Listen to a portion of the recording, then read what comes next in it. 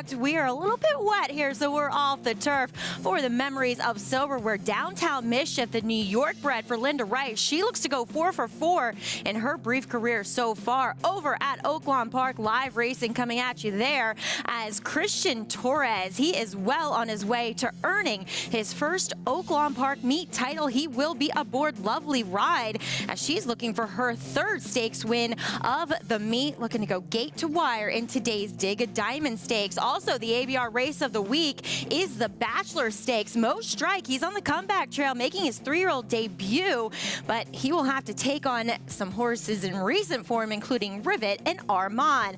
It is opening day at Churchill Downs, I should say night, as we have live racing coverage from there. As Frank's Roquette, the venerable 6-year-old mare, she looks to be a heavy favorite in the featured Roxalana Stakes. As always, we are brought to you by America's Best Racing. For the love of the race, check out americasbestracing.net today. Well, April showers, they bring May flowers. They also bring sloppy tracks and off-the-turf races, as that's what we are here at Aqueduct. But we will have some live racing coverage from across the country today. Churchill Downs, it is their opening night. We'll also have some harness action too, but coverage from Oaklawn Park, including the Dig a Diamond, the Bachelor, as well as I mentioned, the Roxalana. Looking forward to Frank's Roquette as she is coming off a pair of Grade 3 wins down at Gulfstream Park. I'm Maggie Wolfendale, and pleased to be joined by Sarah Elbadwi.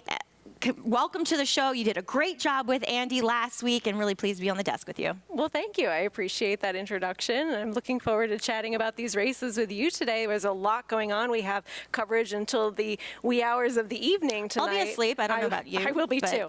I absolutely will not be awake for all of that, but if you're staying up, we have a lot of great racing going on. Definitely looking forward to all of that and excited to kick it off. Yeah, you don't have to wait long, though, for our first stakes. It's coming up in race 2 here at Aqueduct. We'll take a look. Obviously, we lost a lot of the major players here, Sarah. Most of the horses entered for the turf did scratch. We see Unified Alliance staying in as she'll be shipping in from Parks. But Downtown Mischief, she looks to be a heavy favorite in here. She has won with authority in all 3 of her starts, 2 of which against New York breds and last time out in the Cicada. Yeah, and she's looking to stretch out for the first time. This is a horse that has gone 3 for 3 and is looking to keep that perfect record intact, and she's obviously very dangerous in here with this race coming off the turf. I question a little bit her ability to stretch out. They did go fast early in here. They might not go that fast this time out on the stretch out for her, but there was a filly, Tappin' Josie, charging at her late, and I just wonder if she's going to be able to sustain her speed over this distance. You like Balpool? A little bit. All right. A little bit Sarah interesting. likes Balpool. I would agree, as she won her last race at the mile distance quite easily, and she'll be looking for her 3rd win of her career so far. But the ABR race of the week, it's for the 3-year-old colts and geldings sprinting over at Oaklawn Park. It comes up as race number 10, as we mentioned in the open. Mo Strike, he'll be making his first start since the Grade 1 hopeful. He was disappointing that day, but of course beaten by the 2-year-old champ and likely Kentucky Derby favorite in Forte. But we did see him prior to that winning the 6 furlong Sanford, and that was over a fast racetrack, the hopeful over a sloppy track. What do you think about him coming back? He's going to have to face 2 horses that seem ultra sharp and have recent form in Rivet and Armand. I agree with you completely. I mean, he's a player, and I don't think you can completely discount him, but he is facing horses that are in good form. It's not like this is just going to be a cakewalk off the bench for him. At least he does get a dry track now to deal with over at Oaklawn. We'll see if he can get back to that 2-year-old form. Yeah, son of Uncle Mo for the ever-dangerous Brad Cox barn. Looking forward to the Bachelor Stakes and pretty much the entire card from Oaklawn Park. Here's what we're working with. As always, pleased to bring you this rundown from Claiborne Farm. We are on from 1 to 11:30. That's right. So live racing here, 1 through 9 at Aqueduct, 1 through 11 at Oaklawn Park, and then we'll be over at Churchill Downs after dark, 1 through 10 and 1 through 12 for some harness action over at the Meadowlands. We'll have Anthony Sabile and Paul Veterosa, as they are our resident harness experts. If you want to play today's races, make sure you do so with a Naira Bets account. If you're not a member, become one today, and you'll get that $25 free bet in the Derby. Plus, as always, the $200 sign-up bonus. Make sure you use promo code DERBY25 and check out NYRABets.com for more information. Well, I'm going to catch my breath as that was an action-packed first segment, but we will catch up with a little Paula Duca action as well as previewing tonight's feature, the Roxalana. It's opening night from Churchill Downs, a week away from the 149th Kentucky Derby.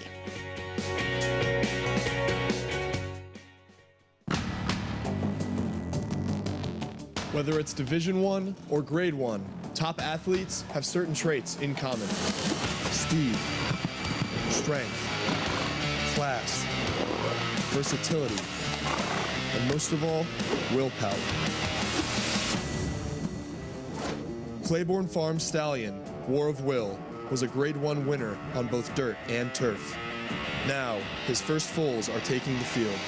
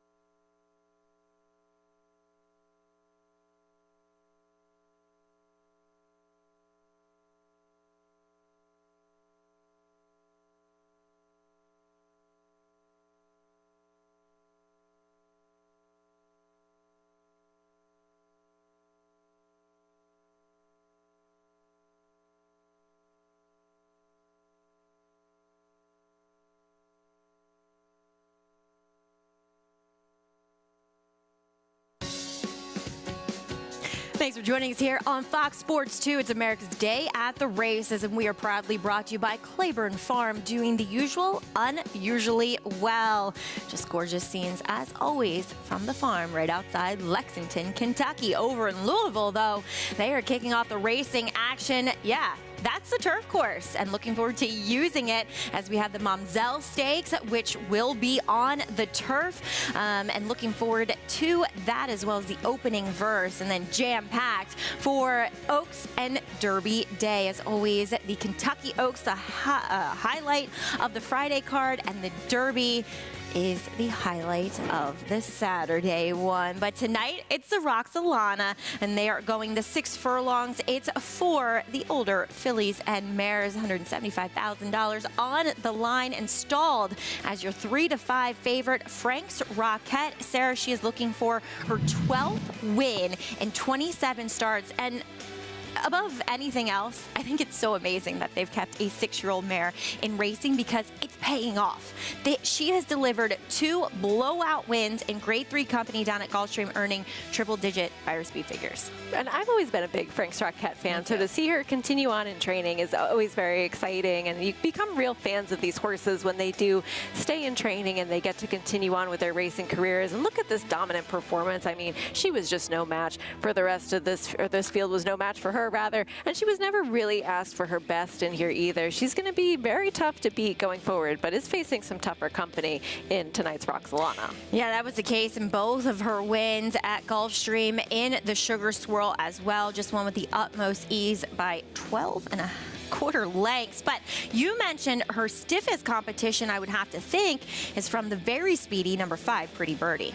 I don't disagree with that. I think that Pretty Birdie is going to get a little bit, perhaps, of an easier time of it on the front end that she had in some of her past races, because she's been in some pretty spicy speed duels lately. Yeah. And now perhaps she gets a little bit of a breather on the front end. That would make her very dangerous. And hopefully gets a fast track to do it on as well. Definitely one that I don't think loves the moisture in the track, as her last two at Oaklawn have come on wet surfaces. Back over here at the Big A, we kick off today's action with a maiden special weight for the New York bred fillies, going the 6 furlongs and currently 9-5 on a first-time starting daughter of Bustin' Stones. That is Miss Stones. And for more on how you ride these races in these very wet conditions, we bring in the leading rider of all time here at the Big A, Richard Migliore. And Mig, I know it requires a little bit more protection, especially over your eyes. Yeah, I'll just reassure everybody, I'm not going to ride one, although I got the helmet on. I thought it was a good day in this inclement weather for some show and tell. And what riders have to deal with on days like this, besides the wind, the rain, your reins are slippery from the water, goggles. And you're going to have to wear multiple pairs of goggles on a day like this. And I just wanted to show people how they line them up. Your valet will set up your helmet with 4 or 5, I have 5 pairs of goggles, and saran wrap over it so they don't get wet and inhibit your vision by the time you get to the gate. When you get to the gate, when the gate crew takes a hold of the horse, you'll reach up, you'll pull your goggles down, you'll line them up, and as the horse is loading the gate, you'll take that saran wrap, put it in your pants, and then you're going to line up each one of your goggles so that there's a little notch.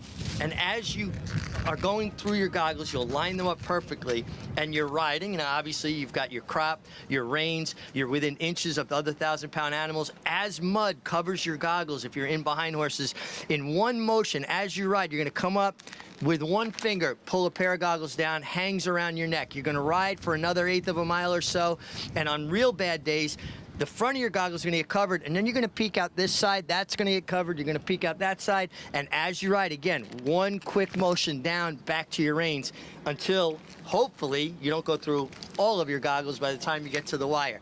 Not an easy thing to do, but these men and women make it look pretty easy. Mick, I've got to ask you, and I know you told a story about it happening to Angel Cordero. Has it ever happened to you that all of the goggles have come down at once? Yeah, there are certain racetracks, Maggie, that get very tacky and the mud really sticks. It's almost like clay. And you'll go through all your goggles, and at some point you have no choice but to pull the last pair down. So your eyes are exposed to the kickback or the dirt, but you have to do it because you can't see. You just run out of vision. It happened to me in Saratoga more than once. And once as a kid, I'll admit it now, a long time ago, I was a 7-pound apprentice. I actually forgot to put my goggles down. Thankfully, it was a turf race, and I didn't realize until about halfway through the race, oh gosh, I don't have my goggles down. It did happen to Angel Cordero in the Travers on Pleasant Colony. He had 10 pairs on a sloppy track, and pulled the first pair down. They all came down in the first turn. Not a pleasant experience. I remember Angel washing mud out of his eyes for 2 days. Wow. It's a tough sport, we know that, but just the intricacies that you have allowed us to be a part of and to kind of get clued into are really, really priceless. And I totally enjoy listening to Richie. I don't know about you, Sarah, but I don't know if I could do that. I struggle enough with just one pair of goggles. I don't know that I could handle any of the equipment changes at the right moment to get, myself protected from the mud. I don't envy everybody out there on a day like today with this weather, and I don't envy the horses either for having to run in these conditions, but I feel like they might have an easier time of it than some of the riders. Well, I will say that it is tough because, as Richie said, your reins do tend to slip, and, everything's just slippery. You don't feel quite as into your horse, I would have to think, when conditions like this, but we salute the jockeys who do so. If you want to play along with us today, make sure you do so and download your free Equibase PPs. Check out NYRA.com/TV schedule, and you can follow along and get all the stats on the horses, trainers, and jockeys on today's show. We do kick off a pick 5 here in race number 1, the early pick 5. Of course, this is a little green there on the first-time starter, number 2, Short Shift. Penultimate day of racing here at the Big A. We do shift over to Belmont. I don't know about you, but I'll be looking forward to that, Sarah. I love Aqueduct. I just don't love the Belt Parkway. I can say that since Anthony Stabile is not up here right now. Yeah, just a little bit of a shorter drive.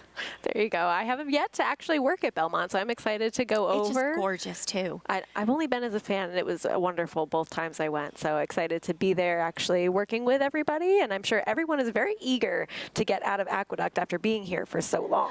And I think, being in the industry, we love change. We love to travel. It's always the traveling show, and so going to a different place is always a welcome thing as we do kick off this post-parade here with a horse who has experience in breaking, of course, post-parade is Kendrick Carmouche aboard Bon Adieu. And maybe he's trying to get some more early speed out of this one, who is known for closing in her last start. Yeah, does not have much early speed. A first-time starter, daughter of Nyquist, Short Shift. This one, the dam is a six-time winner in New York bred stakes, so interested to see how this one goes. Photon does return off a bit of a layoff as we'll take a look at another firster, Jessica's Ride. This one in Always Dreaming, who has not had a ton of success with his first-time starters, though as 3-year-olds, getting a little bit more out of them. That's interesting. As number 5, she's a 9. Is half the G Munning, who's a decent runner.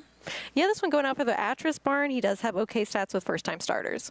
And then there's the one taking all the money is number 6, Miss Stones for Bruce Levine, Roddy Valente, Javier Castellano. And these connections sent out another Bust in Stones first-time starter that really ran very well on debut last week. As I mentioned, kicking off the early pick 5, and you have come with the goods, the pick 5 ticket. Break it down for us. Yeah, put me on the spot right away here with an early pick 5 ticket, a $36 play. I think the main thing is really just trying to beat Downtown Mischief in the off-the-turf stakes race in the second leg, so I'm using 2 horses in there, but 2 to kick it off, 2 of the first-time starters towards the outside. Once we get to race number 3, I'm really interested in the number 11 horse, Jolly Miss Jill, who was second to Money's Gold in her second start, going 3 deep in the 4th and 5th races, using a couple first-time starters in race 4, as well as one with experience, and then 3 deep to close it out in that off-the-turf race. All right, so a big play in race number 2 going against what will likely be a heavy favorite in Downtown Mischief, as we will check in with Richard Migliori, who he's just the most gentlemanly on the show, Mig, as you have spared me from going out later, and you're well equipped today. Yeah, I mean, it's pretty nasty out here, guys. I mean, and besides the rain and it's kind of cold, the wind is problematic because you don't have a steady wind from one direction. You could look at the 2 different flagpoles. One is blowing to the south, the other is blowing to the north, and it's kind of swirling. And that makes it difficult for the riders because the wind will move the horses around. You got to allow yourself a little more space, a little more room to play with so you don't get blown into other horses. And these are tough conditions. I actually don't mind, or I should say I don't miss riding on days like this so much. The 5 horse looks great on the racetrack. She's a 9. Really good gate work for her. Rob Atris does really good work, and I like the pedigree. The mare's had 3 foals to race, 2 winners, 1 debut winner, so there is precocity there. She's warmed up well, really galloped nicely over the top of the track. We got a lot of standing water, but the track is sealed, and they are kind of going over the top of it. My top selection will be the 6, Miss Stones. If you look at her work tab matched up, her gate works, it kind of matched up with the filly of Roddy Valenti's and Bruce Levine's that won the other day. Now, that was from maiden 40, but this filly looks like she's been working with her and maybe getting a bit of the measure of her, and she warmed up really nicely. And Bustin' Stones, to me, one of the most underrated sires. He gets runners. They all run. They all win. They find their level, but they're honest, and it's all you can ask of a horse is show up, do their job to the best of their ability, and he gets 15% winners on off racetracks. Good post, should be quick, being by Bustin' Stones. I'll take the 6 at 2-1. Miss Stones here in a sloppy Aqueduct racetrack. Meg, thank you. And if you want to play along against your friends and fellow Wow. A lot of F's there. You can play the showdown. And it's a free-to-enter handicapping contest with our Naira tracks. Make sure you check out naira.com/showdown, and you can watch your name climb the leaderboard and earn real prizes. Mig, interested in number 6, Miss Stones. Do see that you went with number 5, She's a 9, but both of you against the 2 horses that have experience here that projected to take some money, and at times, Photon, she's run against some nice fillies in hindsight. And she's run some big races as well, this being one of them back on November 26th.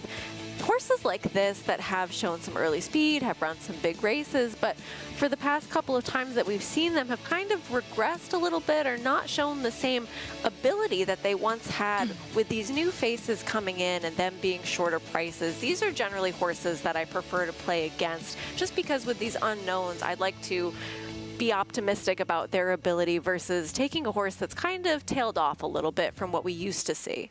Now, I mean, I know being beaten by Duck Fat 2 back isn't great, but Bavarian Cream finished behind her. She's been beaten by Granny's Connection, Can't Hurry Love.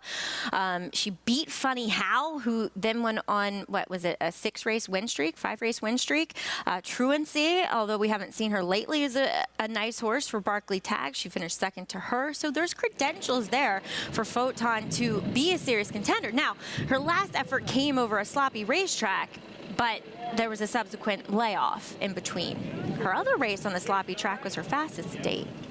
Yeah, we'll see what we get from her, and she should be forwardly placed if you like her. That's what you're hoping for. Just a horse with 5 seconds and 7 starts, just not my type at a short price. And not questioning the will to win, as Sarah went with She's a 9 out, who we saw the Dan-produced G. Munning, who did win first out. Yeah, absolutely. Excited to see what we get from her. She could be pretty interesting, and as Richie mentioned, that last work was pretty catching. Daughter of Majestic City, Mig going with the daughter of Bustin' Stones. Miss Stones looks as though she didn't really want to go to the gate, as we see Javier Castellano jumping off here. The assistant starters will try to coerce her to move forward here. I don't necessarily love this, but I also think it's a good thing that she's on the outside, in that for ones that are nervous about the gate, it's the least amount of time they have to stand in there. Right, and it's a detriment to everybody else, but if she was holding them up before they got loaded, that's even more time for everybody else to be like, oh, well, that she doesn't want to go. I don't want to go in there either. So at least they're already in, and it seems like they're going to be able to sort of cajole her to get in there with Javier Castellano now getting back aboard. Great job by our gate crew as we throw it up to Chris Griffin for the call of the opener here at the Big A.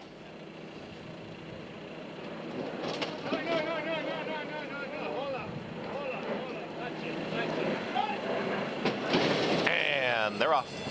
Awkward starts to the inside draw, short shift, and also Bonadieu. Speed from Miss Stones. Miss Stones quickly out to the front. Photon's going to chase right there in second. Now well off the rail already as Bonadieu now slips back down towards the inside. Just had to shift ground, and Bonadieu is in the green cap moving forward. Is now challenging for second.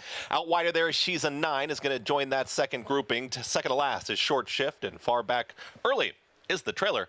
Jessica's Ride. They work towards 4 furlongs left to go. 22-3 for that opening quarter mile. It's Miss Stones who's clear. Miss Stones at 3/4 of his length in front. She's a 9 is stalking from second. Bonadieu is now in the clear, is at the rail here, moving up from third. Losing some ground is Photon, is back to fourth. Short Shift. And here comes a run from Short Shift. Is making up ground quickly in some traffic, but needs somewhere to go.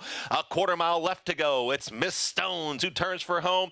At the rail, Short Shift's got the momentum. Red Cap coming right after this leader. Which lane are they going to pick? They're going to tip to the outside, but Miss Stones is still striding well. It's all Miss Stones for a final furlong from the back. Jessica's Ride is coming up with a late rally, is going to challenge Short Shift for the second spot, but no catching the winner. Geared down here inside the final 16th. Miss Stones, much the best. It's all Miss Stones gets the victory. Jessica's Ride will get up for second over Short Shift. Then came Photon in 1 minute 11.64 seconds.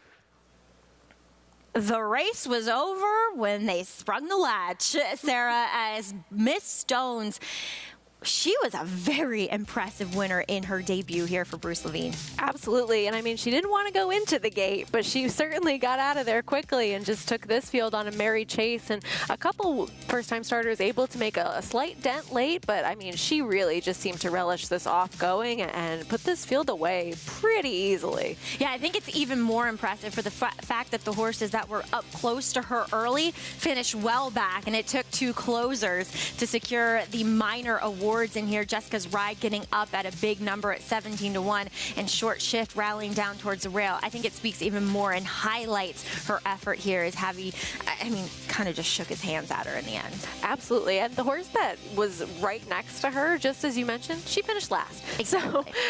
So this speaks a lot about her ability, and I'll be curious to see where she goes going forwards. And also, if she was working with Bustin' Lulu, who won for Maiden 40 the other day, we might see that horse protected next time out as well. Oh, yeah. They are making sure they have as many conditions as possible, as she's obviously now eligible for a starter allowance. Always good to have that in your back pocket. But we have Oaklawn in ours, their first race on the racetrack. Post parade coming at you momentarily for this maiden special weight, going 1 1/16 miles for the fillies. Straight 3-year-olds contending here. Even money on the outside runner. That's Magic Bubbles as the blinkers do go on her, but we'll start things off here with number 1, Penzig. She's stretching out. She didn't show too much on debut, going the 6 furlongs. Number 2, Dixie Tap. Took a lot of money, did no running, first time out. And big pedigree on this one, a half to Caribbean Caper. Cost almost $1 million as well, but would need to do better. Number 3 is Flirting Girl, daughter of Gunrunner with those 3 Chimney Silks. Number 5, a first-time starter, Lupit. Yeah, this one a tap it, and the dams produced 3 winners, and OBS sales grad as well. Taking some money, it did cost $250,000 last year at the OBS sales. Number 6, Cloak of Mercy, could show speed. As number 7, there's your favorite, Magic Bubbles. She's hit the board in her last 2 going this distance, and now add blinkers for the first time. Looks to be on her toes, too. We'll see what kind of trip she pulls from the outside. Again, had a wide trip in her last effort, just coming up a neck short. We'll dive deeper into this race as America's Day at the Races continues here on FS2.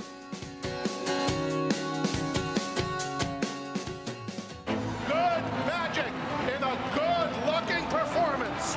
Cruises home in the Haskell Invitational. And it's a vintage performance by Vino Rosso in the Breeders' Cup Classic. Nest, much the best. Elite Power on the far outside, and Elite Power gets up to win the sprint. On the outside, it's Malafat coming to the wire. Who's it gonna be? It is Malafat. Experience the adrenaline-pumping, suspense-filled action of the Sport of Kings no matter where you are with Naira Bets. It's fast, easy, and secure. Download the app today and start winning with our lucrative weekly promotions, thrilling handicapping contests, and a one-of-a-kind VIP rewards program. Don't just watch horse racing, be a part of the action with Naira Bets.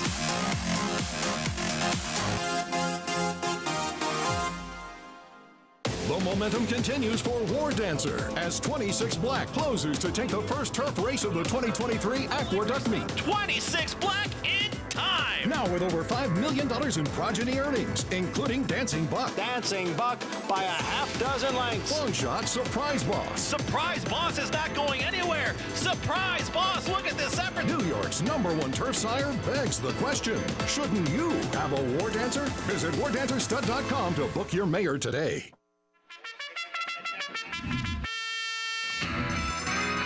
Live racing returns to Monmouth Park Saturday, May 13th with a new 1240 first post. The stakes are higher at the Jersey Shore as every Saturday and Sunday card will feature at least one stakes event all season long. Win early and often with our Win Early Pick 5.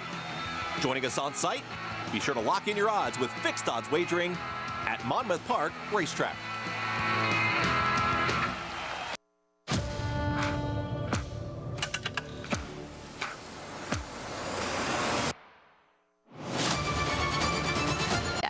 But something just kind of sticks out in my mind about when this horse, and I'm pretty sure I'm getting this story right, that he was a failed pinhook in that he didn't work well over the pro ride at Ocala and was given to Larry Relly to see what he could do with, and Larry, after his first breeze, automatically said, I want a piece of him, and subsequently has sold him since.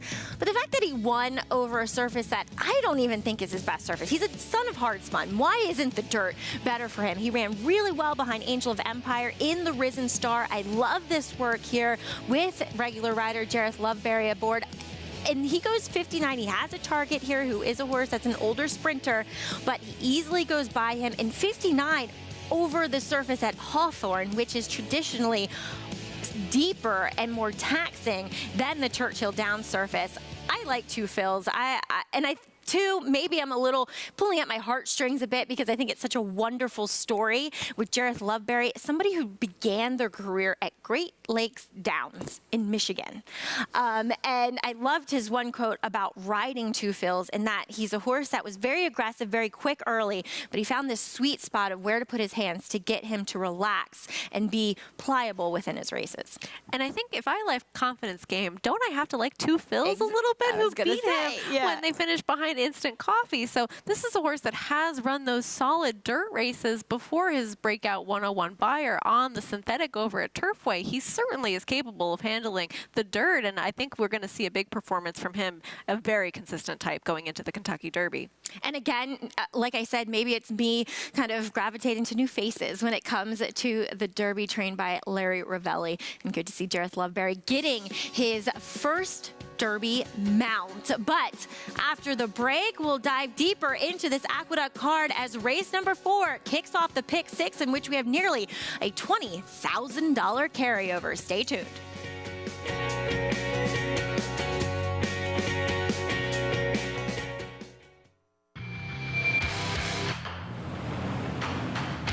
It's Rock Your World in command. Medina Spirit making no progress.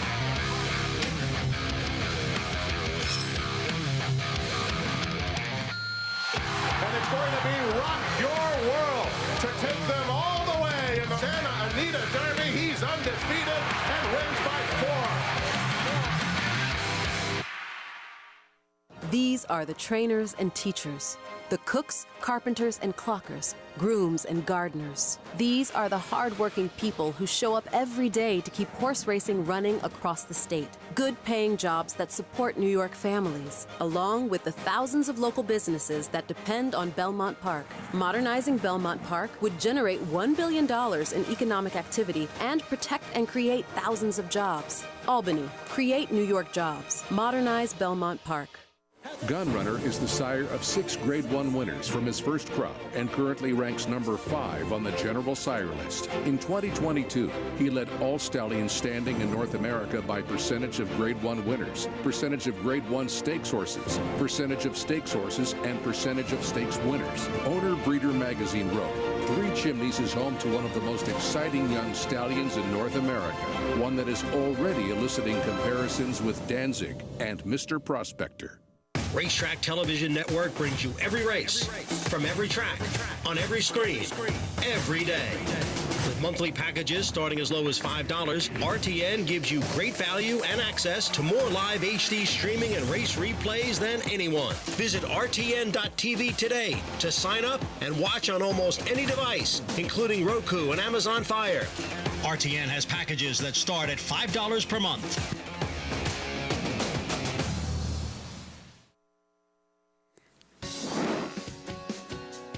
Thanks for spending your day with us. It's America's Day at the Races. Race number 4 coming up here at the Big A. Really intriguing race. Sarah, 2-5 though on number 6, Angelique, for Todd Pletcher. I don't know. I respect this one, but 2-5 is really short to take. It is, and I think that you are already going to be taking a short price based on connections for this horse, who does have some pedigree as well. I mean, this one is a half to the 2020 Louisiana Derby winner Wells Bayou, but it's IRAD, it's Todd, it's Windstar. This horse is 2 to 5, and that is just way too short a price for me to endorse, with some other interesting potential first-time starters, as well as those with experience in this field as well. Maybe it's an indictment on number 4, Echo and Eternity, but we both are intrigued by her, and she is a big 12 to 1, as number 1 is Dance Your Doro for Bill Morey, who's coming off of a 2-win day yesterday. He is. The barn is going very well right now. She has handled the wet track before, too. Third start off of a layoff, number 2 is Foxy Cara, making her second bow. And she earned a 57 buyer on debut, closing into a pace that was falling apart. Exactly. As number 4 is that first-time starter by Connect, Echo and Eternity. This one I have to Ice Princess, who is a great winner over here in New York, and this one maybe wants to go a little bit longer, though. That's exactly what I was just about to say. Watching her warm up, I'm like, she might want longer. Number 5 is Indie Symphony, a daughter of McLean's Music. This first-time starter not taking any money on the board so far. There's your heavy favorite, number 6, Angelique. She is, and she's going to possibly, want a little bit longer as well. And the dam did win on debut on turf. Could provide some speed, number 7, Shaman Princess. She was showing new speed with those added blinkers, stayed on in a pace that really was coming apart in the later stages, so perhaps more to her credit for that effort. Kicks off the pick 6 here. If you want to play it, do so with your Naira Bets account. Earn that $200 deposit match bonus, as well as a $25 free bet in this year's Derby. Use promo code DERBY25. Check out NairaBets.com and get signed up today. Let's check in with the MIG, who is taking a look at a horse who does have experience here. That's Dancer Doro, Flavian Pratt in the irons. Yeah, more I looked at this race, and listen, there are some very good-looking first-time starters in here, but we'll talk about the one, Dancer Doro, first. She's got experience. I go back to her debut when she ran against boys, and she was, head-and-head, basically, with Andiamo Firenze, who we know how fast this horse is. She's run well on an off-track. She's a lighter-framed daughter of Bolt de Oro. Bill Murray's horses are running lights out. I like this filly. I'm going to pick her over the first-time starters. Now the first-time starters, starting with the 4, Echo in Eternity. She's gorgeous. I mean, she is so put together. She is so fit. It looks like she's trained extremely well at Palm Meadows, and I like everything about her. She's almost got this intelligent, inquisitive look to her, ears up, looking at everything, but in a very calm, almost matter-of-fact way. And for you Gladiator fans, one of the greatest lines ever, what we do in life echoes in eternity. Well, I love the name, Echo in Eternity, and she's making a beautiful impression on the racetrack. And the 6, Angelique, who's taken all the money, 1 to 2. She's a beautiful daughter of Army Mule, a little bit longer, a little bit leaner, looks extremely fit. Another one with a nice work tab, was, training at Palm Beach Downs before shipping up here, training at Belmont Park. She was very vocal in the paddock, and not whinnying as much as almost squealing and kind of announcing her presence. I won't be surprised when she runs to her odds, but I'm going to take 4 to 1 with a horse with a little of experience in some trying conditions. Daughter of Army Mule, who we've seen him be quite precocious with his first-time starters, hitting at about 16% when you combine the 2- and 3-year-olds. A dam. She went 2 for 2 in her life, though she did it on the turf, but as you mentioned, a half to Wells Bayou. Now, I watched some of her workouts, or one of her workouts at Palm Beach Downs. She was working with a maiden 4 works ago. She was hard on the bridle throughout. It was a very good-looking work, but I don't know who she was working against, whereas you watch the works from Echo and Eternity, you know that she's working against stakes winners in Dakota Gold and WNL and really holding her own. And, I mean, she's kind of dead on the board right now, but, I mean, David Aragona, our morning line maker, he made her 3 to 1 into a horse that he knew was going to be a heavy favorite. He made Angelique 9 to 5. So I think he also thought along the same lines as we did, that this horse had some credentials and would possibly take more money. And the way that they're betting this race, it's like it's already over with the number 6, Angelique. But the price that I'm getting on Echo and Eternity, if I liked her at 3-1 as an alternative to this favorite, I have to like her at 7-1. And I don't mind what I'm seeing in our limited view of her on the track so far. And she has some significant pedigree. She's working with horses that we know are talented. So I think that she could possibly outrun those 7-1 odds that we're seeing on her right now. Possibly might even drop down a little bit as we get closer to post time. I love her name, too. As Meg quoted Gladiator, and 2, she's by Happy Clapper, which I thought was clever. But number 1, Dancer Doro, who Meg will go with here for Bill Morey. Last time I saw her, Sarah, which was this race that we're checking out here in Shaman Princess, narrowly pulling off the upset, going gate to wire, would be run down by a horse who is last right now, and Sweetie. But Dancer Doro got really washy in the paddock. She still looked as though she needed a race. So maybe third off a layoff, as I often say, is when you'll see their best performance. Shaman Princess, though, 5-1 on a horse who could be the speed. We'll see. Obviously, Angelique very well could be very quick out of there, too. And Shaman Princess, kind of unlucky not to get the win last time out. She did all of the dirty work early and then just got passed by a horse that was coming from out of the clouds, kind of like Lady Mine did in the race previously. And I think that, her with those blinkers on and that improved speed, she was able to sustain that going the 6 furlong distance. I just wonder if these new faces could possibly be a bit better than horses she was facing before. Yeah, I mean, we're talking about a horse who debuted in a maiden 40, but she did run really well, and that's a fairly generous price on Shaman Princess because, like I said, the horses that beat her and ran third came from well back, whereas the horses that were, kind of testing her a bit were nowhere to be found. So I do think she could be dangerous in here. Want to mention the pedigree on a horse who's the longest shot on the board, Indy Symphony. Jeffrey Englehart not known to really fire with his first-time starters, and maybe it's a negative because she only sold for $70,000. Daughter McLean's Music. This is the dam's first full, but the second dam, she was a stakes winner, multiple graded stakes, place going longer, and the dam have to Artemis Agritera, grade 1 winner. Who won the 2013 for Zet, as well as the 2014 Ballerina and Gallant Bloom handicap, so some sprintier types in the pedigree as well, so perhaps she could really handle a little bit of anything, and at the longest shot on the board, maybe you want to throw this one underneath in some exotics. Exactly.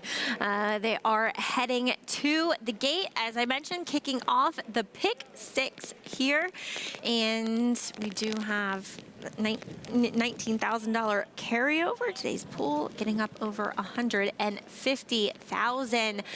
3-5 on Angelique. Top Butcher Barn not having their usual strong meat, though, here. No, and I wonder if that translates into the Churchill Downs meet for anybody. If anybody pauses a little bit before looking at some of his very strong Derby contingent. Yeah, he'll send out Kings Barnes, who will be ridden by Jose Ortiz, Tapit Trice, Luis Saez, and of course Forte by Orad Ortiz, all of which kind of completing their final preps today, and all of which looking good, as Chris Griffin, he's looked good all winter long, calling the races here. He'll be down at Monmouth. We'll get him back later this year, but first, he's calling the 4th from the Big A. Angelique and Shaman Princess is in. All set.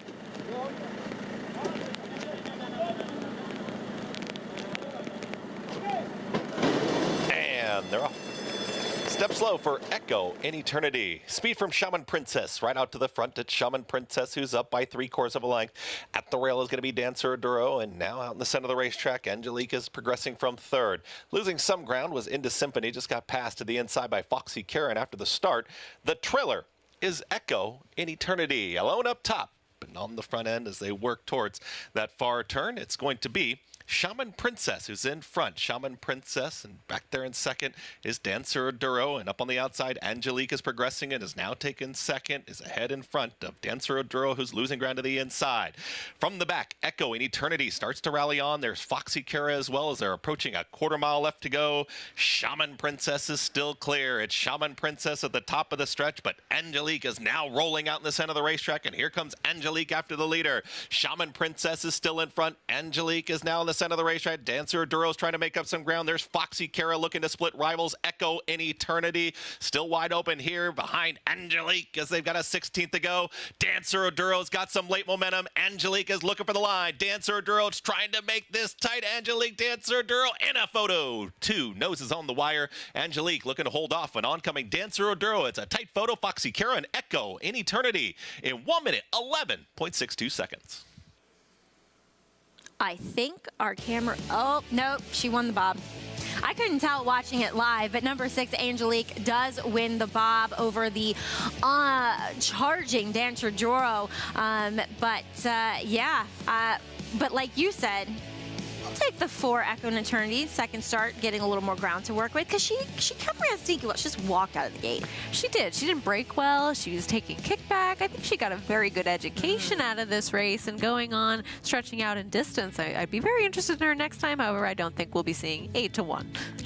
No, as 1-2 delivers with the lucky head bob on Angelique with Rod Ortiz in the irons for Todd Pletcher. This group teaming up with Forte in the next Saturday's Kentucky Derby.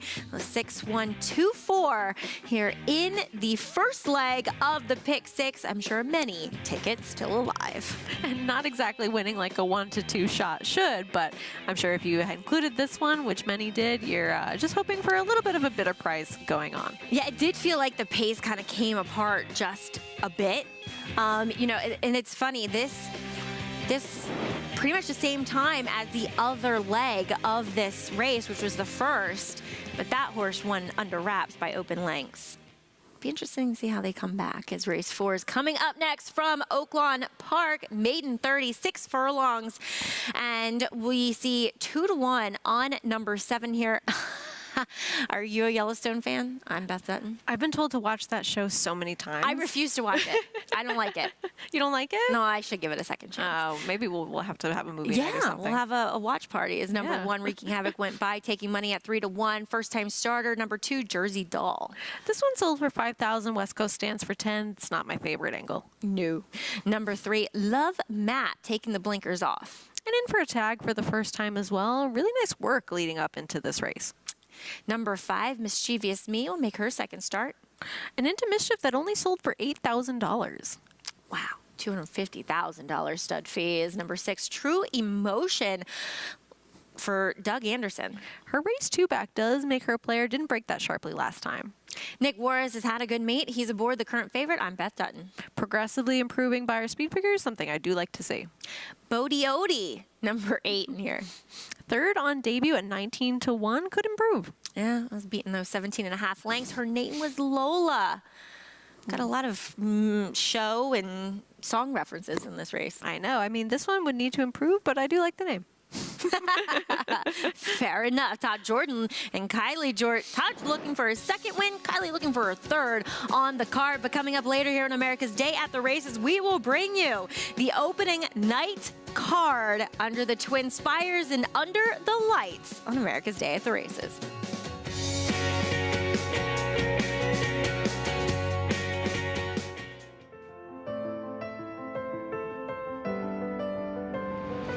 It's a domineering display by the ultra-talented McKinsey. McKinsey Preservation is Vino Rosso and Yoshida. McKinsey's in front.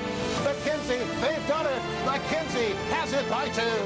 It's McKinsey in a dominant performance. Pure class in the Malibu.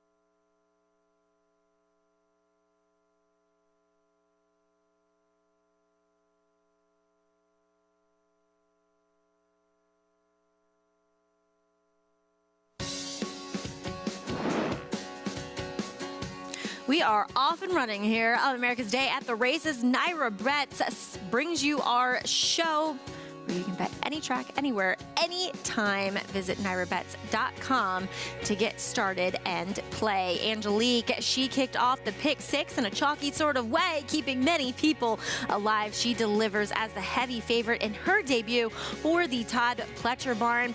But Sarah, it was a little desperate when it came to the wire. Yeah, not like a 1-2 shot should, with Dancer Doro making up some ground on her in the later stages, and Angelique got the bob, able to win this one on debut as the pace kind of started to fall apart in the later stages of this race. I have some interest in betting back the number 4, Echo and Eternity, next time out.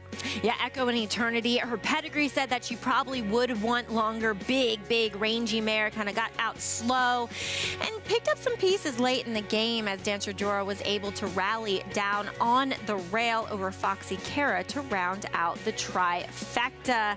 Angelique gets the win, daughter of Army Mule for Windstar and Sienna Farm. Back over at Oaklawn, we have their 4th race coming up, 6 furlong contest, maiden 30, and favoritism's jumped to number 1, wreaking havoc, taking all the late money here. First off, the claim for Bill Martin. And this horse was the favorite last time out, finishing second. Has finished second 3 times in 5 starts. This horse was claimed for $10,000 out of that effort. The problem with him, he has no early speed to speak, or sorry, no early speed to speak of. Yeah, where do you think that comes from today? There's some horses who have shown speed, but are they going to sustain it? It feels like I'm Beth Dutton's the most dependable when it comes to that. Yes, I agree with you there. I mean, she's hit the board in 3 of her 4 starts, progressively improving this year as a 3-year-old. Perhaps gets some, shows some early interest in this start too. Maybe you see some of that from the first-time starter. The 4, Free Will, who scratched, would have been a pace player in here. So with that one out, perhaps I'm Beth Dutton has a slightly easier time of it early on. All right, they are making their way to the gate. Coming up a bit later, we do have the ABR race of the week. It is the Bachelor Stakes, where Mo Strike will be making his 3-year-old bow, though does face a nice horse for the Asmussens and Rivet. He's coming off back-to-back wins with Keith aboard 2, posting a 90 buyer, as well as Armand, who posted a 93 last time out when turning back in distance for Peter Miller. Those stakes are coming up, as well as Lovely Ride will be in the Dig a Diamond Stakes, going a mile. She will be a likely favorite in there. We send it out to Jim Byers, though, for the call of race number 4 from Oaklawn. Uh-oh. The 7, I'm Beth Dutton, broke through the starting gate stalls, and with the rider aboard, has just gone for about an 1/8 of a mile jog / gallop. Nice job by Nick Juarez to get her. Oh, Beth Dutton acting naughty.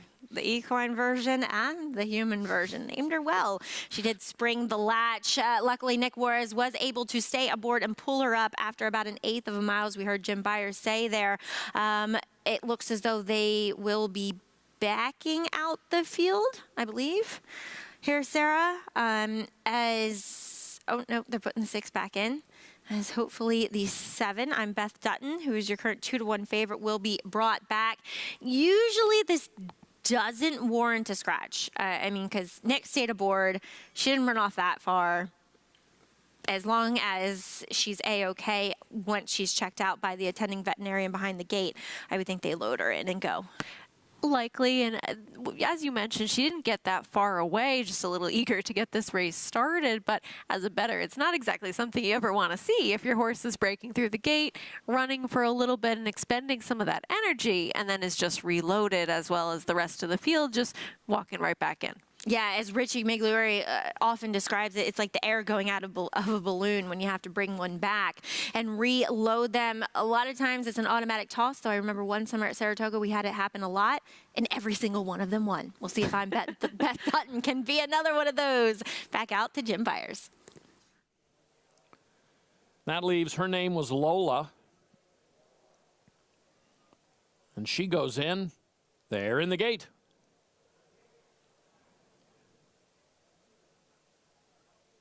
And they're off. And a good start for I'm Beth Dutton. Also a good start for Jersey Doll right on the inside. Bodie Odie is third, followed by True Emotion, who gets out in fourth. Wreaking Havoc on the inside fifth. Mischievous Me is sixth. Her Name Was Lola is seventh. And Love Map is trailing the field here, 9 lengths front to back. Jersey Doll and Luis Quinones lead the way here with a half mile to go to I'm Beth Dutton on the outside. Then comes Bodie Odie, and Wreaking Havoc on the inside is fourth. True Emotion is in and among rivals, racing in fifth. Then comes Mischievous Me, and outside of her, Her Name Was Lola. They go on by. Love Map, appearing to be racing a bit wide, is moving out of the trailer spot now. Love Map and Chelsea Bailey moving to mid-pack and appearing to rally pretty well as they come to the top of the stretch. The leader is now Mischievous Me, who has taken over here. To the outside goes Wreaking Havoc. Farther out is Love Map. And then from between horses, True Emotion, but Wreaking Havoc has the lead past the 16th pole. It's a chase for second, but Wreaking Havoc puts it together today for a decisive maiden score. Over True Emotion, Mischievous Me was third, and Love Map fourth. Wreaking Havoc went off as your second choice, but looked like a much the best winner, as unfortunately I'm Beth Dutton possibly negatively affected by breaking through the gate early. And expending some of that energy and then having to take some pace pressure as well, and she was done pretty early in this race, which did set up well for the winner, Wreaking Havoc. Wreaking Havoc guided to victory by Walter De La Cruz. Bill Martin, winning conditioner first off the claim, graduates in this maiden 30 at Oaklawn Park. It looked as though it was 165 unofficially in Arkansas. Well, Sarah, you have been a pleasure to have here on the desk. Well done today. And thank you for, if you don't know, Sarah does a lot of the behind the scenes stuff and securing a lot of those videos that we get to see. And so thank you for all your hard work. Well, thanks for having me. This was a pleasure, and great to spend some time with you and talk about some Derby preps, as well as the race, or the Derby itself, and the Derby horses in there, as well as the races today. So great to be on, and long day ahead for everyone else. Yeah, and you're sticking, I'm going to put you on the spot. Confidence game, your Derby horse? Yes, got to stick with him. A Derby pick for Sarah. Well, we will have Andy Serling coming up next to join the desk, and we will take a quick break here. More to come on that Derby field, including the likely favorite, Forte. We'll get into his preparations leading into that first Saturday in May.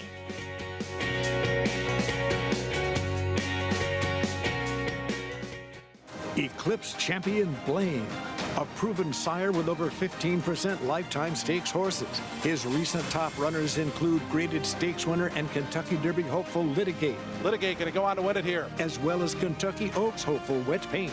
Also an emerging broodmare sire, his stakes producing daughters include the dam of Eclipse champion and Kentucky Derby favorite Forte. Forte to win the Breeders' Cup Juvenile. Blaine, standing at Claiborne Farm. Experience the adrenaline-pumping, suspense-filled action of the Sport of Kings no matter where you are with Naira Bets. It's fast, easy, and secure. Download the app today and start winning with our lucrative weekly promotions, thrilling handicapping contests, and a one-of-a-kind VIP rewards program. Don't just watch horse racing, be a part of the action with Naira Bets.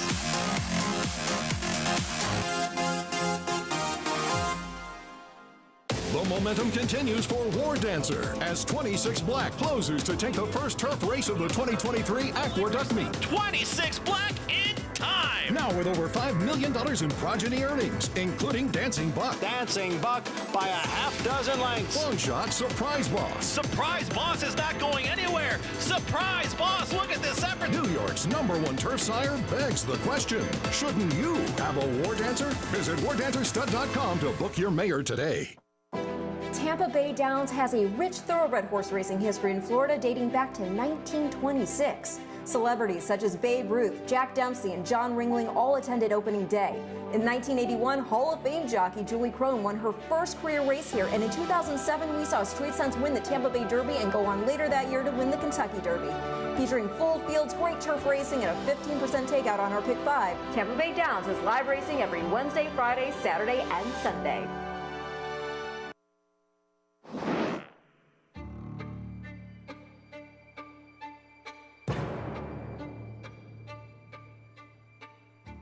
The industry has a few things that we have to take care of better, and one was the aftercare of the horses. If we did nothing, these horses would end up in very bad places. Go back to where we were years and years and decades ago when it was just considered de rigueur that you could just send these horses to slaughter. It's different than any other program that was put into place. I remember that meeting at Belmont Park. It was a dream. It is a first line of defense for those who are concerned about what happens to the equine athlete after he's done racing. Without the TAA to provide that oversight, there would be a big void in terms of making sure that we have this ongoing safe environment for our off-the-track racehorses.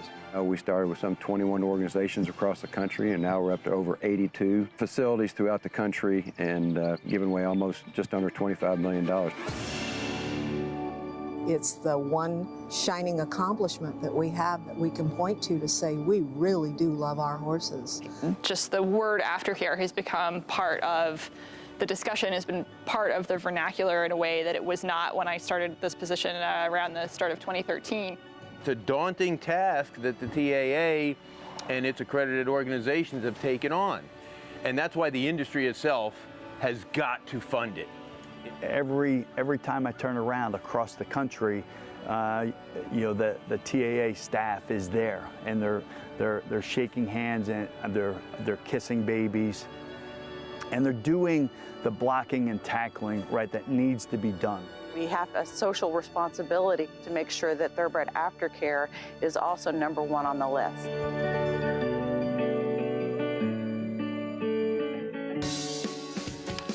Welcome back to the program here on Fox Sports 2, America's Day at the Races. We do have horses in the paddock for today's 5th race coming up at Aqueduct. But first, we need to welcome Andy Serling, NYRA handicapper, to the show. Andy, we were just discussing, we don't often get to be on together. Well, we've had like a weird, you've been at Oaklawn so often that I haven't seen you for weeks, and we've been on different schedules, but it's good to see you. And we got to catch up on my years going to clubs in New York City back in the day. Maggie had a tough time believing that, but I once had a life. Now I have Maggie in the track, which isn't such a bad thing. It's a substitute for a life. You know, it's very fulfilling. We'll take a look, though, at this year's Kentucky Derby. 149 and Forte, #1 spot. And Andy, I feel like often we don't see the horses that had brilliant 2-year-old campaigns, that were champion 2-year-old, go on and be so dominant in these Derby preps, but Forte has. No, it's an interesting point because he was a very early maiden breaker back in Belmont. I think he broke his maiden in one of our early races, and I think one of the comments that you and I both made when he ran, and I remember talking to Todd about it, so the same thing, he was so professional. And I think one of the comparisons was to Witt the following year, who was an early maiden breaker, and he was the opposite of professional. He's very talented, but he was unprofessional. But one thing about Forte, he's been a pro his whole career, and I also think that he learned a lot from his loss in his second career start. In a lot of ways, you could say that really benefited him. And two, he was always a horse that looked as though there was development to be done as a 2-year-old, at least physically. And I think we're kind of seeing that now coming into this 3-year-old campaign, as the Derby will be his 3rd start of the year. Though, Andy, a lot of people critical of the final prep here in the Florida Derby. Yeah, I don't want to be overly critical of it, but it wouldn't have been what I wanted to see. And it's not because he just barely won. I think a lot of Mage. I think Mage could be as talented as any horse in the Derby. A little light on seasoning. I don't like that he had to be ridden the whole way, Maggie. That bothered me. Yeah, for a horse that seemed to be more push button and kind of tactical in his races prior to that Florida Derby. Now we're checking out his breeze from this morning. Last breeze where he went 49 and change with his usual workmate. Arad Ortiz flew back here to New York to ride this card at the Big A. And he's just doing it easily. The work before was a little bit more intense, a quicker time. He looked very good in that. I wonder if he is a horse that is becoming a little less forward, a little less sharp as these distances continue to get longer. And will that be a detriment or will that help? I don't know. I don't think by design Todd Pletcher's going to have them run their big race and the race before the big race. Exactly. But I still just didn't love what I saw from it. I thought he did a lot of work really hard in there. Maybe it'll benefit him really well. And once again, he's a very, very good horse. Yeah. So I'm not going to be shocked when he wins. It all depends on price. I think a lot of people think he's going to be a shorter price than I do.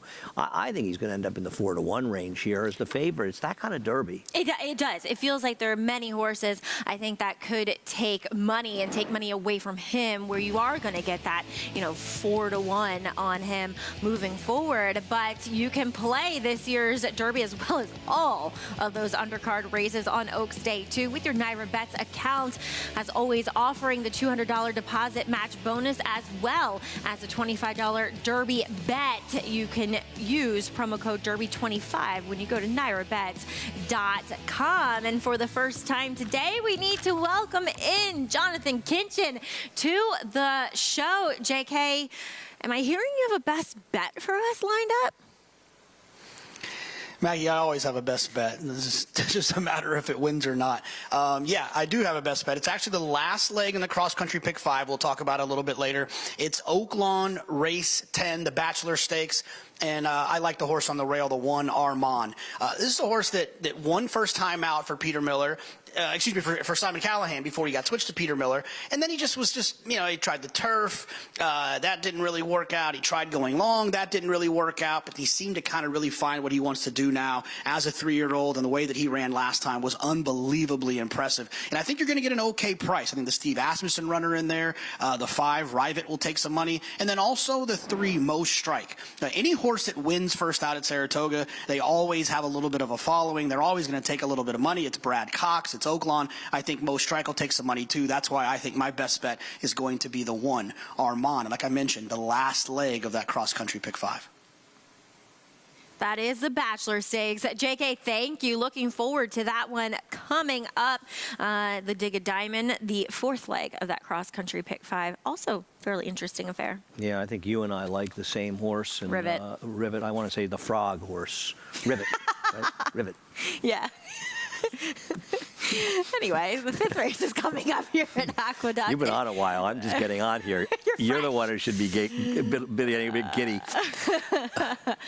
But we do have this Claiming 25 off the turf, contested over a mile. Healing kicks things off, turning back in distance from the Stud Muffin. Obviously, a 1 3/8 was too far for him last time. I don't like how badly he gave it up, but he is one of the major players here. Cheek pieces for Stand Up.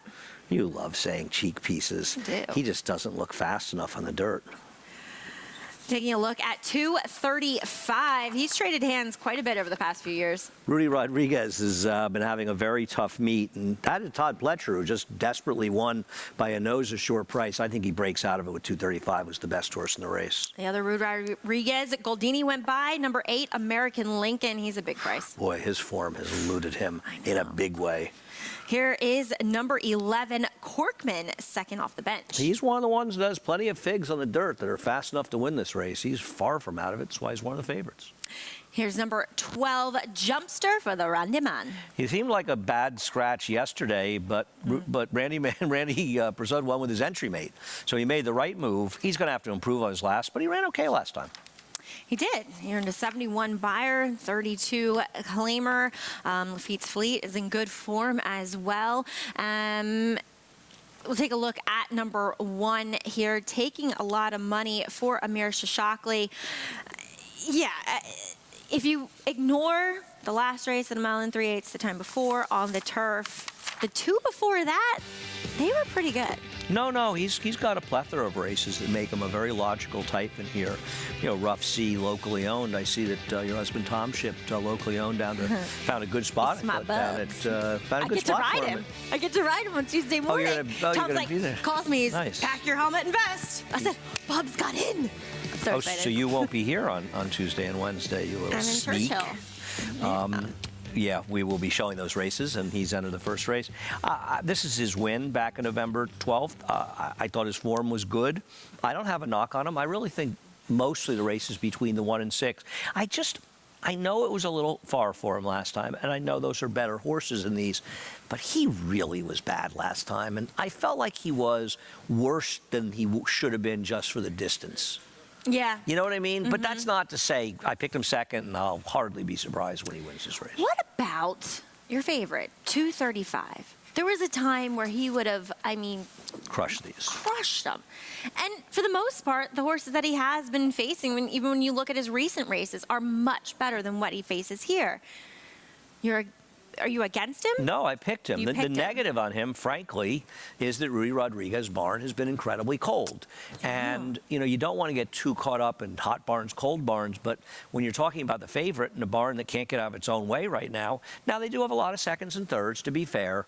So some of those could have turned out to be winners. So he's been a little bit unlucky in there. He can't beat the likes of Empty Tomb and Gulfstream Way he ran with, even Oh Trouble, No Burn. They're just better horses than these. He likes a wet track, so that shouldn't be a problem for him. He's just a super logical horse. That's why he's favored. But I don't know how much shorter price he should be, though, than Healing. But maybe Healing, his last race is scaring some people off. The question is how much you think it should.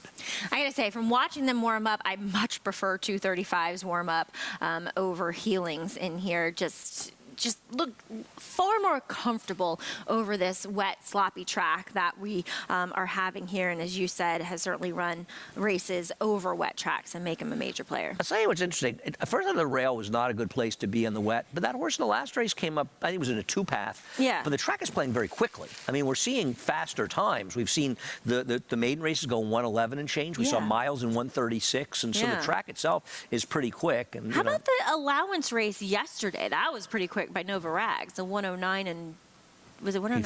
He finally found the winner's circle. He Nova finally Rags. found the right setup. He's had it, but he got it done. No, he ran well yesterday. I'm trying to look. I think I looked up his fig. I don't remember what it was. Yeah, it just seemed like a fast time. But you're right. Despite the track obviously being different from yesterday, we're still seeing quicker times here. They must have obviously gotten a good seal on it and gotten it very tight for the impending rain that had been forecasted. And it came. It came. Yeah, I know that you look at the field for the Memories of Silver. I think there's a non-winners of one on May 13th at a mile or mile 16th on the turf at Belmont, where I think all but 2 horses from Memories of Silver would be eligible for that. So hopefully we'll see that group come together, because it was tough to lose that race. And listen, we wanted to keep it on, but we got every bit of the worst end of the forecast. Yeah. And yes, as you mentioned, those horses look very intriguing going forward. It looks like there's some, potential talent with those turf fillies. Always fun to see what they might bring into the future as we go on with turf season. Right, and we have such a good program for the 3-year-old turf horses, males and females, and with some of the purses we bumped up, they can make decisions whether or not you want to try the longer distance races of those Terp triple races, or for the fillies, they want to go the Lake Placid, Lake George mile races, the shorter races.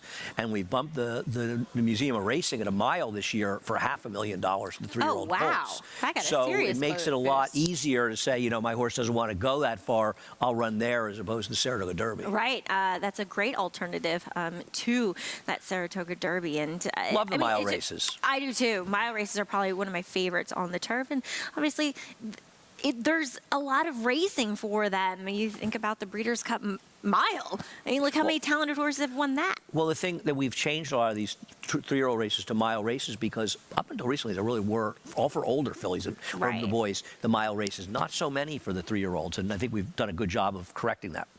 Holding strong as your 8-5 favorite, 235. He's number 6. We'll see if he can get the Rudy Rodriguez barn on the board for this Aqueduct Spring Meet as we head up to Chris Griffin for the call of race 5 from the Big A.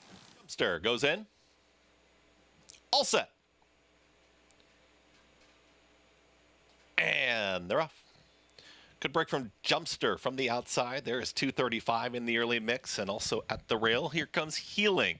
It's these 3 up front as he moved towards the chute, and then comes Goldini, who's moved towards the outside. In between horses comes the gray. That's Stand Up. The 2 at the back. American Lincoln is back there with Corkman as they hook up with the main track, and it's now 235 in front. 235 is a length clear. To the outside here is Jumpster, who's stalking from second. At the rail is Healing. The gray is Stand Up. Splitting Rivals now has taken the 4 spot out wider. That's Goldini out in the center of the racetrack.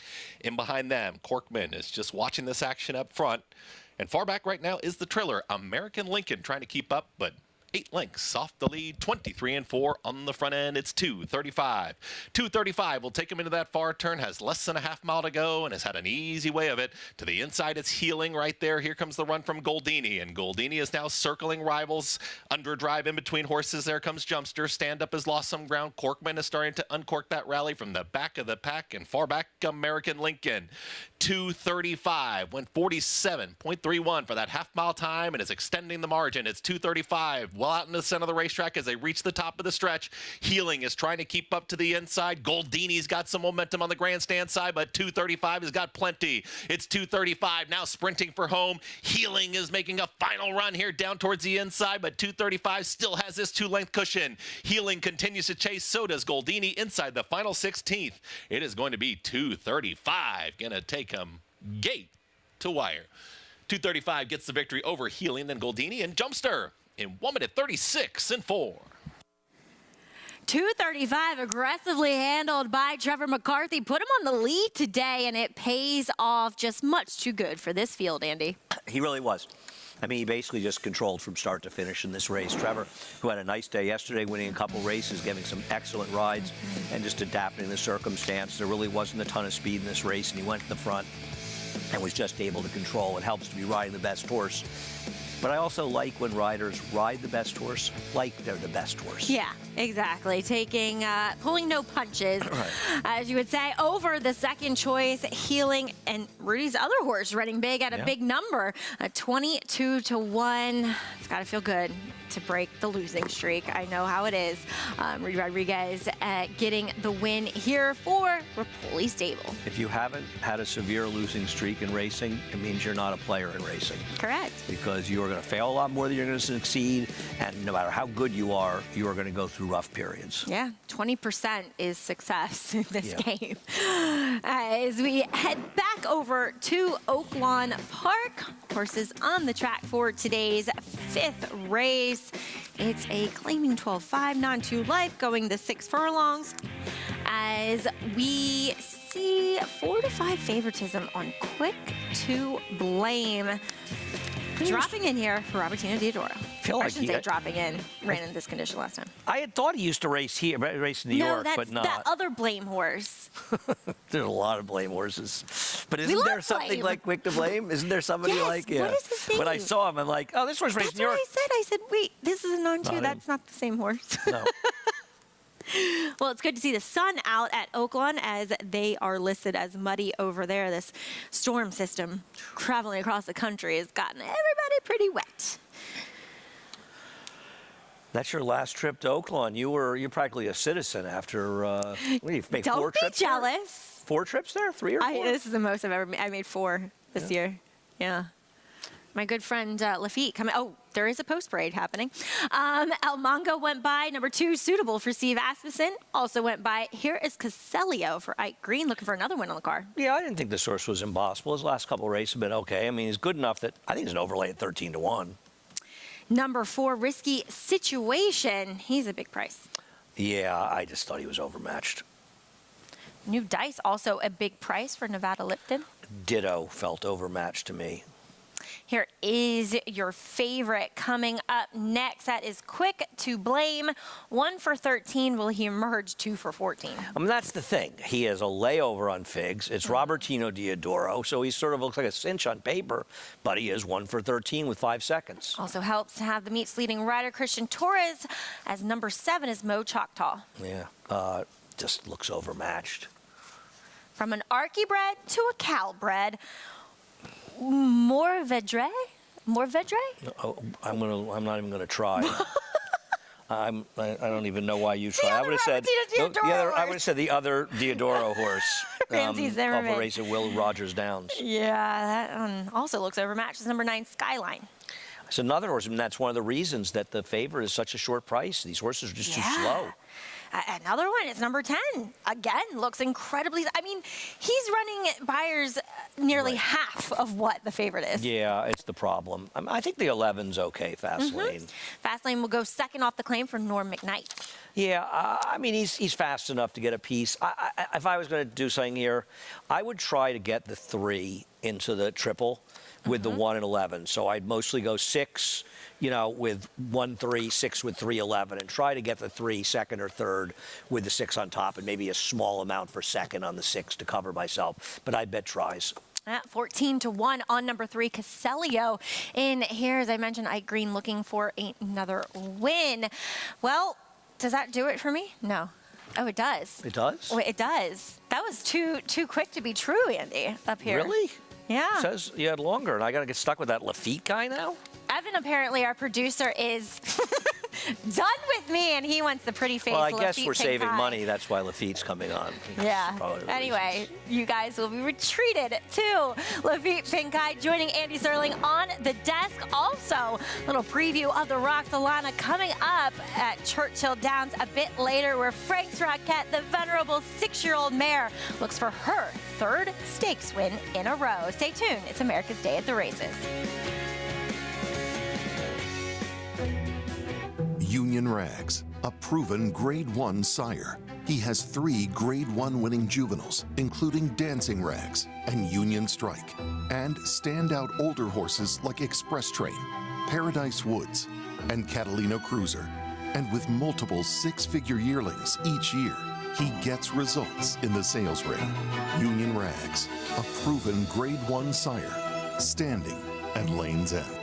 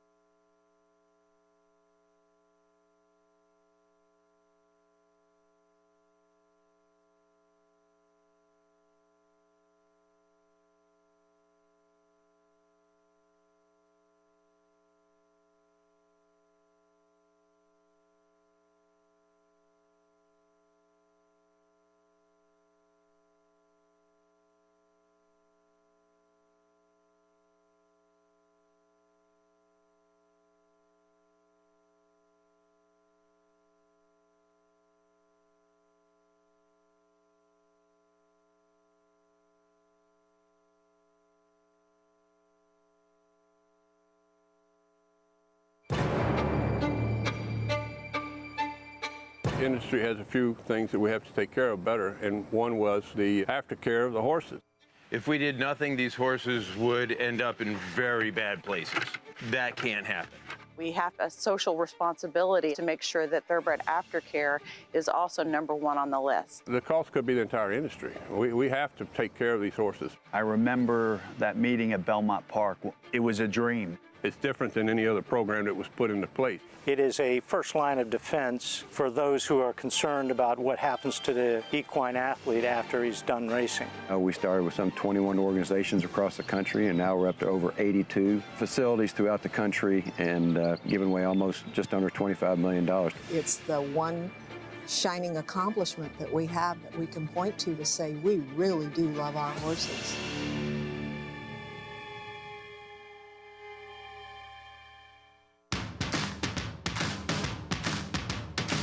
Peek out the window. Go ahead. We do it all the time before heading outside. We want to know, is it hot, cold, raining, snowing? Horses, they're a lot like people. The weather affects them. When you're looking for winners, there are so many different ways that you could factor in weather conditions into which horse you pick. But let's start out with the most basic. In the top right corner of any race, there's a section described as wet. That lists the results for each individual horse over a wet track, like a muddy track, a sloppy track, or just a good track. The number on the far left represents how many times they run over a wet track, and the next three numbers represent how many times they finish first, second, and third in those types of races. You can also find horses for courses by looking at how they've done over this racetrack in previous races.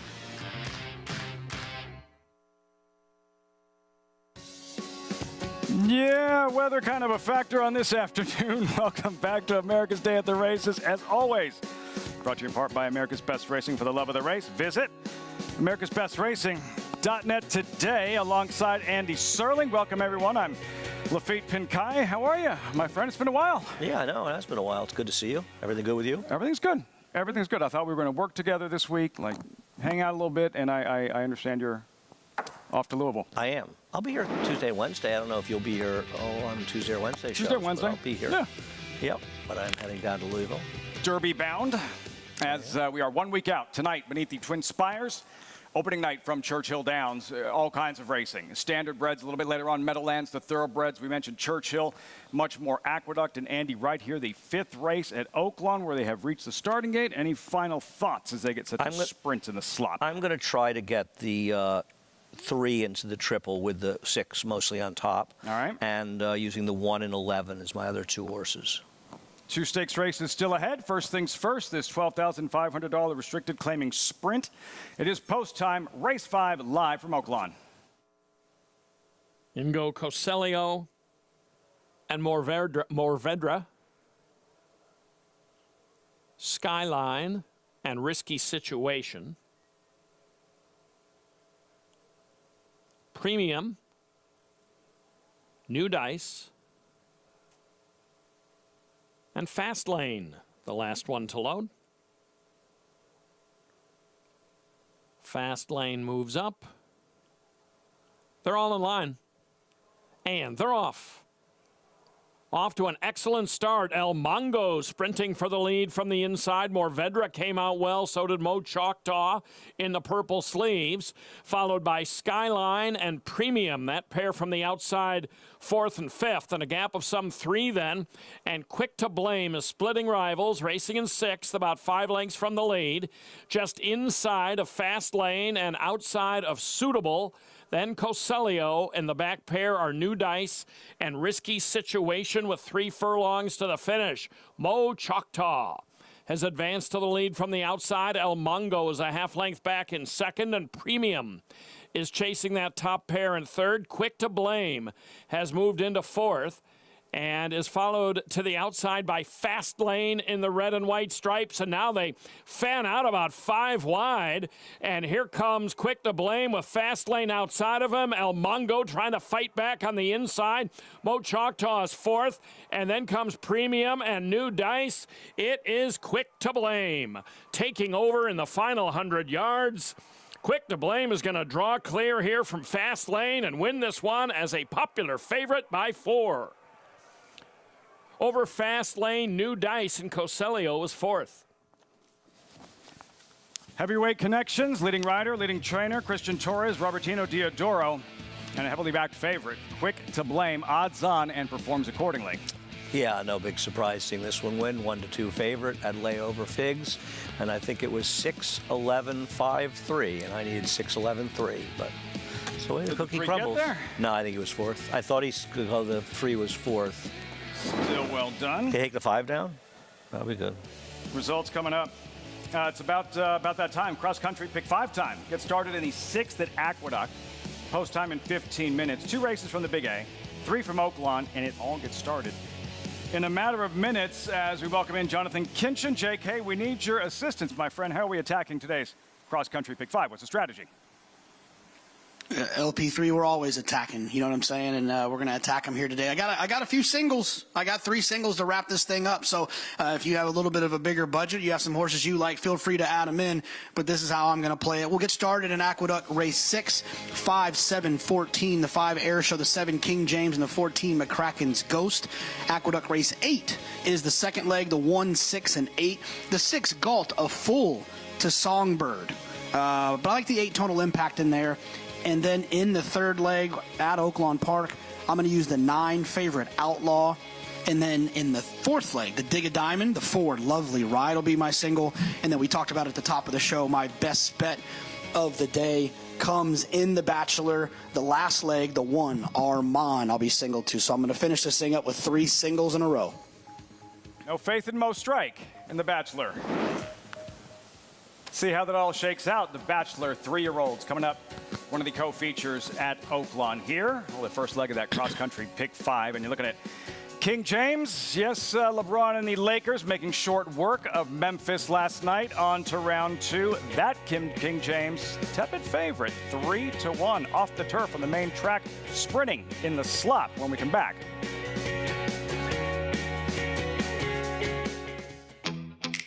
Yes, there's family. If we say La Troyenne, you'll get the picture. And of course, form.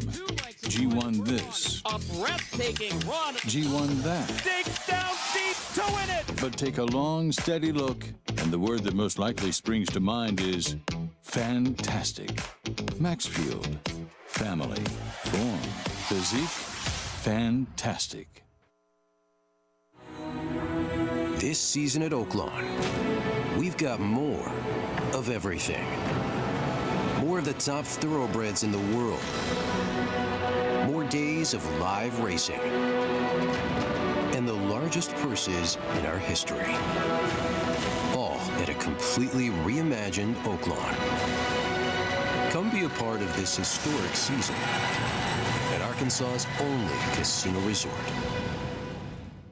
Harris Farms, proudly standing Smiling Tiger, a triple Grade 1 winner, defeating Breeders' Cup champions Dancing in Silks and Amazombie, a leading California sire with over $9.7 million in progeny earnings, with 94 winners in 2021 and graded stakes superstars like Spice Perfection. Spice Perfection wins the Grade 1 La Brea. And Tiger Dad. Smiling Tiger, a leading California sire, standing at Harris Farms. It pays to be cow bred. Racetrack Television Network brings you every race, from every track, on every screen, every day. With monthly packages starting as low as $5, RTN gives you great value and access to more live HD streaming and race replays than anyone. Visit RTN.tv today to sign up and watch on almost any device, including Roku and Amazon Fire. RTN has packages that start at $5 per month.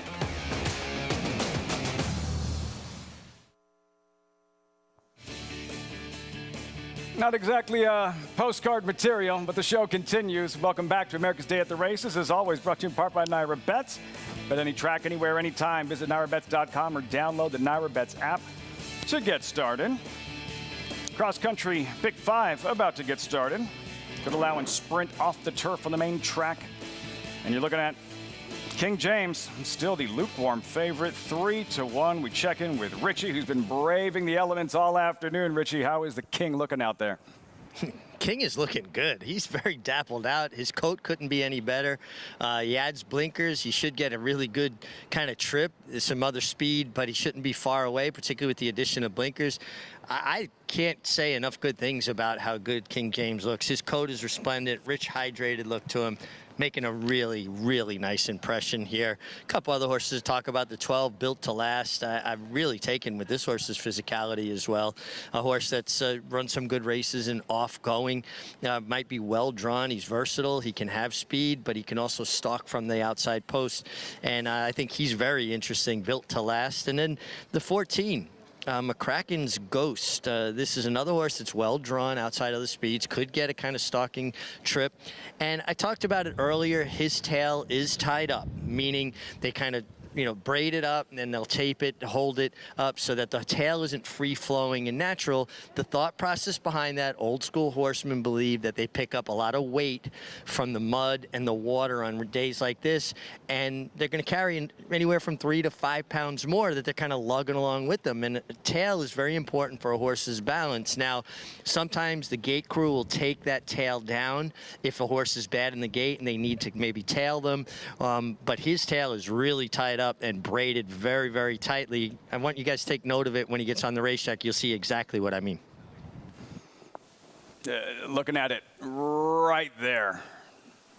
The tale Richie was just referencing on McCracken's Ghost. Sire McCracken ran in the 2017 Kentucky Derby, finished 8th on that afternoon. McCracken's Ghost. Let's go back to his most recent, Andy. This was March 22nd at Parks, and McCracken's Ghost, who was stalking, he strikes the front, but in the end, just not quite enough to close the deal. But he ran a very strong figure, and it was a giant improvement over his recent efforts. The horse who beat him actually came back here and ran our Bachelor. Now, he ran 5th, but he still ran a much tougher race, and these horses are running in here. And the thing I think we've seen with Jamie Ness, who obviously has huge numbers out of town. For years, he didn't win here. Starting last year, he started winning here. And lately, he's been shipping horses, and they've been running well, the horses he's been shipping. And he's run no race other than his last race from a speed figure standpoint that makes him competitive. But his last race makes him super competitive, and I'm just going to hope with him, and I picked him on top, he'll be the second choice by post time. The 12 will be favored by post time, a pretty heavy favorite in all likelihood. He'll be second choice, and I'm just hoping he continues that good form for his trainer. For your top selection, McCracken's Ghost, main track only, built to last, main track only. Here he is. And what happened to the typical tactical speed that we see from built to last? He closes from off the pace, but we're normally accustomed to see him mixing it up early. Right, because he's usually in races that don't feature supersonic paces. And this was a crazy race where there were 3 wicked speedballs, and this race really blew up. He'd actually run pretty well the time before that because he was 3 wide in the day you wanted to be on the rail, and the pace kind of collapsed, and he held on pretty well. Showed a new dimension here for sure. Now, he was taking advantage of a very quick pace in doing so. But sort of quietly, Chris Englehart's barn has been doing extremely well this year. Now you look at the numbers, say, well, he's just 11 for 65, 17%. His horses have been overachieving. You know, it's one thing. There are 17% that are bad, and there are 17% that are good. Right. And I think for him, whether they're wins or seconds, his horses have really been running well. Exceeding expectation. Right. We'll see about built to last. There he is with the blinkers. And the 3-1 tepid choice here, and getting ready for the late pick 4. A lot on the line in this one. This is the first leg of the cross-country pick 5, 2 races at Aqueduct, 3 races at Oaklawn, JK. So we saw where you're singled up in the last 3 legs of the cross-country pick 5, but kicking off this late pick 4, you're diving a little bit deeper. Your thoughts on this 6th race at Aqueduct?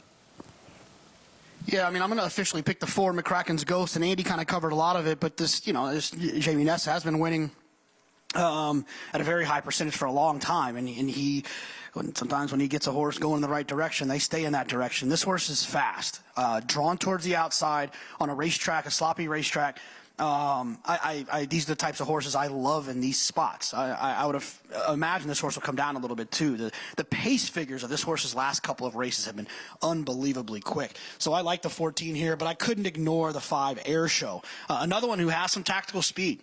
And you have an aggressive rider and a trainer in Rudy Rodriguez who, I'd imagine that Air Show will be involved in this race a little bit early. He's got some speed. He's run well on the dirt in the past, and I think the 10-1 you're getting on Air Show right now is an outstanding price. I think the winner comes from one of those 2. I was a little bit nervous about the 7 King James, and I used King James in my cross country, but it's all about the 14 and the 5 for me in this spot. JK, thanks so much. Riders up. Just discussing Air Show. Jose Gomez, pedal to the metal. We would expect, Andy, right from the start, yes? I guess we'll see. It is a little bit murky here whose the pace is going to be. It could certainly be the 7. The 5 potentially has some speed. I think you'll see Built to Last closer today, not as fast. And I think McCracken's Ghost. I mean, one thing about Ruben Silvera, McCracken's Ghost, he's an aggressive rider, so he'll certainly be forward. But with an outside post, he can at least survey the situation a little bit. McCracken's Ghost towards the outside. Andy's top selection 4-1. We'll see him up close and personal. Good allowance sprint off the turf on the main track. We'll start with Midnight Worker, the sire, a Wood Memorial winner in Outwork, and then he's won on a wet track. He had a chance last time. It was really kind of a 2-horse race, and he finished second, the favorite. I just think he's in a much more competitive spot today. Not impossible, but tougher. Our boy Bodie, 2 races this year. He's beat 1 horse. We may be looking at a double carry over the pick 6 if this horse somehow wins. Air Show and Jose Gomez. Jonathan likes him at 10-1. Yeah, he's an erratic horse at best, but he can run good races. Though I thought when he ran his good figure 2 back, he was very much with the track. Sugar Gray Leonard, Jose Ortiz, who breezed King Barnes this morning at Churchill Downs? I preferred him on turf, but he's run well enough on dirt that he's not impossible. King James. I don't know why he's a shorter price. What about at 9-2 King James here? Yeah, it's not a barn that wins at a very high percentage, but he certainly makes a certain amount of sense here, and he can be forward as well. Cumberland Blues entered main track only. Red Ortiz takes over. So we've got two Grateful Dead songs in this race. We've got Cumberland Blues and Built to Last. I'm ashamed at my lack of knowledge of Grateful Dead references. I feel ashamed bad of when you, this topic comes up, and I have just nothing to offer. You would have been a lot of fun at Dead shows. I could have seen you out in the hall. You'd have been a hall dancer. What You'd have been a hall twirler. Man? The twirlers. There were hall. Anyone's been to Dead shows knows there were a lot of people that twirled in the halls. You'd have been big. They used to sign his broadcast on a local FM unused frequency, and for the twirlers out in the hall. And you'd have been big in the twirlers. I like the video with the skeletons. The "I Will Survive." That's the one thing. That's what I can offer to this conversation. I was at the concert where they played that for the very first time. It was the encore for the Capitol Center on 9/15/82. Now you know something about the Grateful Dead that most people don't know. Yeah, but I'm bored with this conversation and want to check in with. So am I. But you started it. Richie. Yeah. Grateful Dead. Okay, we're at Aqueduct, guys. The 5 air show. I elevated him on the racetrack. I love the way he galloped off. Just really got over the top of the ground. And that's something that I think about when I watch horses warm up on days like this. We've got a lot of standing water on the track, but there's a good hard seal on it, meaning it's packed down. And horses that don't get down into it as much, I think, are going to run well. And he really warmed up beautifully. I like what I saw under Jose Gomez. The 7 King James, liked him in the paddock. Continue to like him on the racetrack. A horse that will be close. I think, the blinkers obviously should accentuate his speed some, but I don't think he'll be forced into it. Katie Davis has really got nice hands, good rider, good thoughtful horse person, and I do think that she'll allow this horse to get his position the right way without rushing him off his feet. And then the 12 horse, Built to Last. I liked him in the paddock. I like him better on the racetrack. He really framed up beautifully. I like what I'm seeing from him. I think the outside post is going to give him an opportunity to see what's going on inside of him. He's not going to be far away, and he's a horse that has speed of his own, but he's not forced into the race. I like what I'm seeing from him. Didn't expect him to be bet down to favoritism, but he is my top selection. Richie, is there a circulating narrative? Is there anything you're overhearing from the riders, from the jockeys, talking about riding on this wet track? Any tendencies or a better place to be? Are there better spots than others? Some of the riders, I think, are the feeling that being towards the outside is better. We have seen horses run or rally towards the inside well, so I'm not sure that's 100% correct. But to my eye, I'd prefer to be outside. And the other thing you got to take into account, and we saw it earlier in the day with Lady Mine, she reacted so negatively to the kickback, took herself so far back until she got in the clear. And I think maybe that's part of the factor of why horses are running a little bit better to the outside. Now, horses are equipped with a natural goggle, if you will. It's almost like a lens that they can clear dirt or mud from their eye, but it still affects every horse individually a little bit different in the feet. A lot of times, Richie, don't you think the riders just generally want to stay away from the inside on wet tracks just because they feel safer not getting caught down there when it may get deeper? Well, I think that could be part of it. And the fact of the matter, too, Andy, is just, goggles. You're dealing with kickback for the riders as well, running out of clear line of vision. So they're always going to tend to try to get out in those clearer paths. Gearing up for the late pick 4. Our coverage continues on Fox Sports 1. We'll take a deep breath, pause, welcome in a brand new audience. Coverage continuing. America's Day at the Races. Late pick 4 coming up from Aqueduct on Fox Sports 1. See you there.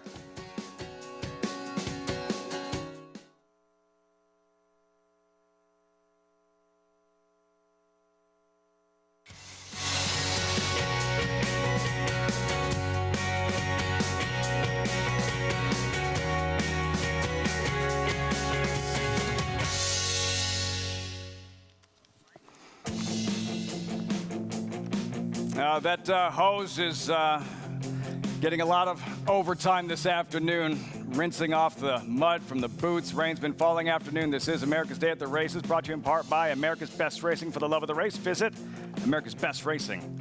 .net today. Welcome to our viewers on Fox Sports 1. He's Andy Serling. I'm Lafitte Pinkai. We have the wet track. There's no grass racing this afternoon. We're getting ready for the 6th race, the late pick 4. But as you've often brought up, these types of days, the types of opportunities they can offer to the handicappers. Oh, absolutely. Off the turf races are some of the most, really the most misbet races, because a lot of times a horse may stay in it as turf form, and a lot of people like him on the turf, and they're sort of stubborn, and they say, I'm going to bet the horse anyway, and they're betting the horse on the wrong surface that it can't handle. So I like off the turf races.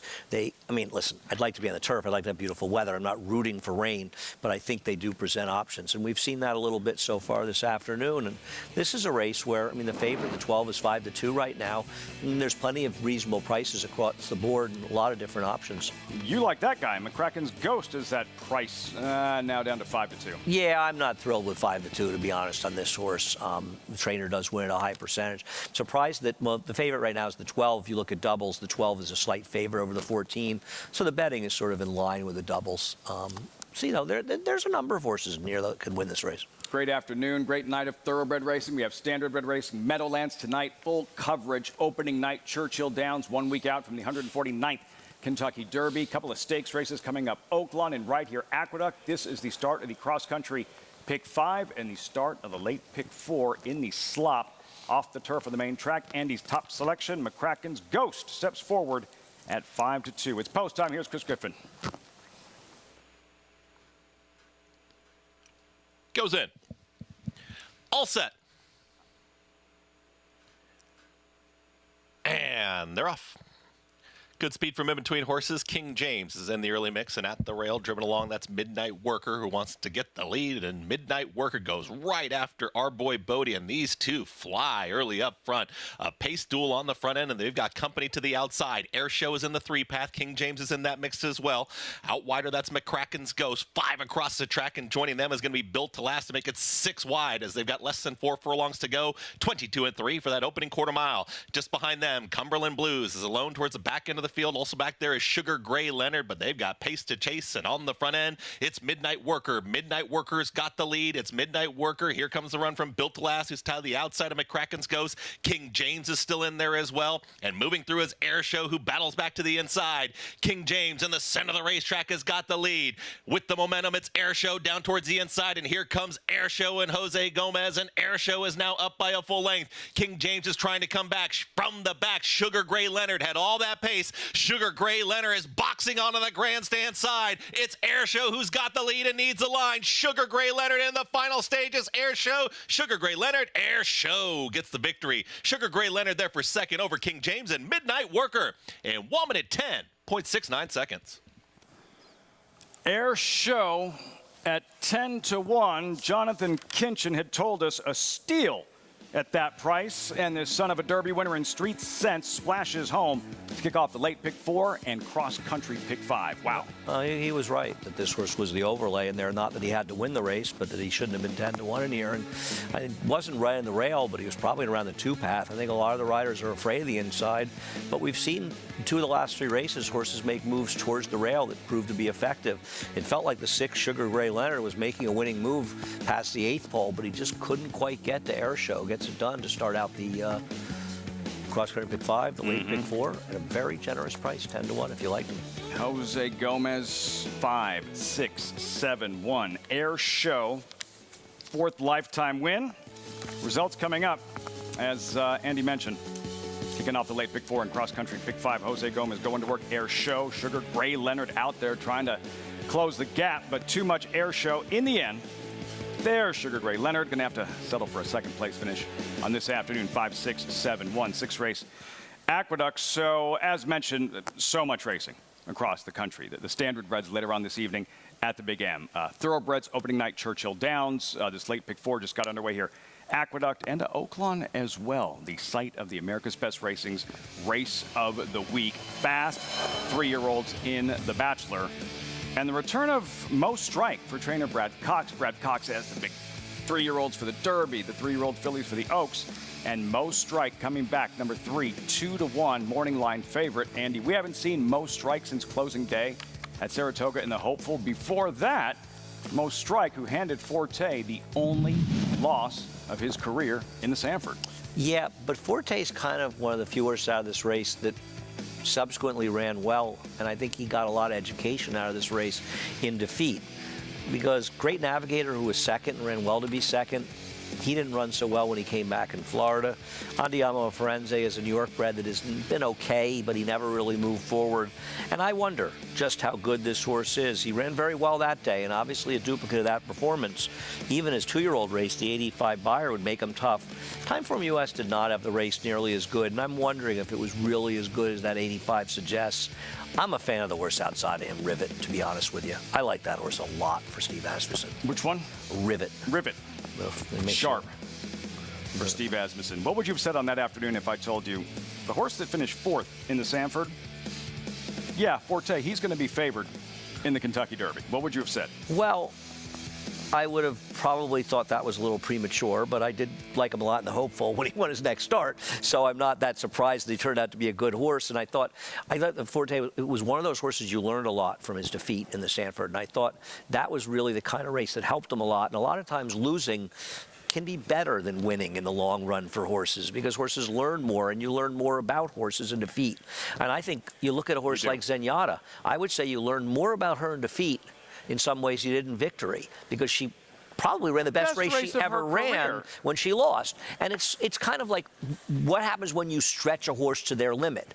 Just because they don't win doesn't mean they didn't really run well, and I'm not comparing that to Forte's effort in the Sanford, obviously, but a lot of times losing, that's when you really find out about a horse, is what they can do under the most strenuous of circumstances. That was in the 2010 Breeders' Cup Classic. Zenyatta's only loss under the lights, Churchill Downs. We will be under the lights tonight at Churchill Downs, opening night beneath the Twin Spires. Today's race is brought to you by Claiborne Farm. We have enough room on the screen? Yeah, we do. Aqueduct, you just saw the 6th races, 7, 8, and 9. The stakes race was earlier this afternoon. Oaklawn, the aforementioned 2 stakes races, the Dig a Diamond and the Bachelor. 10 deep, on-site coverage from Churchill Downs and on-site coverage from Meadowlands. All that coming your way on Fox Sports 1. Busy, exciting night of thoroughbred racing. And if you haven't signed up, what are you doing? Get involved. You can bet the Derby next week with us. You get the Kentucky Derby with Naira Bets. Join now. Get a $25 free bet just in time for the Derby. Plus, new members can earn up to a $200 deposit bonus with promo code Derby25. Bet on any track, anywhere, anytime. Sign up. NairaBets.com for your free $25 bet and $200 deposit match. So many reasons to get involved. And tonight, in Louisville, Kentucky, celebrating the 149th Kentucky Derby 1 week from today. On-site coverage with Paul LaDuca, an exciting program, the featured Roxalana, all that still coming your way. America's Day at the Races right here on Fox Sports 1.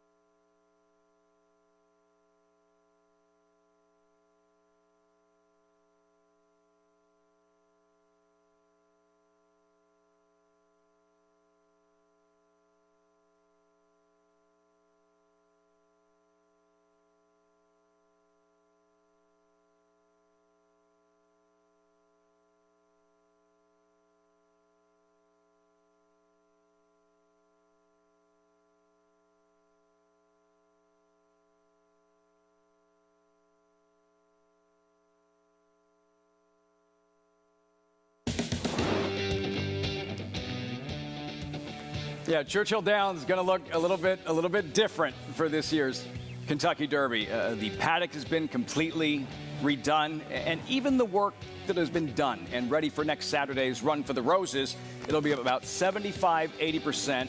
Then they're essentially going to tear everything up, kind of start all over, and have it all set for the 150th Kentucky Derby. As the racing gets underway this evening beneath the Twin Spires in the opening night feature, no longer a Derby trial. Now we have the Roxalana top-class female sprinters, 6 of them going 3/4 of a mile, $175,000 purse. I think the connections of everyone in here not named Frank's Roquette. I'm really disappointed to see Frank's Roquette's name in the entry box for this one.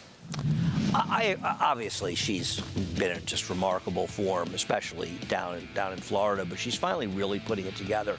She's had a great career. I mean, she's faced the best horses throughout most of her career, and she's finally starting to win those races and win them decisively. But I'll say something about this race. Pretty Birdie, who would have to run the race for life to win here, and hope Frank's Roquette doesn't run these kind of rocking chair races. But Pretty Birdie's going to be loose in this race for the first time this year. And it's been a long time since she's been able to absolutely control a race on the front end. And I think she is an actual rival for Frank's Roquette. I'm not saying it's likely she beats her, but this race, finally Pretty Birdie's going to get a chance to maybe wire them. But this Frank's Roquette, in her current form... Yeah, she had to work hard for that last one, huh? Her last two. I mean, she won her last two by over 20 lengths. Just rocking chair rides. I mean... I don't understand why she's not in the Derby City Distaff Grade 1 undercard of the Kentucky Derby next week. She belongs. Well, that's a reasonable question. Why not run in that race, right? She's never won a Grade 1, I'm assuming, in her career, and that would be a big thing. Now, is Goodnight Olive pointing to that race? But I'll tell you something. Goodnight Olive is not running faster figs than she's running. I mean, I don't want to knock Goodbye Olive. She's a legitimate champion. She's a Breeders' Cup winner. But she's not running such huge figures that they're supposed to be afraid of her. And I think that's a very interesting point you make. I'm guessing they're saying we want to stick to 6 furlongs. We don't want to go to 7, I'm assuming. But... I don't know. As sharp as she is right now, I know 7. Some of the other trainers of the runners in the Roxalana, they're like, wait, what's she doing here? And first thought I had, I was like, of course she'll run in the Grade 1 entry. As sharp as she is right now. Even if Goodnight Olive is in there, and I'm not sure she is, even if she is, she would be a clear-cut second choice to her. That's a really interesting point, actually. I hadn't even thought of that. That's an interesting point. I have my moments. They're rare, but I feel special to have been there for one of them. I've been waiting. They said you were smart when you were coming to work with us, and I hadn't seen it, but finally, it rears its ugly head. Yeah, it's a big moment for all of us. April 29th. Yeah. Only took 4 years. Save the best for whenever. The Roxalana coming up this evening. Post time for the 6 Oaklawn. We check in with JK. JK, a strong entry to try and beat or to go with in the 6th race. What do you think? Yeah, I mean, look, they make a bunch of sense, right?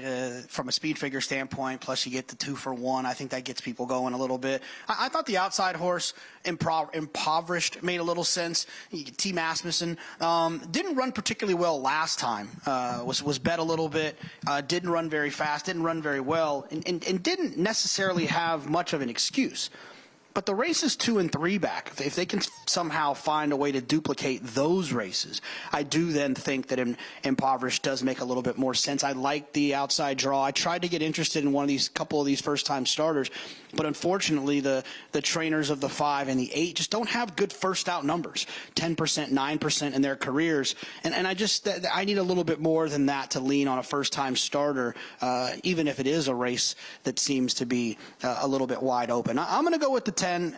I'm not talking anyone off of the entry. If you're playing some sort of multi-race wagers, the pick 3 starts here. I wouldn't try to beat the 1 and the 1A if you have an opinion later in the sequence, but I do think the 10 is the horse that I would bet to win. By the way, JK, good call with Air Show. You thought that was too big a number, and bang, 10-1 with Jose Gomez. Kick off the late pick 4 at Aqueduct. Well done. Well, he's got to get by his 3 singles, but he started out as the cross-country pick 5 in a very, very, very good way.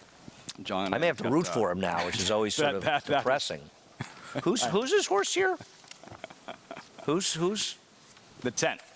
This isn't the cross-country pick 5 in the sequence. I'm aware of that. Right. He's got the 10. Really? Heart-headed Arky? You're going to tear apart his selection now? No. Wait, I don't think I think I misnumbered this race. I think I misnumbered this race. 6th race, 16,000 maiden claimer, Arkansas breds, 5.5 furlongs. Yeah, the entry, Dancing Rocket, all in good time. Yeah, I misnumbered it. I misnumbered it. The 11, I misnumbered Impoverished as a 10. I see. Yeah. It's a bold strategy. I had the 10 written. I had the horse who's 27 to 1 written down as the 10, and I'm thinking, did Jonathan completely lose his mind? And why is this horse 3 to 1? Okay, well, I can't count. I left the 6 out. I went from 5 to 7. We get on the Counting same page. skills are We handed over to minimal. Jim Byers with the call. We still have the stakes racing coming up from Oaklawn. This one, not a stakes race. The entry, Dancing Rocket, all in good time. 2 for 1, even money at post time. Here's Jim Byers from Oaklawn. Painter. Ready Shoes, Peripatetic. Dancing Rocket, part of the favored entry, moves in. The other part of the entry is All in Good Time. Hoppin' John heads in. Now we're down to the final 2. Heart-Headed Arky and Impoverished. 11 of them, 10 wagering interests here. And they're in the gate. They're off.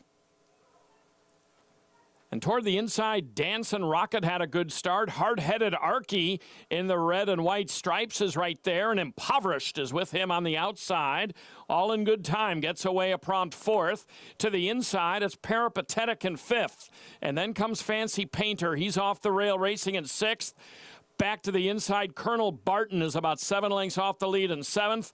Then Hoppin' John and Ready Shoes. Mudman is next to last, and Old Toby is trailing the field as they round the turn. It's Hard-Headed Arky and John Court with the lead here by a length to a barrage of 3. Dancing Rocket on the inside. All in Good Time from between, and then toward the outside, Impoverished in the white cap. Farther out, Hoppin' John. Up in behind them is Peripatetic. Way down the center, here comes Ready Shoes closing ground. Ready Shoes coming at Hoppin' John. Now it's between these two. Hoppin' John to the inside and Ready Shoes. Then Colonel Barton 3rd. It's Hoppin' John. Hoppin' John by a head over Ready Shoes. Then 3 to Colonel Barton. And finishing 4th was Dancing Rocket. Price was he. First-time starter, Hoppin' John, 20 to 1 on the morning line. Holds on, digs deep, 9 to 1 in the 6th at Oaklawn Park. And looking up the pedigrees, it was actually a solid synthetic pedigree. There was no dirt at all. I'll tell you something, Randy Morse has had a terrific meeting. I mean, I remember the last couple of years, he had some abysmal numbers there, and his horses have really been running at Oaklawn this year. This is no exception. Look at the first-time starter, no experience, and digging in. Turns back Ready Shoes, who looked for a few strides like he was going to put him away. I mean, the 4 looked like a cinch, right? If you had the 4, you thought you were going by, and he just really hung on the money here. But a nice performance out in the middle of the racetrack with these horses closing. But Hoppin' John, Randy Morse, his horses have been super live. Todd Pletcher's horses they've been pretty live. Not lately. As well. They're on a bad run, you know. He just won his first race in Aqueduct in almost a month. He has a week to heat up then. 3 for the Derby, including Forte, the favorite. And that guy, Kings Barnes, breezed this morning at Churchill Downs to the Louisiana Derby with Jose Ortiz, the Jet Set jockey.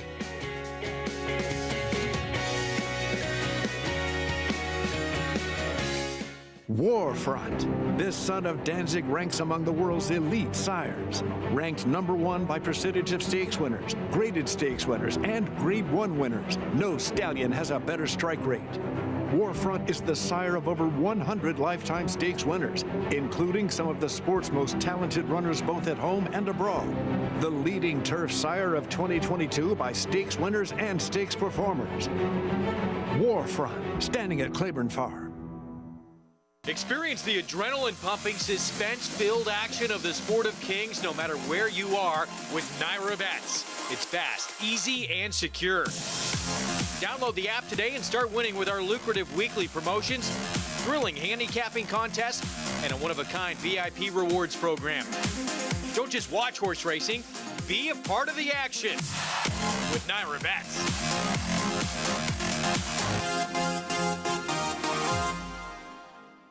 Good magic in a good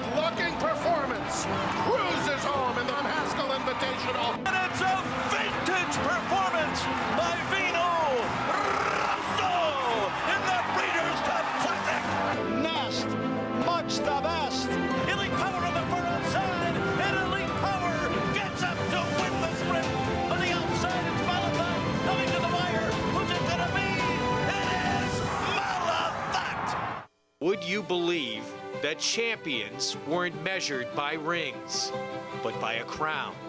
That the history books were written on dirt? That the greatest of all time was a horse? He is moving like a tremendous machine. Experience the magic at this year's Belmont Stakes as we honor the 50th anniversary of Secretariat's legendary Triple Crown triumph. Join the celebration at Belmont Park on Saturday, June 10th. Tickets on sale now at BelmontStakes.com.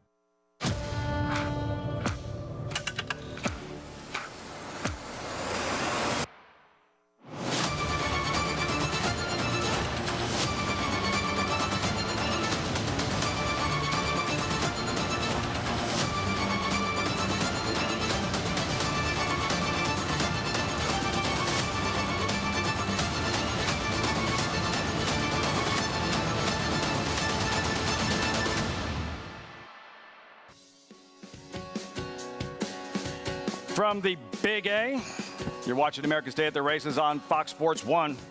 About 11 minutes out till the 7th race. Tractor didn't just go over a logo, did it, Andy? That's right. I have no respect at all. That is upsetting. None. That's upsetting. $16,000 claimer non-winners to lifetime 1 mile in the slop. Current favorite 8-5. Mo Rewards drawn inside. More on the 7th in a moment.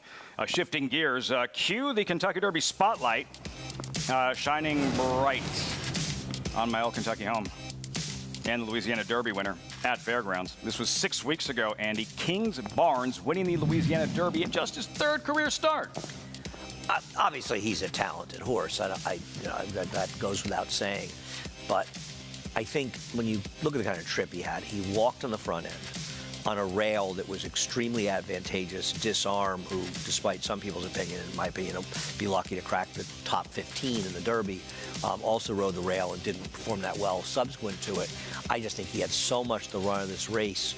But listen, he's also lightly raced. I think of him and Mage. You know, Curlin, and albeit Curlin was running against a much tougher bunch than these, but still, one of the worst races Curlin ever ran on a dirt track was his Derby in his 4th career start. He got just back at the start from the 2-hole. Yeah, I just think you're asking so much, though, to do this. And he's obviously talented, but he really had to run the race last time out. But if you're Todd Pletcher, to have a 4th placed horse, a sort of middle ground horse, and a deep closer in Tapich Rice, you got the right 3 kind of horses, not just because they're all talented, but because they have the right running styles to complement each other. Todd Pletcher says as strong of a crew as he's ever brought to the Kentucky Derby. Richie Migliore is with us. Richie, there's the lack of experience. Kings Barnes, just because Justify did it, he's still the exception, not the rule. Justify winning the Derby in his 4th career start. Kings Barnes trying to do the same. He breezed this morning with Jose Ortiz. What'd you make of his move today at Churchill Downs? Well, it was just definitely a maintenance move, Lafitte. They're not looking for anything fancy. All the heavy lifting's been done. The heavy, or the faster training's been done. His racing's been done. I'm old school. It's a little bit hard for me to see horses winning with, that little foundation or experience, but he's got the right conditioner. And you could just see he's cruising under Jose Ortiz, not being asked for anything. This is just a high gallop for a horse of this quality. And for people to say, well, he finished behind his workmate, it's like a sparring session. You're not looking to knock out your sparring partner. You're working on things and you're developing and you're trying to maintain a fitness level. So it's not a race in the morning. I wouldn't put any stock into that. Nice steady gallop out. I like the way they finished. I like the way they galloped in hand. Talked to Jose Ortiz in the jockey's room earlier about the work. Now, he lit up about the horse. He said he's worked him in the past before he ever ran. Always liked him. A world of ability. He doesn't know yet if he has the mount or not. Todd has not made a final decision. But how about the dedication and life of a rider? Irad and Jose Ortiz, respectively, worked their Derby horses this morning at Churchill Downs, jumped on a private plane, landed in Farmingdale at Republic Airport about 10 o'clock, and then came right here to Aqueduct to ride on, less than stellar weather day. That's dedication, and that's why these guys are as successful as they are, Lafitte. And still not officially named on Kings Barnes, Jose Ortiz. You would think, though, making the trip down there, breezing him this morning, that sooner than later we would hear that Jose Ortiz would ride Kings Barnes. But just to clarify, no rider for the Derby officially. Well, my question would be, and I think we had the answer, we'd already said it, why isn't he? Why is he not? Why hasn't Todd made that decision? You know, is there somebody else they're thinking of? If Jose goes down there, you want to be in the Derby, and it's certainly better than being on the sidelines. You're Jose, and he obviously wants to ride him. And I think also you want to ride for Todd Pletcher also, because it's not bad, even if you're not the top rider for that barn, to get opportunities to ride sometimes, be out of town in different situations. It's 780 miles away. Richie, that'd be a little cold-blooded to have him fly down there, breeze the colt, and then name somebody else for the Derby, no? Well, yeah, but I'm sure they're just waiting to, make sure everybody's healthy. And, Flavien Prat has Angel of Empire, but he did win the Louisiana Derby on King's Barnes. And, make sure his horse is 100% a go. Now, when people talk about riders working horses, I want people to think about it like this. Think about an actor who auditions for a part. When you work horses in the morning, essentially you're auditioning for that part. And obviously you want to ride for Todd Pletcher, Chad Brown, the Martin Scorseses, and, the Stanley Kubricks of the world, the people that are going to put you in those Academy Award-winning roles, obviously being horses, those stakes-winning horses, the Grade 1s, the Kentucky Derby. So he was down there this morning reading. He was auditioning for that part. Jose Ortiz seeking a first Kentucky Derby win. He's won a Belmont Stakes. Taprit, you had a thought? Well, I just hate to be the one to break this to you, Richie. Stanley Kubrick's dead. But I just want to say I'm also impressed that you pulled out his name. So that was pretty strong. Just for for someone who doesn't watch racing on a day-to-day basis, who would understand the analogy. It's a great there point is Jose. that he's making, obviously. It's just interesting in this situation. When I say why, I'm more curious than anything. And I think Richie's point about Flavien, with Angel of Empire, so they're sort of saying, well, Flavien rode him last time, so he has the first call, and we're going to wait as long as we can. And you know what? Todd has that right. He has that luxury. And in this case, for Jose, he has no choice. But also, if something comes along that's better for him, We've seen really funky things last minute, as you see Jose Ortiz there discussing things with Linda Rice, getting ready for this 7th race at Aqueduct. It was 2011 when Johnny Velasquez was supposed to ride Uncle Mo. Uncle Mo would have been one of the favorites for the Derby. He defected a couple of days before the Derby, and Team Valor International, owners of Animal Kingdom, and Barry Irwin decided to make a switch. Robbie Alvarado was supposed to ride Animal Kingdom. Johnny V's not riding in the Derby. We're going to get Johnny V.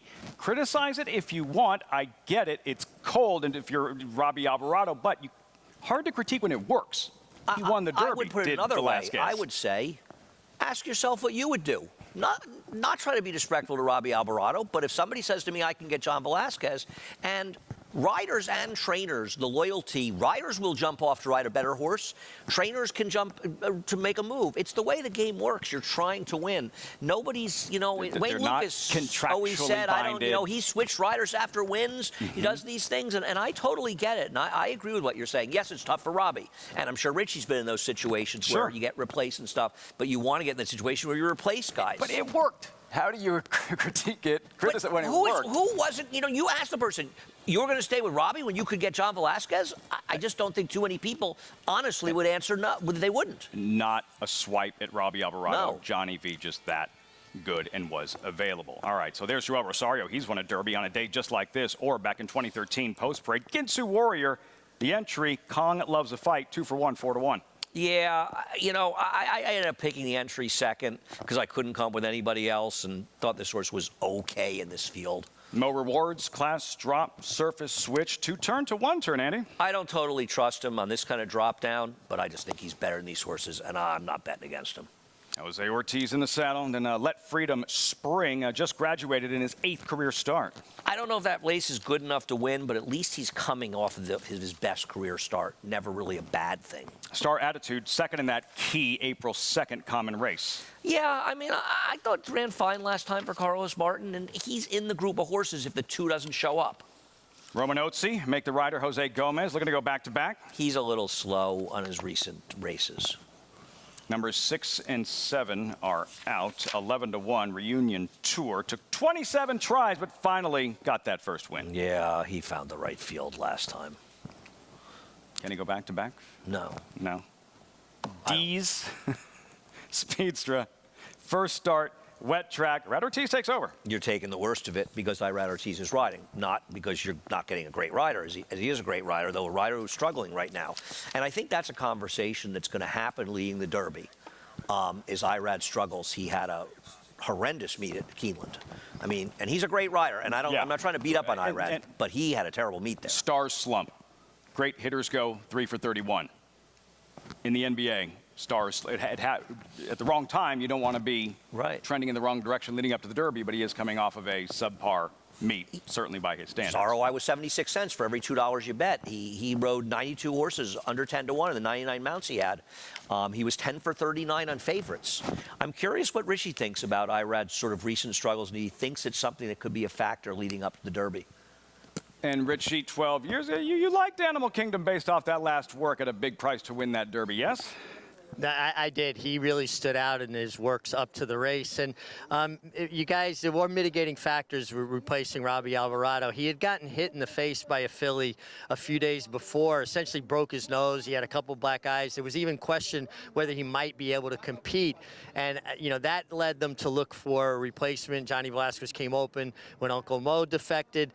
So there were other circumstances surrounding it. It wasn't just said, well, we're going to go for the better rider. They were worried about his physical condition, which he won a grade 1 on that Derby Day card. So obviously he was fine, but going into the Derby, you want to make sure everything's 100%, and you get an opportunity to get a rider, a Hall of Fame caliber rider like Johnny Velasquez, particularly when there's question about your rider's health. You completely understand it.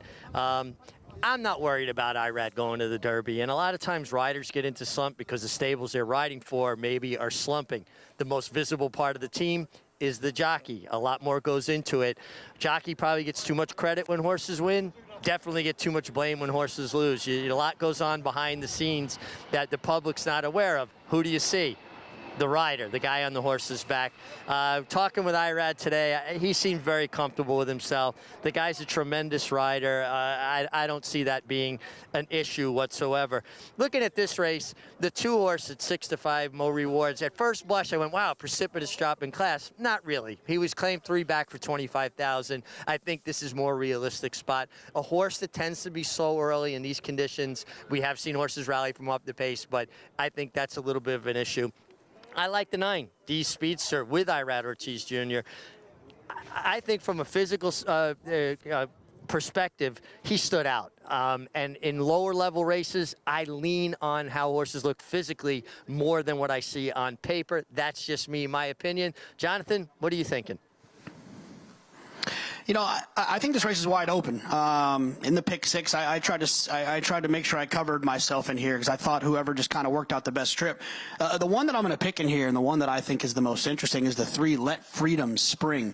That last race, it was going shorter, but it was in a muddy racetrack. This horse went extremely fast early. Used a lot of energy early in that race, which makes me think that the stretch out might not be a problem for Let Freedom Spring. In a wide open race for a horse that showed a ton of early gas in their last start, I think the 3 is extremely interesting. I wouldn't talk anyone off the 4, the 9. Like I said, wide open race. As we've reached post time, Andy, for you, not as wide open. I know you were looking for an alternative to the favorite, but keep coming back to the choice. Yeah, I also agree 100% with what Richie said. Jockeys get too much credit and way too much blame. Way too much blame. Yeah, man. Guys that criticize jockeys too much get on my damn nerves. Jockey's job is to not screw it up, frankly, because it's hard to win with horses that aren't the best. I think Mo Rewards is a very likely winner here. I'm not looking to pick favorites in races, but I could not make a case for anybody against this horse. I just think he's better than these horses, but I have no problem if somebody wants to try to beat him. Legendary Hall of Famer Chris McCarron once said the #1 priority of any jockey in any race is to create the least amount of hindrance for the horse he or she is riding. Stay out of the way. Is in. See what happens here. It's post time for the 7th from Aqueduct. They're off. And they're off. Good speed from Let Freedom Spring right out to the front. And Let Freedom Spring, now up by a full length, is going to have company from the outside. Here's Romanozzi going to be in the early fray. Out wider there is D Speedster. Star Attitude is in between horses. And also Ginsu Warrior starts to progress. That's the leading 5 as they come out of the chute. Reunion Tour is in the 6th spot. It's towards the back end of the field here with Mo Rewards. And far back is the trailer. Kong loves a fight. It's Let Freedom Spring, who's got the lead when 23-1 is now unopposed on the front end, is up by a length and a half. Ginsu Warriors tracking in second, is to the inside here from Star Attitude, who's in third. Out wide there is Romanozzi, who's progressing from the fourth position, and D Speedster was in the early mix, has dropped back a little bit, is now in behind rivals as they approach 4 furlongs left to go. Reunion Tour and Mo Rewards still towards the tail end of the field, and far back is Kong. Loves a fight. 46.64 for that half-mile time. Ginsu Warrior tried to make a move, was shut off there. It's still Let Freedom Spring in front. Ginsu Warrior now just had to check again, just steadying briefly here, is now under drive as the seam might open up here for the one.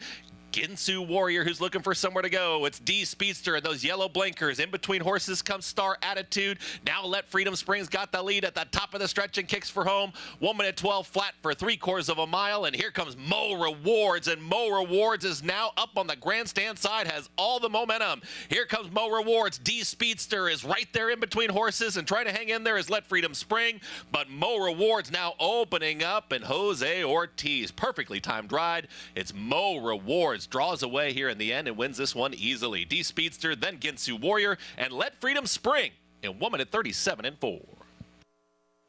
He was in Louisville this morning, breezed the Louisiana Derby winner Kings Barnes a week out from the Kentucky Derby, and now here in New York, Jose Ortiz and Mo Rewards in the 7th. Andy, you thought the favorite was just too tough? Proves to be the case. Yes, he was just the best horse. I wonder, I always feel like Jose is a little bit extra happy when he beats his brother. Not because they're not close, because I'm sure they are competitive to be close, but they're very competitive. And I'm sure there's always a little bit of, oh, I got the best of you on this one. And Irad's got the best of Jose in many, many situations. But you kind of wondered there when he was going by him if he said, got you here, Irad. There they are. The brothers ran 1-2 in the Belmont Stakes last year. Mo Donegal and Nest. That was Irad defeating Jose. Here, Jose defeating Irad, with Mo Rewards over D's Speedster, and you and Mig with the 7th race exacta. Well done. Well, I got that 4-5 shot home. I'm really proud of myself. Winning's winning. It's funny with Jose and Irad because there's it's an idiotic narrative that these guys help each other win races. I can't imagine anything is farther from the truth. These guys are highly, highly competitive, and I think Richie would agree. It's impossible to be a successful jockey and not be highly competitive and want to go out and win. It's not at all costs, but in essence that way. And believe me, they may be the closest of brothers, but they are out there to win. They win no mistake. So much. That's just it's easy to connect those dots and to create that narrative with very little evidence. It bothers me because it's insulting to their integrity, and I think that's extremely unfair. You want to criticize a rider on a given ride.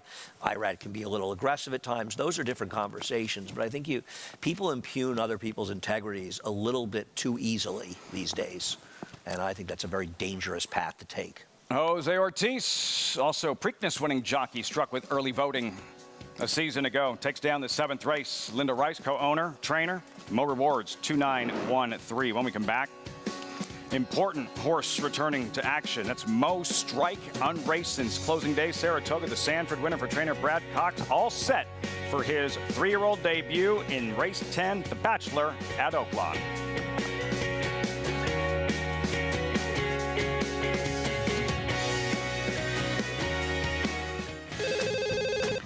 Hello.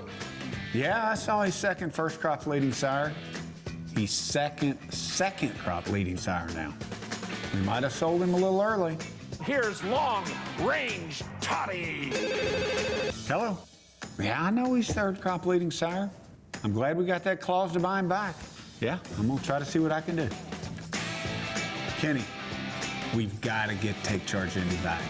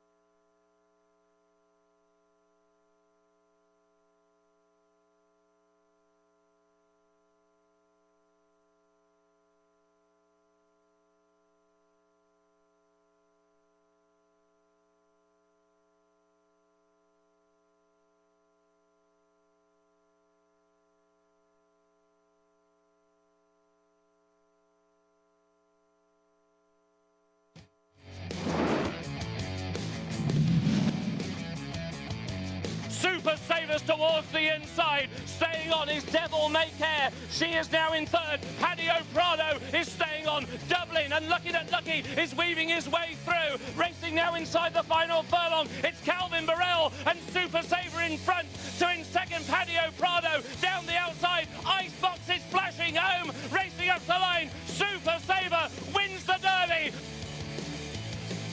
Super Saver in the 2010 Derby. Fist pump Todd Pletcher. A first for Pletcher. Third for Calvin Burrell, Andy. Right where you'd expect Burrell, on the fence. And that's my favorite moment. Look right? at that There's with Nick. Who's won a couple derbies, who took a tough beat with Icebox, who might have run the best race, getting stopped in the stretch and swinging around. But there's Nick, and that's the Nick that people know and love. It felt like a welcome to the club kind of moment. And there to congratulate him. Club. Seconds after taking a sort of a sickening beat in the most important race there is, and he's there to congratulate him, and that's Nick Zito, and that's the Nick that we know and love. And that run for Calvin Burrell that started with Street Sense, that brilliant rail skimming ride from next to last to win in 07. Mind that bird, the shock at 50-1, and Super Saver. Those 3 Derby wins, all resulting in a spot in the National Museum of Racing and Hall of Fame. And Burrell still at it, riding Eyes on Point in this one, number 7, currently 17-1 for the 7th race at Oaklawn with 5 minutes to go. Yeah, I won't discuss my feelings in the Hall of Fame. Legendary gift to kick off the post for its 7-2 contender. Well, claimed by Carl Broberg, who's he's had a pretty good meet, Carl. Winning. It's not easy. It's competitive. A little dangerous. Jaminji by Gemologist. I bet Gemologist in the Derby, sadly. Really? I did. Really? Is this related to Jumanji? Another horse is off the claim. This one for Jerry Hollendorfer. First Empress, Nick Juarez, represented by our very own Gary Stevens. Yeah, it's quietly had a very good meet, Nick. He's ridden well. A Dream Streak by a Preakness winner, Shackelford. And this trainer, Cody Rosen, has really been on a good run lately, and this is one of them. Becky's Tattoo, Chelsea Bailey aboard, then a 17-1 shot. There's the 3-time Derby winning jockey, Calvin Burrell. Yeah, this horse just looks a little overmatched. Is coming off the claim, though.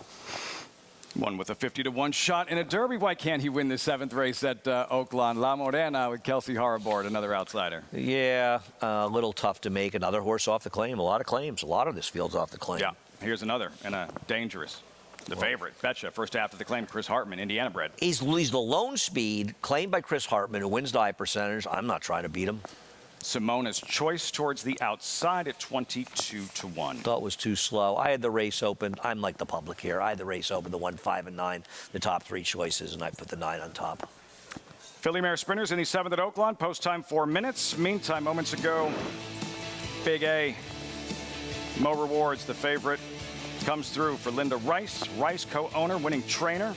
Speaking of Uncle Mo, this 4-year-old colt by Uncle Mo and Jose Ortiz. Just too much for this group. Andy finding his best stride rounding the far turn.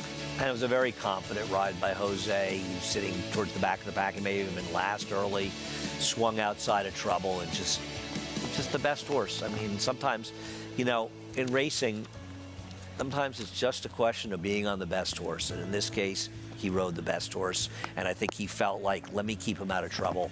And if I don't do anything wrong, he's supposed to deliver for me, and he did. I'm going to shave my brother when I go by him.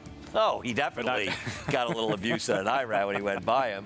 Friendly abuse, but abuse nonetheless. The brothers running 1-2. Mo Rewards over Dee's Speedster. Ginsu Warrior 2-9-1 in the 7th.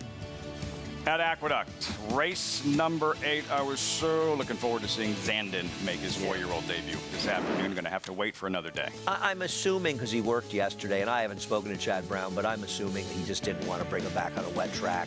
So he'll probably, my guess would be, run him in the Westchester next weekend at Belmont. I'm guessing, but I think that's where he'll belong. And listen, he has a real chance to be a major player in what is a pretty wide open older horse division right now. Got that right. Zandon Bluegrass winner. Look to see him resurface in the near future. So now that opens up the door perhaps for another with the heavy hitter out of the mix. Tonal Impact pictured the favorite for this 8th race at Aqueduct. Post time 19 minutes. Jose Ortiz, Linda Rice will try to go back to back.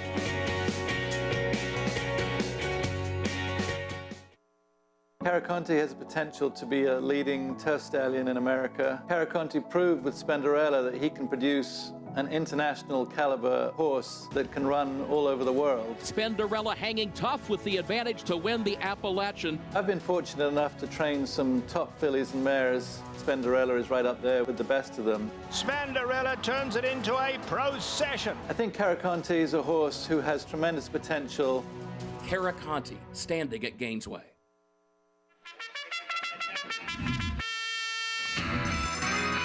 Live racing returns to Monmouth Park Saturday, May 13th with a new 1240 first post. The stakes are higher at the Jersey Shore, as every Saturday and Sunday card will feature at least one stakes event all season long. Win early and often with our Win Early Pick 5. Joining us on site, be sure to lock in your odds with fixed odds wagering at Monmouth Park Racetrack. Undefeated Grade 1 winner Mastery was a multiple graded stakes winner at 2, including this victory in the Grade 1 Los Alamitos Cash Call Futurity. On the track, his recent top runners include these star performers. Surprisingly down the outside, Scottish Star here, surprisingly surging on the outside, surprisingly. It's Midnight Memories who takes the lead. Midnight Memories, much the best in the Zenyatta. Mastery, standing at Claiborne Farm. Racetrack Television Network brings you every race, from every track, on every screen, every day. With monthly packages starting as low as $5, RTN gives you great value and access to more live HD streaming and race replays than anyone. Visit RTN.tv today to sign up and watch on almost any device, including Roku and Amazon Fire. RTN has packages that start at $5 per month.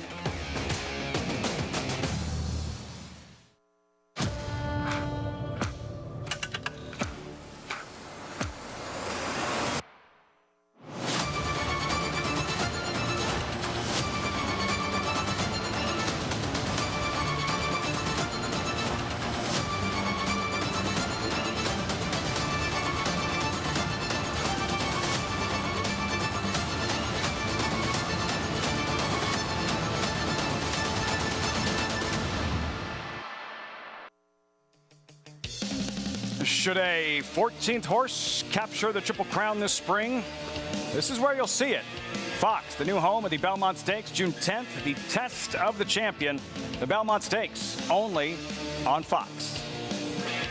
Brad Ortiz celebrating his winning ride last year. Mo Donegal, a second Belmont Stakes for Ortiz. Andy, so excited to get back to Belmont Park. Of course, the Belmont Stakes, but several other big key dates on the horizon. Oh, there's so many great days. I was just glancing over an opening day card. I unfortunately won't be there for that. The Ruffians coming up on Derby Day, along with a lot of stakes. We had a first Grade 1 of the meet, the Man of War coming up, and that's always a big day of stakes as well. That second Saturday, the Belmont meet, and it'd be nice to get back to Belmont. Love Aqueduct.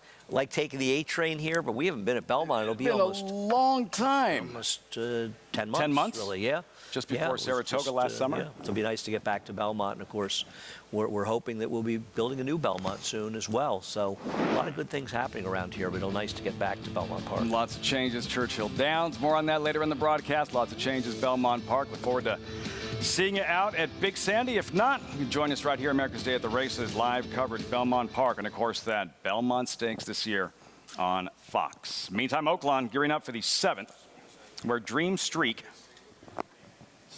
is a serious contender, trying for a first ever winning streak, 3-time winner, but never back-to-back. This is her latest, March 31st, right here, Andy. Dream Streak has the lead, builds a cushion, and where's the wire reaching? It's going to get desperate late. Well, desperate, but she got there, and that's all that counted. You know, you have a horse that's turning back off a win. You rarely see trainers do that, cutting back from a route to a sprint off a win. In fact, for Cody Rosen, he's only tried it twice and with no success, but he does have a third in one of those at Canterbury. He has a third and a second, actually. Isaac Castillo back aboard, rides Tap Dance Fever in the Dig a Diamond Stakes and Joking Way in the Bachelor. JK, before the stakes racing, how are we playing the 7th at Oaklawn? Yeah, Lafitte, I like the 9 Betcha. It's a horse that if you look, it ran extremely well last time. Nice early pace figures. I thought did it really well. Was inside speed last time, and now gets to switch to the outside. I think it's a much more comfortable trip towards the outside. If a horse can take pressure on the inside in a duel situation, when they get to move outside, I give them a lot more of a push, because they've overcame, to me, what to me is a much more difficult trip down on the inside with pressure to your outside. And the other thing is the switch to Chris Hartman. Chris Hartman, throughout his career, 21% when horses make their first start with him. When they move to his barn, they make their first start, they win 21% of the time. 304 winners out of 1,428 starts. Horses move up when they switch to his barn. I like this horse anyways. Then you move to the outside draw versus the inside last time. I like the 9 Betcha. All adds up to 9-5, Andy. It makes sense. Yeah, I mean, for me, honestly, there's 2 factors. The biggest one is the switch to Chris Hartman. I'm not going to lie. The guy wins the high percentage. The other one is he's controlling speed as well. Just feels like, or I say she is the controlling speed in here. I'm not trying to beat the 9. Mitchell Merle in the saddle. Betcha, the Hoosier, Indiana bred, favorite in this 7th race at Oaklawn. Still have a couple of stakes races ahead right here on Fox Sports 1 from Oaklawn. Post time, Jim Byer standing by, 7th race in Hot Springs. And the last in Simona's Choice. They're in the gate.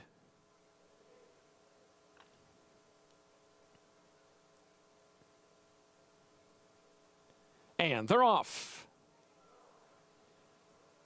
Becky's Tattoo is trying for the lead. Legendary Gift away eagerly on the inside. Betcha is gaining from the outside. And out from between horses, Dream Streak. That one to put ahead in front. Past Betcha and Legendary Gift on the inside. And then it's Becky's Tattoo in 4th. Jam and JL on the inside of Me Crescendo. They're sharing the 5th spot. La Morena's on the outside of them, 3 or 4 wide. Then comes First Empress and Eyes on Point and Simona's Choice at the back end of the field, midway around the turn for home. It's Dream Streak and Isaac Castillo with the lead by a half length, and Betcha to the outside is 2nd for Mitchell Merle. And back to the inside, Legendary Gift, once again trying rail skimming tactics for Randy Zimmerman. And then comes Jam and JL and Eyes on Point through the stretch here.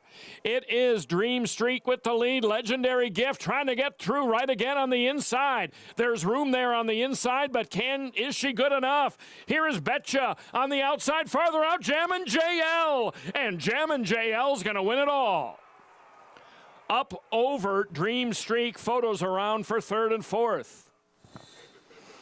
I don't know what I called her in the post parade. It wasn't Jam and JL, but we can call her a winner now, making the last run, producing late with leading rider Christian Torres. Jam and JL in the 7th at Oaklawn. Well, you bet Jamologist the Derby he didn't win, but this one won.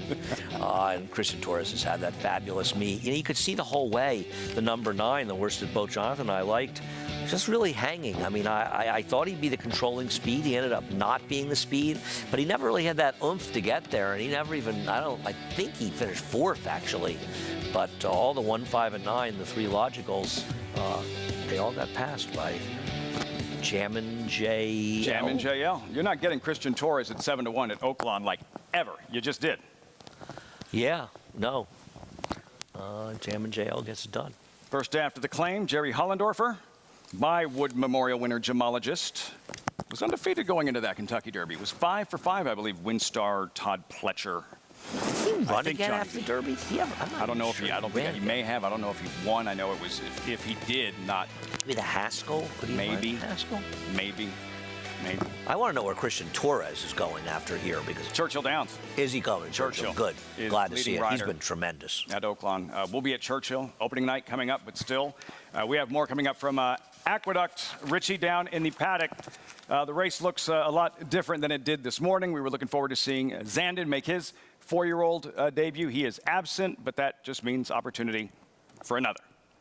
Yeah, and I still think you've got a nice group here. You know, it would have been great to see Zandon, but it's nice that Zandon's going to be back as a 4-year-old, and I'm sure we're going to see a bigger, stronger version of him this year. Let's start towards the inside here with the one Uncle Moonlight. Gosh, he could not look any better from Michelle Nevin. He's so dappled out. His dapple's got dapples. I really have always favored this horse. I like the way Kendrick rides him. You know, he's won on him in the past, and he puts him in the game. And he's kind of a big staying type of horse that I think does better when he's involved. And obviously from the inside, you would expect him to be involved early. Also, full disclosure, I won 2 stakes on this horse's mother, By the Light, and I just really love the family. And he is just a really good-looking, cool dude. The 6-horse Galt, inevitably, when I get to the paddock and I'm looking at horses, before I even look down at who the horses are, who the connections are, the majority of the time it's a Bill Mott runner. And Galt, you know, he fit the bill. He was the first horse that caught my eye when he came into the paddock here.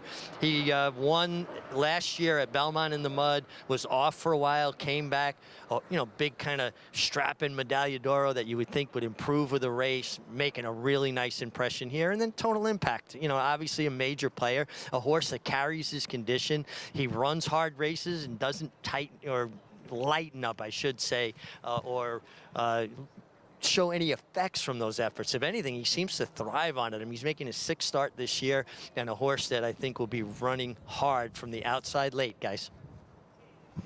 Kind of a throwback campaign, Andy. We were discussing lack of experience for a horse like Kings Barnes, trying to win the Derby in his 4th career start, but Tonal Impact, as Richie mentioned, I mean, it's April and he's making a 6th career start. That doesn't sound like a lot. By today's standards, he's staying busy.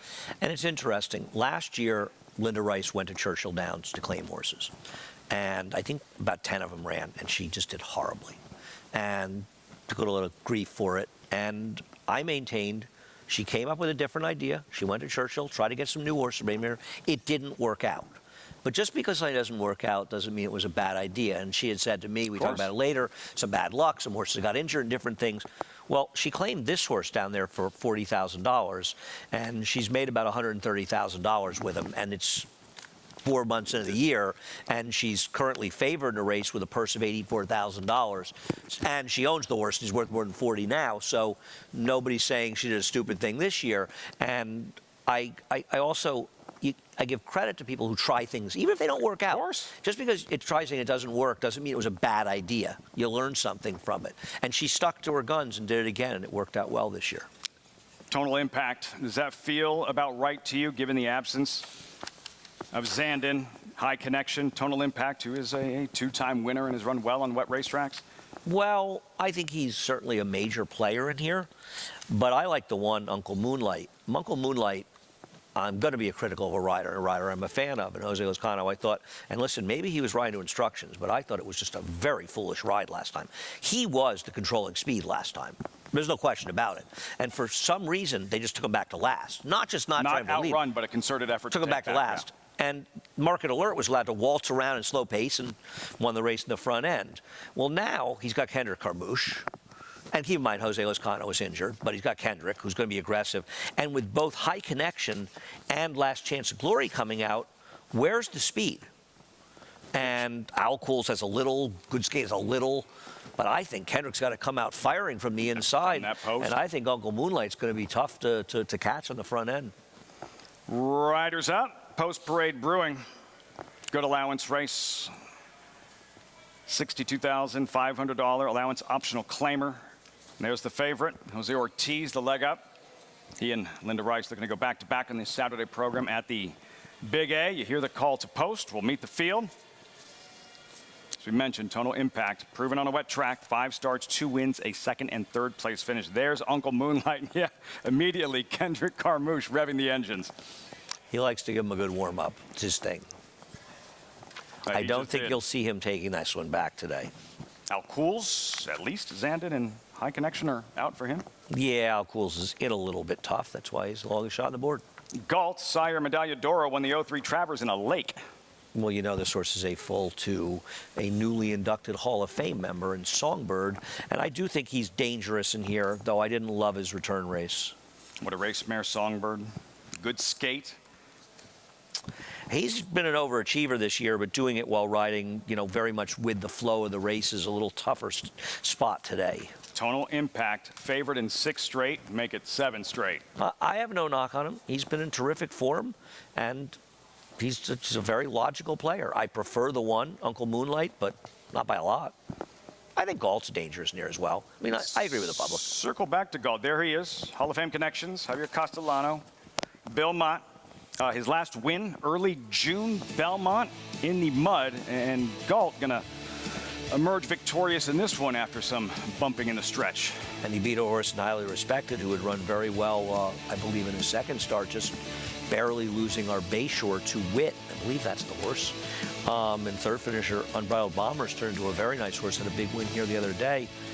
He got it done. He hasn't run huge figures, but he's run fast enough. Now, Bill Mott's been having a great year after having a great year last year as well, and a pretty good career. The horse who beat him last time or won the race, Milliken, he's a very talented Ian Wilkes horse. And Thurster was third. Clapton, he pulled an upset and a stake in his subsequent start. So maybe that field is a little bit stronger, and he can benefit from that race. 2 turns that day, cuts back to 1 turn. I think he's a player in here. 5-2. Coast second choice, Galt. Circling back to Uncle Moonlight. JK, your thoughts on this 8th race of the Big A? Yeah, look, I mean, in the pick 6 and also the cross-country pick 5, I used 1, 6, and 8. I did not have a strong opinion in this race. They look all very similar to me, the 1, 6, and the 8. They look a lot alike. Speed figure standpoint, you're kind of all like, kind of hoping that one of them's going to kind of jump up and take another step forward. Is it going to be the 1 Uncle Moonlight? Is it going to be the 6 Galt with that big pedigree? Is it going to be the 8 Tonal Impact? They all look the same. And unfortunately, the way that you have to look at some of these races is who's going to get the best trip.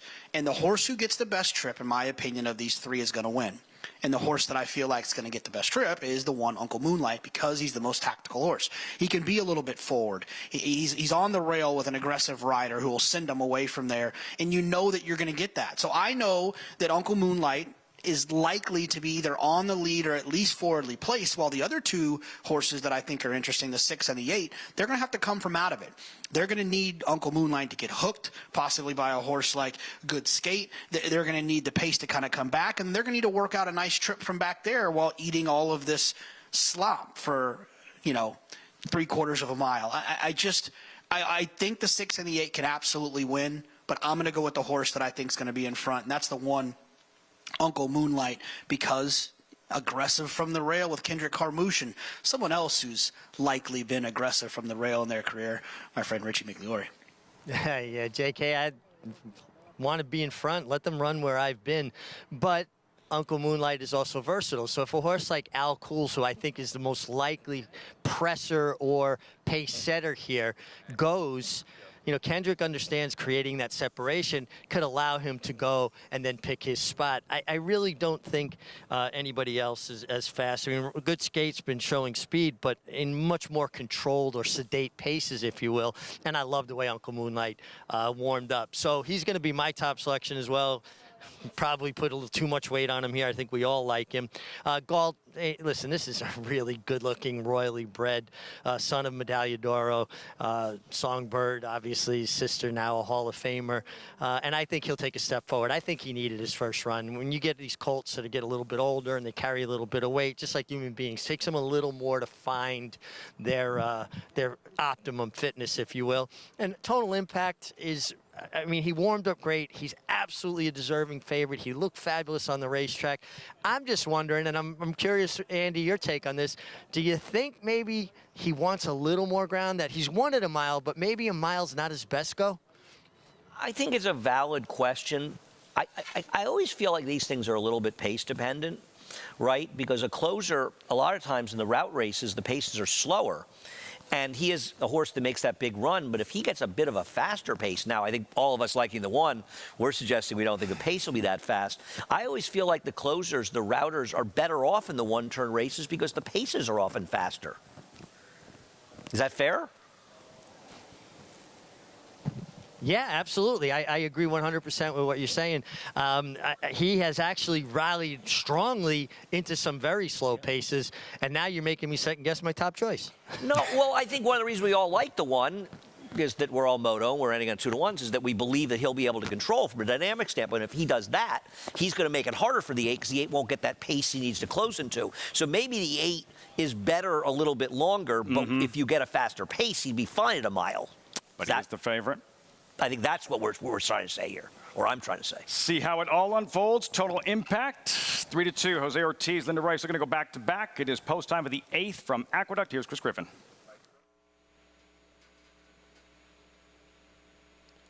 And they're off. Good speed from Al Cools right out to the front, and there's Uncle Moonlight, and Uncle Moonlight will take it right to Al Cools. They're 1-2. Just off of them is going to be Good Skate, and towards the tail end of the field comes Galt with Total Impact, who's now the trailer as the front two get away. They come out of the chute. It's Uncle Moonlight, who's got pressure to the outside from Al Cools, and they're now head and head. It's Al Cools who takes it right to Uncle Moonlight, and just off of them, Manny Franco and Good Skate is alone in third, just stalking these pace setters 22-4 for that opening quarter mile. Behind that is Galt, who's now 3.5 off the lead, and still at the back is Total Impact, but the battle continues up front. Uncle Moonlight and Al Cools approach a half mile left to go, still head and head. Good Skate is watching the action from third, just waiting for the cue, is now within 2 of those leaders with less than a half mile to go. All in is Galt. Galt is trying to make up some of that ground, but is still 4 lengths back, and from the back gets Total Impact. Uncle Moonlight with a head in front, Al Cools. Good Skate's had the journey. Here comes Galt to follow that move, and Galt's got the momentum right now from fourth. Here comes the run from Galt. Uncle Moonlight and Al Cools. Good Skate. Galt is looking to sprint rivals, and here comes Total Impact from the back as they reach the top of the stretch. 46 seconds flat, and these front two are not stopping. It's Uncle Moonlight and Al Cools. They continue to duke it out. Galt is making up mild ground, and Total Impact from far out of it. Uncle Moonlight is very game. It's Uncle Moonlight. Galt is now lunging in that 3-path, and on the far outside, it's Total Impact down to the line. Uncle Moonlight needs the line. Uncle Moonlight almost there. Uncle Moonlight gets the victory. Galt for second, then Total Impact, Al Cools, and Good Skate in 1 minute 36.36 seconds. Driving finish, Uncle Moonlight, Kendrick Carmouche, able to repel the charge of Galt and Total Impact in the final 100 yards. Not only did he carry the weight of Kinshin, Migliori, and Serling to victory. Heavy lifting, man. He got some real pressure from the number 4 Al Cools. I'm not saying they were flying out there, but just under 23, 40, just over 46th Ave. Those were legitimate paces, and that certainly gave both Galt and Total Impact their best chance to get him. And Uncle Moonlight was able to gut it out, and he's just a better horse when he's more aggressively ridden. You said not a ton of enough pressure, and Al Cools stuck around long enough to where I thought it would make a difference. Extra credit for Uncle Moonlight. No question, he earned it. I mean, he was not gifted this race. I mean, you think about how this race goes. What if Al Cools doesn't go and they go 23-2, 47? He probably wins this race by 3-4 lengths. He worked for it. He was the best horse today. Well done, team. You were all on the one, and he comes through. Does Uncle Moonlight, the JMS stable, trainer Michelle Nevin, in this 6-year-old gelding by Uncle Mo and a 4th lifetime win. Uncle Moonlight at 2-1, 1-6-8-4. Kendrick Carmouche sent him out of there. Desperate to hold on. Uncle Moonlight in the 8th from the Big A. Stay tuned.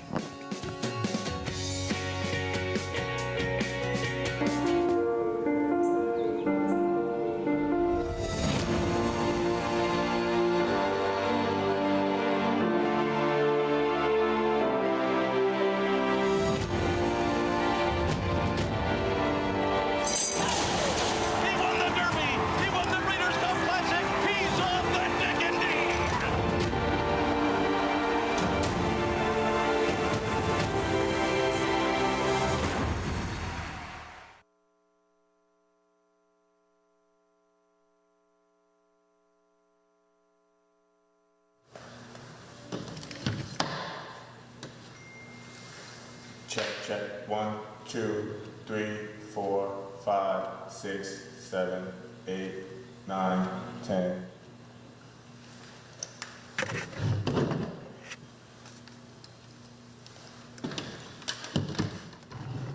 No, it's plugged in, so you're not hearing it?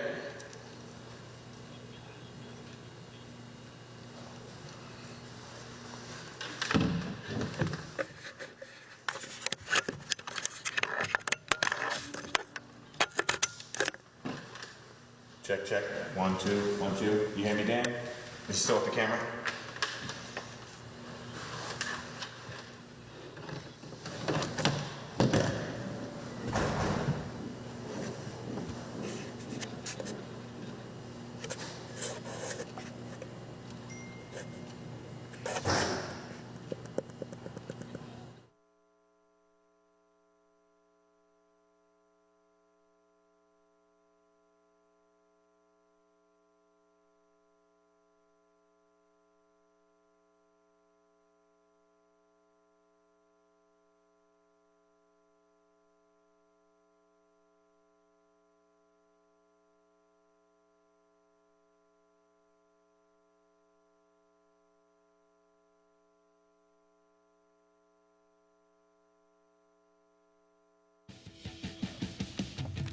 Great to have you with us on America's Day at the Races, where you just saw Uncle Moonlight take down the 8th at Aqueduct. Coverage, as always, brought to you in part by Naira Bets. Bet any track, anywhere, anytime. Visit nairabets.com or download the Naira Bets app to get started. Uncle Moonlight.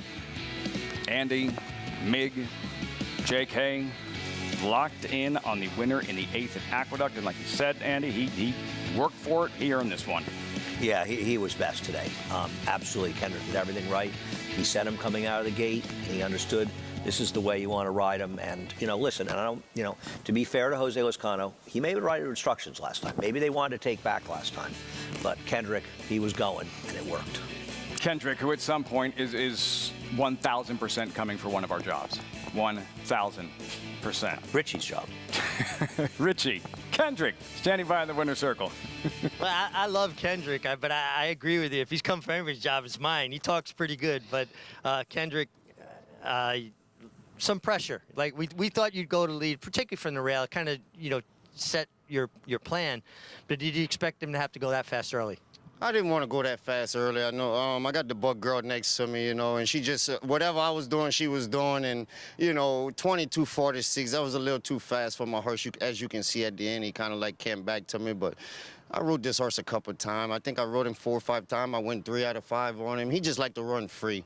He's my type of horse. And, I'm just glad Michelle Nevin got back to my agent and me to get back on this horse. And we made it a win today. Well, it seems like a horse that he wants to be involved because he stays. He's just kind of a big grinder. Yeah, he's just a galloper. I mean, he stays the same. He don't quit. He don't quicken. He just stays the same. And horses like that, you just gotta let them run free. I try not to grab those type of horses, because you want them to stay in their rhythm. And today he did. And the other thing, Kendrick, watching you finish on horses, I get a kick out of it. I appreciate when riders finish strong, and I think you really helped them the last 16th of a mile. Yeah, I try to stay out of their way. I mean, listen, it's all about pumping and moving your hands these days because we limited our whips these days, so you gotta go to other tactics and things that we learn along the way, and it's proven that we can do that and still get to the winner's circle. Great job. Keep up the great riding, guys. I'm buttering him up. I want him to keep riding him. I don't want him talking. Louisiana. He's coming. Kendrick Carmouche. That summer he was hurt. We couldn't get rid of the guy. I mean, the problem was the audience was really hoping we wouldn't get rid of the guy. Well, I mean, it's not like he had much competition sitting up here, and he joined us on the set a little earlier this winter and sat with Greg and I for a while and really had a good time with him. He's terrific. He is terrific rider, but also a terrific guy as well personally, but also an interesting guy to talk to. Air show, that was a tough one thus far in the sequence. And it's the point of, pick 5s, pick 6s. You can make scores in them with short-priced horses if you get 1.5 good-priced horses home. Don't ever think that, I don't want to use a short price because we're going to bring it down. They're not the ones that can determine it. A horse like Air Show is going to help determine it, and obviously we'll see what happens in the last race as well. What do you think? This $20,000 maiden claimer coming up.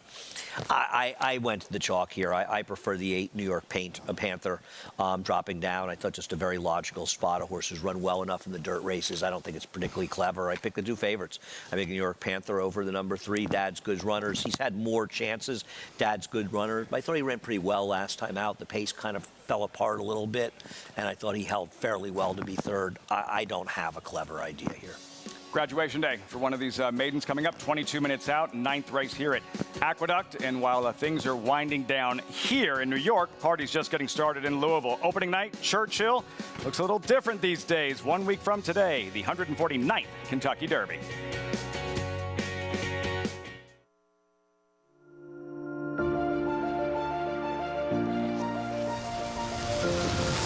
Want me to tell you more about good magic? I can do that. $1,950,000 hit $1,950,000 and never gonna $1,950,000 hit $1,950,000 and never gonna $50,000 we're $1,950,000 and $1,950,000 $2 million quickly $2 million $2 million $1 $2 million $1 $2 million hold on $2 million $2 million $50 all through and I am boom. Thank you both. $2 million Roger's way. Good luck.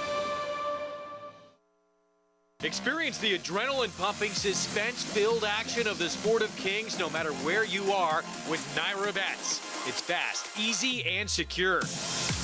Download the app today and start winning with our lucrative weekly promotions, thrilling handicapping contests, and a one-of-a-kind VIP rewards program. Don't just watch horse racing. be a part of the action with Naira Bets.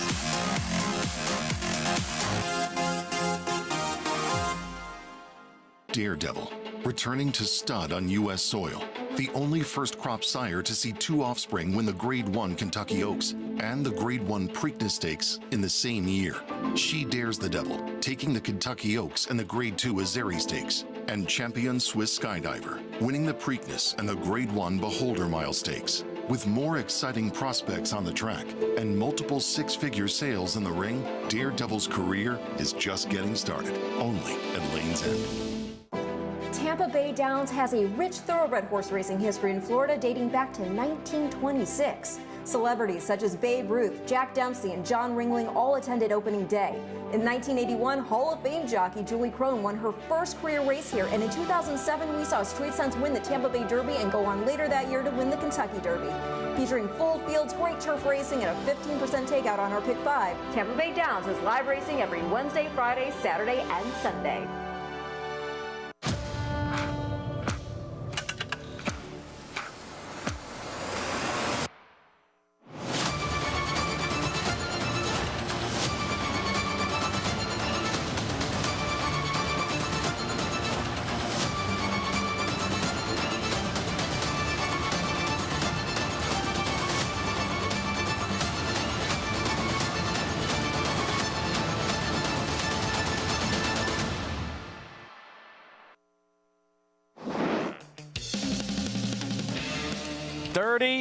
Years ago, Paul Mellon's homebred Sea Hero, Jerry Bailey on the inside, first of 2 Kentucky Derby wins, saving ground and pulling off an upset.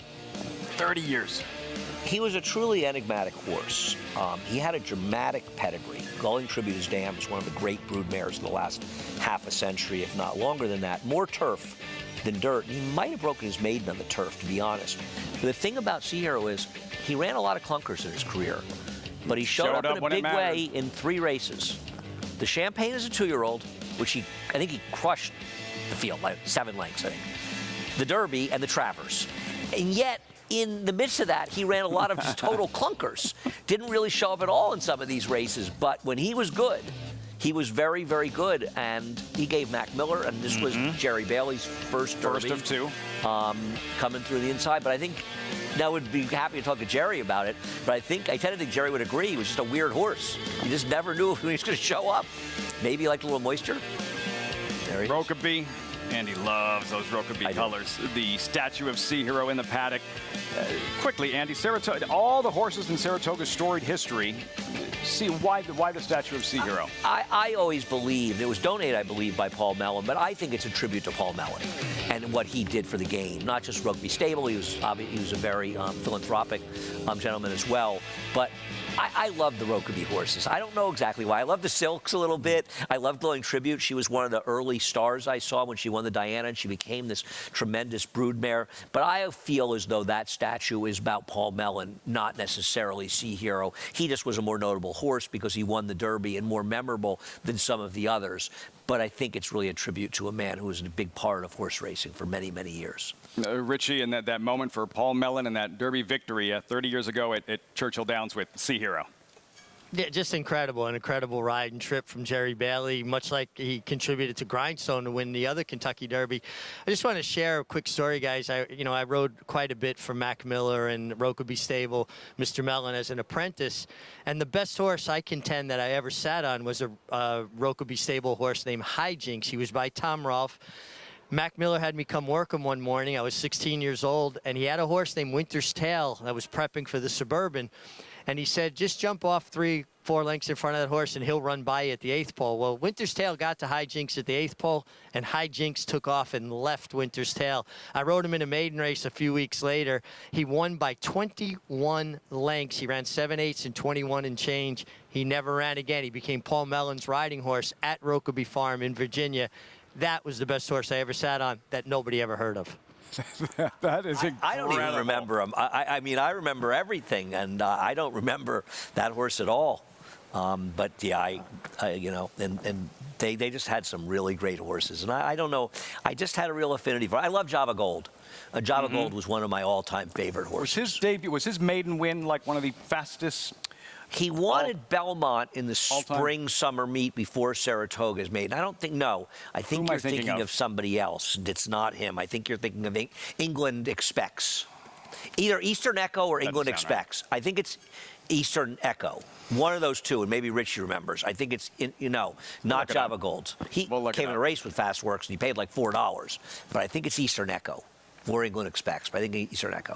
Sea Hero, 30 years ago, 1 week out from the 149th Kentucky Derby next Saturday at Churchill Downs. As our coverage continues and extends into the evening, the first coming up from Churchill later this evening, 10 races, including the Roxalana, also Standardbred Racing. On-site coverage from Meadowlands and this 8th race at Oaklawn. Good allowance, sprint, older horses, $104,000 purse. We start with Excel. Martin Garcia looking for a second win this afternoon. Well, we'll see with Excel coming down from the inside. I mean, the last race came up a solid race.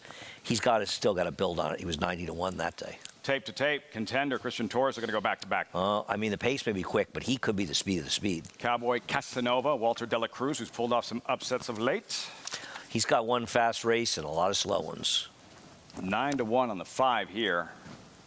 Luckmore. He's been in good form, but this is a tough spot for him. Gabriel Saez, Autumn Strongman, 26-1. Does not look good enough. And the 7 here. Ramsey Zimmerman aboard, Colton's Dream.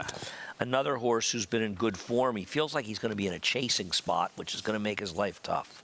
Under the gun for the Asmussens. This horse, where did his last race come from? And it was at Sam Houston, so I don't trust it being duplicated here. Favorite outlaw, Francisco Arrieta, odds on 4-5.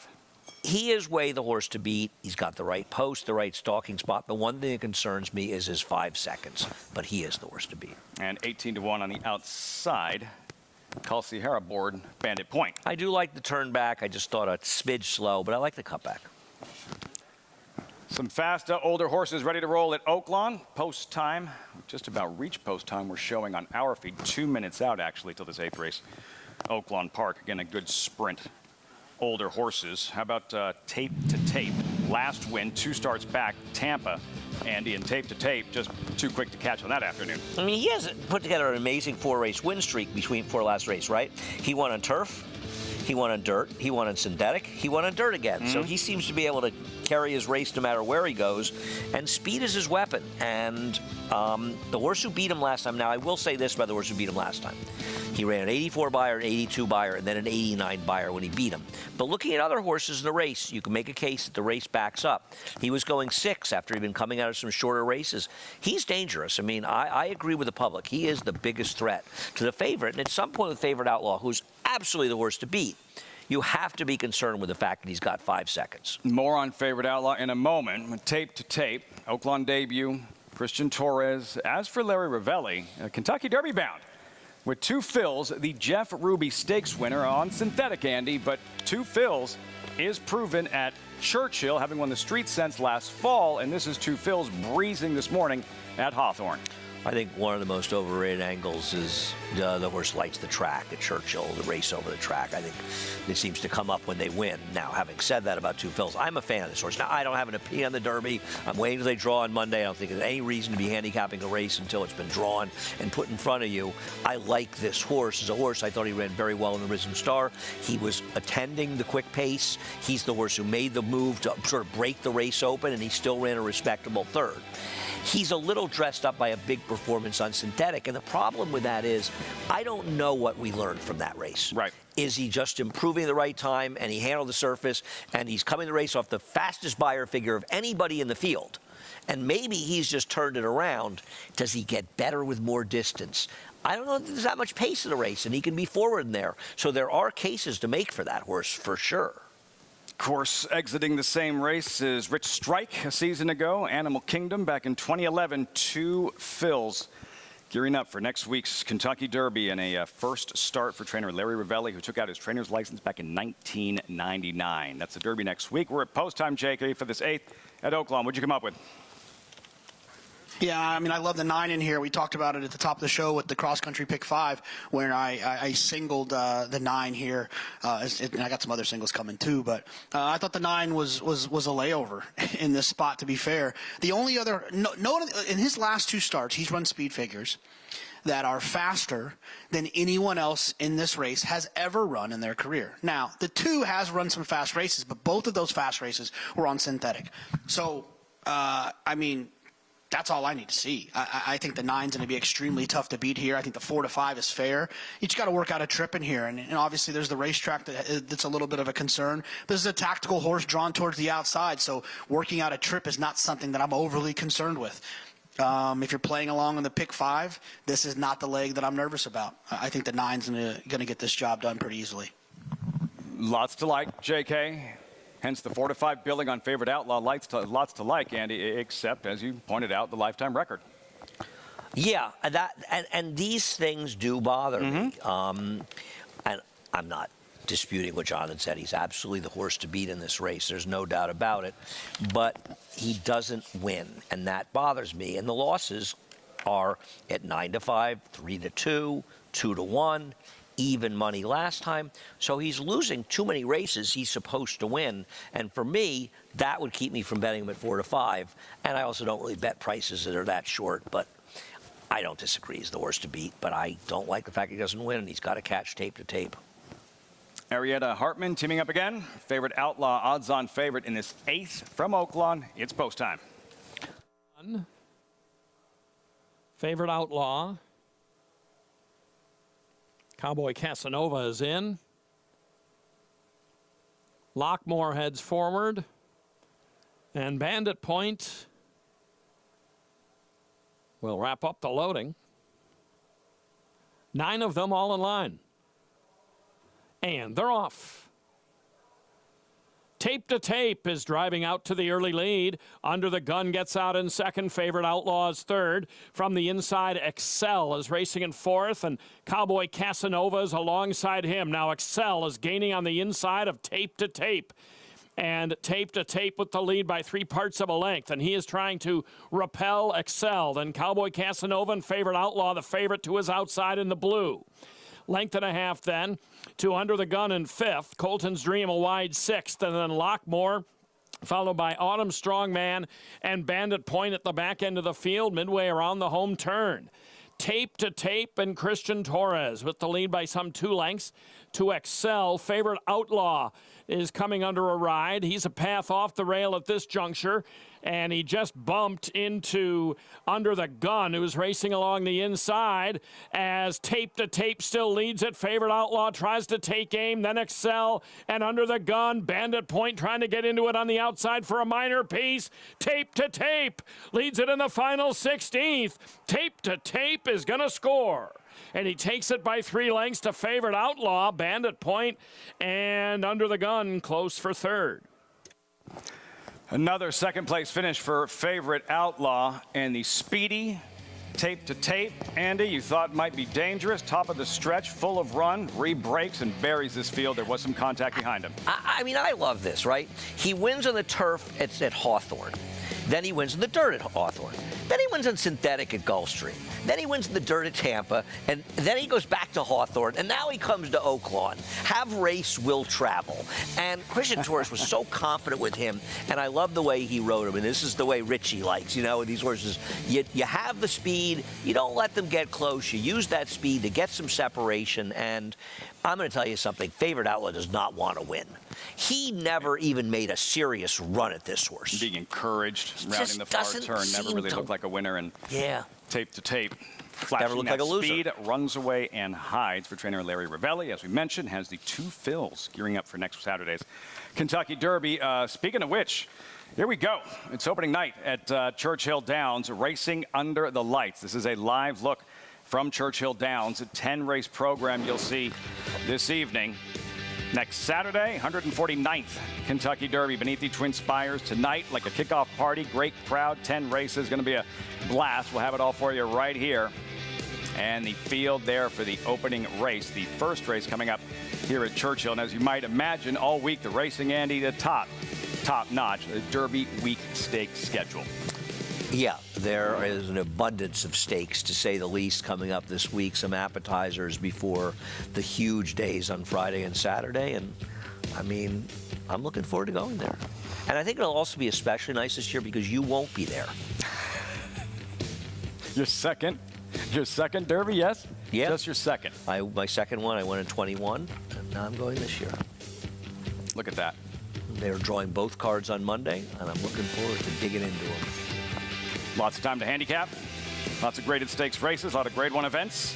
What else would you expect? It's Kentucky Oaks Friday, Kentucky Derby Saturday. We do have boots on the ground at Churchill Downs. Paul LeDuc is standing by. And Paul, yeah, we understand things do look a little bit different these days at Churchill Downs. Some minor tweaks and changes. Yeah, and things do look different here at Churchill Downs, but same. My cameraman Mark is with me. We had a great 10-race card here tonight on opening night, and they're celebrating, too, also Lafitte on Wednesday. This is the 50th anniversary of Secretariat as well. We also have Thurby, which is always a big night, and racing coming back on Tuesday. We have the Roxalana Stakes tonight. So I'll have Mark turn over a little bit. Obviously, we're going to be on the turf course we didn't have turf racing the last time we were at Churchill. And you can see they finished the stanchions over there, the new grandstand over there to the right on the clubhouse turn. So if you're looking for tickets for the Derby, that has been getting done. We'll have Senior Director of Media, Darren Rogers, with us a little bit later on. He's going to discuss some of the changes. And the next time you see me, you guys are going to see me in the new paddock Lafitte, where they have some stalls that they've moved in. And actually, the horses are going to be facing towards the parking lot. So you might be able to see the horses saddle for the Derby, maybe old school style, maybe like me, at the fence, or like you were maybe at the fence at spring training trying to get autographs, looking at the Derby horses saddle. So it's actually pretty cool. We'll take you in the paddock here in a little bit. Looking forward to that, Paul. A brand new look, kind of a Coliseum feel to what the paddock is now. And remember, it's not done. 75, 80%, it'll be completed for this year's Kentucky Derby. And then right when the Derby is done, they're going to essentially undo everything that's been built and constructed to get ready for this year's Derby, lay everything out for next year's Kentucky Derby. There's going to be a makeshift paddock, a makeshift jocks room along the backstretch there at Churchill Downs. So a work in progress, a massive investment, around $200 million. Churchill Downs, as they continue to improve things, and an incredible experience for the fans. Around 150,000 expected next Saturday at Churchill Downs for the Run for the Roses. Here at Aqueduct, 9th and final. Andy, post-parade, the favorite, favorites actually the 8th. There's Grand again and Romeo Mirage. Okay. I think the entry's dangerous. Both halves of these horses, both halves are not impossible and good form. Zoomster, third surface in as many starts. Sorry, I'm getting ahead of myself. Zoomster's a new barn. He's a half to Looney Sema who likes the mud. So he's got some pedigree. He's a little interesting. He's a wise guy horse here. New York Panther and Trevor McCarthy. I picked New York Panther in here. I just think he's back to the right surface and probably the horse to be on the drop down. Softer company today, certainly. Eternal Glory, who defeated double digits in all 4 races. Yeah, just hasn't really been doing any running. Rider switch here, break the ice. Jose Gomez takes over. Yeah, the dirt races, the worst races he's run, his turf races are nothing to write home about. Field for the 9th and final. 2 minutes out. Richie, your thoughts. Who graduates in this $20,000 maiden claimer to close the show? I think it's a very competitive field. The 3 Dad's Good Runner made a great impression in the paddock. Like what I saw from him on the racetrack. You get Manny Franco from Michelle Nevin. She does a great job. Her horses always look good. 5-horse Grand, again, not that I like this horse. I just thought it was interesting. This horse has about as severe an extension blinker on the outside, really inhibiting his vision on the outside. Now, the conventional wisdom about that is that horses won't run to where they can't see. As a former rider, I'm here to tell you that's a fallacy. And it also inhibits horses from braking properly sometimes because that eye is so covered. The gate crew or the gate assistant starter has to kind of tilt their heads so that they can actually see the brake coming. If their heads turn slightly, they don't see the brake, they're not going to brake well. I was never a big fan of riding horses with that kind of equipment. The 7-horse Bold Honor will be my top selection. I like this horse getting Kendrick Carmouche. I think he wants wants to be aggressively handled, a horse to be put in the game more, and I think he's going to turn it around at a big price. The 8 New York Panther, I call it the Goldilocks effect. I think he finally gets the right distance, the right surface, and the drop in class. Everything is just right. I think he's absolutely the horse to beat. And the 6-horse Zoomster, who Andy talked about, has somewhat of a pedigree for the mud. Man, was he a bad actor. He came out here, he got up in the air, tried to slap at the pony. Omar Moreno-Hernandez did a really good job. Hernandez-Moreno, excuse me, did a really good job, got away from him. But you want to talk about an unfocused and studdish horse. I mean, he's just screaming at everything and really not acting like he wants to be a racehorse, more like he wants to be out in the field chasing some mares somewhere. Little distracted Zoomster out there. You see the selections. Andy and JK with New York Panther. Bold Honor, as Richie said, Kendrick Carmouche in the last race. Uncle Moonlight, more aggressive ride. It paid off. Perhaps a different type of ride today for Bold Honor, who did burn some money in his last start off the board at 9-5. Yeah, what worried me about him, and I'm not going to knock Bold Honor, he's not impossible, obviously, is that I didn't think he handled a wet track last time, and I'm not really that big on those things. But watching that race, I wondered if Eric, the reason he wasn't getting the front was he wasn't really handling the track. Kind of spinning and his wheels that kind of out there. worried me a little bit because Eric rode him before and he was forward. So I'm a little concerned about the wet track with him, but he's obviously a good price. Time for the nightcap, 9th and final. Chris Griffith standing by. And they're off. Good speed from in between horses there. New York Panther wants the front, but has plenty of company. And here comes Grand Again. And now Grand Again pushes on, is up by a neck. Zoomster to the outside and at the rail. That's Dad's Good Runner. That's now the leading trio. Just off of them is going to be Bold Honor in the red silks. Now is back in the 4th position. Then comes Steady Progress, who's in 5th. Towards the far outside, there's Eternal Glory, as with Break the Ice. New York Panther broke on top, but is now second to last with the trailer. Sways in My DNA. On the front end, it's Grand Again, who's got the lead as a neck in front. It's Zoomster right to the outside here, stalking from second. Dad's Good Runner got off the rail, now moves to the outside into the 3-path. They went 22.59 for that opening quarter mile, and Dad's Good Runner is on the move. Bold Honor is following that move. Is under drive here for Kendrick Carmouche, is in the red silks and is making up quick ground, is within 3 of the lead. Losing some ground is Steady Progress from the back. Eternal Glory is trying to rally on. Sways in My DNA is now traveling through rivals. Also, here comes New York Panther with a run from the back of the pack. They are spread across the racetrack here at the top of the stretch. And on the front end, it's now Dad's Good Runner who kicks for home. Dad's Good Runner trying to keep up his Grand Again down towards the inside. Zoomster is losing quick ground. Bold Honor is trying to run on. Sways in My DNA is also coming up from the back with New York Panther. But Dad's Good Runner got off the rail, moved to the outside, and it was over. Dad's Good Runner, Manny Franco, your leading rider. He gets the victory in the finale. It's Manny Franco there with Dad's Good Runner. Then came Bold Honor, a photo with New York Panther, who was up late with Grand Again in 1 minute 25.55 seconds. Leading rider by many wins, Manny Franco. Dad's Good Runner, defeated favorite in his latest. Franco takes over today, and Dad's Good Runner takes it to this field, graduates in his 9th career start. Michelle Nevin sweeping the late double. Yeah, this is, well, Dave Granigan tweeted the other day that Manny, in just destroying the competition, he had, I think, 9 multiple win days. I think this is his 2nd or 3rd since he tweeted that. He's really just, I mean, he's just been doing every single thing right. Listen, you got to ride the right horses, and his agent, John Panagot, also deserves a lot of credit. But the biggest change to me for Manny over the last year is he's become a more aggressive rider. I think there were times he was a little bit too passive, and he's consistently been aggressive in putting his horses in the game. And you have to get the mounts, you have to get the business. Confidence. But his confidence is growing, and I don't think there's any rider out there who's riding better than Manny Franco right now. In Avalanche, in terms of these standings in the chase for a riding title here at Aqueduct, closing day tomorrow. Manny Franco, Dad's Good Runner, Michelle Nevin, back-to-back wins to close the show. 3, 7, 8, 5 results. When we come back, of course, this is not your run-of-the-mill Saturday night racing fans. A little bit of everything. Opening night, Churchill, harness racing from the Big M. We're on site at Meadowlands, the opener in less than an hour. You're watching America's Day at the Races on Fox Sports 1. Anybody going 70, 50, 75, 850, 75, 175, 175, 150, 175. Proud 850,000. Thank you.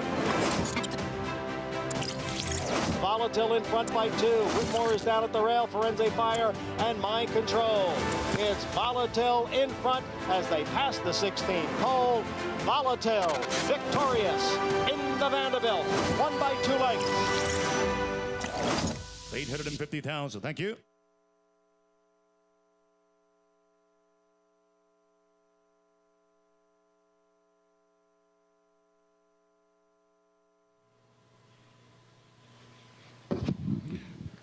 One, 2, 3, 4, 5, 6, 7, 8, 9, 10, 11, 12, 13, 14.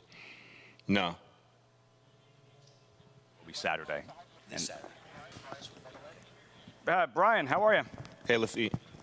Good, Lafitte. How are you? Good, good. Is it pouring, miserable? Are you freezing and wet?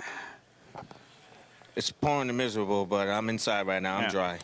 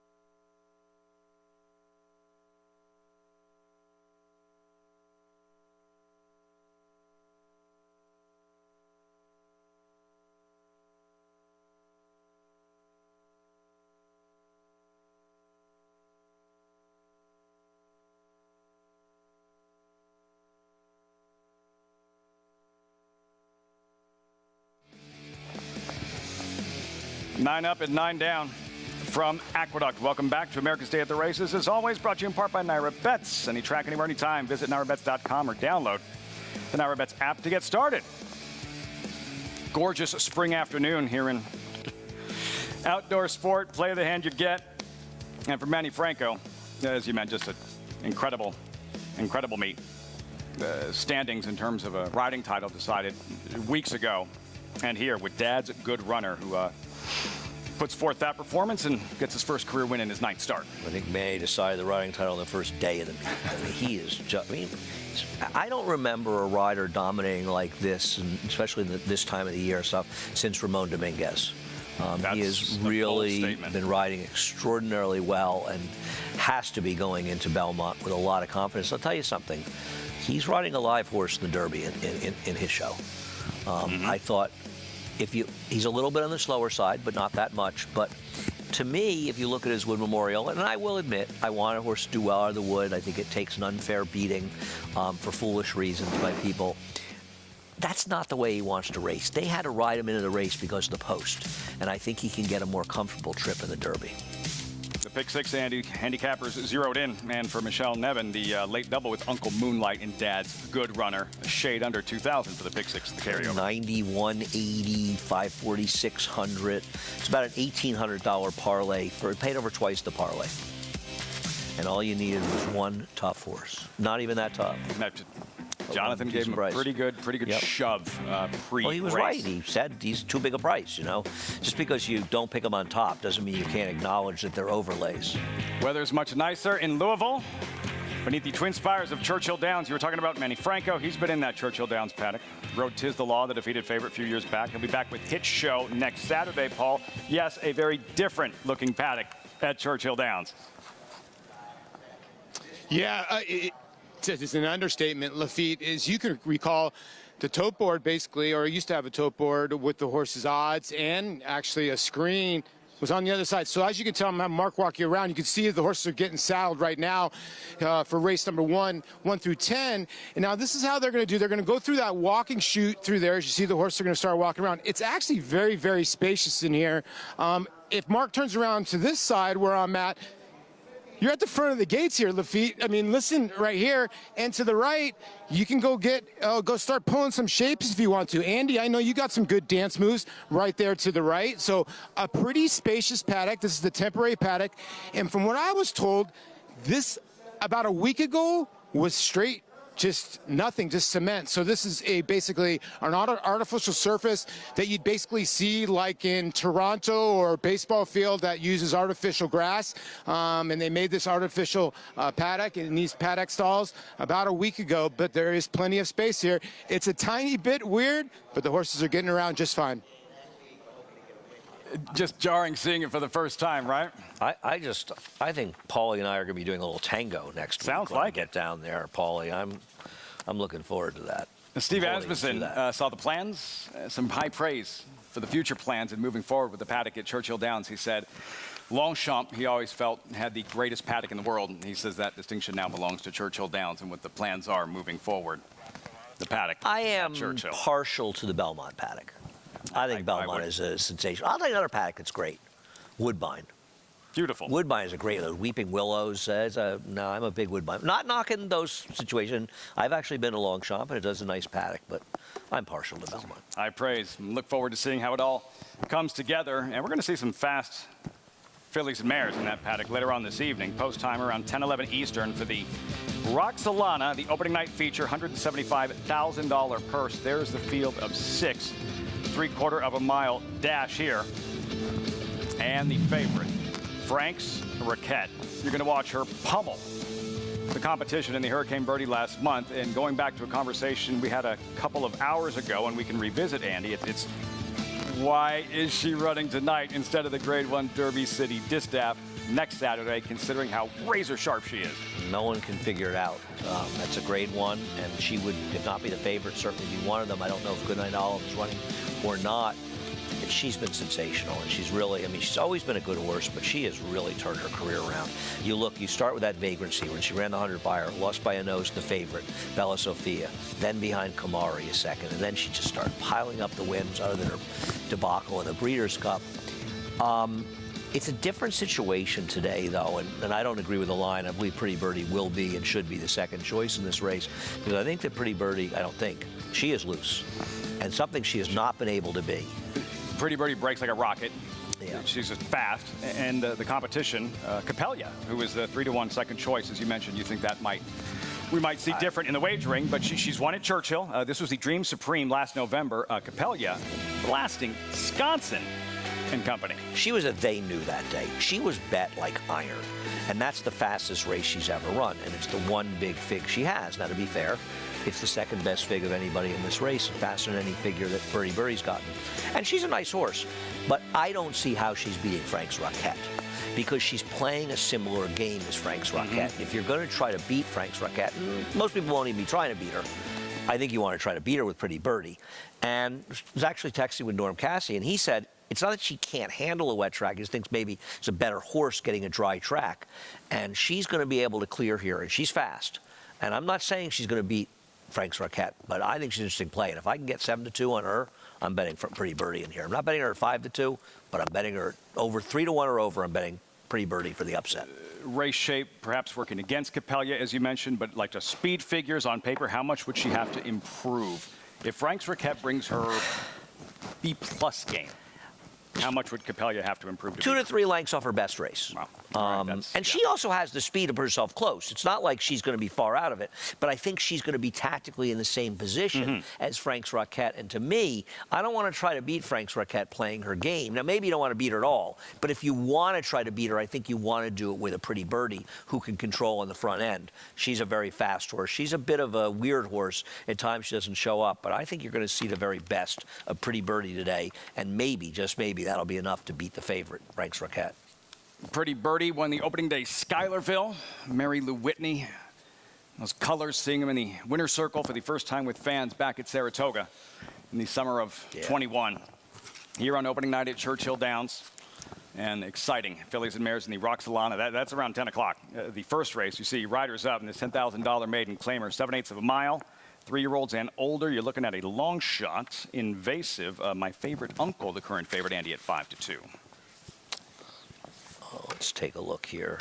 My favorite uncle at 0-for-29 is the favorite. If you're betting a horse as the favorite that's 0-for-29, I would reconsider. This horse, by the way, has the figs. I'm not going to dispute that. Has been racing on synthetic, but has run fast enough on dirt in most of his races. So the last time he ran on dirt, he was eased. In fairness, he's 0 for 29, but he's only 0 for 16 on the dirt. And let me look at some of the prices he's lost at. Even money, 6 to 5, and even money. Recently, he has not been that short a price, but man, this is not the kind of horse that I'm betting a short price, speed figure edge or not. And he has speed figure edge, they're right. He's due. Maybe. He's been due before. 29 race maiden favored. We'll see him again in the post parade. My favorite uncle, $10,000 maiden claimers, 7/8 of a mile. Exciting time of year to be a thoroughbred racing fan. 1 week from tonight, 149th. Kentucky Derby, those stands will be packed, 150,000. Tonight, though, more of a party atmosphere, kind of a kickoff party. We have Paul LaDuca on site. He just gave you that tour of what the paddock looks like, kind of a makeshift paddock before it'll be finalized for Kentucky Derby 150. And just the excitement knowing that the first leg of the Triple Crown is just around the corner. Several workouts this morning at Churchill. Forte breezed, anticipated favorite for the Derby, coming in off that win in the Florida Derby. We'll have much more on the 3-year-old picture throughout the course of the broadcast. But first, this post parade, starting with Hale Allen at 9-2. It's been a struggle. Can he compete with this group? No, his dirt race is the worst, one of the worst races he's run, and I can't bet him off that effort. Little will go a long way. He bet a lot here, huh? Why drop down, I guess? Texas Ted, not close 2 weeks ago at Keeneland. Yeah, but he's cutting back a little in distance. I'd bet him at 6-1 before I bet the 1 at 9-2. I'll tell you that. I think he's got some things to like. Military Code, and then Invasive. Sire Normandy Invasion, 4th in the 13 Derby behind Orb. He was best that day. He really was. If he hadn't moved early, he would have won. Big move rounding that far turn. Yep. My favorite uncle, there he is. Is today the day? I got to tell you got a lot of heart if you're taking this horse at 5-2. Not for me. I get it, but I'm not betting horses like this. Faneuil Hall, the New York bred Mid-Atlantic Invader, followed by Bluegrass Loot and David Cohen. I think Bluegrass Loot is a little more dangerous dropping down. I would prefer to bet him. I thought he should have been favored. Now, Mr. Yasuda, difficult to endorse off the board in 5 straight? I disagree. I think getting back to the dirt is a big move, and I like Mr. Yasuda. I know the Jockey hasn't been successful, but I'm going to take a shot with Farron Peterson with Mr. Yasuda. Finally, Spun's Son off the board in 11 straight. The field for the opener. Kicking off the 2023 spring meet at Churchill Downs, 1 week out from the Kentucky Derby. Turn off your phone, Andy. The first of 10 from Churchill when we come back. Introducing a stallion, as top class as they come. In 22 career starts, he won or placed in 12 graded stakes, competing in 15 grade ones, earning over $1.7 million. His undisputed speed is evidenced by 7 100-plus Spire speed figures, a 3-time grade 1 winner, Raging Bull. Race to Twin Spires, where you can take advantage of our $200 new player offer right now. Register with code GET200 to start earning your bonus of up to $200 with Twin Spires, where you can watch and bet on the best racing from across the globe. Plus, you can check out our expert picks and weekly promotions. Fast and secure online betting with Twin Spires. Download the app and bet now. This season at Oaklawn, we've got more of everything. More of the top thoroughbreds in the world. More days of live racing. And the largest purses in our history.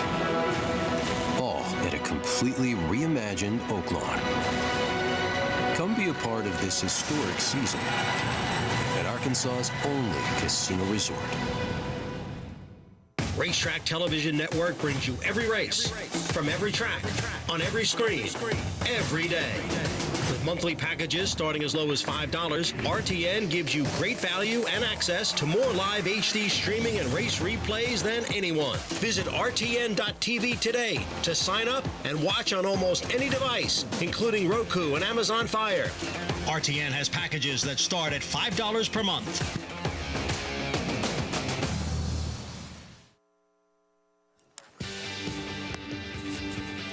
Welcome back. You're watching America's Day at the Races on Fox Sports 1. Opening night, Churchill Downs. Right there on the first turn, that grandstand under construction should be all set to go for next Saturday.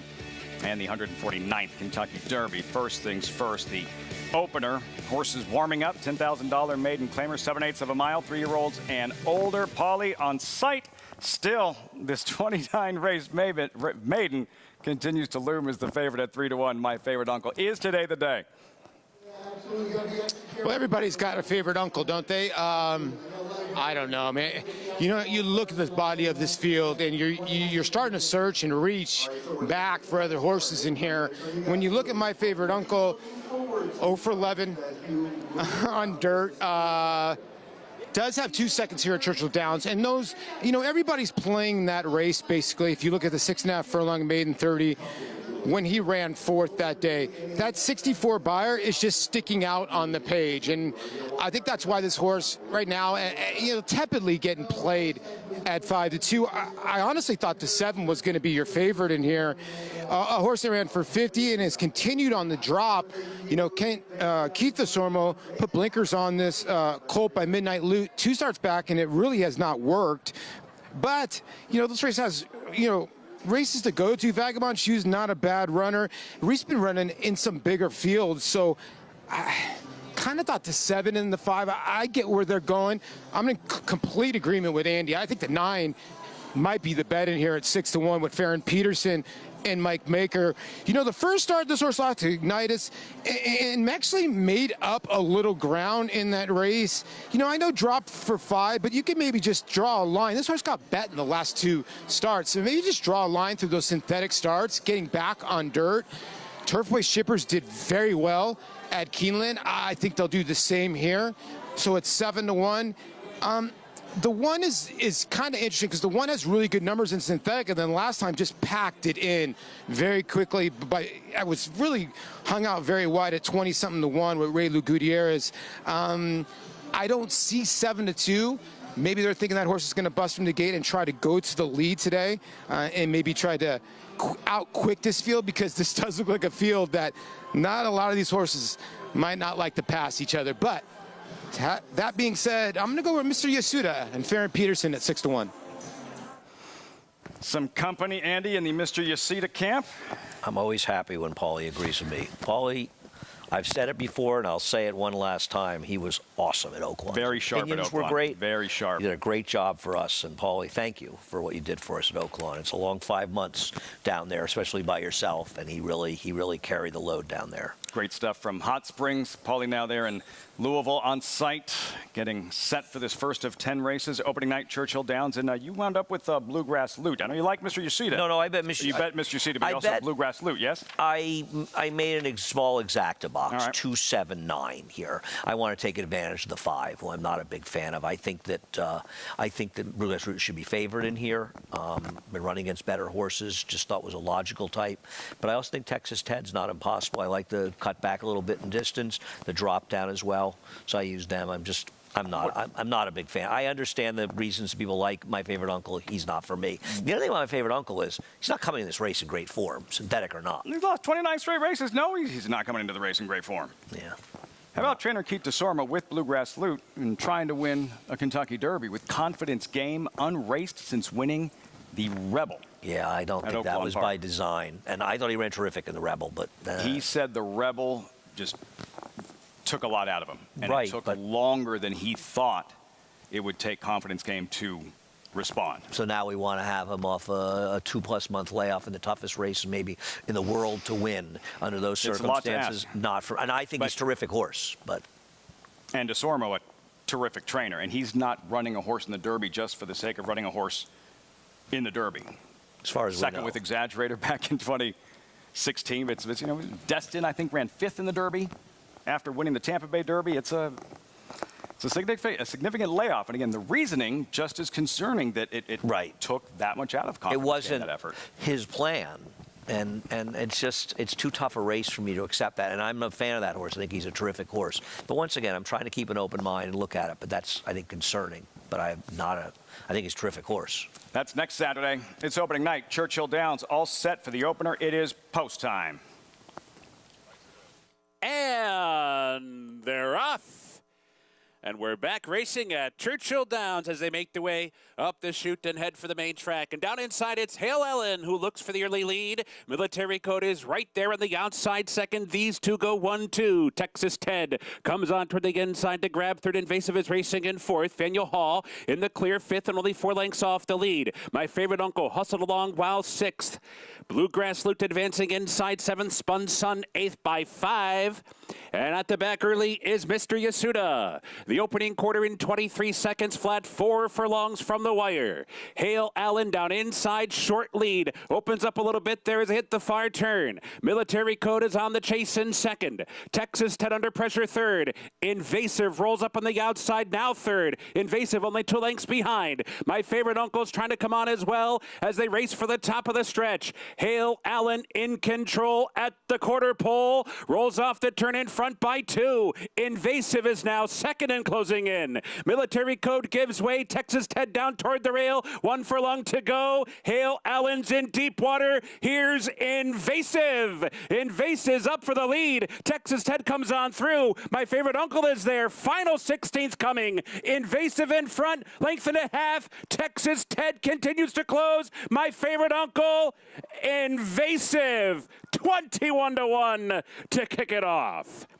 Texas Ted and My Favorite Uncle farther back, either Spun Sun or Hale Allen. Driving finish and an upset. 21-1 Invasive in the first of 10 at Churchill Downs as he graduates in his 7th lifetime start. Manny Machado with him out. Wow. I don't know what to say. His 2 dirt races were pretty abysmal, but he got it done today. Got a nice ride, got it done. A little bit of a hang by Texas Ted towards the end. I got a great ride by Loveberry, sitting in the inside, and big shock. My Favorite Uncle hung. Another second or third place finish. My Favorite Uncle, that would be a 14th in the money finish in 30 lifetime starts. Defeated. He'll try again as Invasive comes through and graduates. Big upset in the first race, Churchill Downs. We have stakes racing out at Oaklawn, the first of 2 stakes races. We reach post time. We check in with Jonathan. Yeah, guys, I went with the 4 Lovely Ride in here, who's been running well, fast figures, but also has won over a sloppy racetrack at Oaklawn Park. Now, I don't want you to think that I just deferred to the favorite here. I tried to get creative with the 6 Butterbean and the 7 Tap Dance Fever. The problem I have with the 6 Butterbean, this horse just comes from way out of it. And I do not like horses that come from way out of it on sloppy racetracks. I think the kickback is more intense on a sloppy racetrack. Just think about throwing sand at somebody versus throwing a wad of mud. I just think it's more impactful. And I think that horses that are coming from out of it, it's just a lot more to overcome. And that's just me trying to get creative with Butterbean. I don't think Butterbean is better than Lovely Ride, but I was trying to find a world in which Butterbean, the 6, could catch the 4, and I couldn't come up with it. And then the 7, Tap Dance Fever, the same thing. Gerald Bennett down at Tampa is a high percentage trainer, and I don't like horses switching from high percentage trainers to anyone. Not that anything against Brett Calhoun. He wins a lot of races too at a nice percentage, 22% his career, 22% this year. But I feel like you still have to give it a second look when you're seeing a horse leave the barn of someone who wins at a high percentage. So maybe Tap Dance Fever improves. Maybe Tap Dance Fever moves up. But it's just hard to come up with that based on the fact that, is leaving that barn. Lovely Ride, to me, just looks like the one. Tactical, should make her own trip. She, like I said, she's won over this racetrack, a sloppy racetrack. I'm not one of those people that gets carried away, they love the slop. But what I will say is when a horse runs well on a racetrack that's sloppy and they come back to the same racetrack that's sloppy, I think understanding how they ran on it that day does help you a little bit. I think she's going to be hard to beat in here. Dance Fever, far cry from that 5-2 on the morning line. Yeah, Lovely Ride's going to beat me. I think she's gotten very fortuitous trips, and maybe she get one again, but I wonder if Let's Cruise can be aggressive. Gunning coming out of sprint should be going. I like Tap Dance Fever. She's actually a private purchase since her last race, and she's been in raging form. I mean, even her loss behind Classy Edition, who's really been very good, and I imagine is going in a La Troyenne for Todd Fletcher next week. I think she's a very, very interesting horse, Tap Dance Fever. Look at the Manatee at Tampa, March 11th. Tap Dance Fever closing with a rush up the rail. No, I think that was a good field she was in last time. I think her form has been very, very good. I'm a fan. I think she's a very interesting play at 7-1 this race. Why do you think she's being ignored? I don't know. Maybe she ran out of town and they don't trust her the out-of-town form. And listen, see, I disagree with Jonathan about Lovely Ride. I think she is massively dressed up. She has gotten one fortuitous trip after another, very moderate paces, racetracks that were kind to speed, and I think she can obviously win. I'm not an idiot, but she's a 4 to 5 shot. In my opinion, it's a little bit dressed up by circumstance in here, and I just think, isn't Gunning supposed to be a little bit aggressive, stretching out in here in good form? Isn't Let's Cruise off the layoff supposed to go? And if Lovely Ride doesn't get everything her own way in the front end, I really want to play against her. And I think Tap Dance Fever at these kind of odds, currently 6-1, is a very, very enticing play. So we have different opinions here, and that's what makes the horse racing world go round. In front, you saw digging deep in the Grade 3 Bayacoa, eventually overhauled. You have the heavy-hitting Connections, leading rider Christian Torres, leading trainer Robertino Diodoro. You can understand the 4 to 5, but what I can't understand, as you just gave the sales pitch on Tap Dance Fever, that feels like larceny at 6-1. I just think she's an overlay at 6-1, and I don't think I think 4 to 5 and Lovely Ride is too low. I'm averse to horses that have everything go their own way in her races, and maybe it'll happen again. And maybe I'm wrong. Maybe she's just better than these horses, but I'm willing to bet my money to find out. No Secret Oath or Clairiere to deal with for Lovely Ride today, as she hooked in her most recent, the Azeri. She's odds on. It is post time. The Dig a Diamond Stakes live from Oaklawn. Here's Keith Byers. In the gate. Track muddy. And they're off. Lovely Ride came out running, but so did Coastal Charm on the inside, and those two are going to go head and head early on. The normally speedy Let's Cruise is in behind that pink pair and is angling outside. Gunning is caught outside of Let's Cruise. Then a length and a half to Butterbean, and Tap Dance Fever trails the field as Coastal Charm and Martin Garcia with a narrow lead to the backstretch over Christian Torres and Lovely Ride. Then a length and a quarter, and it's Let's Cruise, who's 3 deep out there racing in third. Butterbean scoots up the inside. Gunning on the stretch out is next to last, and Tap Dance Fever is right with that back crew. 6 of them only separated by about 3.5 lengths as Coastal Charm leads it up the backstretch here and has widened that lead to about 3/4 of a length now over Lovely Ride. The heavy favorite sits outside in a chasing position, and then comes Gunning and Tap Dance Fever. Let's Cruise. Butterbean has dropped back and tailed off to trail the field here as they round the turn and come to the top of the short stretch in this 1 mile Dig a Diamond. Coastal Charm leads the way by a half length, and Lovely Ride to the outside is being called on for run, followed to the outside by Gunning and to the inside by Tap Dance Fever. She needs her way through. Then comes Butterbean. They straighten away at the top of the short stretch, and Coastal Charm is trying to scoot clear. Here comes Gunning down the middle of the racetrack. Lovely Ride, it might be settling for third. It's Coastal Charm in the Dig a Diamond. Coastal Charm over a photo for second between Gunning and Butterbean. Lovely Ride was fourth. You saw an upset in the opener, Churchill Downs. Just saw an upset in the feature here, co-feature at Oaklawn. Coastal Charm, another win for Martin Garcia, 8-1, strong on the lead in the stretch. Yeah, it was a very good ride by Martine, understanding that Lovely Ride is vulnerable if she's not able to get everything her own way. And she cut out a very moderate pace, and you could see they asked Lovely Ride in the turn. She had nothing whatsoever. And Coastal Charm, and believe me, I couldn't make her. The horse I tried to beat him with ran a dismal 5th here. But Lovely Ride, to me, she's been a horse that's been very fortunate in her races, and that kind of caught up to her eventually. And not so fortunate tonight. 8-1 winner, Coastal Charm there at Oaklawn. You're stepping aside. Did you have a chance to look ahead to the Bachelor coming up, 3-year-old sprinters? I did. At Oaklawn, did you have a selection? I like Rivet. Do you like Rivet for Steve Asmussen, yes? Yes, I'm a Rivet fan. I think Rivet could be Steve's next good 3-year-old sprinter. I think there's a lot of room in that division, and I think he's going to run well, and I believe there's a good chance we'll see him in the Woody Stevens on Belmont Day. Wow, that good. Yeah. He's had some pretty good sprinters. Yes, he over has. the years, Steve. Asmussen. Still That does. is the Bachelor coming up. Andy Serling stepping aside. Pleasure as always, my friend. I've enjoyed it. I look forward to never seeing you again, but it's been fun today. Did you hear that? That's what I have to deal with 3 hours a night. Oh, that's what I have to poor deal with guy. here. Brad Cox. Suck He's won it a Kentucky Derby. Get off the set. Will you get off the set? Brad Cox won with Mandaloun. He wants to win it outright. Multiple horses this year, including the Arkansas Derby winner, Angel of Empire. You're watching America's Day at the Races on Fox Sports 1.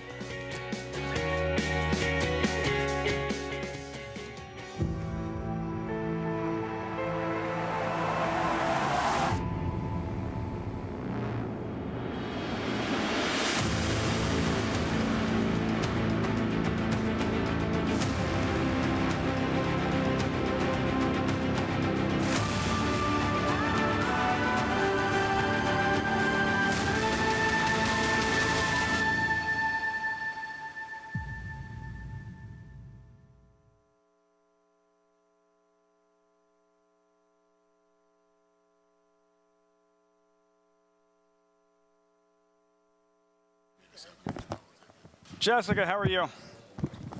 I'm good. How are you? Good. All good here. Good, good. I'm just going to have to turn you guys up a little bit more on my back, on my thing. You guys are very quiet. She's at a good level for me. I can hear her good.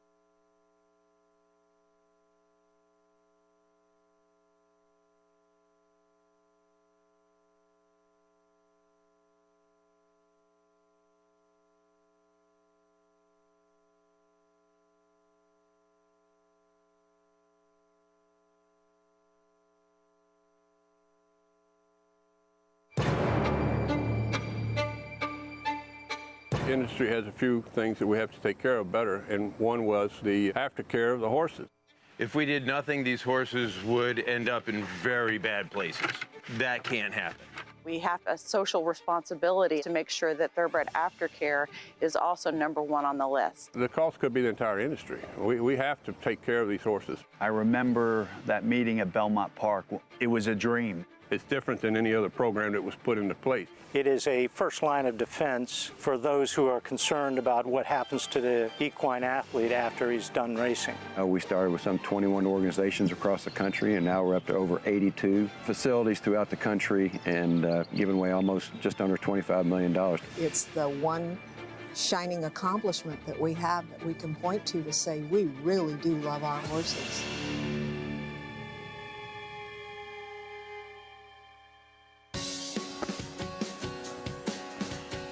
You're watching America's Day at the Races, right here on Fox Sports 1. Opening night, Churchill Downs, 1 week from tonight. Kentucky Derby 149. I am now joined by Anthony Stabile, and thank God, that's not an Andy's gone, thank God. That's a we have standard bred racing. Depends on who you ask, buddy. We have Meadowlands Harness tonight. We have Jessica Auden on site, and thankfully, Anthony's sitting right next to me. You got Paul Detarosa coming on later. You'll be gone. Occasionally you'll have Paul. I know Paul about 30 years. Paul has I mean, let's just call it what he is. Like me, Paul's a degenerate. So Paul's going to be great tonight. Self-aware man. Looking forward to taking you through some harness action. You know I love my harness. I left the silks home tonight. It's way too early in the season. The silks and Acacia gets afraid of the stick, so I left the stick home. Who can blame her? And the silks, and we'll have a good time. We'll have a good time tonight. I think you told the story last year. Opening night, Churchill, we had Meadowlands. It was about you sneaking in as a kid. 3 years old. My mom was very young when I was born, so she's still very young, thankfully. She's still around, obviously. Hi, Mom. We used to have to say I was her brother because I was, I was 3, but I was 90 pounds, so I was overweight at 3, so I didn't look like a regular 3-year-old. I looked like one of them monster 3-year-olds instead. So, supersized, like a Teenage Mutant Ninja Turtle. The making of a degenerate. 3 years old. Yes, no question about it. Really good here it tonight. is. Here's what it is, folks. The Big M as we roll into our, 6th hour of coverage this evening. Sixth day of action, till folks. 11. It's a long night. We're here for a long time and a good time. Coastal Charm, she was there for a good time. And can you connect the dots? Because I know you did like this filly a little bit. Yeah, I made a 4-2. I made a little 4-2. Martina Garcia did a great job, Lafitte. Speed is the most precious commodity you can have at a racetrack. And he not only used his filly's best weapon, but he took Lovely Ride's best weapon away, which could have been more important in this instance because the favorite winds up running last. And she waltzes around the racetrack, short stretch and a mile run, cuts the corner, muddy track. That place, historically, Oaklawn Park, when there is moisture in the ground, the rail gets very good. And it looks to me like that's happened again today because we've seen a couple of horses go wire to wire, and they've been on the inside. 1960, daughter of Ghost Sapper, 04 Breeders' Cup Classic winner, Horse of the Year, Coastal Charm, multiple wins. Martina Garcia, Steve Hobby, winning trainer. We turn the page. How about the Bachelor? 8 of them here with Mo Strike, 9-5. Mo Strike with the distinction of the only horse to have defeated Forte way back in summer in the Sanford, week 2 of the meet, I think it was. I am a fan of Mo Strike. I'll tell you the one thing that I don't like about Mo Strike. I don't think he looked 100% comfortable on the wet track last time. Now, we haven't seen him since that hopeful back in September, so maybe whatever brought him to the bench is what that was, but a little trepidation there still. I think he's clearly the horse to beat this afternoon. Andy liked Rivet. Yeah. Dangerous for the Asmussens. 5-2. Mo Strike, trained by Brad Cox, as we mentioned. Brad Cox, who won the 21 Derby with Mandaloun by disqualification 8, 9, 10 months after the fact. The Derby snapshot, Brad Cox and his upstart 3-year-olds with Angel of Empire really coming into his own, having won the Risen Star and Arkansas Derby. Hit Show, don't sleep on Hit Show and the high-riding Manny Franco. 4 horses. We start with Angel of Empire. It's not that he won the Arkansas Derby, it's how he won the Arkansas Derby with authority and conviction. This wasn't a meltdown that he took advantage of in the Risen Star. He took it to him. A forward march. It's funny. Brad Cox is almost like one of those old 60s detective shows. We got him surrounded. You see? Come on out with your hands up. There's one in front, one in the middle, one in mid-pack, and one all the way in the back. I love this horse's race for the most part. My biggest problem with this effort, Lafitte, is the fact that he had to launch at the half-mile pole. And he's coming into the Derby. He's probably run the hardest of all the Derby prep winners to win his prep. Because he launched, like you said, it didn't come back to him. And he started running at the half-mile pole, and he kept running. He didn't make the lead and stop. He ran through the outside of the TV screen. That's what you kind of want to see, but he had to do it for so long. Now, he gets to 5 weeks. It used to be Oaklawn was 3 weeks, then it was 4 weeks, now it's 5 weeks. That helps, but he still had to run awfully hard to get his prep win. Love the versatility, regardless of pace and how it unfolds, because he has done it where he's a little bit more forwardly placed. I think that's what you saw in the Arkansas Derby, and we saw him come from far, far back in the Risen Star, improving at just the right time. Angel of Empire. And it's going to help him because save Jace's Road, there's not any real confirmed speed in here, so you're going to want to be in closer proximity to front end. All right, so that's next Saturday's Kentucky Derby. We have racing from Meadowlands, shifting gears. They're shifting gears and really shifting gears. From the thoroughbreds to the standard breds, we have Jessica Otten on site. First race coming up. You see the field there and updated odds. Jessica, what do we have to look forward to the Big M on this exciting Saturday night? Well, it is a wet Saturday night here in East Rutherford, New Jersey, but so excited. We have an action-packed 14 race card ahead of us tonight. Of course, we are highlighting a few of our stakes horses getting ready for the 2023 stake season here at the Meadowlands. I'm so excited to be back with you guys again this year. This is our first of 8 shows that we're teaming up with you guys. Of course, a couple of those shows will be highlighted by the Meadowlands Pace on Saturday, July 15th, and of course, the prestigious Hambletonian on Saturday, August 6th as well. I'm very excited to be with you guys for these races. But for now, we are going to take a look at race number 1. This is a Meadowlands amateur driving event, a full field of 10, a very competitive field of 10 in here. A few key horses to highlight in here would be the one Van Diesel out of the Izzy Estrada barn. This horse showed up at the Meadowlands about 4 starts ago and really took this field by surprise in the 12-5 Claimers and raced very well and against a much tougher group. Then racing against the Trackmaster ratings of 80.5 and was a strong winner there in 52-2. No luck from an outside post 2 starts back, but did close well at the end of the mile. Went down to Harris, Philadelphia to win against a very good group there. Comes to the Meadowlands in this amateur driving event in for 12-5. So it's a drop down in class, and you get Yogi Sheridan in the bike, and he's been putting everything near on the front end. And this guy has plenty of gate speed to get off the rail well in here. Next, I go to the 9 Grateful Kiss, a horse that has been racing in the Meadowlands amateur driving events as well as the 12-5 Claimers and the non-winners of 3,000. He had post 9 3 starts back. Throw that start out. He had tons of traffic trouble after he was shuffled into that mile. 2 starts to go. You know, just really unlucky. Had to come first over, cleared to the lead, and just got beat a length there in that 12-5 optional Claimer. I thought it was a bit of a tougher field. Little Honey Badger came back last night to race here at the Meadowlands from post 10. It was a very big effort by her, so I thought that was a little bit of a tougher group. Post 9 will be hard to navigate through tonight. Hopefully Tony Veruso will be able to get this one off the wings well. You see double bubbled there at the 3/4 pole the last time out, only beating a half a length against Trante Deo. Those races that night were coming from well off of the pace. Post 9 will be hard to navigate through, but I think Anthony Veruso will be able to get this one involved early on, middle pack, get away in the middle pack, and hopefully work out some sort of trip there. Next, I go to the TJ Blast out of the Chrissy Crispin Beer Barn, who's been doing fairly well over the last couple of months here at the Meadowlands.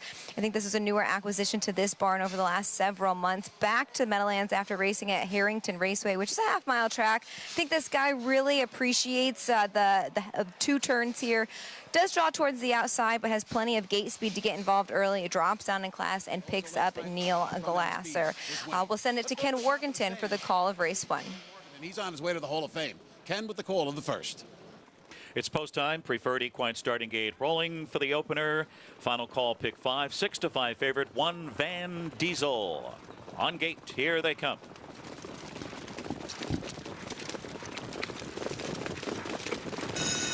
And they're off. Guys in the band showing up early. Bionic between horses. Real Lucky's being sent out of there. Trashy Tongue Talker and Van Diesel, the favorite on the rail. Maybe quickest of all. Cuts the corner there on Trashy Tongue Talker. Van Diesel takes the lead. Sweeping up on the outside is Real Lucky now going to challenge for the lead. Bionic gets a 4-hole tuck there in front of guys in the band. Followed by Meet the Creeper on the inside. And then it's TJ Blast at the rear of the field with Party Boy and Grateful Kiss. Early trailer is Hunt You Down. 27 flat opens it up here. Crisp opener on the sloppy surface. A loose leader, Real Lucky revved up for Nicole DiCostanzo in front by 4.5 lengths. Van Diesel looks to tighten in and doing that in second. A gap of 3.5 lengths to Trashy Tongue Talker in third. Another gap of about 3.5, 4 to Bionic. Another 3 more to guys in the band. And then it's Meet the Creeper on the inside, trying to get going. Is Grateful Kiss on the outside, followed by TJ Blast. And then Party Boy and Hunt You Down. The half for Real Lucky, 55 seconds. Real Lucky continues to carve it out around the far turn. Dreamy 2-hole ride for Van Diesel to the outside. Trashy Tongue Talker with a late bid. Gap at 2-3 as Meet the Creeper tightens in. Some late pace in fourth. Guys in the band shakes loose late. Still parked out as Grateful Kiss had a tough trip and tries to rally into it. 5.5 to make up here as they turn for home and try to close in on Real Lucky. 125 for 3/4 into the stretch. It's Real Lucky drifting out, maintaining the advantage, looking to go all the way. Trashy Tongue Talker with dead aim. A Grateful Kiss had a tough trip but continues to rally from way back. Is Party Boy in deep stretch, trying to swarm in on Real Lucky, still there. Real Lucky, big big mile from Grateful Kiss, and Party Boy is closing. Real Lucky all the way. Then Grateful Kiss, then Party Boy, and Hunt You Down. 154. Real Lucky in the opener at Meadowlands. And off air, having a quick conversation about this race and the amateur drivers. Viewers don't love red boarding, Monday morning quarterbacking, that kind of thing. Andy, you didn't think that Real Lucky was going to have to be Real Lucky to win this one. Unless you want to do the next 3 hours on your own, do not call me Andy again. I sat next to an Andy for 3.5 hours. You will be here alone talking about races 2 through 8 at the Meadowlands, buddy. Nicole DiCostanzo does a good job. She trains some horses as well. Paul Blumenfeld usually runs a lot of horses over at Yonkers. I've been backing up John Hernan over there as the racetrack announcer. I've been watching him. She knows what she's doing with a harness horse, and she was able to take him flag fault, and that's all. 7-1, I think. 7-1, Real Lucky in the opener at Meadowlands. Good pick, Anthony. Back to the thoroughbreds. Opening night, Churchill. Post-parade race 2. Crosstown shootout. First or second and 20 of 42. Yeah, amazing. Almost half the time this horse has hit the exacta. That is some good numbers at the 16 claiming ranks. Malibu Time just missed on synthetic at Turfway last month. Moving quickly. Go ahead. Yeah, back to the main track from Malibu Time. Keen on You did not run well on the conventional dirt last time, but has 2 wins from 11 tries. Yeah, spinning wheels of late on a spree. Went on synthetic Turfway first after the claim. You'll see a lot of these horses now, Lafitte, having wrapped up the 4-month meet over at Turfway. This horse is 2 for 2 on wet tracks, 0 for 3 on dry tracks. One last hand. Raced at Keeneland 9 days ago. Then Gormley's Got Game first after the claim. Big drop for One Last Hand. Gormley's Got Game was last seen 2 months ago plus over at the fairgrounds for cheaper. Picasso. So many puns, quips, metaphors I'm eager to skip. Yes, has hit the board in 4 or 5 at Churchill. Got the race off the 2.5 punts at Keeneland last time. Another one dropping down. 5-1. Then the favorite, Cove Blue. There he is. The class drop, route to a sprint, surface switch. Yeah, there was a time when Dale Romans thought this horse was going to be one of his top 3-year-olds. You could say that about 700,343 horses in their lives, but this horse actually was pretty good. 4 for 12 at Churchill Downs. He's one of them. That's my main man. Confident man, Cove Blue. When we take a look at his race 2 starts back, here facing similar. And what jumps out here is you watch Cove Blue just survive, Anthony, this pitch battle that starts at the quarter pole. Yes, so this is an excellent effort. It's avoided claim after that. Then we don't see him for 10.5 months. So obviously he has issues, but it was for this level. He was as game as it gets. 4 for 8 at the distance, 4 for 12. I mean, he was beat here. And he re-rallies nicely under the Biscuit Adam Biscuitza, who's back aboard. I think that's a good sign, Lafitte. This horse he had a 2.5-month layoff when he won. He had this long layoff now, almost 10 months, and yet Adam is stuck with him pretty much for the last season and a half of racing, even though he hasn't done much of it. The class drop 8-5. Does that feel about right? And if not, where would you? That's the right price. Okay. I mean, Picasso's your second choice on the morning line. He is not the most reliable sort. Picasso, 5-1 at the gate for the second of 10. Roxalana, the featured event tonight from Churchill Downs. 8-5. Cove Blue on the outside. Travis Stone standing by with the remainder of the load and call post-time race to Churchill. Spree and Cove Blue.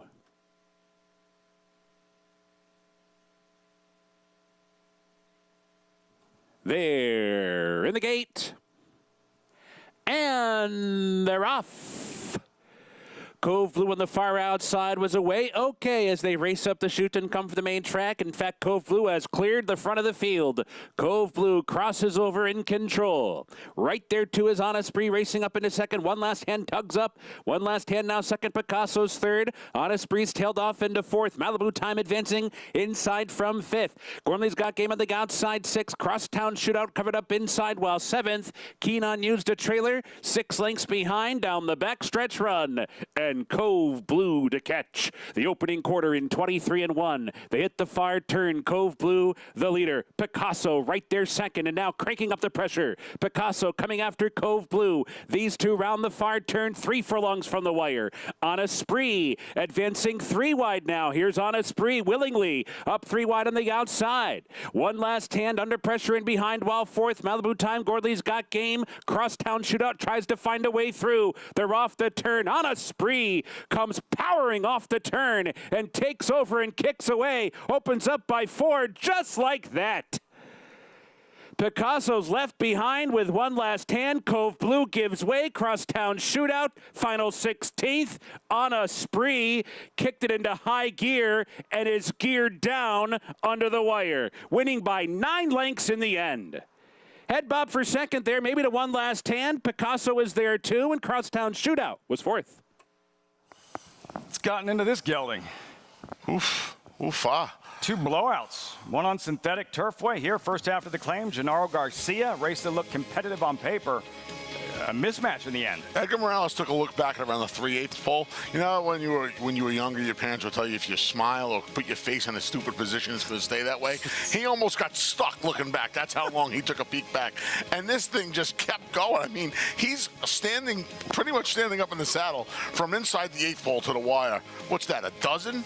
Blowout, 10-12. Felt like double digits. Nice effort from one last hand who it kind of got just ran away from, and he kept battling on, and I think he won the place photo. Cove Blue, the favorite. You're like, well, what happened with the favorite? On a Spree happened to the favorite. That's what happened. On a Spree by many. 10th lifetime win. Results forthcoming. Don't have that photo for second just yet. What we do have are some real fast 3-year-olds coming up at Oaklawn Park. And look who's back. Saratoga's grade 3 Sanford winner. Mo Strike, unraced since chasing Forte, and the hopeful, what will he do in his sophomore debut for trainer Brad Cox?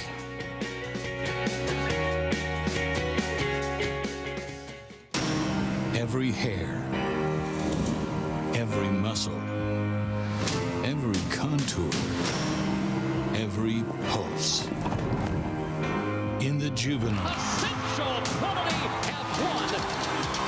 In the Belmont. Essential quality has won the Belmont Stakes.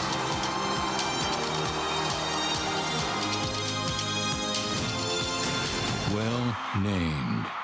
The Cross Country Pick 5 combines the best racing from New York with top races from around the country in one bet. Find it in your track menu and play this weekend. Races and free PPs posted at NYRA.com/crosscountry. RaceLens is the most in-depth product in horse racing with unique features found nowhere else. True odds, predictive analysis, and pace projection. RaceLens. It will change the way you follow horse racing and take your game to the next level. Lexitonian, a consistent top-level performer from east to west, a debut winner at 2, winning and placing in multiple Grade 1 races, following the footsteps of his sire Speightstown to win the Grade 1 Vanderbilt at Saratoga, and placing second in the Grade 1 Bing Crosby and Grade 1 Churchill Downs Stakes, out of the daughter of a Grade 1 test winner. He has the pedigree, the speed, and the looks to succeed. Lexitonian, standing at Lane's End.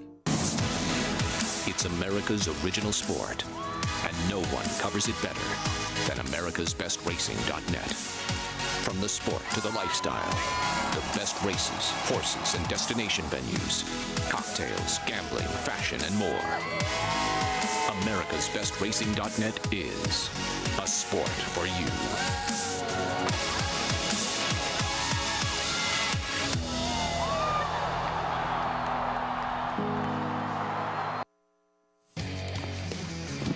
Great night of thoroughbred racing here on Fox Sports 1. Welcome back. America's Day at the Races, as always, brought to you in part by Claiborne Farm. 100 years doing the usual, unusually well. On a spree by about 100 lengths. Dominant 10th lifetime win on a gelding who's just been, productive when he's raced. The 10 wins, the 7 second-place finishes, the blowout at Turfway on synthetic, and what he just did to that field at Churchill Downs. From the 2 turns on the synthetic to the 1 turn, brilliant. A couple of brilliant. Gennaro Garcia, his trainer, has some horses at Oaklawn, has some horses at Churchill. He makes his hay over at Horseshoe Indy, which we'll cover this week on the program. Heating up at the right time since Horseshoe Indy just opened. The turf course will open in a couple of weeks. Yeah, he's a good trainer, solid trainer. Angel of Empire for Brad Cox. He raced a couple of times, I think, Horseshoe Indy. Brad Cox has his wet paint the filly for the Oaks, multiple horses for the Derby. Also, with the Bachelor, the comebacking Sanford winner, Mo Strike, who has not raced since the hopeful closing day at Saratoga. A post-parade coming up for these fast 3-year-olds. Mo Strike, 3-2, number 3, 8 deep. $175,000 purse. There's Armin and Martin Garcia looking to sweep the stakes activity at Oaklawn. Yeah, I gave that horse a great ride in the last, and now this horse comes off a big fig, 93 Beyer speed figures. It was only his 3rd dirt sprint. He's 2 for 3 dirt sprinting. Kaleem Shah owned, Count de Monet at 29-1 in Chelsea Bailey. This horse started out his career, Lafitte, looking like he was going to be okay. Won 3 in a row pretty impressively, and wheels fell off in the Renaissance. They didn't come back on the money allowance last time. Welcome back, Mo Strike. Only horse ever to have defeated Forte. Yeah, Forte got his revenge in the hopeful. He gets Lasix, and he makes his first start since that hopeful back in September. I say ever like it's been 50 races. Rivet, look out for trainer for the Asmussens. Was it the blinkers, or was it Keith Asmussen? I'm going to go with Keith because I like him. He's improved. He has improved so much. Tyler's Tribe and Kylie Jordan having a big afternoon. Another one, 5 for 5 to start the career. Went to the Breeders' Cup, bled. Did not run well in his 2 subsequent starts. Alto Road, 2nd in the Lafayette at Evangeline. Shipping in from Evangeline Downs, like you said. He's been okay. He's run some decent races. He's going to need to step up to win this, though. Release McCracken, razor sharp, 3 straight. Fantastic name. Cuts back. He's 1 going 6 and 5.5 and 1.70 at 3 different racetracks. The other Asmussen, joking way to the outside in Isaac Castillo. Yeah, this horse did not fire last time out behind multiple winner Corona Bolt. We'll see what Castillo does from the outside draw. 8 of them, 3-year-olds sprinting at Oaklawn. It is the Bachelor, and what will Mo Strike do in his comeback? What will we see coming up at Churchill Downs? The Bachelor from Oaklawn when we come back. Post time, 3 minutes. Stay tuned. Gunrunner is the sire of 6 Grade 1 winners from his first crop and currently ranks number 5 on the general sire list. In 2022, he led all stallions standing in North America by percentage of Grade 1 winners, percentage of Grade 1 stakes horses, percentage of stakes horses, and percentage of stakes winners. Owner Breeder Magazine wrote, 3 Chimneys is home to one of the most exciting young stallions in North America, one that is already eliciting comparisons with Danzig and Mr. Prospector.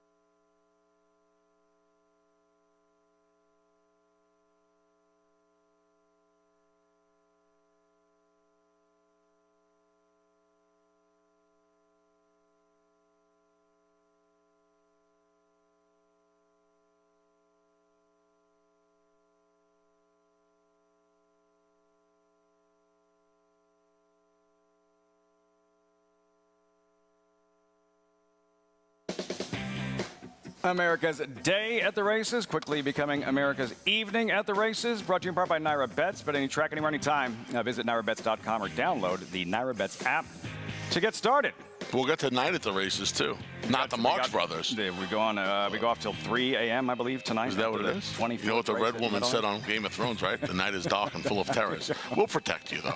Keep it tuned right here. We'll protect you, and we'll offer you this for the Kentucky Derby. Naira Bets. Join now. Get a $25 free bet just in time for the Derby. New members earn up to a $200 deposit bonus. Promo code Derby25. Any track, anywhere, anytime. Sign up at nairabets.com. I'm going to start writing on Monday morning, and I'm probably not going to stop until Wednesday afternoon.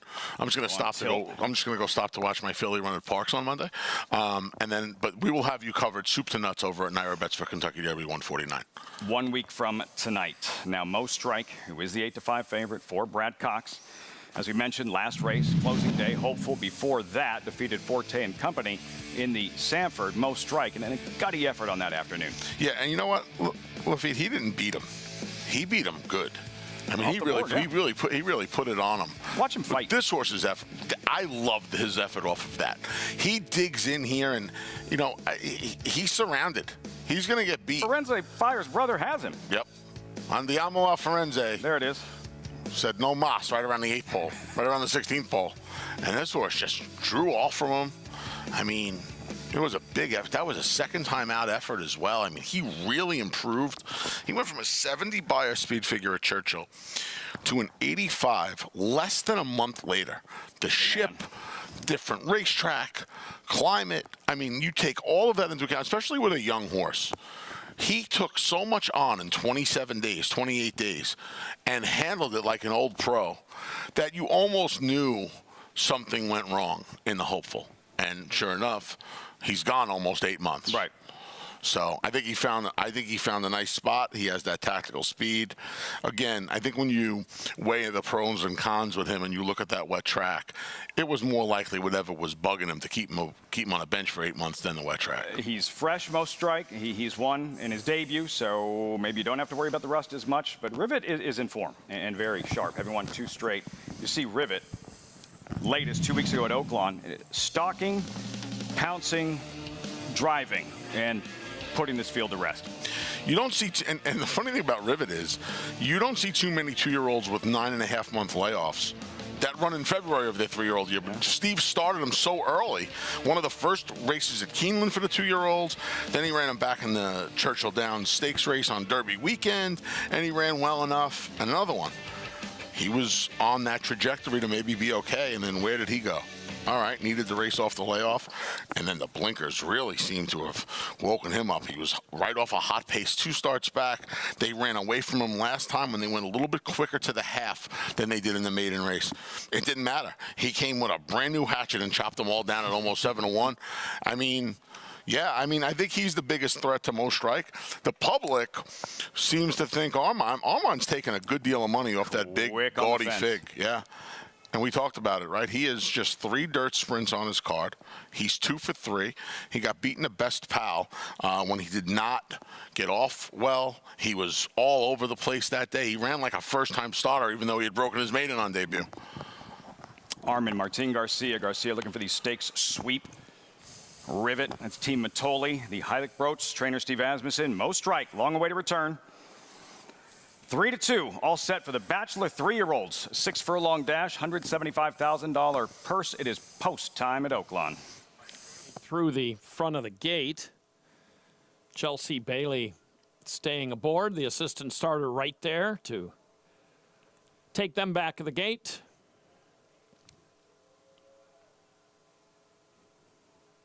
Count de Monet just a little eager to get out of there. In goes Mo Strike. Rivet.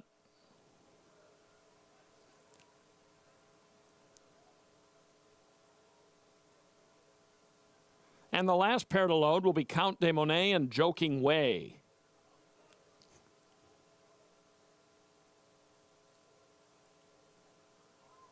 Take 2 for Count de Monet. He moves in.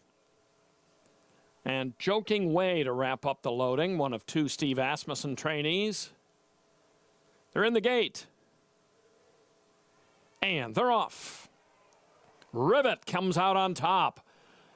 Count de Monet and Tyler's Tribe to the outside, and right up the inside, Armand. It's going to be Rivet and Tyler's Tribe. Head and head early on. Armand is chasing them from third.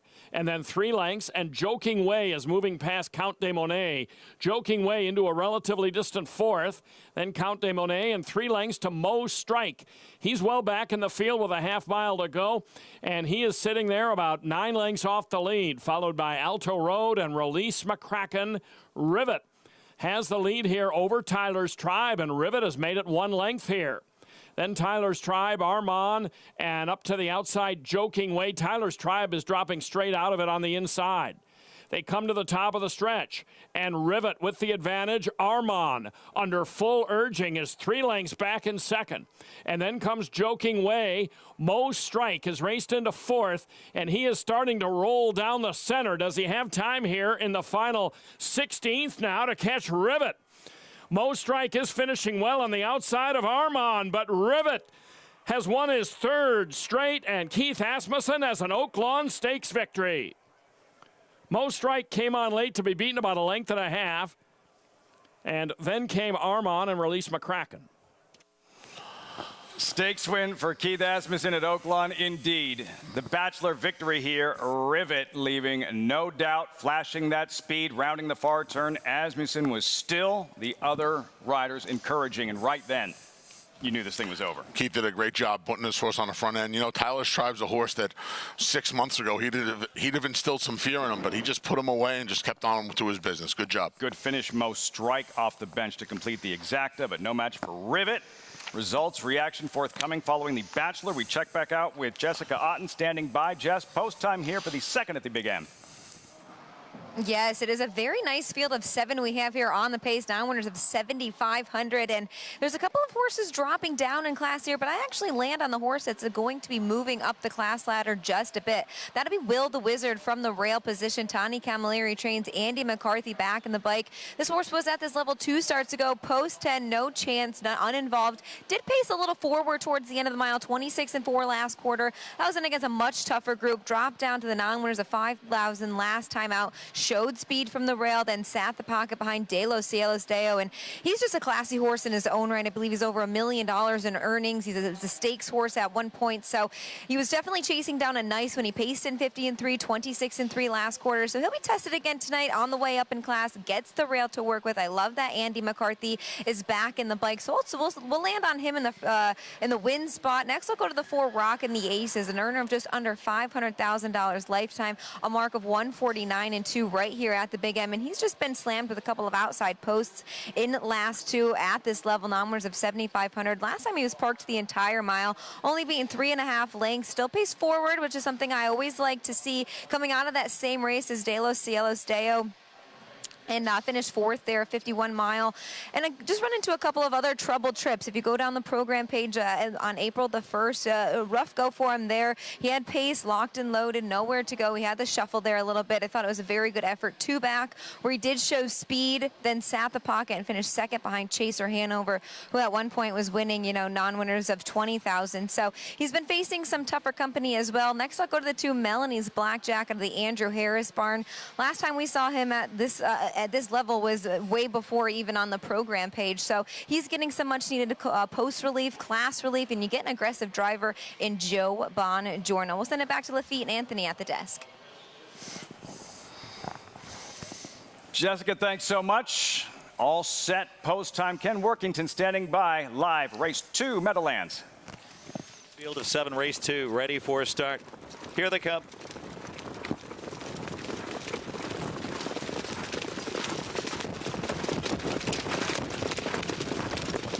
They're off. Adam Crocker and Bobcat Bay aborted the leave attempt, so it's rocking the Aces out fast, as well as Captain Fancy. Madeline's Blackjack with early speed, and Will the Wizard on the rail. 3 across the track here. Madeline's Blackjack takes the lead. Going after him is Adam Crocker on the outside, 2nd. Will the Wizard is 3rd. Rocking the Aces going up from 4th. Gap of 2 to Captain Fancy on the inside, 5th. Then it's He's a Real Diamond, and Bobcat Bay trails 26-1. A torrid opening fraction under less than ideal conditions here. It's Madeline's Blackjack on the engine, not for long, rocking the aces, blows by. Will the Wizard is right there to challenge for the lead, and Adam Crocker is already back to fourth on the inside. Then it's Captain Fancy fifth. He's a Real Diamond sixth, and Bobcat Bay is seventh at the half, a brand new leader. The 4-5 favorite, Will the Wizard and Andrew McCarthy hit the half in a dazzling 53 and 4, 27-3. In the mud here as they race the far turn. It's Will the Wizard by a length and 3/4. Rocking the aces now second. Madeline's Blackjack a peek to the outside third. Captain Fancy gets going on the outside fourth. His inside is Adam Crocker. And then it's He's a Real Diamond and Bobcat Bay. And they're chasing Will the Wizard in front by 2. It's Will the Wizard on the outside. And they turn for home. Madeline's Blackjack threatens 122 and 2. Some solid fractions here for Will the Wizard.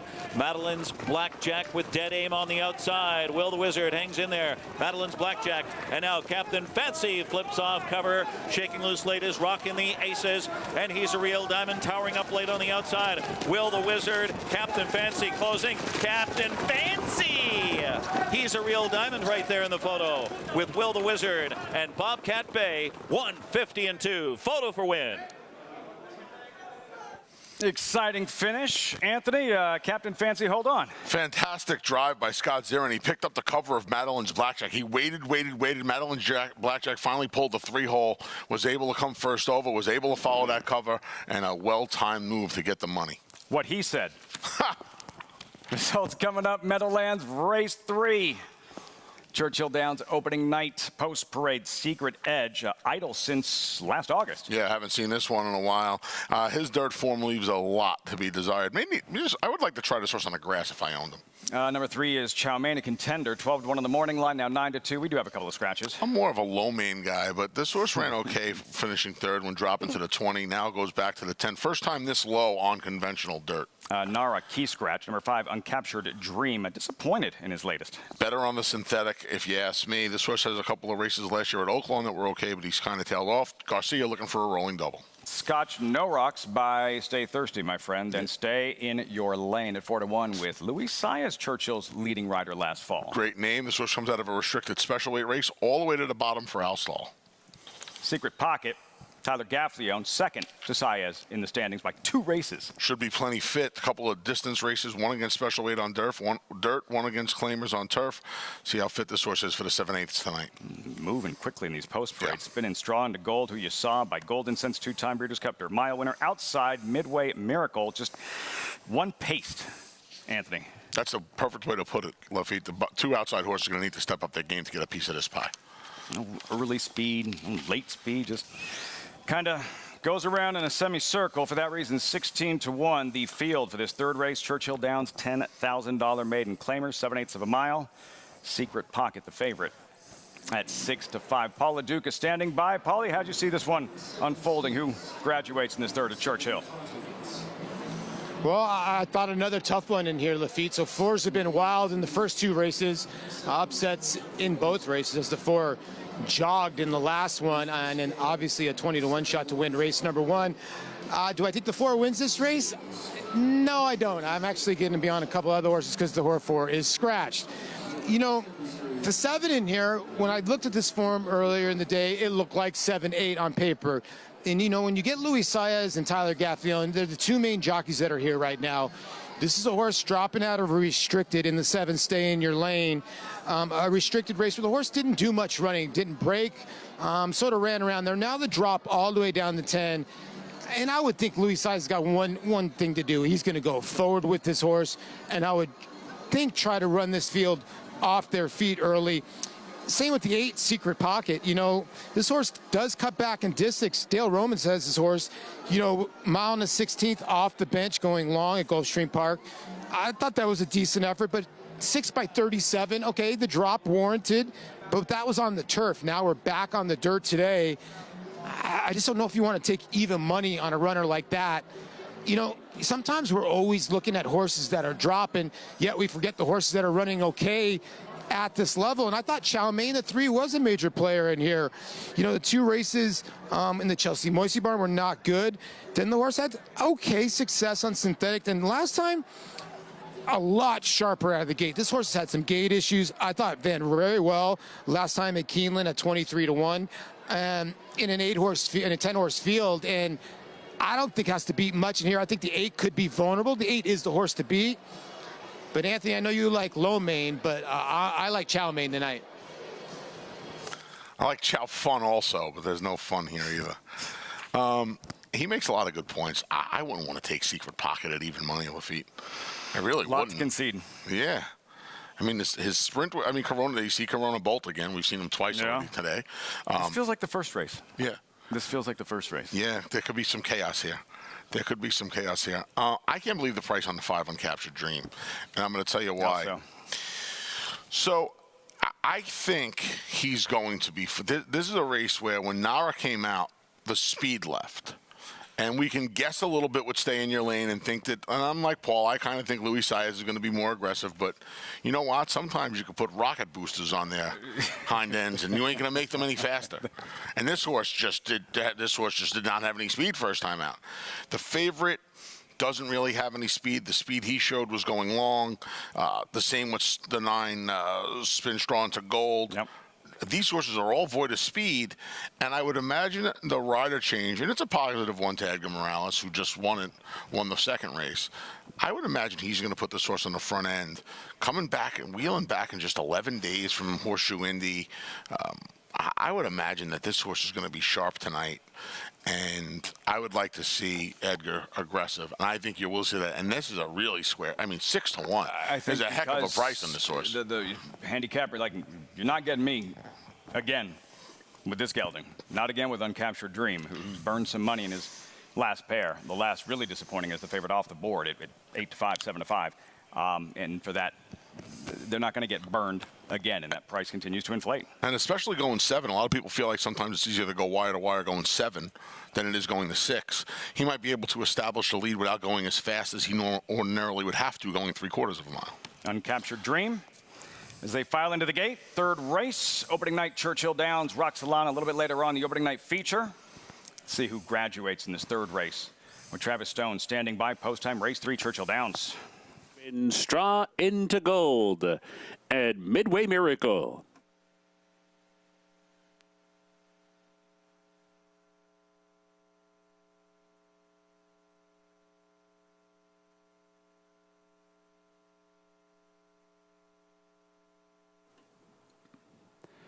They're in the gate. And they're off. Pretty even start toward the inside. Uncaptured Dream was showing a little bit of early speed there. And then toward the outside, here comes Chow Mein coming up on through. Secret Pocket is also there. Stay in the Lane is up close as well. But it is Uncaptured Dream who punches on through to take the lead. Chow Mein down inside up into 2nd. Stay in your Lane is racing 3rd. Secret Pocket on the outside in 4th. Scotch No Rocks toward the inside covered up while 5th. Spin Straw into Gold 6th. Secret Edge in 7th and Midway Miracle the trailer in 8th. Tight pack though. 4 furlongs to go. An opening quarter in 23 seconds flat. Far turn. Chow Mein comes on through. Chow Mein the leader with 3 furlongs to go. Stay in your lane, under pressure racing 2nd. Scotch No Rocks comes through toward the rail from 3rd. Midway Miracle launching a rally, but is very wide nonetheless, passing horses quickly. Up into 4th on the far outside. At the quarter pole, Chow Mein off the turn in front. Stay in your lane in a full out drive. 2nd and trying to close in now. These two 1-2. Secret Pocket emerging from the pack. Midway Miracle is 4th. 1 furlong to go. Chow Mein turns back. Stay in your lane. Secret Pocket is coming down the center. Coming down the center. Indeed. Secret Pocket over the top to win it by 3. Secret Pocket first. Stay in your lane was 2nd. Chow Mein faded to 3rd. And Midway Miracle was 4th. In those West Point thoroughbred colors, a victory. Opening night, Churchill Downs, Secret Pocket for Dale Roman's Tyler Gaffleone. Pace scenario didn't matter. Nothing really mattered. This was the best hops to drop from 25 to the 10 back to the main track. And this horse picked him up the last eighth of a mile and got the job done to get out of the maiden ranks pretty easily. Even money, Secret Pocket. We'll be saying goodbye to our viewers on Fox Sports 1. Thanks so much for joining us on America's Day at the Races. Coverage continues on Fox Sports 2. We're going deep into the night. Live coverage continuing from Meadowlands and opening night from Churchill Downs. 8, 7, 3, 10 in the third from the Downs.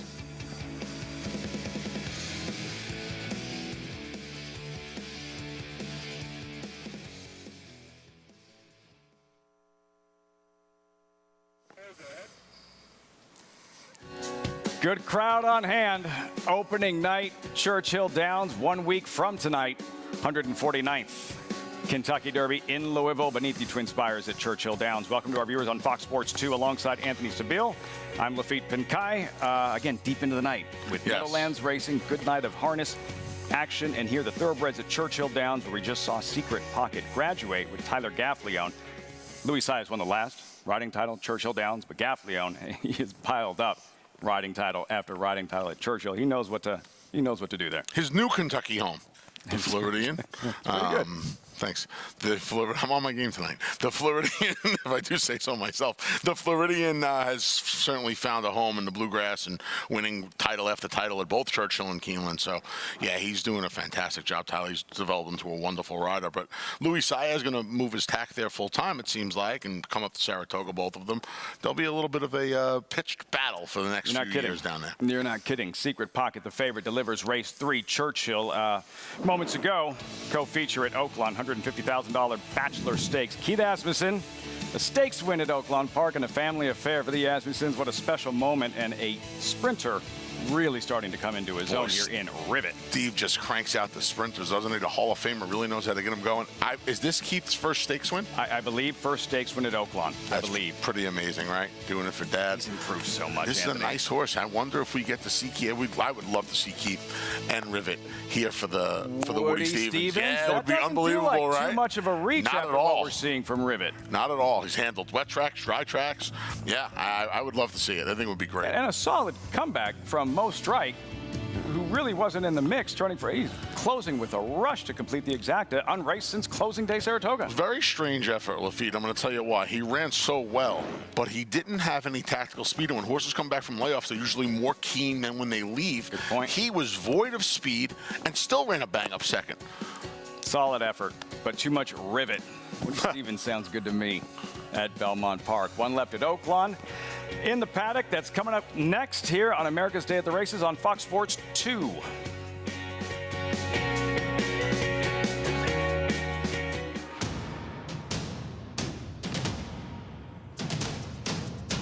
Drain the Clock will win and win by as much as he wants. He'll win by 6 in the end. It is Drain the Clock who will bound home the winner in the Bayshore. Drain the Clock, Jockey's Warrior, a terrific finish in the Woody Stevens that goes to Drain the Clock by a head. Experience the adrenaline-pumping, suspense-filled action of the Sport of Kings no matter where you are with Naira Bets. It's fast, easy, and secure. Download the app today and start winning with our lucrative weekly promotions, thrilling handicapping contests, and a one-of-a-kind VIP rewards program. Don't just watch horse racing, be a part of the action with Naira Bets.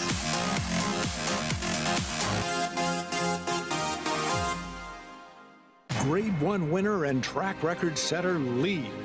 Like their sire, his runners have excelled on both dirt and turf, including these standout performers. Poppy Flower is kicking in. Poppy Flower with the momentum. Nagarok, they come on for the finish, and it is going to be Nagarok. Out of a Galileo mare, this dual surface star has sired juvenile stakes winners on both dirt and turf. Lee, standing at Claiborne Farm. Racetrack Television Network brings you every race, from every track, on every screen, every day. With monthly packages starting as low as $5, RTN gives you great value and access to more live HD streaming and race replays than anyone. Visit RTN.tv today to sign up and watch on almost any device, including Roku and Amazon Fire. RTN has packages that start at $5 per month.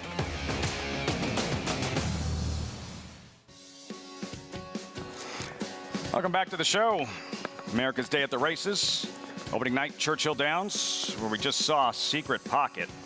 Sire could flat out sprint. Secret Circle. Entering the winner's circle, West Point Thoroughbreds, trainer Dale Romans, and Tyler Gaffleone. A date with Verifying. All smiles, Tyler Gaffleone. First of many trips to the winner's circle this spring. You know, like any true gambler, sometimes I rob myself. Go right pocket to left pocket. I could use a secret pocket because sometimes I need to get out of my own way and just put it somewhere where I can't get to it. This horse ran well tonight. Like I said, you know, he really didn't get any kind of pay. We were right. The horse I thought was going to go to the lead and Capture Dream was on the lead for about 11 and a half seconds, and he called it a night. He went back home. And there wasn't a fast pace, and this horse just came and gobbled him up. 422. Breaks through in his fourth career start. Secret Pocket in the third at Churchill Downs. 422 for the win. It still seems weird to you. I can't get used to it. You can't have to, like Yoda, have to unlearn what you've learned.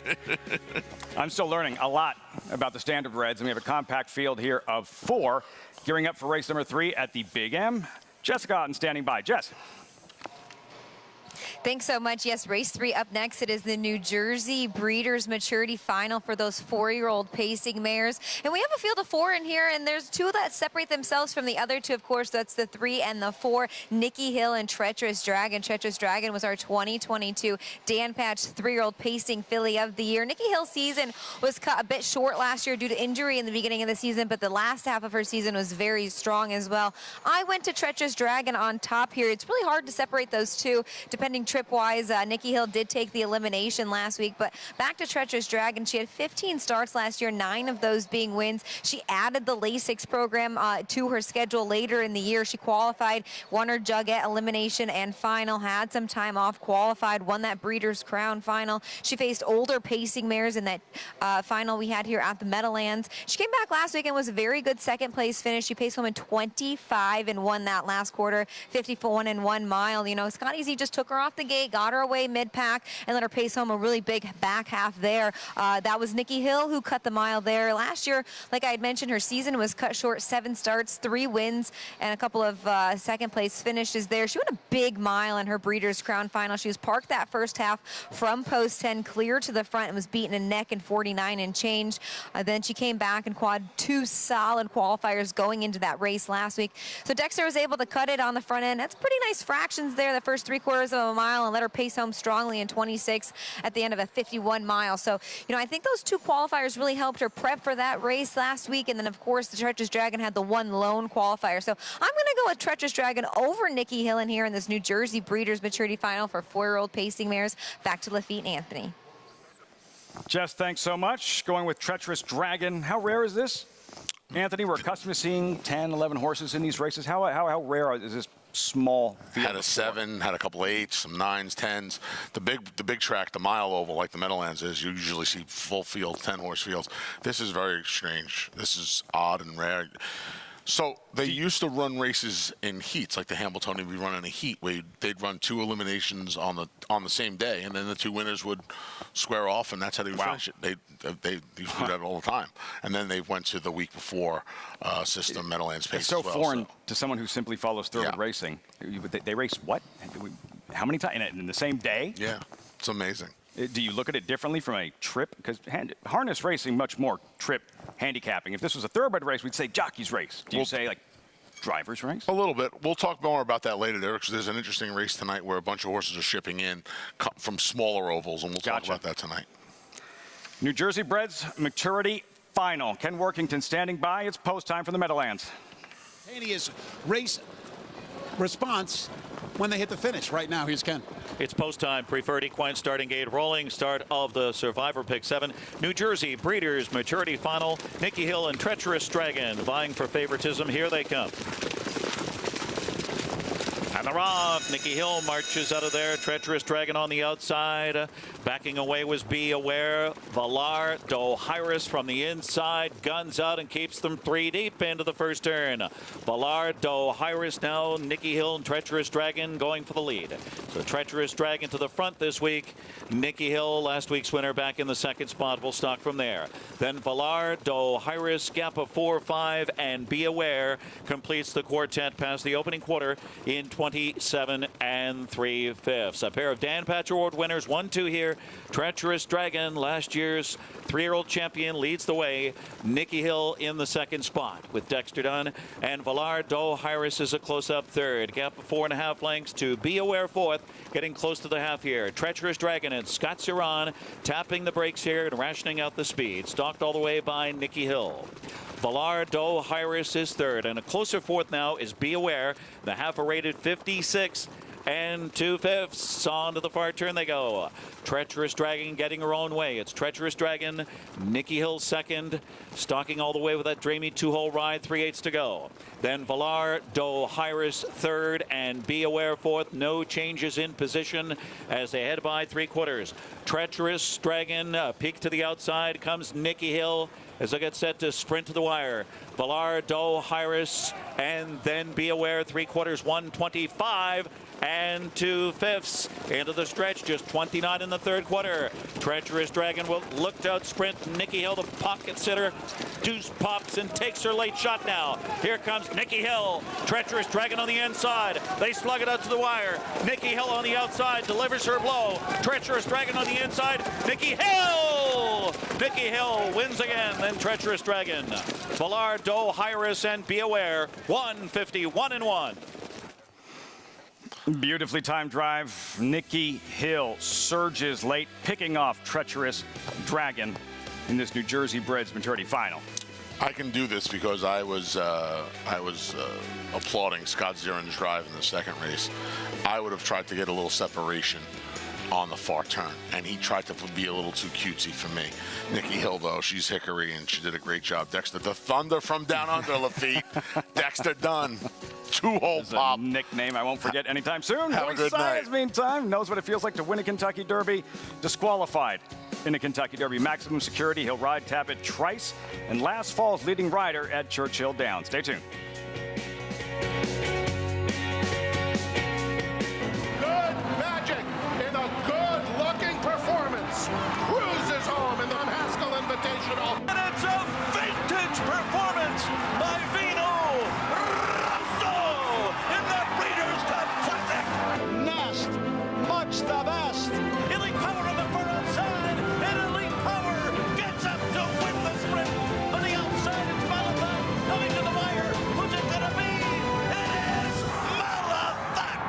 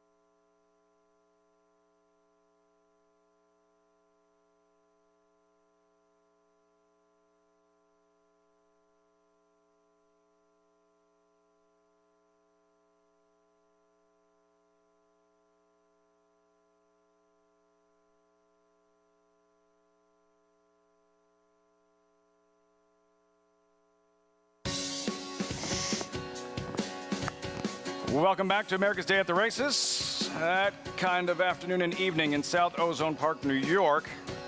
Well, we concluded a little over an hour ago. So much remains. Standardbred Racing Meadowlands, opening night Churchill Downs, and the 11th and final from Oaklawn Park. Anthony, on this muddy track. We have reached post time. These are $20,000 allowance optional claimers, 1 mile in the mud. Good purse, $104,000. Yeah, really nice purse. I am a little surprised at how overwhelming a favorite the 10, 50-cent dollars is because of the draw. I think you kind of want to be inside tonight, wherever we're at in this 29th day of April. And this horse, he's destined for a trip to be a little wide on the Mitchell Merle. You're talking about the favorite? Yeah, the 10. Short stretch and a mile run. How about KJA? How about a little Keith Asmussen late double? Hearn is 4 for 5, Lafitte. All right. Going the mile. And those races have been run at Sam Houston and Remington Park. Those are all 2-turn miles, unlike here in New York where they're all 1-turn miles. Churchill Downs, 1-turn mile. So I would imagine, and Keith has been riding this track very well, and he sees, he just got the job done with Rivet. He knows you want to be inside. He knows you want to be forward. And I think between his position and this horse's tactical speed, I would imagine he's going and saving ground. At the very least, I guess Magoo to 5. And believe you me, Magoo is 20 to 1 on the morning line. He's 5 to 1 on real-time odds. That's because this horse has speed, and people think he's going to cross and clear. He's taken a ton of money off that morning line, especially when you have a horse that was 5 to 2 on the morning line that's now 7 to 5, 3 to 2. I mean, to take all that money, he's the third choice. But my money's on the 2 Hearn in here. The Asmussens, just cool seeing them all in the winner's circle. Yeah. Julie, Steve, Keith, his first stakes win at Oaklawn Park in the Bachelor. Sprinter on the improve and Rivet. And for Asmussen, going back to the Apple Blossom, that run by Clairiere, becoming Oaklawn's all-time leading trainer. And now the kind of success he's having with his son, and how special and how much of a fun of a story it's been for us to follow. Has to be amazing, yeah. When did it pour at Oaklawn? Sun's been out. I think it started in December. Paul looked, there were days Paul looked like a raisin. What a trooper that guy is. I mean, really. Speaking of troopers, how many races we're covering tonight? What do you say, 40 deuce? 42 races. 40 deuce, man. Wow. Flagfall to that's all on America's day at the races, becoming America's evening at the races. One final time, Jim Beyer standing by, 11th and final from Oaklawn Park. They're in the gate.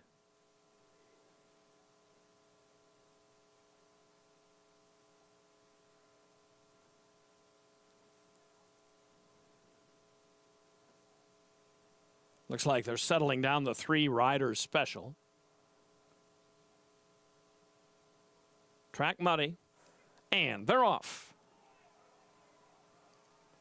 Magoo is driving off to the early lead. Outlier got out in second. 50-cent dollars to the outside third. Rider Special is fourth. Mr. Thunderstruck fifth. And then to the outside in the purple comes Twisted Dixie. Notary is on the inside in front of 2 runners. They are Lord Dragon, and Hearn is trailing the field as they turn onto the backstretch. And 50-cent dollars wants the lead from the outside. And Mitchell Merle takes him to the lead by a neck. Magoo on the inside is second. And then it's a length and a half. An Outlier is racing along in third, followed 2 back by Mr. Thunderstruck, and Riders Special is saving ground. Those 2 are a joint fourth. And racing back in sixth from the outside is Twisted Dixie with a half mile to go. Inside of him, as they advance up the backstretch now, is Notary, who's splitting horses and is only about 5 lengths off the lead. From there, the back group, Lord Dragon and Hearn is still the trailer. They move around the turn. They come to the top of the short stretch, and it's 50-cent dollars by 3/4 of a length. And Outlier, Gabe Saez, trying hard on the outside, and they're right up alongside 50 Cent Dollars, who does lead them into the stretch. Mr. Thunderstruck is racing along in third, and then comes Notary on the inside as they straighten away at the top of the short stretch. And 50 Cent Dollars challenged here by Outlier, and up on the outside, Mr. Thunderstruck getting into it late. It is Outlier or Mr. Thunderstruck. Very close between those two. Finishing third was 50 Cent Dollars and then Twisted Dixie. Bang, bang finish in the 11th and final at Oaklawn Park. Anthony, who got it? This was a big effort from Outlier. He really did not deserve to lose if he did. I don't know who got this, Lafitte. Mr. Thunderstruck, for you AC/DC fans out there. Oh, wow, he reached out. He reached out, may have grabbed it, may have put it on his noggin, on the mirror. That's close. If he got there, Mr. Thunderstruck, he won that race right on the money, much like Red Route 1 last week. Red Route 1 did not have his nose in front until that mirror appeared. Asmussen thought he was beat. Watching the he was frustrated. He thought he came up short. I thought he got beat too. This angle can be really tricky, Anthony. Wow. I don't know. That got close. Mr. Thunderstruck, the 6, Martin Garcia, riding well. Yeah. Outlier, Gabe Saez. See, that looks like inside. They are like 9s. That looks like inside. Yeah. Outlier. Depending on the angle, it can be tricky, and I have been fooled Very before. tricky, yes, me too. I've pulled way too many photos wrong at this place this winter into spring. Where's Paula Duca when you need him? Yeah, he's pulling them. That guy's a machine. That guy's a photo finish machine. It's like when you put a pie of pizza in front of me, I'm a machine. That guy's a machine when it comes to photo finishes. Never seen anything like it. Never lost. Never lost. Another look, deep stretch. Mr. Thunderstruck outside Martin Garcia. Outlier from the low level. Looks like he got the bob. Awaiting the results from Oaklawn. Yeah, from there it looks like Outlier. One of the great racetrack traditions on the floor in the grandstand in the clubhouse was always betting photos. And I was doing it at a much younger age than I probably should have been and was legally allowed to. I wish I had Paul in my pocket at that point. Wow, I never would have lost one. I didn't lose them back then. These guys are a little older now. I didn't lose them back then. Yep. Is it the 9? It is the 9. Outlier. Built Right Stables, Norman Cash, Gabe Saez. Just a throwback. A 5-year-old gelding. This is 50th lifetime start and a 9th lifetime win. Yeah, big effort. Big effort from this horse. He did a lot of dirty work. After Magoo was pressed by 50 Cent Dollars, he went and pressed 50 Cent Dollars, put that one away, and had to hold off Angus Young and the rest. More live racing. Churchill Downs race 4, $10,000 claimer. Non-winners 2 lifetime, mile and a 16th. You're looking at Nordic Light at 9-5. And Adam Beschizza, what'd you come up with in this one? This was an interesting one. Again, I always try to find in a race like this the speech Sprinklehead. Some interesting names in this one. Yeah, Sprinklehead. I don't know. I have no idea what that means, but Ronnie, he'll be the speed. Ronnie the limo driver that's a Stern reference. That's a Howard Stern reference. All right. So Ronnie ride it on the ice. I don't know. Money Pit. If we want to talk about underrated Tom Hanks movies, Shelley Long. Yes. Yeah. You want to get Phyllis. Big A's mom hysterically laugh and put on the Money Pit scene when the staircase falls down. It's Katie bought a door. It's all over with. Good film. I haven't seen it in a long time. Fantastic. That is a good film. If Adam Beschizza takes Nordic Light and parks him right off of Sprinklehead, which is what I would do. You know, in my riding career, that's what I would have done, Lafitte. I would have just put him right there. What do you miss most about riding, Anthony? The camaraderie, the competition. The competition. Opening night at Churchill Downs. What I would miss most is playing point racehorse rummy with the jocks, because I am a top 3 racehorse rummy fan of all time. I'd never have to work another day in my life. I would just camp this horse off of Sprinklehead. Now, sometimes best laid plans, you know, and they're 2 life claimers for a reason. They don't do what you want. Give me some recency. Look at that guy. They're Levy, who at very least in his most recent effort, he finally graduated. It took him 12 starts. This was at Oaklawn, in the slop, albeit, but there is some recency. He was able to figure out how to win a race. He was 50 cents on the dollar, so you can say what you want about the competition, but he finally figured out how to win. And Ron knows how to win races. The rule of thumb is you take a bottom-level maiden and you cut them in half. Well, you know what? He's got no way to cut them in half here. This is the bottom. This is where he belongs. So he did what he has to do here. If my calculations are correct, Lafitte, this horse ran just one time on the main track as a gelding before this win. Maybe that helped his cause, too. I think winning a race with a 48 buyer was probably the biggest reason he got out of the maiden ranks last time out at 1-2. That's just me. But, I mean, am I going to go die on the Nordic Light Hill? No. I like my money too much. We had a 29-race maiden who was defeated, who was the favorite in the first race. And, could you imagine? I don't want to chastise anybody too much, but could you imagine staring at your past performances? And I don't care what you use, but seeing a horse that's 0 for 29. What was that horse? Was 8-5? Yeah, something like that. I mean, how? Just you're going to have to win one without me. I'll use them. I'm a pick 4 and a pick 5 play. Most of my money goes into the win pool, pick 4s and pick 5s. Am I going to leave a horse like that out of a pick 4 or pick 5? Probably not. Especially if I have some coconuts that I think can fall from the sky later on in the sequence. Am I going to take 8-5? Am I going to my Naira Bets account to bet that horse at 8-5? No. Can't do it. I don't work hard enough for my money, but still, I'm not going to start spending it on 8-5 shots that are over 29. Now over 30. You're feeling good if you fired away on your Naira Bets account on Outlier at Oaklawn by that flared nostril, 25-20. That was a big number, and that horse ran giant today. You know, when you watch those races, I didn't have a web. I bet a few bucks on the 2 horse on Hearn, who did not get away from the gate particularly well. But you watch those races and you know, we're all fans for the most part. We're all fans first, right? You watch a horse like Outlier make that move like he made around the 5/8 pole and go and engage the favorite. You kind of hoped he won that photo because the horse deserved to win that photo for as well and as hard as he ran tonight. Agree. $25 Outlier in the nightcap. Oaklawn here at Churchill, the opening night party, the countdown continuing. At this time next week, we will know Anthony Stabile, who is the winner of the 149th Kentucky Derby. What will the headline, have you decided, like, what will the headline Sunday morning on sports pages? What will the headline read? Forte strong in Derby 149. I like it. I like the headline. I don't know if I agree with the horse. I like the headline. Why Forte?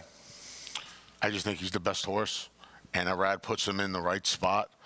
I really think that his Hall of Fame trainer, Todd Pletcher, did not have him 100% cranked for either of those races. I think, and I'll tell you what, I don't want to say he backed off him going into the Florida Derby, but he probably went in there confident that if the Fountain of Youth was any indication, he'd be ready. He looked like he lost a little weight. He washed out. He had a post that there were 3 winners in the post in 5 years. One of them was Gun Runner. And he ran for a 16th of a mile and got the job done. For a long time, it was only Big Brown and Barbaro. Onward, Forte, anticipated favorite for the 149th Kentucky Derby. Post time for the 4th and opening night. They're off. Right of Rush down inside, bounces out on top. Sprinklehead is there, and Sprinklehead comes on to challenge Right of Rush. Right of Rush, though, holds that spot on the lead. It's the first turn in front. Sprinklehead on the outside, prompting second. Right it on the ice, keyed up and tugging at the rider in behind, while third. Nordic Light in the clear 4th. Ronnie, the limo driver, over to the inside, in tight at the tap on the brakes there, 5th. Then it's Levy, and at the back is Money Pit. Up top, it's Right of Rush. Right of Rush hits the backstretch run, holding on to the lead from Sprinklehead, who's reserved in second. And they walked through that opening quarter mile in 25 1/5 seconds. 5 furlongs to go. Right of Rush, the leader. Sprinklehead tracking, no hurry to go by while second. So too Nordic Light in the clear 3rd. Right it on the ice has settled just a bit now. It's 4th and down inside. 2 lengths off Right of Rush with 4 furlongs to go. Farther back, Money Pit is moving up on the outside of Levy. Ronnie, the limo driver, has been shuffled back down inside and is the trailer for the far turn run. Right of Rush still with a narrow lead. Sprinklehead ratchets up the pressure on the outside, and these 2 knock heads now. Down inside, it's Right of Rush. Sprinklehead still right there. Nordic Light is given more rein and comes up on the outside 3rd. Right it on the ice is 4th. Quarter pole. Sprinklehead comes off the turn. Sprinklehead is taken over and spurts away away by 2. Right of Rush gives way. Nordic Light is set down, and here he comes. 1 furlong to go. Nordic Light coming after Sprinklehead. Right of Rush rallies toward the rail. Right it on the ice is 4th. Final 16th. Nordic Light to the front. Nordic Light has taken over. Right it on the ice, runs up into second. Second best to Nordic Light. Welcome back to our viewers on Fox Sports 1. You jumped in at just the right time, middle of the race. You saw the winner, Nordic Light, whose recent form left a lot to be desired. Not tonight. Adam Beschizza, the winning rider. Not exactly how I thought this would go down, Lafitte. There was a fantastic rider. Keep an eye on this kid, Walter Rodriguez, who rode the number 2 Right of Rush, who was not in particularly good form. He put this horse on the front end and kind of put Sprinklehead on the chase. Good ride by the Deuce, but the 5 got the job done. That was Churchill 4. Back to the Standard Breds, New Jersey Breds maturity final. Jessica Otten with Dexter Dunn following that winning drive on Nikki Hale. Standing by with winning driver Dexter Dunn, Nikki Hill takes the New Jersey Breeders' maturity for those 4-year-old pacing mares. Now, Dexter, you were her regular pilot throughout her whole career. Talk to me about how she came back at 4 from 3. She come back great, Jess. You know, obviously only really raced towards the end of last year. Didn't have too much time off. CJ just sort of, you know, trained her along off the off season, and she's come back really, really sharp. Last week you cut the mile on that first New Jersey Breeders' maturity. This week you sat the pocket, but she seems to be such a handy mare on the racetrack. Yeah, Jess, she's so intelligent. She's, you know, it doesn't really matter what you do with her. She just wants to be a racehorse and wants to win. So, you know, it was obviously pretty slow fractions. We knew it was going to be a quick sprint up the straight, and it was 2 good mares dueling it out. But, you know, she knows her job. She knows how to win, and she got that done tonight. Not ideal conditions, a little wet, a little cold out there, but 25 and change home is a pretty decent mile. Yeah, I mean, the track's actually hard and fast. We'll probably be racing a little bit off the inside tonight. It's, you know, it's cut up a little bit just on the, you know, inside running rail. But the track itself is actually pretty fast. So 2 good miles in a row tonight. So hopefully we'll see some more speed. Looking forward to another fun season with her? I am, definitely. You know, you can't help but love her. She's just such a lovely, lovely horse. And, you know, like I said, she's a racehorse. She knows her job. And it's always exciting when I get to sit behind her on race day. Nice job. Thank you, Jess. We'll send it back to you guys. A good race, exciting finish. Yeah, nice effort from Nikki Hill tonight, beating Treacherous Dragon. They got a little rivalry going on down there at the big end. Fun to follow. Yep. Fun to follow, and they don't mess around. We'll catch them tonight. We're ready for the 4th, and you like? I like the 7 a little bit. Unstoppable Hall. I would imagine that Timmy Tetrick, her regular driver, will keep her forward tonight. Keep her forward tonight.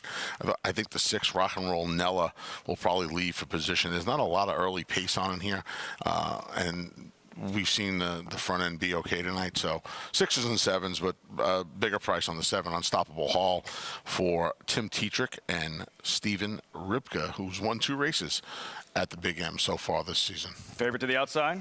Heaven So Far Away, 7-5 at post time. Ken Workington standing by. The 9 Heaven Is So Far Away at 3-2, 3-1 action on 6 Rock and Roll Nella. On gate, race 4, ready for start. Here they come.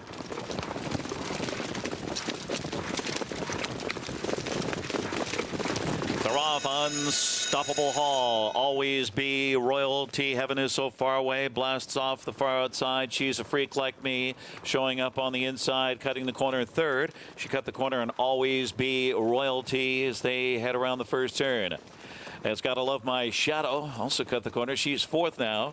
So Nowhere to Hide is 5th, and Always Be Royalty relegated to 6th, followed by Tigers watching at the rear of the field with Rock and Roll Nella. Sluggish early here. Be Best is the trailer. 27-1 opens it up as Heaven Is So Far Away takes about 3/8 of a mile to clear the lead with Yannick Gingras.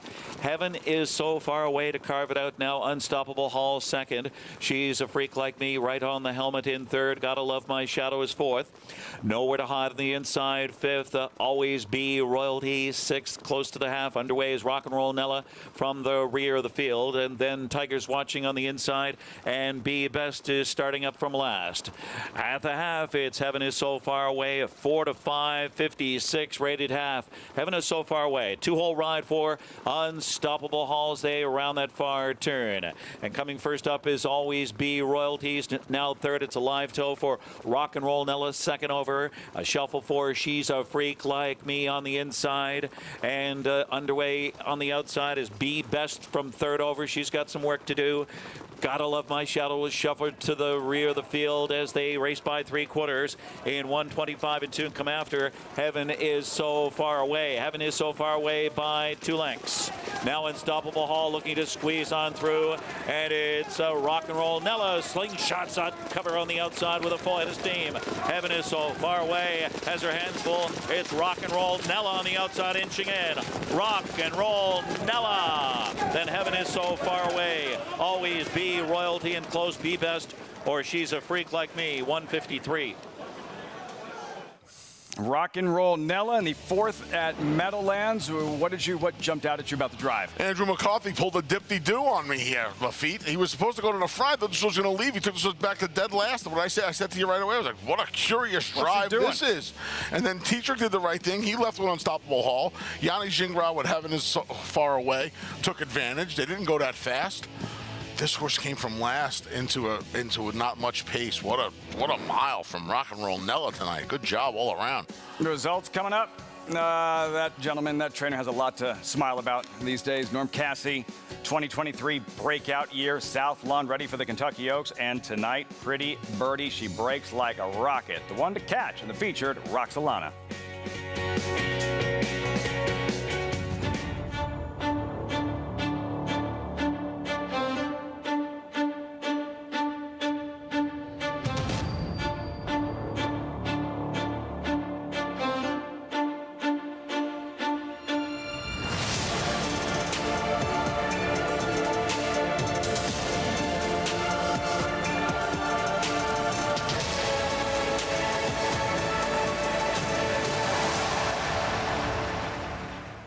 These are the trainers and teachers, the cooks, carpenters, and clockers, grooms and gardeners. These are the hard-working people who show up every day to keep horse racing running across the state. Good-paying jobs that support New York families, along with the thousands of local businesses that depend on Belmont Park. Modernizing Belmont Park would generate $1 billion in economic activity and protect and create thousands of jobs. Albany, create New York jobs. Modernize Belmont Park.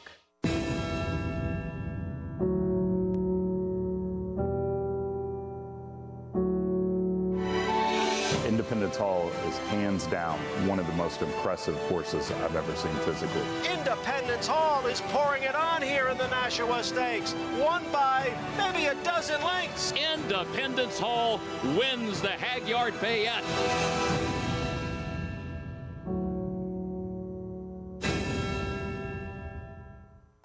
Tampa Bay Downs has a rich thoroughbred horse racing history in Florida dating back to 1926. Celebrities such as Babe Ruth, Jack Dempsey, and John Ringling all attended opening day. In 1981, Hall of Fame jockey Julie Crone won her first career race here, and in 2007, we saw Street Sense win the Tampa Bay Derby and go on later that year to win the Kentucky Derby. Featuring full fields, great turf racing, and a 15% takeout on our Pick 5. Tampa Bay Downs is live racing every Wednesday, Friday, Saturday, and Sunday.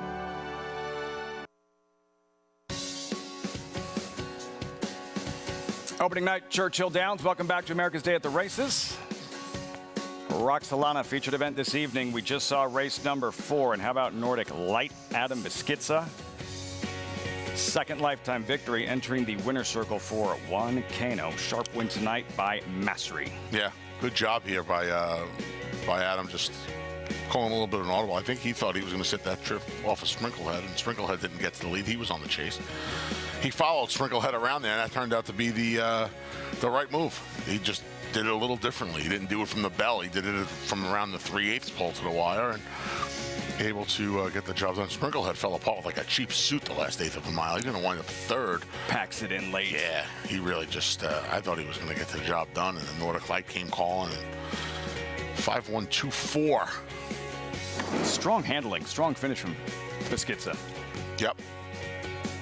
664. 664? Yeah, 664, 366, What the winner 302. paid? 664. 664. We're gonna have a Kentucky Derby winner pay an off number this year, right? That started after the Derby last year.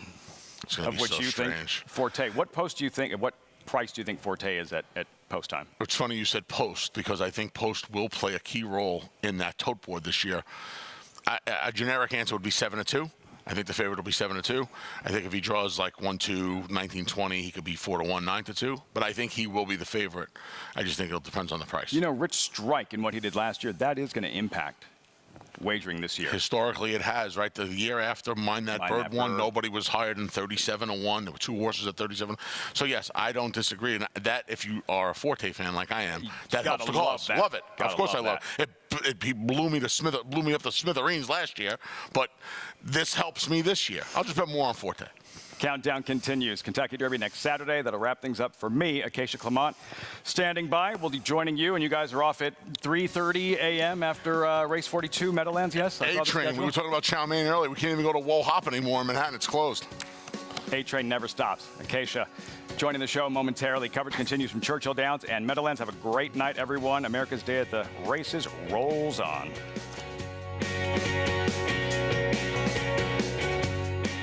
The momentum continues for War Dancer as 26 Black closes to take the first turf race of the 2023 Aqueduct meet. 26 Black in time! Now with over $5 million in progeny earnings, including Dancing Buck. Dancing Buck by a half dozen lengths. Long Shot Surprise Boss. Surprise Boss is not going anywhere! Surprise Boss, look at this effort! New York's #1 turf sire begs the question, shouldn't you have a War Dancer? Visit wardancerstud.com to book your mayor today.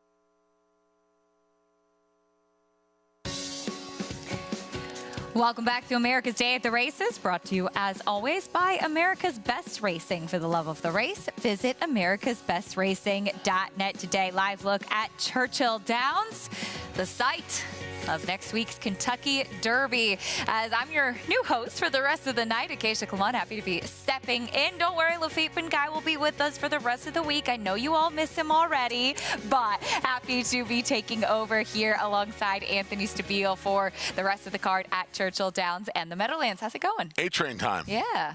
A-Train's running on the weekend and night service now. Yeah, looking forward to a little more Churchill action. You know I love my Meadowlands harness action. So we got a couple of interesting races coming up at the Meadowlands as well. Yes, we do. And also at Churchill Downs, including the Roxalanas. We'll take a look at that field, which comes up a little bit later on this evening as race number 9, post time around 10:11 Eastern time. And the race does really seem to revolve around Frank's Rockette, who she had kind of had the claim to fame, so to speak, of being a horse that always ran well against nice runners, but never got the job done. She's turned that around down in Florida this winter. Yeah, she really has. She's become a model of consistency, really dating back to the Charlestown race back in August of last year, Acacia. We're not going to hold the Breeders' Cup filling a sprint against her, obviously. She's been hickory. She's been hickory for the better part of the last year and a half, really. That's the lone blemish on the card. Always 11 wins, 9 seconds from 26 starts. here she is in the Hurricane Birdie, just decimating 5 other fillies and mares. Common Gallop here under Junior Alvarado, who's ridden her in the past, got some Winds of Water in the past, and reunited with her now for Hall of Famer Bill Mott, who has had a real nice 15, 16, 17 months with his runners. She'll take on Pretty Birdie tonight. She'll take on Coppelia tonight, and Coppelia is a filly that Coppelia. It's the name of a ballet, so I feel very strongly about that. I'm sorry. Oh, there's 2 P's there, so I called her Coppelia. I apologize. Yeah, she beat her by a dozen lengths last time. If that's the horse that's second choice on the morning line, and that's the horse who's universally considered the horse she needs to beat tonight, I don't think she's going to have too big of a problem. I actually like a little bit of a long shot in there for second. I like the number 4, My Destiny. Ray Gutierrez had a good winter down at the fairgrounds. See if he can pick up some pieces for second. She could pick up some pieces for second. Could be a nice price underneath as well, as the Roxolana will kick off things as far as the stakes action is concerned throughout this next week at Churchill Downs. We're really just getting started when it comes to all of the exciting action to look forward to. A little appetizer, so to speak, with tonight, Wednesday, and Thursday, and then, of course, the big ones, all the big guns out on Friday and Saturday, of course, highlighted by that Kentucky Oaks and Kentucky Derby, but pretty much for the Colts, the fillies, turf, dirt, any distance you can think, it's all represented at Churchill Downs this weekend. Yeah, they really have you covered starting on Wednesday. Then you got Derby on Thursday, and then Oaks Day and Derby Day. A ton of stakes action. Friday and Saturday, we have you covered as best as you could possibly covered right there. That's us, that little light on the left. I was talking about Naira Bets. There we are. Well, yes, that's us. You can experience all of the excitement with the Kentucky Derby with Naira Bets. As Anthony mentioned, we've got you covered with everything. If you have not signed up for Naira Bets yet, now's your opportunity. You can get a $25 free bet just in time for the Kentucky Derby. Plus, new members can earn up to a $200 deposit bonus with promo code DERBY25. Bet any track, anywhere, anytime. Get started at NairaBets.com and get your $25 bet and a $200 deposit match. Horses in the paddock for race 5 from Churchill Downs. That's a look at Mapper, who ran very well at Gulfstream on debut. We'll talk more about his chances after this. Flightline is in full flight. Flightline turns it on at the top of the stretch, and he's in cruise control. And Flightline takes off. Take a good look at this, because you're not going to see this too often, maybe never again. Flightline, 20 lengths clear. World-class racehorse, world-class performance at a world championship event.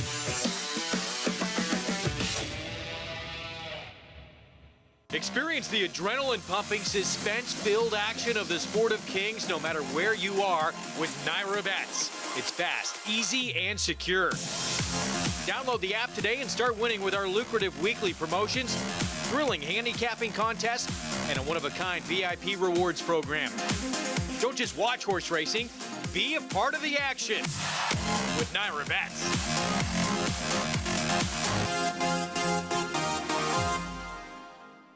It's a domineering display by the ultra-talented McKenzie. McKenzie in a dominant performance.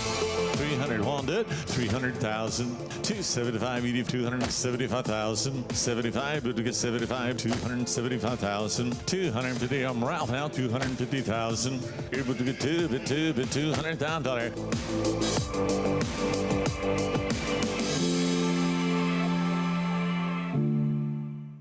Racetrack Television Network brings you every race, from every track, on every screen, every day. With monthly packages starting as low as $5, RTN gives you great value and access to more live HD streaming and race replays than anyone. Visit RTN.tv today to sign up and watch on almost any device, including Roku and Amazon Fire. RTN has packages that start at $5 per month.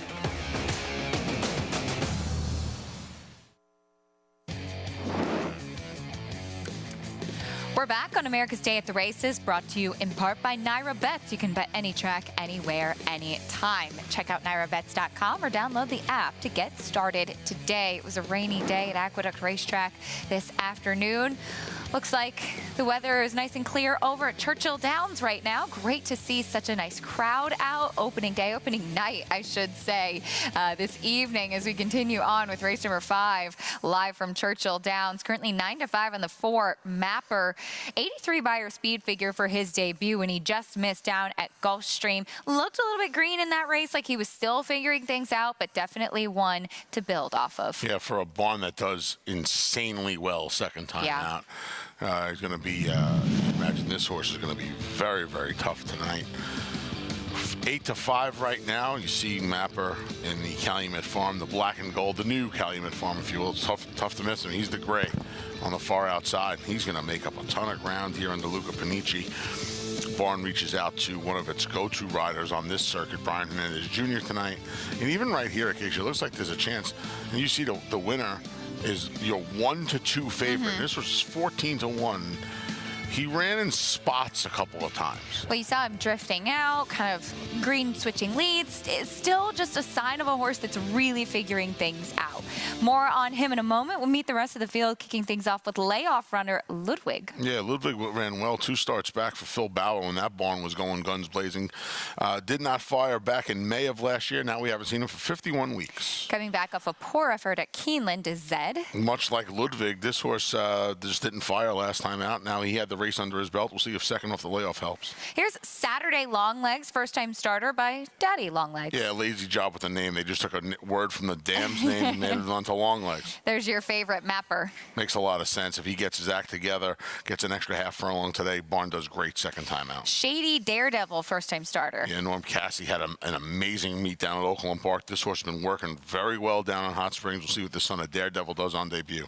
First-time starter, a little bit green. Here's Time to Make Mischief. The son of Into Mischief for a barn that used to be very cold with firsts. This horse has a nice-looking work pattern, and the barn's done a lot better with firsts. Sidekick cuts back in distance. The half-brother to Code of Honor. Here's Firster Flying Houdini. Sidekick hit the board in all 4 of his starts at Belmont and Saratoga. Flying Houdini not taking much money on debut. That's a big horse. There's Testimony Time. How about 2 years and 11 days since his debut? He gets the blinkers off for his return to the races. And a horse that might be named after me. Here's Stir to Pot. You think it's named after you or me? Blinkers, gelding, Lasix. That's stirring the pot. They're throwing the kitchen sink at this 31-1 shot tonight. Fun group of maidens here in race number 5. Let's check in with Paula Duca. Paulie, how are things looking over at Churchill? Very well. Thank you, Keisha. Good to see you on the set along with the Big A as well. So we got AA batteries. You know, this race is a really tough race when you look at it because the 4 Mapper ran very well first time out for Rusty Arnold. Who's a trainer that really doesn't crank his horses up first time out. Now, the horse did run at Gulfstream Park. And then you have another horse in here like this 7 in Steve Asmussen's horse that hasn't run in a while, but has very good numbers, and you get Louis Saez aboard. So, you know, those are the 2 horses that are getting bet right now. And then you got the first-time starter in the 5, Norm Cassie, just having an unbelievable year, and it seems like it does not matter what the other horses look like. His horses have been firing. So I'm not seeing much before 4, 5, 7, but you got to look at the 1 a little bit, because the 1 is taking sneaky money. I know the horse hasn't run in a while, but he comes out of that race. That was the last race of Derby Day last year. After Rich Strike shocked the world, Strobe won that race. That was the race of life. Strobe come back to run a nice little second. Bourbon Heist was second, who won by a pole at Keeneland the other day, and obviously Elite Power is a champion. So, you know, the 1 could be a player in here, but I'm going to side with the 7. I thought the 7 looked tremendous on the racetrack, Acacia, and I think Louis Saez will be on the scent. It's always so great to see you in love the turn back for Sidekick despite that pedigree. As mentioned, the brother to Code of Honor, who of course was better going long, but the Dam much more of a sprinter. More on those maidens in a moment. We turn our attention back over to the Meadowlands, the Big M. We have race 5 coming up, or I should say 1 mile pace here in the 5th for 4-year-olds and under. Here's a look at the field. It's My Show. Even money. Yeah, It's My Show, one of 5 horses in here, Acacia, coming off layoffs. Now, you see that these horses have run. You see this QUA. That's a qualifier. Those are practice races for horses returning for layoffs to come back. 5 of these horses, including It's My Show, how coming off layoffs. He hasn't raced in a race since October 8th. 4 to 5 now on the 2. It's My Show. Let's check in with Jessica Otten. Thanks so much. Yes, race 5. There are a handful of horses in this race coming off of some layoffs. They are, vamping up for that 2023 stake season. I found myself landing on 3 horses, 2 of them which are coming off of those layoffs, and 2 of them coming out of that Linda Toscano barn. The 2, It's My Show. Thought it was very, very good. 2 qualifiers. Some 2 from slightly off the pace. 25 and 3 kicker at the both of each of those. Full support. I thought it was a very good effort last time out. Left aggressively, parked, sat, and just got shuffled there. So it's a 2, 5, and 7 for me in race 5. Here's Ken Workington with the call of race number 5. Equine starting gate rolling. We welcome Regency at Reddington for the presentation. Race 5, 3 to 5 on the 2. It's My Show, 3 to 1 on the 5. Full support. Here they come. They're off. Command is out fast. So is Full Support. And from the inside, It's My Show, the big favorite, with Rodman showing up on the rail into the first turn. It's My Show and Rodman, and Full Support on the outside is coming on with Command 3 deep and driving as they head to the opening quarter. Mickey Teen settles in 5th on the rail, followed by Can't Sway Me and Century. Inspector is looking to go up on the outside. Then we have Gretzky, the Great, and Lion's Pride. Gap at the back is Lootable. First quarter was soft, 28 and 3, as Full Support is taking charge, but not for long. Command takes command. It's Command dashing to the top and going after him. It's My Show and Scott Ciron. So Full Support back to 3rd on the inside. Rodman is gapped in 4th. 2.5 lengths to Mickey Teen on the inside, 5th. Century Inspector spinning his wheels 6th, stride for stride with Can't Sway Me, then Gretzky, the Great, and Lion's Pride. Lootable has lost touch, have 56 and 2, 27 and 4. It's My Show at 1 to 5. It's My Show with a stranglehold on it. Here comes Full Support with a full head of steam, now 2nd and challenging. Command back to the box on the inside, locked in for now. Rodman sets it up from 2nd over. Gap at 2 lengths to Mickey Teen and Century Inspector on the outside. And looking for room is Can't Sway Me. Passing 3 quarters, It's My Show in front. Full Support on the outside. 125 and 1 into the stretch drive. And trying to hold on will be It's My Show. He gave the cold shoulder to Full Support. Fresh off the cones comes Command. But it's My Show. Charging late, Command on the outside. It's My Show, putting on a show. A sharp 3-year-old debut. It's My Show. Then Command, Mickey Teen, and Full Support. 151 and 1. Final quarter, 26 flat. The favorite, It's My Show, delivers, and it was indeed his show today, getting the job done in a very game effort. Giant effort. Hadn't seen this starter since October 8th, and big mile tonight. Came home in 26 seconds flat. That's racehorse time. Back over at Churchill Downs, we have this nice maiden special weight coming up. Again, this is 3-year-olds and upward, going 6 furlongs on the main track. And while the number 4 Mapper is your favorite, I think it is a little bit more of an intriguing race. Paul liked the look of the 7 Sidekick, who, as mentioned before we went over the Meadowlands, does have that big pedigree, but he cuts back in distance and makes his first start for Steve Asmussen. I think this is a really interesting spot for him. Yeah, he goes to 3 quarters for the first time since his debut. We'll see how he handles the cutback in distance. Now 4-year-old, like you said, the half-brother to Honor Code. We'll see how he does. A lot of 3-year-olds in this race.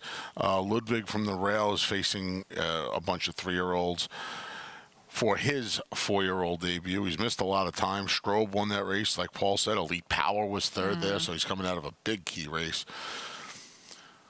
Yeah, it's an interesting race, but the favorite to me ran so well and made up ground in a Gulfstream going the 5.5 on debut that he was hard for me to look past tonight. So I like the number 4 Mapper.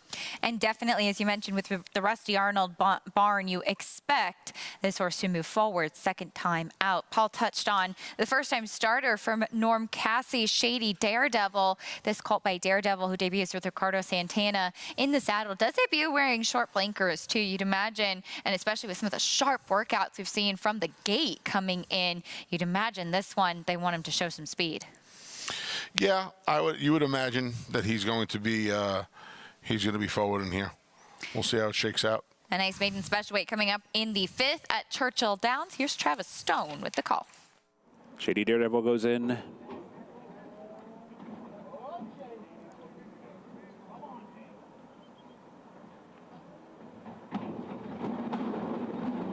They're in the gate, but testimony time broke through the front of the gate.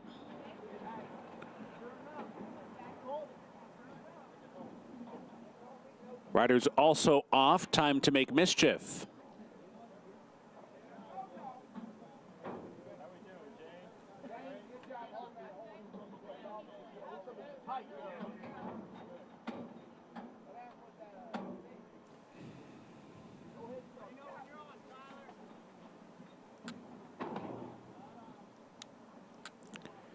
In the gate. And they're off. Zed down inside away well. Shady Daredevil is there. Sidekick 2. Time to make mischief is up close. Ludwig comes through down toward the rail. Down the back stretch run. Shady Daredevil up for a short lead. Ludwig punches through toward the rail to press from second. Sidekick keeping pace with them while third Zed fourth. Time to make mischief. Racing in 5th. Mapper angles to the outside 6th. Stirred that pot in the clear 7th with testimony time in 8th. 5 lengths back. Saturday long legs. And the trailer the slow starting Flying Houdini. And they flew through that opening quarter. 21-1. 3 furlongs to go and a battle up top. Shady Daredevil head-to-head with Ludwig. And Sidekick sidles up 3 wide. The 3 of them across the track heading for the quarter pole. And Sidekick has taken the lead. Sidekick in front off the turn. Ludwig back into second. Shady Daredevil gives way. Zed down inside. Mapper is there. Final furlong coming. Sidekick kicks away by 2. Ludwig is running hard. Big effort there, but his second. Mapper runs up into 3rd. Time is running out to catch Sidekick. Sidekick clear by 4, and it will be Sidekick the winner. Just about 4 lengths in the end. Mapper grabs second from Ludwig, who ran well. Then it was either testimony time or Zed. Welcome to our new viewers on Bally Sports SoCal. We're so happy to have you with us. You're watching America's Day at the Races. Acacia Clement, Anthony Stabile, Paul LaDuca with us, Jessica Otten as well, as we have live racing for you from opening night at Churchill Downs, as well as harness racing from the Meadowlands. And the night is young, my friend. The night is young, yeah. There's plenty of action still to come. Still got a bunch of races from the Meadowlands. Late pick 5 time from Churchill Downs starting in race number 6. So, yeah, plenty of action left to go. Looking forward to it as we just saw a nice maiden special weight take place at Churchill Downs. Always enjoy the maiden races. These are for the 3-year-olds, but of course you look to the future. You look to what 3-year-olds we're going to see in the spotlight 1 week from today. This time next week, we'll know who the Kentucky Derby winner is. Champion will be crowned for the 149th time. You see that, one of the most historic views in all of sports. Forget about horse racing, all of sports. The Twin Spires down in Louisville. And there will be one lucky 3-year-old who will get Kentucky Derby Roses 149 in just a week. We kick off the action at Churchill Downs tonight. The Roxalana, the stake race, the feature. A little bit of an appetizer for all that's to come. Live racing Tuesday on next week. And we'll get a chance to see Wednesday and Thursday some stakes to look forward to. Of course, Thursday now dubbed Thurby before the Kentucky Derby. Yes. And on Friday and Saturday, the Kentucky Oaks, the Kentucky Derby, the true highlights of the week. Oaks just as old as the Kentucky Derby, but Oaks used to be considered the quote-unquote local day. It wasn't as big a deal as it is now, but it's a weekend where close to 300,000 people will walk through those turnstiles Friday and Saturday. And a lot of mint juleps. The feature today, Roxalana, as we see the field here. Is that a late scratch of My Destiny? Yeah, My Destiny scratched out of the Roxalana here. And we'll see if Frank's Rocket can keep it going 3-5 on this filly, this mare now, who has been impressive in her last couple of races. They heard I was going to make a cold exacta with My Destiny. They were like, that guy likes her. I can't run tonight. she is just a model of consistency, Frank's Rocket. 20 times in the exacta, 11 for now. You see it right there, 5 stakes wins. Junior Alvarado's reunited with her last time for that Hurricane Birdie romp by 8 lengths down at Gulfstream Park, her first start of the year. And he's done some well with her in the past, has Junior. They've teamed up to win a few races together. He's one of Hall of Famer Bill Mott's go-to riders, and she's going to be tough to beat tonight. Belmont and Junior Alvarado, they've teamed up for a lot of big wins together, especially recently. Cody's Wish in the Breeders' Cup, Art Collector in the Pegasus World Cup, looking to win the Kentucky Derby with Rocket Can next weekend as well. As mentioned, we just saw race 5, a nice maiden special weight at Churchill Downs, and it was Sidekick making his first start for trainer Steve Asmussen. He is the half-brother to multiple graded stakes winner Code of Honor. On the bottom side, the dam was much more of a sprinter. And that physical right there, that's what we talk about with that quintessential sprinter build, the compact, stout, powerful hind end. And it turns out Sidekick wanted to sprint, and that's what he got to do today. You were excited to see him cutting back a case. He hadn't cut back to a sprint since his debut, a 2-turn race since July of last year, and he got the job done rather authoritatively tonight. Mapper still looks like he's figuring things out for Rusty Arnold. He ran in spots again tonight, and I don't believe the lights have gone on yet. That would have been another. That would have been something else he could have been quirky about if they had put the lights. That's right. on. It looks like it's still pretty light there, but $6.40 winner for Sidekick. Logical top 2 finishers. Mapper was your 8-5 favorite on that impressive debut down at Gulfstream. Another second, still kind of figuring things out, as you mentioned. Yeah, and how about this pick, the difference between the pick 4 and the pick 5? Wow. There was a big long shot that won the opener, first race in a meet, that bottom level maiden claimer. What a difference maker that was. One thing pays $8,700 almost. The other one pays $275. So wow. There you go. Hope you had it. Yeah. We move on to race 6. We'll be on the turf for this allowance here for 3-year-olds and upward, which have never won 2 races. Even money on Chasing the Crown, the Mike Maker runner who comes in from Gulfstream after a second behind Strong Quality, who's been on a tear down in South Florida, winning back-to-back races. Talk a little bit more about the 6th from Churchill Downs in a moment. We'll take a quick time out, and when we come back, we'll preview the Sunday Stakes action from Aqueduct, the affirmed success, as we'll see some nice sprinters in the spotlight. Today's flavor ran so well in graded stakes last time out, and listen to your heart. It's been on a roll recently. Can one of them win the stake tomorrow? DeMarchelier offers breeders a rare opportunity as the only son of Dubawi standing in Kentucky. Dubawi, one of the world's most celebrated stallions, is now a sire of sires. His top sons at stud are making a name for themselves across the globe. With a picture-perfect pedigree, this son of Dubawi brings one of the world's most potent bloodlines to America. DeMarchelier, standing at Claiborne Farm.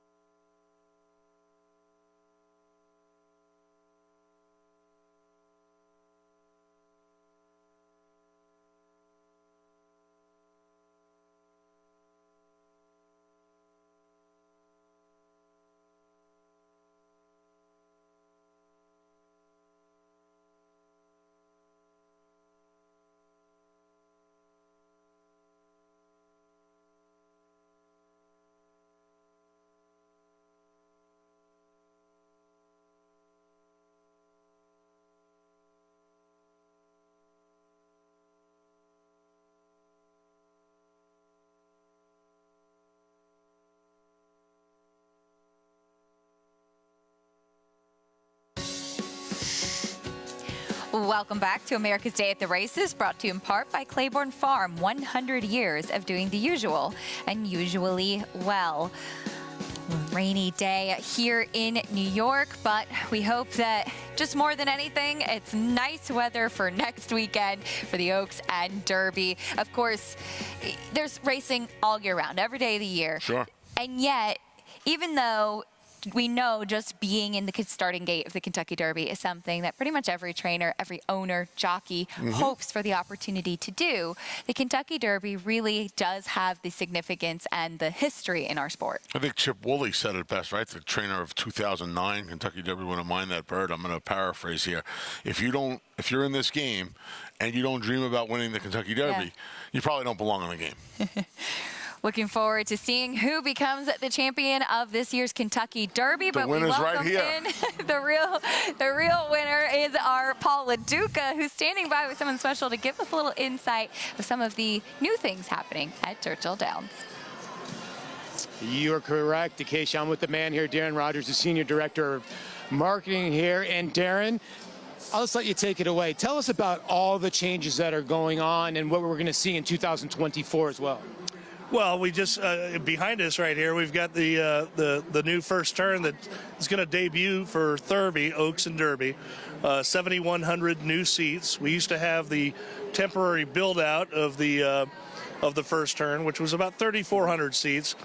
These seats are now all covered. They're stadium styles on the second and third floor. And then on the first floor, we have the First Turn Paddock Club with 2,000 seats. You walk out, you're right there. You've got the unique view of the grandstand, the Twin Spires. You're right on top of the walkover.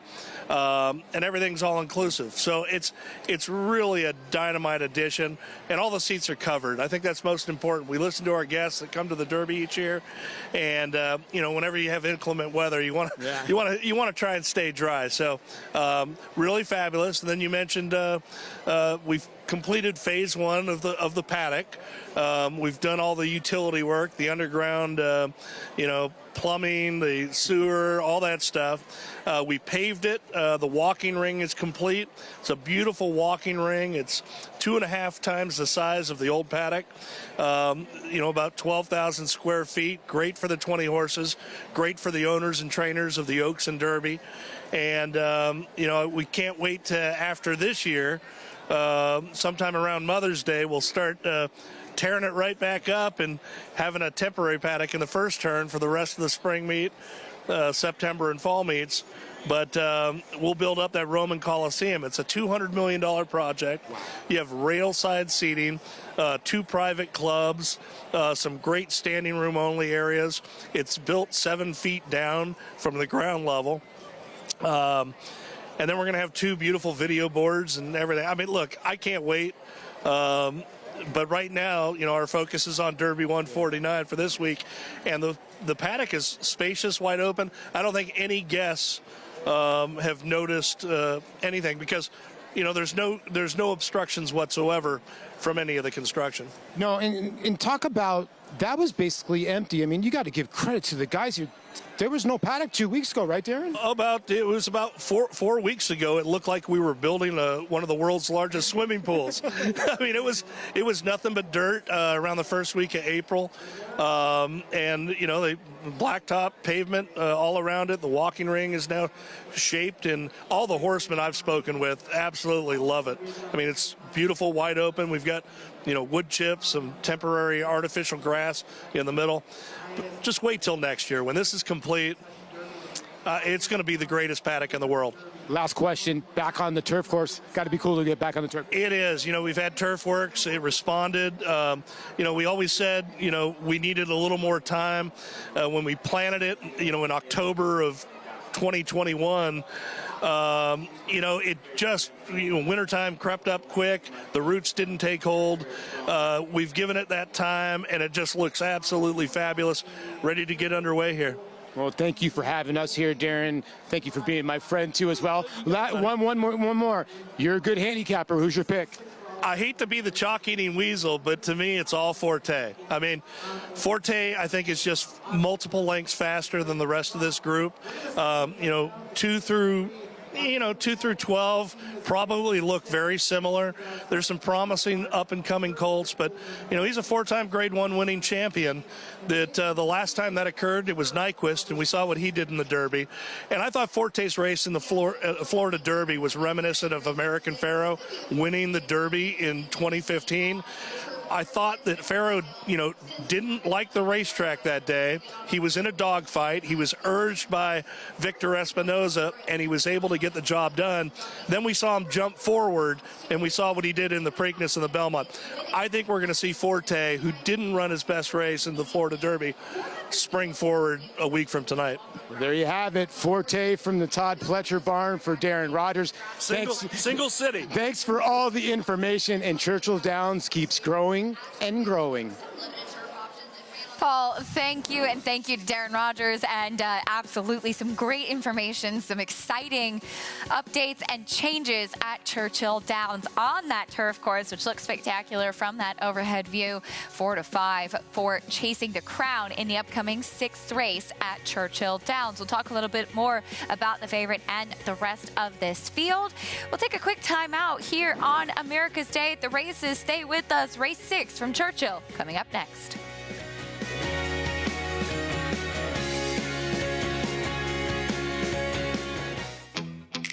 Yes, there's family. If we say La Troyenne, you'll get the picture. And of course, form. G1 this. A breathtaking run. G1 that. Dig down deep to win it. But take a long, steady look, and the word that most likely springs to mind is fantastic. Maxfield. Family. Form. Physique. Fantastic. This season at Oaklawn, we've got more of everything. More of the top thoroughbreds in the world. More days of live racing. And the largest purses in our history. All at a completely reimagined Oaklawn. Come be a part of this historic season at Arkansas's only casino resort.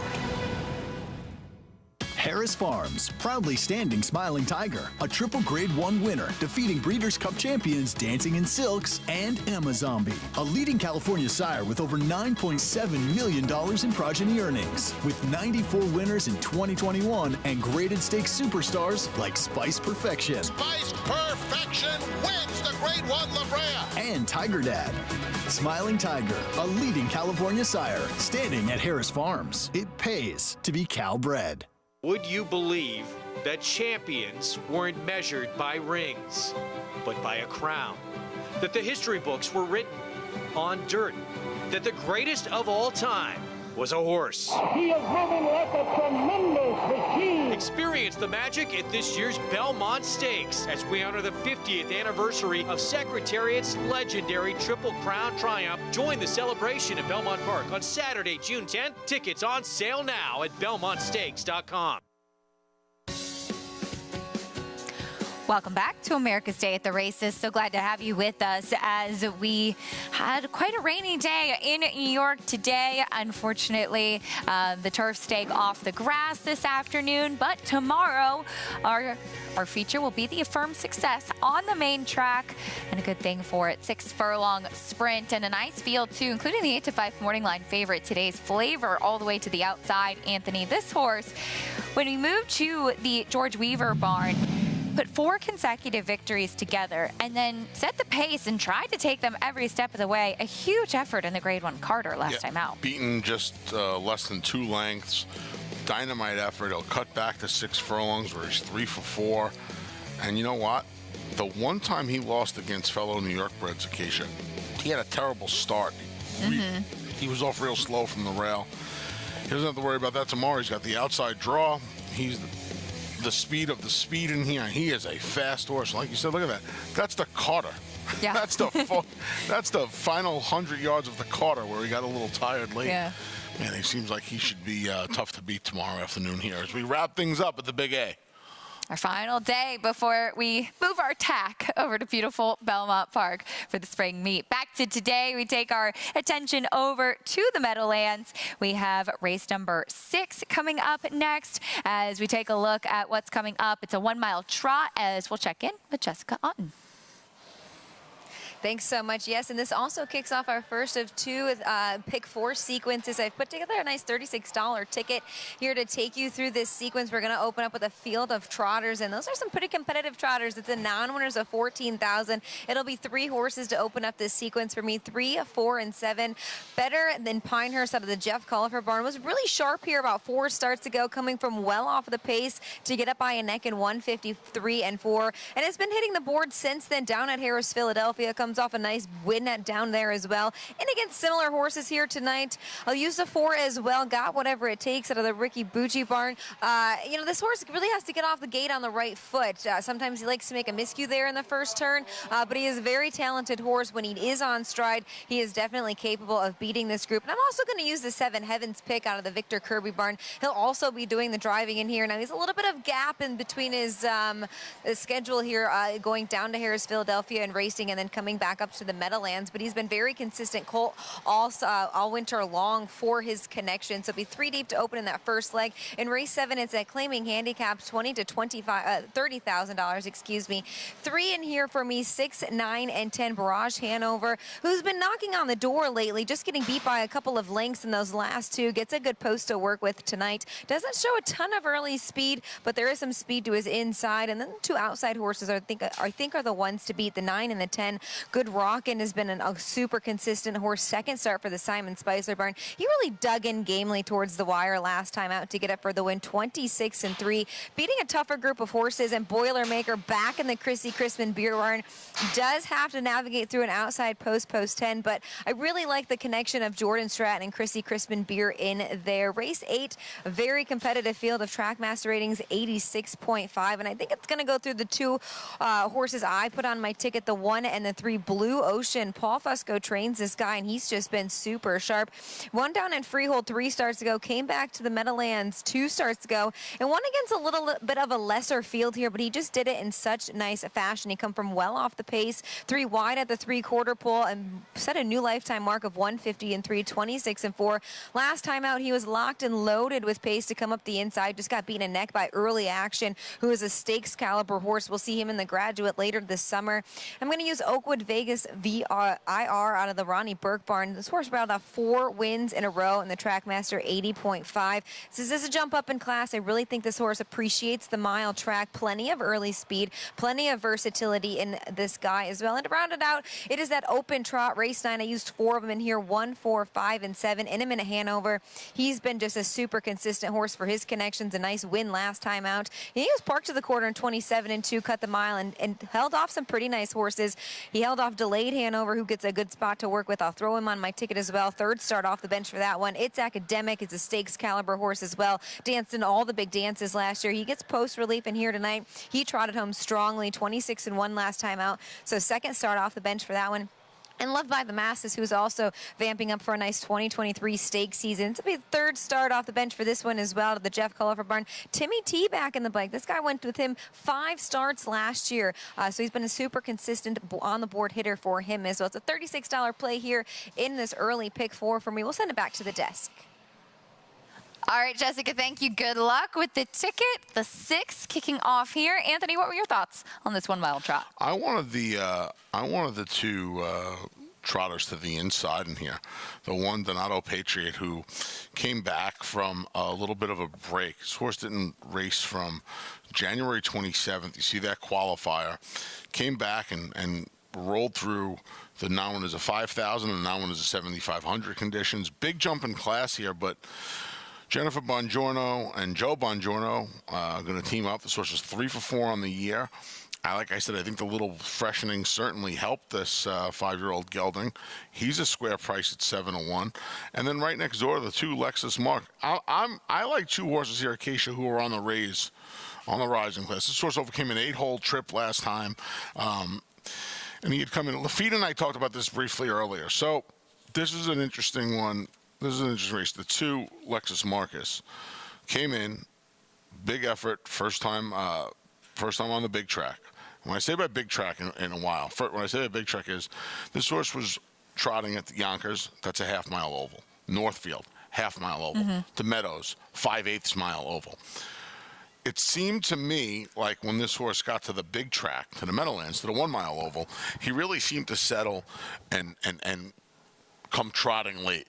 He had shown speed on some of those half-mile oval races now and 5/8 races. So I think that gives him some versatility. 8-hole last week, he wasn't going to leave for position, or I wouldn't think. I would imagine Yannick Gingras is a little more aggressive with him. From the inside draw, shorter field tonight. There doesn't appear to be a ton of real forward runners in here. So I would imagine Lexus Marcus, he's my top pick, but I like the 1s and 2s in here. How important is it? We often talk in thoroughbred racing about, as Richie McLeory likes to say, get your position going forward as far as the pace. And obviously every horse is a different running style, but being able to kind of settle and dictate things. Yeah, this horse, he wins on the front end. He trots on the front end. He trots him off the pace. That versatility is going to help him in here in a race, like I said, without any kind of true speed in here.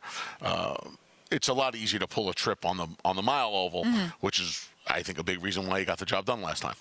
Lining up, here's Ken Workington for the 6th.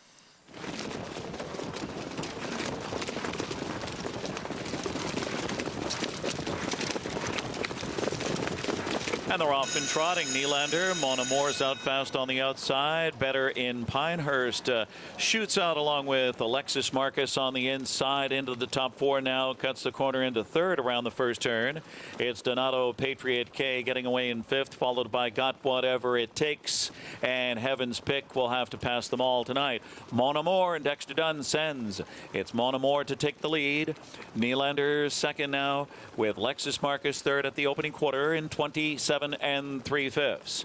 Better in Pinehurst, gapped in 4th. Across the backstretch they go. Donato Patriot K is next. On a break, Got Whatever It Takes. He broke. So to his inside comes Heaven's Pick. Gapped at the back here. Single file across the backstretch. Mon Amour dictates the terms here at 8-5 on the point. Nylander under a tight rein in that 2nd spot. It's Lexus Marcus, a loose 3rd past the half. Better in Pinehurst is 4th. Donato Patriot K to the outside, along with Heaven's Pick, who gets underway. And way back, the breaker was Got Whatever It Takes. 55 and 3, 28 seconds. Mon Amour in front by a length. Bump drafting that helmet is Nylander, a dreamy 2-hole ride. Better in Pinehurst goes in attack mode 3rd as Donato Patriot K gears up from 2nd over.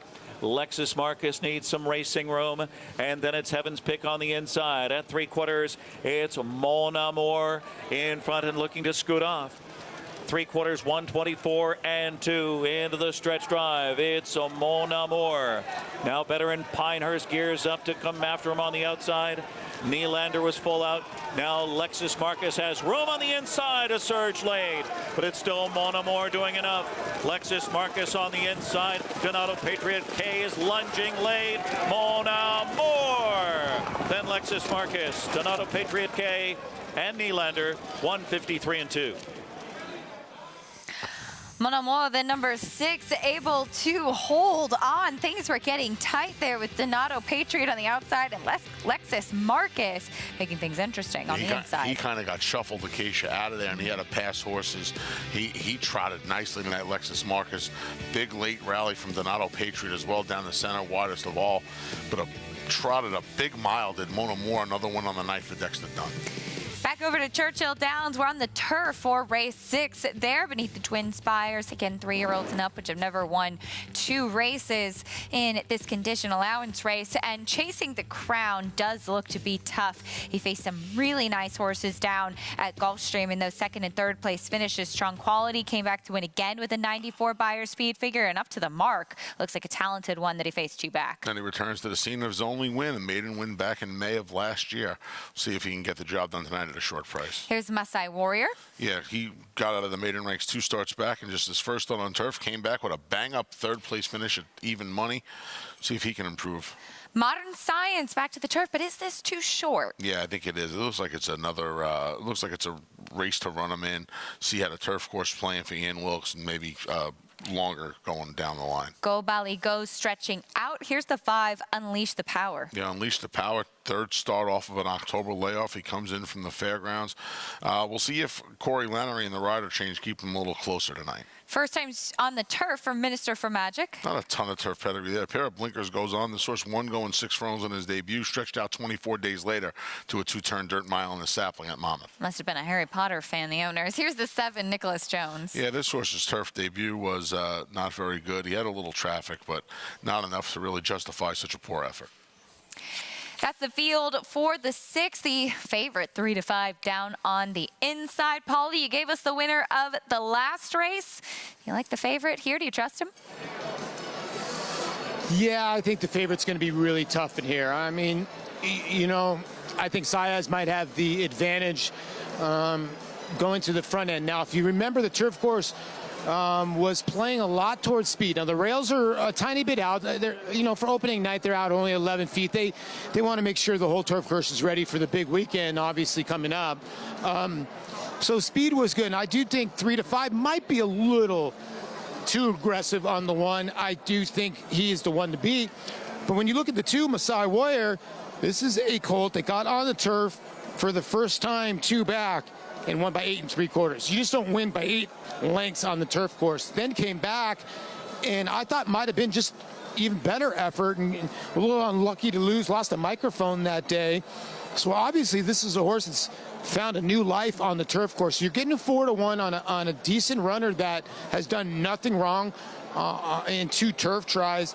The 3 Modern Science, I'm in agreement with both of you. If this race is going a little bit longer, Ian Wilkes won a couple long races with Miss Yearwood at the end of the Keeneland meet. When they go about 1.5 miles or so, they keep on running. I think Modern Science will be rolling late. I just think it's a little too short. So I do like the 1 over the 2-3. If I was going to throw in somebody else as a long shot, there's no form. There's nothing here. But the 6 getting the blinkers on, Jane Sibeli is a master putting horses on the turf course. So, and she's a tremendous turf trainer. This horse has been working great guns at Delaware and ships here, which is pretty weird because considering Delaware is going to be opening up and they have turf racing there. So the 6 could be a sneak in here, but Chasing the Crown I think is going to be tough in here, Acacia. All right, Paul, thank you. Chasing the Crown. We'll break from the rail. Again, face some nice horses down at Gulfstream in his last couple of starts. Dangerous combination of Mike Maker and Luis Saez. Yeah. I would imagine also, Acacia, that in a race that there's not really any true speed, that Louis is going to be aggressive from that rail draw. And he's sharp today. Yeah. I would imagine this horse is on the front end. I thought Unleash the Power had a little chance here to price, third off a layoff. I like the rider change to Corey Lannery. It's a big price at 12-1. I like it. Number 5, Unleash the Power for Al Stahl. Generous price, as this is a horse who will actually be making his first start over the Churchill Downs turf course. The lone win for Chasing the Crown came over this turf, though, back last May. Loading in for race 6, 1 1/16 on the grass. Travis Stone has the call live from Churchill Downs.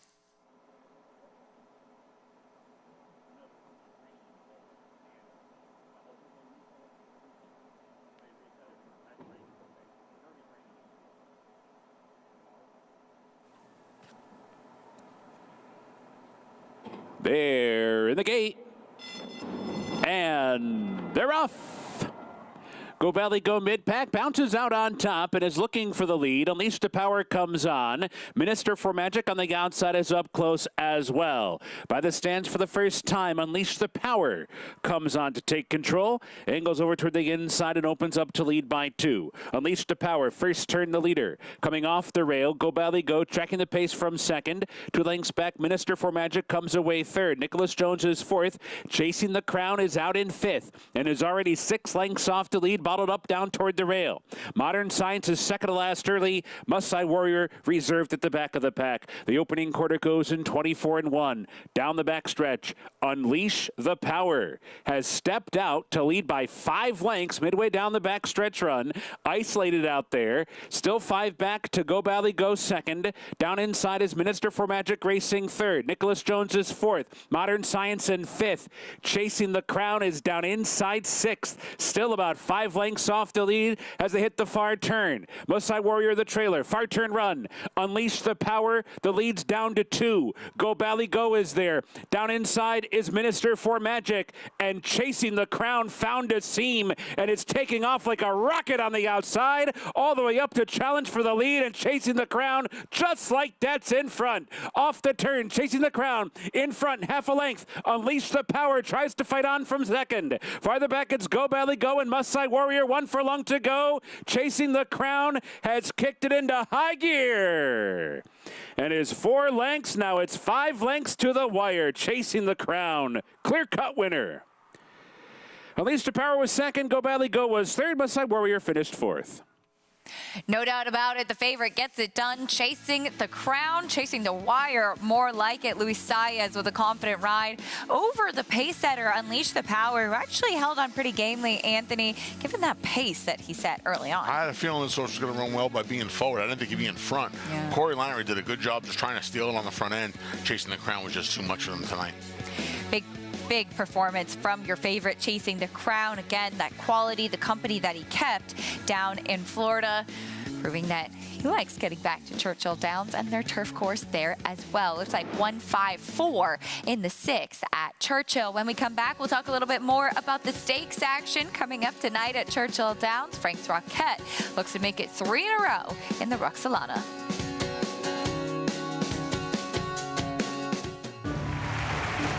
Reach the starting gate. It's post time. Home front, the favorite comes forward. And they're into the stretch. Cold front put to the test. Old Cash on the outside trying to go with it, but Cold front kicks away. Cold front 2.5. Cold front does it again. Firing the field in the Amsterdam.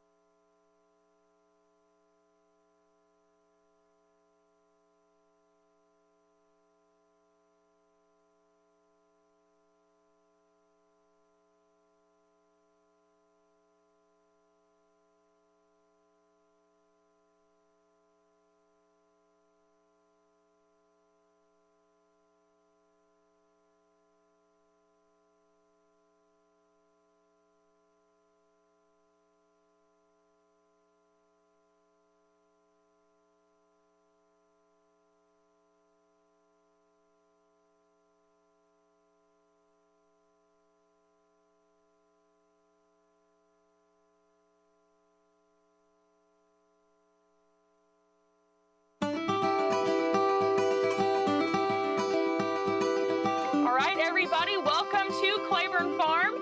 Claiborne Farm has been around since 1910. The tour is a backstage look at how we operate as a large-scale breeding farm. These are parts of the farm that have always been off limits to the public. You know, you would only see these barns and these horses up close if you worked out here. So it's been really exciting to open that to the public, to show that end of the industry and just spread that knowledge. You know, you take a group out, they get to scratch on a mare in foal, they think it's super cool, and hopefully create a lifelong fan. So our stallions stand from anywhere from $5,000 to $100,000. That is a stand and nurse guarantee. So that fee is not paid until the next year after the mare has had her baby, the foal stands, and everything is good. We have conceived 22 Kentucky Derby winners, 19 Preakness winners, 22 Belmont winners, and 29 Breeders' Cup winners. In addition to that, 6 of the 13 Triple Crown winners have been conceived in our breeding shed.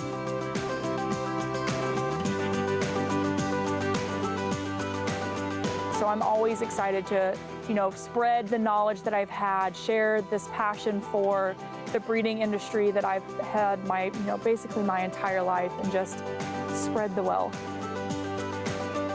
Basically, all of our tours are sold out. That's just absolutely fantastic. Sometimes we'll try to sneak in 1 or 2 extra people onto the trolley.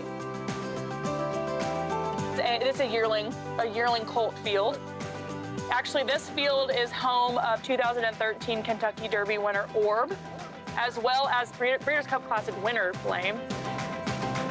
The cemetery is extremely popular. It's on both types of tours that we offer, so the trolley tour and the walking tour.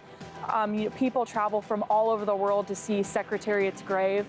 So it's really exciting to see people's reaction to seeing that.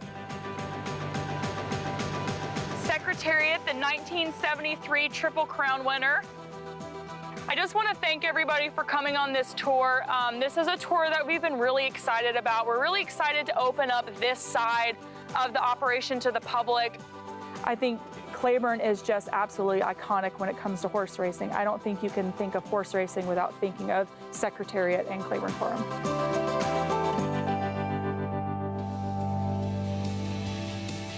If you're in Kentucky this week, cannot recommend enough a visit to Claiborne Farm, as our program is brought to you in part by Claiborne. 100 years of doing the usual and usually well. In the 6th at Churchill Downs, beneath the twin spires, Chasing the Crown was victorious. Thumbs up from Luis Saez, as he will look to do that next week with his date with Tapit Trice.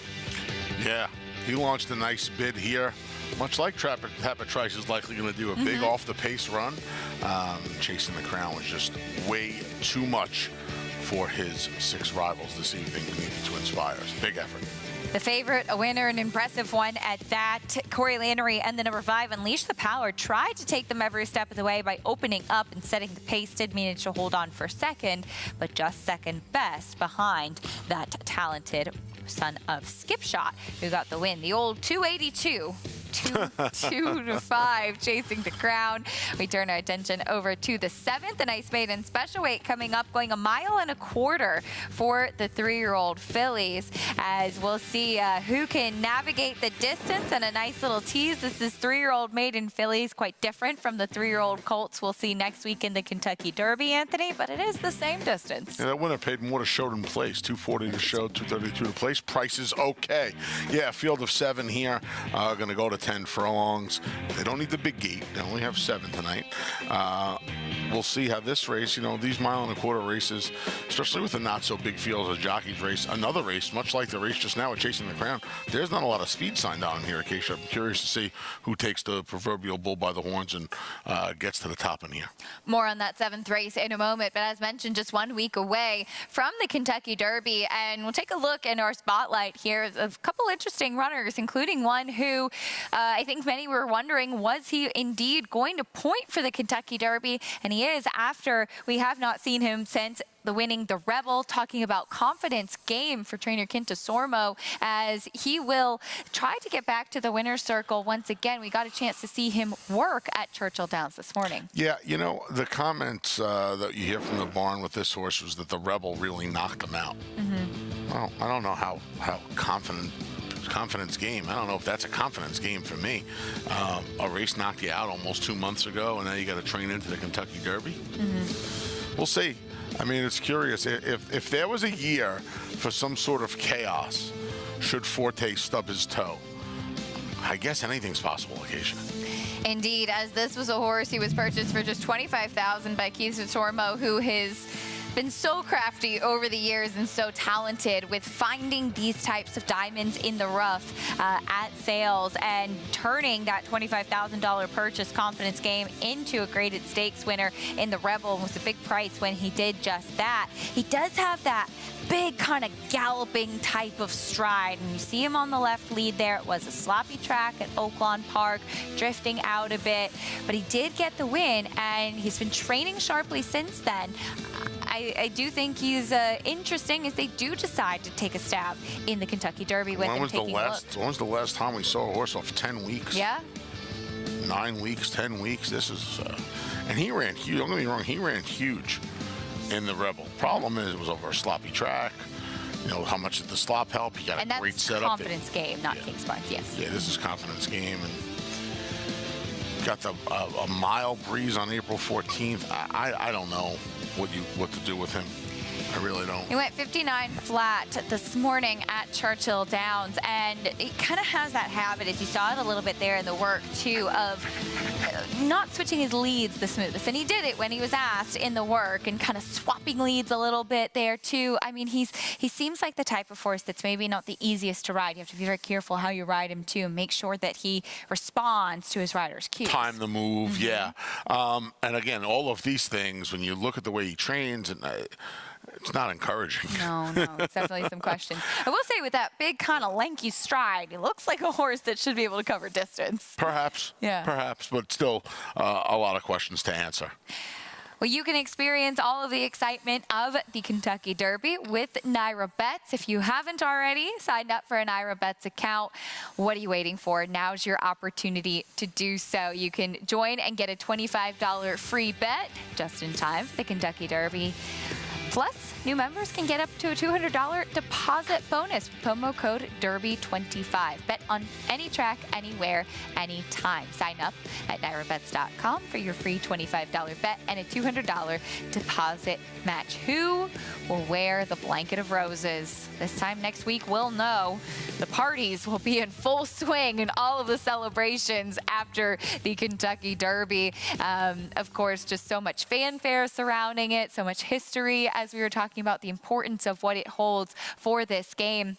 And we've seen that throughout the rest of the sport, too. The high prices of young horses at sales with trying to get those colts to go to the Derby. That's the biggest thing, right? The prices are through the roof. And just had the OBS sales wrap up down in April down in Ocala, and so some more big tickets as well. People dreaming, and 53 weeks from Kentucky Derby 150, right? That's what they were thinking about, most of the people down there anyway. Indeed. As we turn our attention back over to the Big M, the 7th coming up from the Meadowlands. As we take a look at the field here, this is a 1 mile pace, and relatively wide open board right now, 5-2 on the 9. Good rockin'.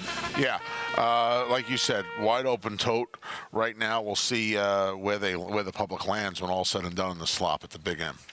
Good rockin'. The number 9, as mentioned, had a win last time out. What do you make of this runner?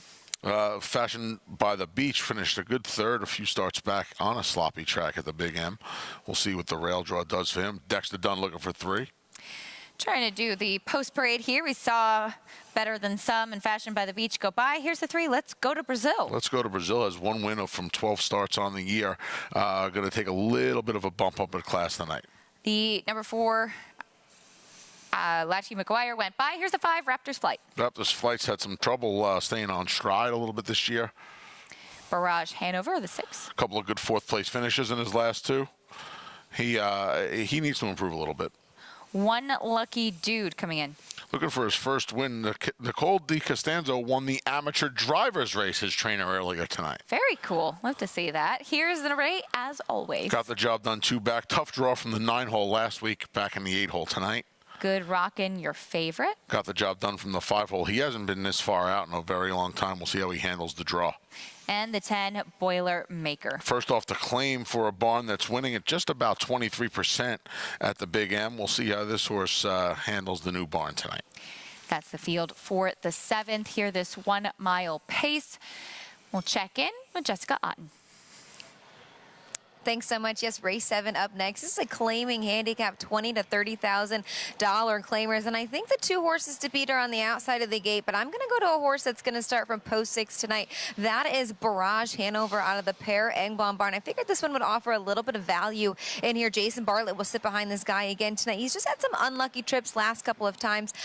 He's had 2 4th-place finishes from an inside post, but he's had the outer flow not really developed like it should have. He's been stuck behind some dull cover as well. And 2 starts back, he was double bubbled after that 3/4 pole, and then 26-4 kicker at the end of it, getting beat by Tam Major. Tam Major is a very sharp horse that we'll see later on tonight's card. And last time out, he got beat by Good Rockin' and Tam Major, who hit the wire together. So I figured this guy would offer a little bit of value coming from the center of the gate. But I am going to use the other 2, the 9 and 10, on my tickets as well. Good Rockin', second start for the Simon Spicer, but I really like the way he dug into the wire last week. He just kept fighting with Tam Major, who I had mentioned has been very hot here at the Big M over the last course of the last 2 months. 26-3 last quarter of a 50-4 mile. Now he does have to navigate through an outside post. He does show gate speed, but that's not his strong suit in here. I really believe this guy is better when he can pick up some cover and kind of move 3 wide in the stretch and track down horses.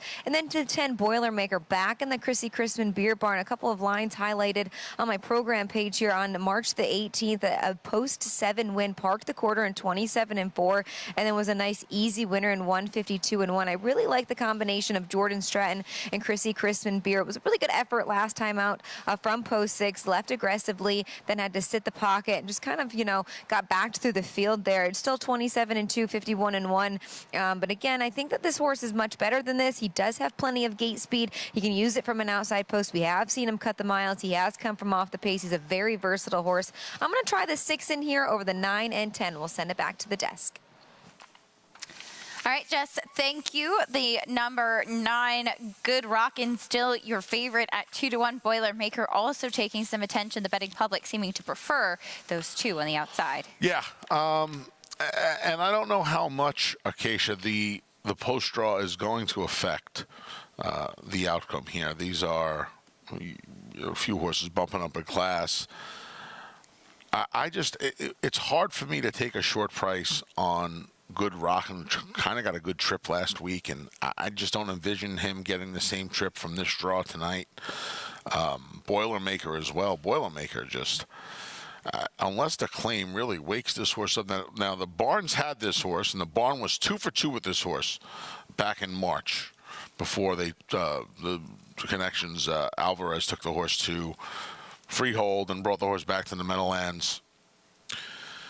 A scratched vet sick, a terrible performance from the 10-hole, and that's the bugaboo, for the lack of a better term here. The 10-hole race was not good at all, but going back to a barn where the horse was perfect in 2 starts. So it's almost like you feel like it's almost a coin flip.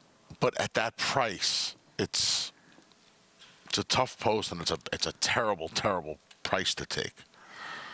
When you talk about the post, and of course the shortest way around is closest to the rail and having to navigate trips, what are some of the pitfalls of a post that's so far outside? Well, you're worried about in a race with that's not loaded with speed. You can get caught 4 or 5 wide into that turn. You're worried about not being able to fall in and get some position. It doesn't happen as much on the big tracks, It's a little different, but still, you don't want to lose all that ground going into the first turn. You don't want to be stuck 4th, 5th, 6th from that draw, because you're going to need a little help in front of you. I thought the 6 Barrage Hanover was a little interesting. I thought if he can improve a little bit. He's a square enough price. Jason Bartlett, one of the leading drivers over at Yonkers. The Yonkers is closed on the weekend, so a lot of the drivers will head over and do double duty and drive at the Meadowlands on Saturdays. The 7th coming up, where it's have a 1-mile pace here. We'll head over to Ken Workington for the call. And the field is set, 7-2 on 10, Boilermaker. Ready for start, race 7. Here they come.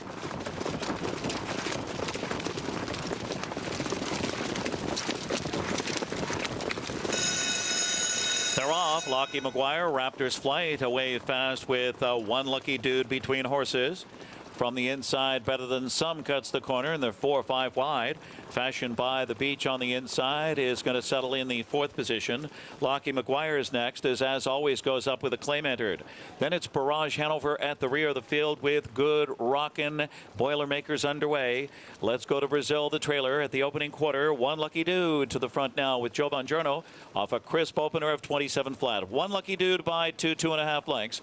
Here comes, as always, with the claim entered, second, roughed up early. Raptors Flight gaps the pocket spot. Better Than Some 4th on the inside. It's Fashioned by the Beach in 5th position. Good Rockin' gets underway 6th on the outside. Lockie McGuire's jammed in near the rear of the field. Then Boilermaker on the outside with Barrage Hanover. And let's go to Brazil. At the half, as always, in front now, 54-1. Lively Clip in the mud. As always, by 2 lengths, looking to get away from One Lucky Dude on the inside second. Here comes Fashioned by the Beach first over. That's a live toe for Good Rockin' second over now 4th. Raptors Flight is shuffled to 5th on the inside as they head by 3/4. No racing room for Better Than Some. Boilermaker setting up a rally from 3rd over here as the pressure mounts on, as always. Fashioned by the Beach on the outside comes after him. 123-2 into the stretch. Fashioned by the Beach at 28-1 with Dexter Dunn. Full out here, as always, fighting him off. And here comes Boilermaker on the outside with a big rally, knifing his way between horses. Raptors Flight with late pace. Boilermaker takes the lead.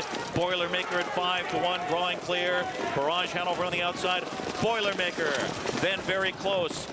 Good Rockin' or Barrage Hanover, then Raptors Flight, 151-3. Boilermaker outside post, able to get the right kind of trip and gets the win. Yeah, Chrissy Chrisman Deere has this horse's number. Now 3 for 3 on the card. Jordan Stratton with an excellent drive. We talked about how you worry about getting shuffled. He had what you call excess cover. So he had 2 horses on the outside rim, on the outer flow in front of him. He rode the cover of Fashioned by the Beach, provided the cover. He had the excess cover. When he tipped, he was ready to roll. And Jordan Stratton did a good job working out that trip. Uptick to 5-1 when all was said and done. Back at Churchill Downs, maiden special weight in the 7th, going the distance of the Kentucky Derby, 1.25 miles. These are 3-year-old fillies, though. Everyone's still looking for the first win of their career, but you will get a little bit of a taste of what that distance will be like, or where that starting gate will be positioned next Saturday for Kentucky Derby. Yeah, they run a lot of these races occasionally. They like to run these 1.25 mile maiden races, get horses out of those maiden ranks. And I didn't notice if Keeneland had the 1 3/16 races this year. That also gets these horses ready for the 1.25 mile. I don't remember seeing them, but I don't either. Yeah, they like to start to crank them up. I don't see anybody with a race on their card. So, yeah, we'll see how all these fillies handle the distance. No one in here has been beyond 1 1/16. So they're all getting at least a 3/16 of a mile stretch out in distance. Your favorite is to the outside, 9-5 on Corsini. The number 5, though, Raggedy Sand. This horse finished 2nd last time out at the fairgrounds, going 1 1/16, affiliated by Union Rags out of a Tabasco cat mare. So you would certainly expect to think that distance would be her friend, given her pedigree. 3 lengths off of the winner last time out to be 2nd, going 1 1/16. Belmont Stakes winning sire, Belmont Stakes winning damn sire. Yeah, it's all there. It's all there. And this horse ran pretty well last time out.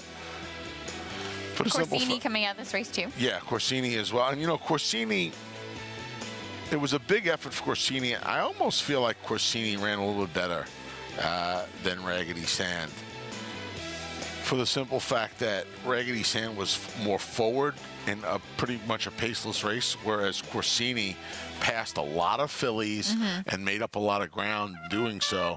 It was her first start going 2 turns from 6 furlongs. Both of these fillies should handle the added distance. Stepping onto the track for the 7th at Churchill Downs, here's She's Magic to kick off the field. Going to need to turn things around a bit. Gets back to Chris Landeros, who rode her on her debut for his father-in-law, Ian Wilkes, back in September at Churchill. Will stretch out to 2 turns for the first time, as she has not gone that far at all. Here's the 2, Medallia Forever. Yeah, beautiful pedigree. Did not do any running in the Bourbonnais Oaks on all weather. Did not do any running in her debut, going 7 furlongs. But the one race with Lasix, going a mile and a 16th, she got beat in neck. Back to the dirt for peak popularity. Yeah, she made up some ground in her debut, and she didn't take a dime in Saratoga. They didn't see her till Tampa. She made up some ground on the grass going long. Abbreviation is the 4. Yeah, she's had some steady improvement going along. I don't know if a mile and a quarter is going to be in her scope for Riley Mott, but I would imagine she'll find her home around 2 turns. Here's that Union Rags filly, Raggedy Sand. Yeah, she makes a lot of sense. She's a much better price than Corsini. They exit the same race. She actually beat Corsini last time. Here's the 6, Angora Deb. From 6 furlongs to 10 furlongs. That's a big ass, this Daughter of Violence. Took some money in her debut in a big field at the Fairgrounds from the outside draw. See if she improves second out. And your favorite, Corsini. Yeah, she showed improvement from her first start, going 3/4 to the mile and a 16th. Gets another 3/16 of a mile tonight. I thought this filly ran better than Raggedy Sand, even though Raggedy Sand beat her last time. She ran well. She has Tyler Gaffleone and Brendan Walsh teaming up, all of that in her corner, as she's 9 to 5, a short price right now. And of course, the big question for all of these fillies, Anthony, is who can handle the distance? That's really the unknown. And especially, they're all very lightly raced, too. All very lightly raced, yeah. And you would imagine that even though it's a 3-year-old filly in up race, they're all 3-year-olds, so they're all handling this big distance. And like you said, nobody's had more than 3 starts. So this is a big ask. This is a big ask for these fillies at this point in their career and in their lives, really. We're saying goodbye to our Fox Sports 1 audience. America's Day at the Races continues on Fox Sports 2. Stay with us after this.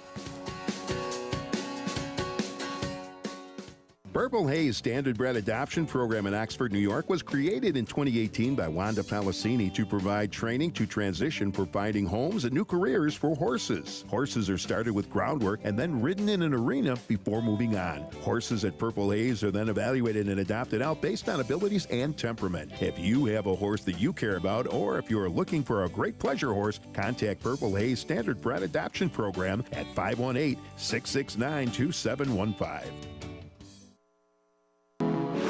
Race to Twin Spires, where you can take advantage of our $200 new player offer right now. Register with code GET200 to start earning your bonus of up to $200 with Twin Spires, where you can watch and bet on the best racing from across the globe. Plus, you can check out our expert picks and weekly promotions. Fast and secure online betting with Twin Spires. Download the app and bet now. Liam's Map, a 2-time Grade 1 winner with 6 consecutive triple-digit buyers, including a 114 to win the Breeders' Cup Dirt Mile. He's already taking the lead as a sire, with Grade 1 winners Basin, Wicked Whisper, Colonel Liam, and Juju's Map, plus multiple 6-figure yearling sales and 2-year-old sales up to $1.2 million. Proven on the track, proven in the sales ring. Liam's Map, only at Lane's End.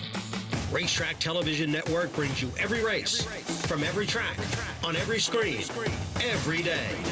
With monthly packages starting as low as $5, RTN gives you great value and access to more live HD streaming and race replays than anyone. Visit RTN.tv today to sign up and watch on almost any device, including Roku and Amazon Fire. RTN has packages that start at $5 per month.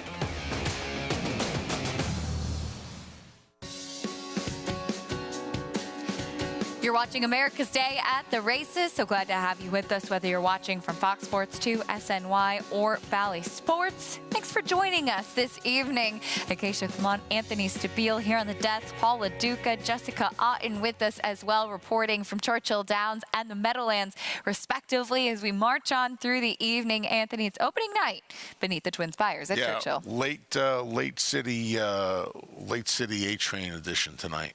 Like it. I like what Paul said earlier, AA batteries. AA, I don't even know what that means.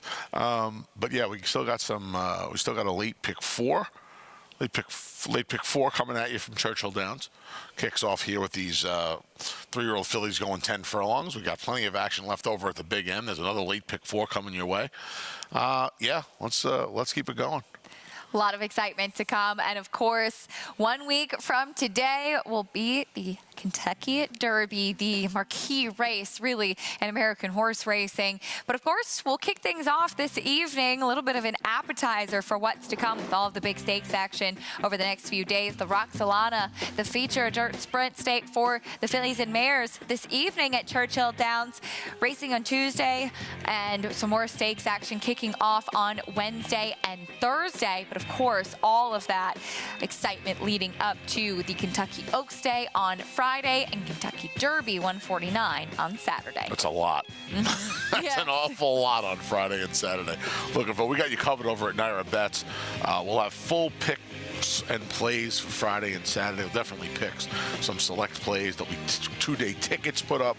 Lots going on over at Naira Bets. So we got you covered for Kentucky Oaks and Derby 149. The feature tonight coming up in a little bit over an hour. The Roxalana at Churchill Downs, 1 scratch at the 4. My Destiny, 6 furlongs on the main track. Frank's Roquette, a heavy favorite on the morning line, and rightfully so, as she has been absolutely dominant in her last 2 races, both down in South Florida. Back-to-back graded stakes wins in the Sugar Swirl and the Hurricane Birdie. Yeah, she absolutely should be. Reunited with Junior Alvarado back on March 11th for this Hurricane Birdie, and they've done some good things together in the past, and I would imagine tonight they're going to do some good things again. She looks like she's absolutely, positively the mare to beat in that 5-horse field.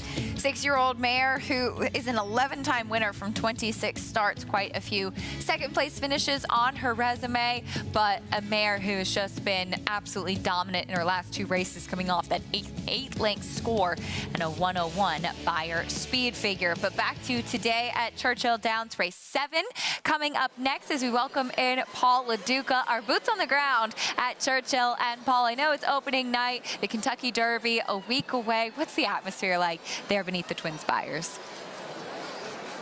Well, it's absolutely electric, as you would expect. I mean, with all the construction going on and everything, it seems like the crowd is not slowed down. They're getting their lilies in, their mint juleps. This is the time for a lot of the public to come in. You were mentioning Tuesday, and then Wednesday is going to be Secretariat Day. 50 years in Secretariat. Obviously won the Kentucky Derby, so a ton of stuff there. And then Thurby, which will be almost like tonight, will be packed as well. So a giant, still a couple days before we even get to the Oaks as well. This race right here is going to be run at the Derby distance, so we're going to get a little taste here at 1.25 miles with the Derby gate here. And you know, I thought this was a wide open group in here. When you look at the form, I do think Corsini, the 7 on the outside, is the horse to beat. You know, she's a filly that takes a little while to get going. Now, physically, I think the 1.25 miles is going to be right up her alley. I just don't know. You don't really want a horse to lay that far back. I don't know if you want to take that low of a price at 8 to 5. You know, the 3 peak popularity, a really tough horse to gauge for Chad Brown. Blinkers going on, you know, I was on the turf last time. Now going to go in 1.25 miles. Obviously, all these trainers put these horses in this race, these fillies, and they think they can go this distance. You know, when I was at Oaklawn, abbreviation, the 4, I remember Riley Mott always telling me this horse wants to go longer and longer, and I think the change to Johnny V, I think that horse has got a shot at 8 to 1. So, you know, I thought this was a wide open group. These horses are going, these are 3-year-old fillies going 1.25 miles. So this is, you know, a really tough distance. I do think the 7 Corsini has the class to win this race, but I do think the 4 for Riley Mott's going to run a big race here. I thought she looked tremendous in the flesh. All right, Paul, thank you. Some great information there as these 3-year-old fillies move towards the starting gate. Yes, there are only 7 in this group, but the starting gate positioned where it will be for Kentucky Derby 149 coming up next Saturday, 8 to 5 on Corsini to the outside. I wanted to touch on quickly, though, Anthony, the 3 peak popularity. I saw this horse down at Tampa in her most recent start where she tried the turf, and she's by Mendelssohn because you can understand trying the grass. I just thought that she got really hot. She was lacking just some substance, some of an imposing nature. She was very underwhelming. It seems like Chad Brown's still really trying to figure out what she wants to do. You know, I don't agree. Really? More often than not, you and I are on the same page. I think he ran her on the grass, knowing she's probably a dirt horse, but just knowing that she was going to get more going a mile and a 16th on the grass as far as fitness goes. And I think this race maybe had this race in mind. I want to tell you what I found most interesting. Florent Giroux aboard this filly. Blinkers go on. I have a feeling she's going to be in front tonight, and I think that might be enough. There's the Kentucky Derby gate as they load in to go 1.25 miles. Here's Travis Stone with the call. Corsini went to the far outside in those first few jumps. Medallia Forever is there. Angora Deb, she's magic down toward the rail. Corsini comes on to join the field once again. So bias for the first time, Medallia Forever to share the lead with Angora Deb, and now Angora Deb puts a nose in front.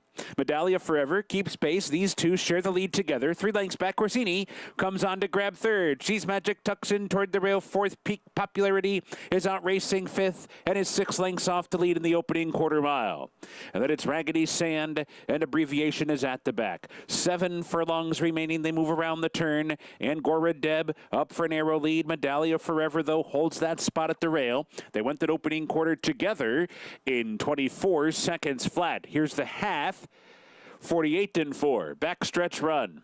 Angora Deb still leads. Medallia Forever right there. Corsini tracking them from 3rd. She's Magic advancing inside 4th. Peak Popularity in the clear on the outside, running along in 5th.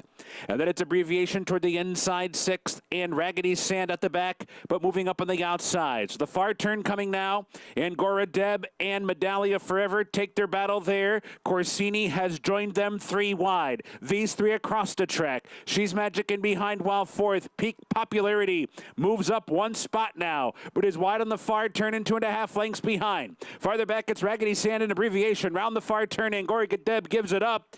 It is Medallia Forever in front now. Corsini's right there. Peak Popularity 3 wide at the quarter pole, top of the stretch. Corsini and Medallia Forever head to head off the turn. They come wide. Peak Popularity 3rd and trying to close in on them. Racing for the mid-stretch marker. Corsini, Medallia Forever. Medallia Forever's a tough customer, fighting Corsini right by the 8th pole, and Peak Popularity trying to pick him up late. 100 yards to go. Corsini, Medallia Forever, Peak Popularity ran him down.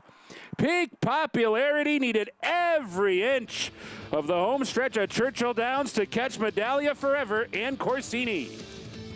Peak Popularity with a sustained run on the outside, able to run down late. 2 tough contenders in the 2, Medallia Forever and the 7, Corsini. Yeah. Resolute effort. I don't know how fast this race is going to come back. These 3 fillies hit the line within a half length of each other in Peak Popularity from off the pace. Able to get it together the last 16th of a mile and wear down her 2 rivals. And Florent Giroux moved pretty early on her. You could see he said, okay, these 2 are hanging tough. I got to move on my filly and get her into position. And he had to work on her and keep her going, kind of that grinding running style that we often talk about. You see at the start, the 7 Corsini broke out pretty significantly to all that open space with that big starting gate. Yeah. Ran to, not a gap, but just kind of like ran outward. Yep. And it's common for young horses, especially, to run absolutely to open space. Run into all that daylight, right? Yeah. Yeah. Still a big effort from her with Tyler Gaffalione in the saddle. After that, the 2 Medallia Forever put in a nice run as well, coming out of a stakes try on synthetic last time out. But it was the 3 Peak Popularity, blinkers on, back to the dirt, able to wear down her rivals late. Florent Giroux in the saddle, 3-2-7 in the 7th at Churchill Downs. We'll bring you prices and more live racing after this. Stay with us on America's Day at the Races.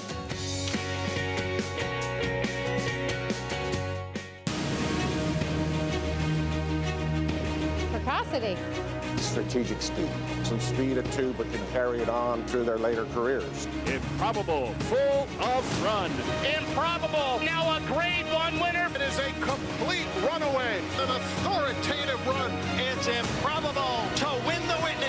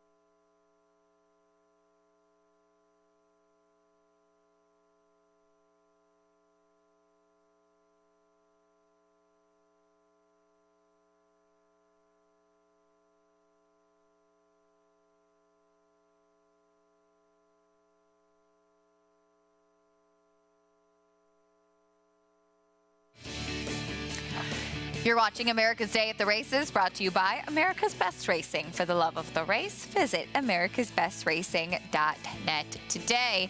Turning our attention over to the Meadowlands, it's the 8th coming up next, a 1 mile pace. Taking a look at the field here, 8-5 on that horse, the number 1, Blue Ocean. Yeah, Blue Ocean had a 2-race win streak snapped last time out in his second start here at the Big M. Back from a couple of journeys to Yonkers and Pocono and Freehold. I don't know if they're trying to get driving miles with this this 4-year-old gelding, but Paul Fusco, Scott Zirin looking for another win on the night. The 2 imaginary line went by. Here's the 3, Oakwood Vegas. He's won 4 in a row here at the Big M since coming back. Actually, 5 in a row at Meadowlands. Some Yonkers races in between. Here's Louis. Yeah, a couple of Lasix tries in his last 2 to no avail. See if he can hold it together tonight from the 4-hole. Can be perfect, looking to turn things around. He needs to turn things around. He's 13-1, one of the longest prices, and he should be. Coming off of a couple of disappointing efforts, the 6, Marcus Sealster off a win. He's won 6 of his 11 tries this year against very similar company from all different post positions. Dexter Dunn looking for another victory tonight. Number 7, Duddy's Lore. Yeah, hasn't won in a while, back in February. In fact, just 1 for 13 on the season. Going to need to turn things around. And the 8 to the outside, Marco Beach. 1 for 7 on the year. Gets back to the Meadowlands. He won the last time he was here, back on April 8th. He likes the Big M, just like we do. Let's go to Jessica Otten for more on the 8th. Hey, Jess. Thanks so much. It is a Trackmaster rating of 86.5. It's quite a competitive field in here. I was looking over this program page, and I landed on 3 horses that come to the inside of the gate. Mainly the horse that's been on a roll. That's Oakwood Vegas, teaming up for the Hall of Famers of Yannick Gingras and Ronnie Burke here. 4 wins in a row, and he's done it quite differently each and every way. Post 10 a couple of starts ago, come from well off of the pace. Park to the middle half after that from an inside post, and a couple middle pack posts in between their last 2 starts. Now, it does come into this race with a week off, but the horse has just been so sharp in the way he's been doing it. I love the way he fights at the end of the mile. He's moving up in class, but he gets a key inside post to work with, and like I had mentioned, the versatility to this guy is key, so I'm going to stick with him on top. Next, I'm going to go to the rail horse, Blue Ocean. Paul Fusco trains here, Scotty Z back in the bike, and I was a little surprised the way this horse raced 2 starts ago after a win down at Freehold by 12 lengths in an amateur event there. Came here, Trackmaster 83.5, beats some nice horses in there. Was double bubbled at the 3/4 pole, 26-4. Then last time out, you just got beat by early action up the inside. There wasn't quite enough room for him to get all the way through. Popped up a 26-3 kicker. Early action is a stakes horse. We'll see him hopefully in the Graduate over the course of the next couple of months here at the Meadowlands. And then Imaginary Line comes into this race with a week off as well. Back-to-back second place finishes up the class ladder, makes his 5th start off the bench, and he's another one that's been racing very well. Loved that speed try 3 starts ago at Pocono. I really do think this one appreciates the mile track. 3 over the 1-2 in race 8 for me. Back to you guys. All right, Jess, thank you. Favoritism now shifting over to the 3, Oakwood Vegas. A horse, Anthony, that's been in remarkable form recently. Yeah, he really has. 4 in a row, 5 in a row overall at the Meadowlands. His other races this year have come at Yonkers, and he just handles this is a great example, Acacia. He just handles the big oval better than he handles the small oval at this point. I mean, there's no way around it. The other good thing is he has multiple wins, and even his better races at Yonkers have come with moisture in the ground. That's important. A lot of harness horses, you know, it's funny. We haven't seen it yet tonight. Harness horses tend to go off stride. They break stride. They lose their stride, right? A lot of them will do it on wet tracks. When they don't handle it, they'll do it on wet tracks. So it's even more when they show that consistency. It used to be in thoroughbred racing, you used to have mud marks in the form. In the harness PPs, they still have them in certain publications. I think that's fantastic. I love that tradition. This horse has to have a mud mark at some point because this horse's wet track races are very good. In fact, 3 of his last 4 wins, sloppy, good, sloppy track. So. And we'll get a sloppy track to deal with today. For those new to watching harness racing, if you tuned in at all last year with us on the show, you might have seen some big performances from a horse named Bulldog Hanover. Horses like that are rare, of course, to come along, but we got some really special moments with that guy to cover some of his biggest performances. We did. We did. I went to his retirement ceremony over at the Meadowlands in November. Yeah, he was. He made me a big fan. It was fun last year. We got to see the world record on the show. Yeah, we certainly did. We'll see.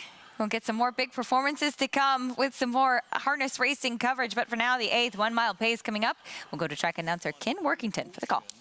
5-1 to Imaginary Line. Also 5-1 6. Marcus Seelster fresh off a win. On gate, race 8 starts the pick 6. Here they come.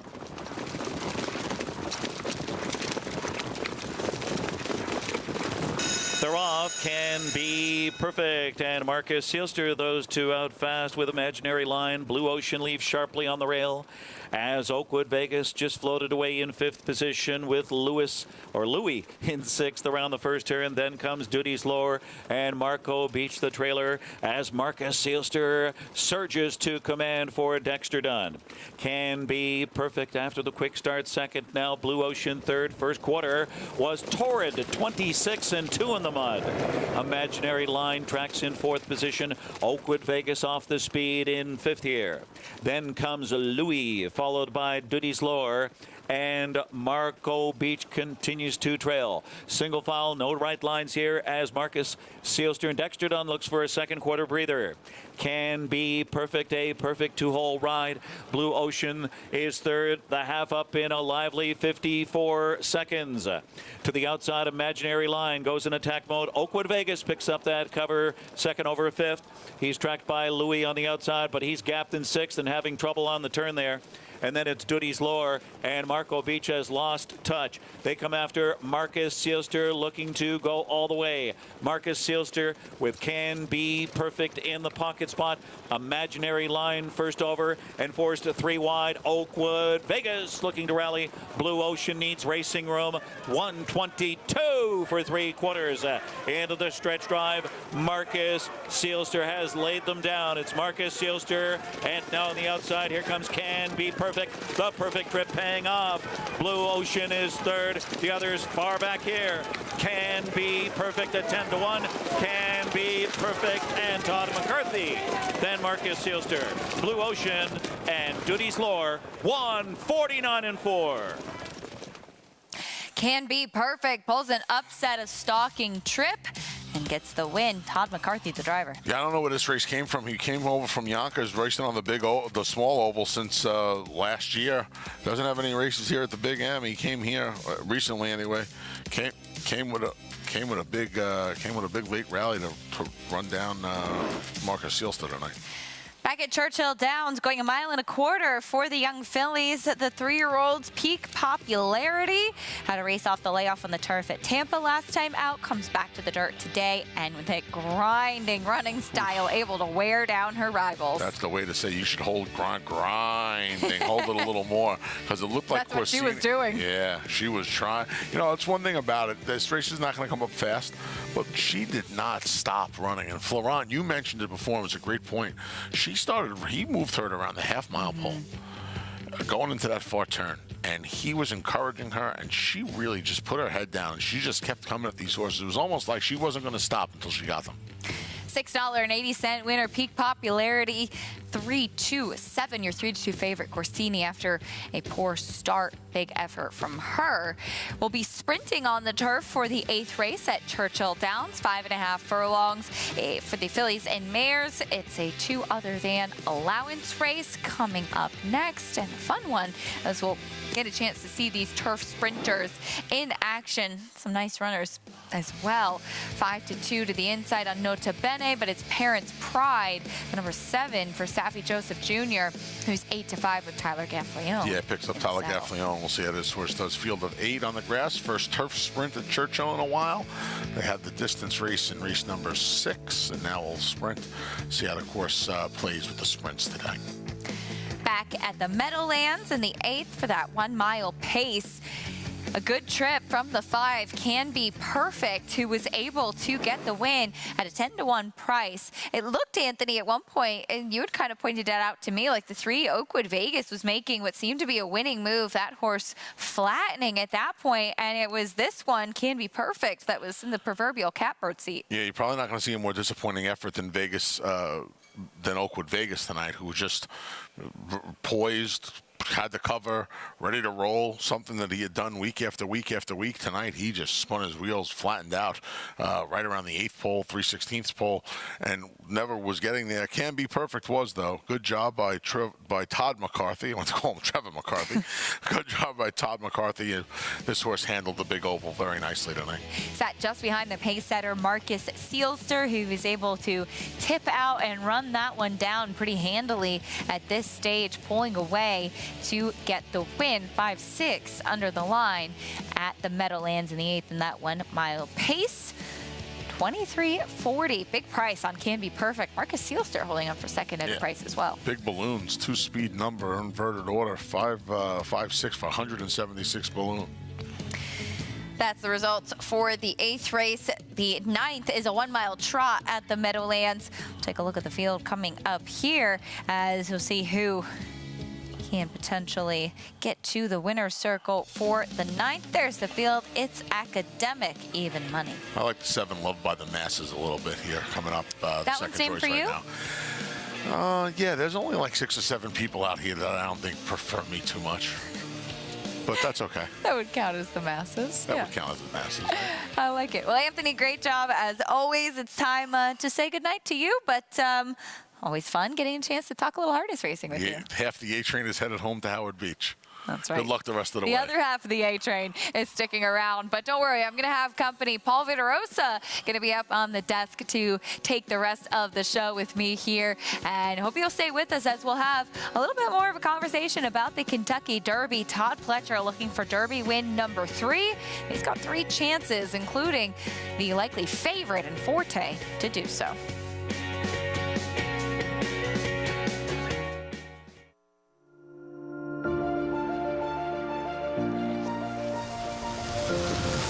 Want me to tell you more about good magic? I can do that. $1,950,000. Hit $1,950,000. And then we're going to $1,950,000. Hit $1,950,000. And then we're going to $50,000. And then we're going to $50,000. We're $1,950,000. And $1,950,000. $2 million quickly. $2 million. $2 million. $1 million. $2 million. Hold on. $2 million. $2 million. $50,000. All through. And I have. Boom. Thank you both. $2 million. Rogers Way. Good luck. Ever dream of owning your own racehorse? How would you like to get in the winner's circle? with the #1 harness racing partnership in the U.S., VIP Stable.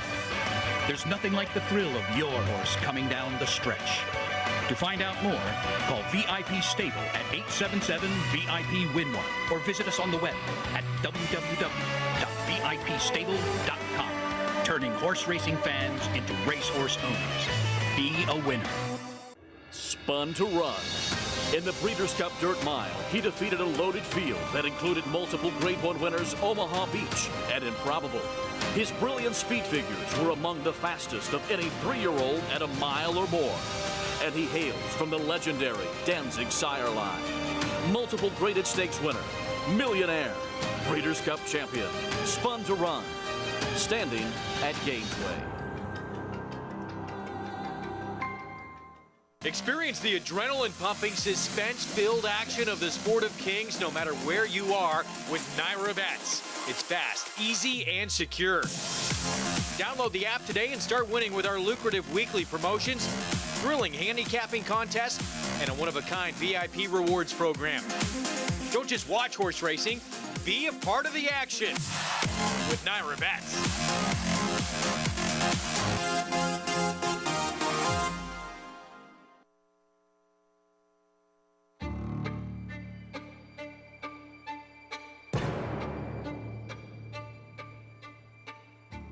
The industry has a few things that we have to take care of better, and one was the aftercare of the horses. If we did nothing, these horses would end up in very bad places. Go back to where we were years and years and decades ago when it was just considered de rigueur that you could just send these horses to slaughter. It's different than any other program that was put into place. I remember that meeting at Belmont Park. It was a dream. It is a first line of defense for those who are concerned about what happens to the equine athlete after he's done racing. Without the TAA to provide that oversight, there would be a big void in terms of making sure that we have this ongoing safe environment for our off-the-track racehorses. We started with some 21 organizations across the country, and now we're up to over 82 facilities throughout the country and giving away almost just under $25 million. It's the one shining accomplishment that we have that we can point to say we really do love our horses.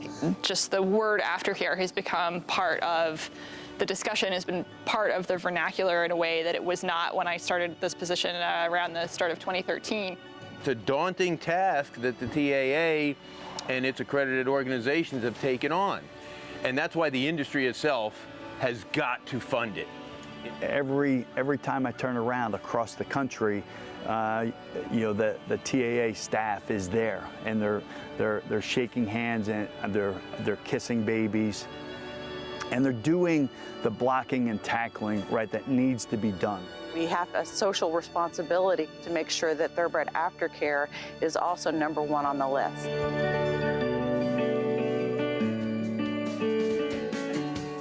The Thoroughbred Aftercare Alliance does such important work throughout our industry. You're watching America's Day at the Races. There's a live look at Churchill Downs beneath the Twin Spires on opening night. So pleased to welcome in Paul Verderosa joining me here. Paulie, people might have recognized you. You've done our handicapping show a few times here in New York at the Talking Horses. You are very knowledgeable about harness racing as well, and I'm looking forward to doing the show with you tonight. Yeah, it's the first time we get to be in front of the camera together, Yes, so I'm enjoying this. They put in the closer. Yes, I love that. Long day, and they brought in the closer. I love that. We'll have a lot of fun, so looking forward to it. You saw what's going on at Churchill Downs today, opening night. 1 week from today, Paul, we will have the Kentucky Derby, and Todd Pletcher looking for his 3rd win in that prestigious race. He has Forte, of course, the juvenile champion, coming off of a win in the Florida Derby, and he is atop the Kentucky Derby leaderboard presented by Claiborne Farm, and will likely be the favorite come post time. Of course, we'll have to see what happens when they draw the field, but he's a horse that's done really very little wrong, and especially one that was so talented as a 2-year-old. He's taken that step forward as a 3-year-old and continued to back it up. Yeah, and I mean, there's a lot of different opinions on Forte in general. I think when you look at his races, and you look at the race he just came out of too, and I just think it just adds to it, you know? And when you see a race, I think obviously when all is said and done, he's going to be a favorite in the Derby. The only question you want to ask yourself, though, is he going to be? 2-1, 3-1, higher. I mean, I'm not sure how it's going to play out in a 20-horse field. We know he's talented. We know there's other viable options, too, in the field. There's always that Mattress Mac factor, too. I don't know how much that's going to play into it with big pools. But, I mean, I think Andy put up a Twitter poll about it, too. And, you know, just to see where everyone was. I mean, I, opposed to others, think he got a bit of an education here, and you'll see it down the lane in his last race. I mean, Mage ran the better race in some ways, but I'm not really a big Mage fan. Lightly race going into the Derby. But all things said, though, Forte's been solid. He's been steady. He's that model of consistency. I'm going to use him. See him grinding up, but I think that there's some other players you can look at. Forte, of course, running down. Mage, lightly raced still, that second-place finisher in the Kentucky Derby. And check out Andy Sterling's poll on Twitter if you haven't seen it already as to what price Forte might be. 5 consecutive graded stakes wins for the talented son of violence, stretching his legs over the Churchill Downs Oval, a horse that I think it's interesting. I think that there are two schools of thought in the Florida Derby, and when I first watched it, I personally found myself a little disappointed with the effort. And then I watched it back a few times, and I was actually discussing this with my husband, and he said, you know, if he had gotten beat, there are about 4 factors down at Gulfstream that you could have blamed it on. The outside post, having to make that big, wide, late run, a track that typically is really kind to speed, you know, a traffic trouble running down a lightly raced horse that got the jump on him. Todd Pletcher has 3 horses going into the Kentucky Derby, and Forte certainly has the best credentials. Maybe he will actually be a horse that people will try to fade because of the two schools of thought with the Florida Derby. Yeah, and it's amazing how this game, how two people can see the race differently. I thought it was a great race, and he got something out of it. You know, I like to see horses actually get something out of their preps, not just an open gallop and open workout. I like a little adversity. I want to see a little adversity from them. See, they can handle it. You know, 100,000 people and gets hot there, a race that there's take no prisoners. We'll have to see if he can keep his energy under wraps on Kentucky Derby Day as well. You can experience all of the excitement of the Kentucky Derby with Naira Bets. Join now and get a $25 free bet just in time. New members can earn up to a $200 deposit bonus with promo code DERBY25. Bet any track, anywhere, anytime. Sign up at nairabets.com for your free $25 bet and a $200 deposit match. Churchill Downs, race 8, about 7 minutes away. Horses on the track, sprinting on the turf. The turf course looking in fine form. We saw a route race on the grass a little bit earlier in the card. Horses on the track for this 5.5 furlong turf sprint. 2 other than allowance race for the fillies and mares. And Paul, we will meet the field. Kicking things off with that horse right there, Nota Bene. Yeah, second in a race that featured a few of these last time out. He got ridden pretty hard from the half-mile pole home, but had a clean trip inside. Almost caught that winner who went wire to wire last time out. Best races make him a contender, just needs a trip. Frozen Solid was behind that one last out. Yeah, 6th in the common race. Just didn't seem to fire when produced. Gets a rider switch, though, to Junior Alvarado. Big deal. The number 3, Quick Money. Very sharp on track. Yeah, I did well in the non-winners of 2 back in January. He's been away since. Gets back to the turf, and that's a good move for Chris Hartman and his barn. Back to the grass for the 4, Mirth and Merriment. Yeah, wire 25 claimers last time. First for Juan Cano. 5 for 12 in the last, 2 for 12 in the last 5 years on turf. Big price on the 5, Awesome Lawson, who went by. The 6 is out. There's your favorite, Parents' Pride. Yeah, this horse did everything right in the last few starts. Now goes out for Safi Joseph out there. Respectable favorite. And he's keyed. That's typical of Parents' Pride. Here's the 8, Madrilena. Yeah, that's my top pick, actually. If you believe that race from Kentucky Downs on September 22nd, that she's a contender in here based on the numbers. That race kind of fell apart, but did well. And off a win on synthetic. Here's Atlantic Strike. Yeah, synthetic specialist gets back on the grass. Her only effort on the grass. She was the favorite that day at Golden Gate. She got took up in the turn. She lost all chance, so she might be worth a shot in here at a big, big price. That's the field at Churchill Downs. Back over to the Meadowlands. The 9th is a 1-mile trot at the Big M, and we'll get a chance to see the 1 in a minute Hanover and the 4 delayed Hanover rematch. Let's go to Jessica Otten for more. Thanks so much. Yes, race 9 is up next. It is our open trot, one of our co-features on the card tonight. I'm actually standing next to my top horse right here. That is Delayed Hanover out of the Kevin McDermott barn, a newer acquisition to the Kevin McDermott barn. 3rd start off the bench for this fellow, looking for a nice stake season. Just over $500,000 in the bank lifetime, and I just love the way this guy does it. A couple of starts go. First start off the bench, actually. He was impeded by a breaker. Last time out, he came a game first over trip against In a Minute Hanover, who just got the jump on him. He still trotted home in 26-4. Gets a good post to work with. He gets Scotty Z back in the bike. And be the third start off the bench for this guy. So I'm going to stick with Delayed Hanover as my top choice in this open trot. Race 9 at the Meadowlands. We'll send it back to you guys. What a nice co-host you had there. Delayed Hanover getting ready for that 1 mile trot. Back at Churchill Downs, taking a look at the number 7 Parents Pride. I remember seeing this horse even at his debut at Saratoga when he was all over the place. They had a tough time getting the tack on her, I should say. Very naughty with the pony, and it looks like she has not outgrown any of that behavior. Yeah, you could see her out there. She's feeling herself a little bit. It's opening night. It's Downs after dark. And again, it's something that's typical of her. Yeah, so she's used to seeing that, but I mean, her last race was dynamite the way she turned away that other horse too. So if she gets back to that first race, though, that puts her right in the mix tonight. I know you had a little interest in the 8, Madrilena, who gets back on the turf. And it's funny, I agree with you. The one time I saw her in New York, I said she looks more like a turf horse. Yeah, and that first race, you know, sometimes it's hard to get a gauge on those races from Kentucky Downs just based on the way that track is, the undulations, the way it plays. That race was not a bad race at all. And the number she put up, 84, that's solid compared to this group. So if she can run back to that first time on the grass, she gets Corrales back. That makes her a player in here at a solid number at 6-1. I'm surrounded by Pauls. Paul Vitorosa with me on the desk. Paul LaDuca with us at Churchill Downs. Paulie, what do you got for us? Well, I do say this, Keisha. You know, listen, we have 2 Pauls, and I was a math major, so 2 negatives make a positive, Paul. So we're going to get a winner here. When you look at the 1 Nonne Bene, I think that the 1 sits the trip in here. The problem that I have with her is that she's not really got that killer win. You know, she's got a 4 second-place finish in 16 starts. And she's kind of lukewarm on the toe board. I thought she would be right there in the mix.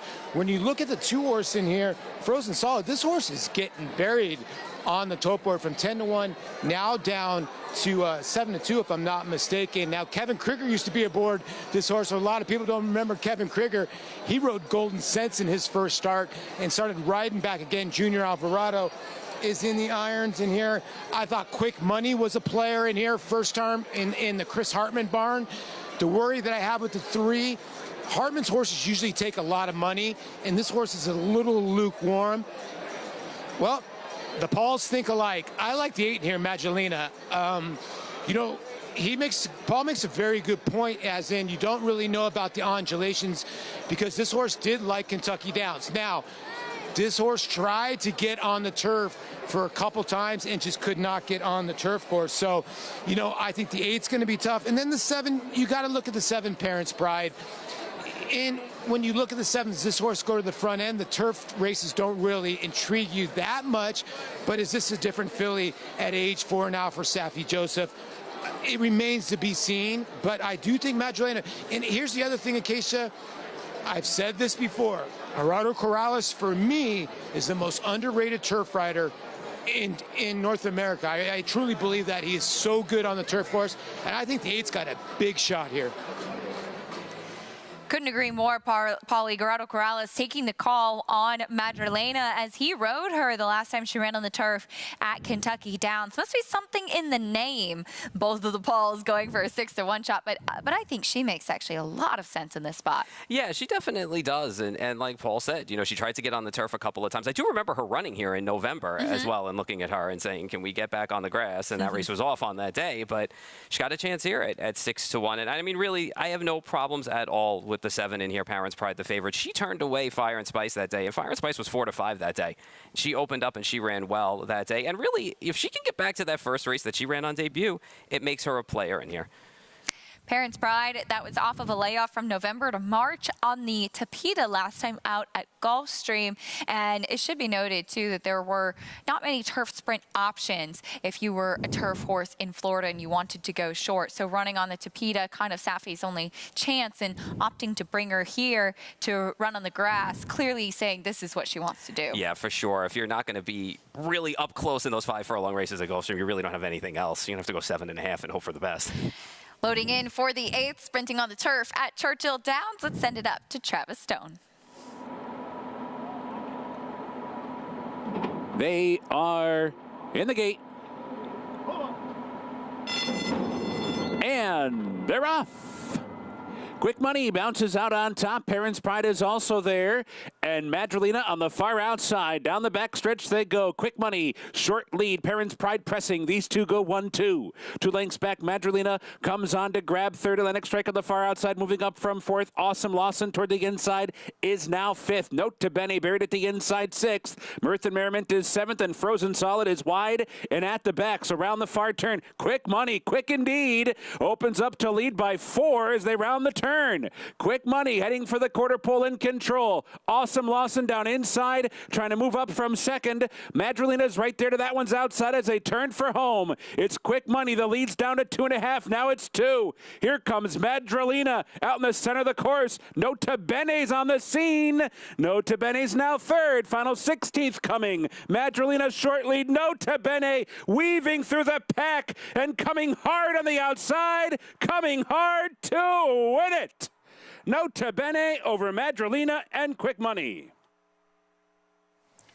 It was the number 1, Nota Bene. Seems like Ian Wilkes continues that good run that he was on during the spring meet at Keeneland and gets this mare by declaration of war to the winner's circle. Yeah, I mean, right here, I thought we were going to be home free once the 8 changed leads. Yeah, hey, the polls were right. Madrelina ran a big race. Yeah, and actually, I mean, she was there. You could see she was getting a little short when she made the lead, but Louis got the split and came to the outside and just grinded her down. It was a good effort from Nota Bene. Like Paul said, she fit the trip and she got there. Coming off of a second place finish last time out at Keeneland, third start of her form cycle, and Nota Bene gets the win, able to run down the number 8 Madrelina, a filly that was kind of hanging on that left lead late, getting a little bit tired. That was just her second start off the bench too, and her second start stateside on the grass. Hopefully we get a chance to see her staying on the turf. That's a good example of what we talk about with horses hanging on their left lead. Madrelina getting a little bit short. That left foreleg leading, where the better momentum is her foe to the outside with Nota Bene, those big long strides as she starts closing under Louis Sias. Yeah, she cleared it up pretty good. And that's something always to learn. You can always learn something, and that's the best part of this game. Back to the Meadowlands, and I'm going to lean on you. Paul always helps me out in prepping for these shows every week, has a great opinion on the harness racing too. Coming up here at the 9th, this 1 mile trot. We heard a little bit from Jessica about Delayed Hanover, her co-host here. There he is on track as he'll rematch with In a Minute Hanover. They ran 1-2 in their last outing. Yeah, and believe it or not, I'm a Delayed Hanover fan. 16-1. I am on top in here. I mean, he had a solid try last week. He just missed that win against an open group like these. It was a nice step forward from that first start that he made off the layoff last time out. He's going to look to keep it rolling tonight. He's got a good draw. He probably gets a good trip in here. He's really inflated from that 6-1 morning line. The 3-5 on It's Academic, I mean, I get it. He tried to come off the pace last time out against those open types with that outside post. He had too much work to do. He ran decent. He ran a decent third. I mean, I'm assuming he's going to be closer tonight just because of that mid-pack draw.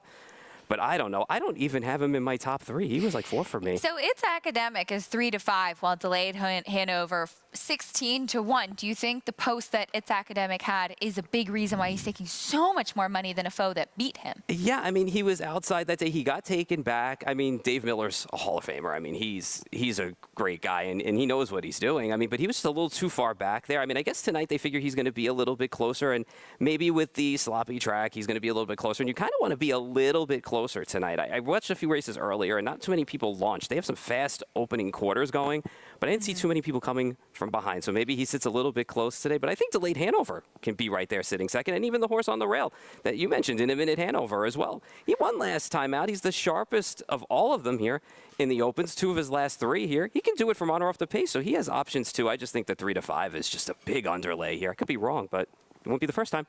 Let's go back to Jess for more on your favorite. Yes, It's Academic was a very nice stakes contender horse last year, danced in all the big dances, had a couple of unfortunate draws, a couple of bad trips, parked out trips, but always danced well in all of those big dances. I think he'll be much better second start off the bench tonight. He is very deserving of that favorite status. And with a little bit of post relief as well, I think he can be much closer to the action, so he doesn't have so far to come so quick. That was a 26-1 kicker last time out. Gets a nice middle pack post to work with. He's definitely deserving of the favoritism status. I will stick with the 4, though, Delayed Hanover as my top choice. Here's Ken Workington with the call. On race 9, 3-5 on the 5. It's Academic as the tote board speaks loud and clear. 5-1 on the 8, Hill Exotic. 6-1 on the 7, Loved by the Masses. On gate, here they come.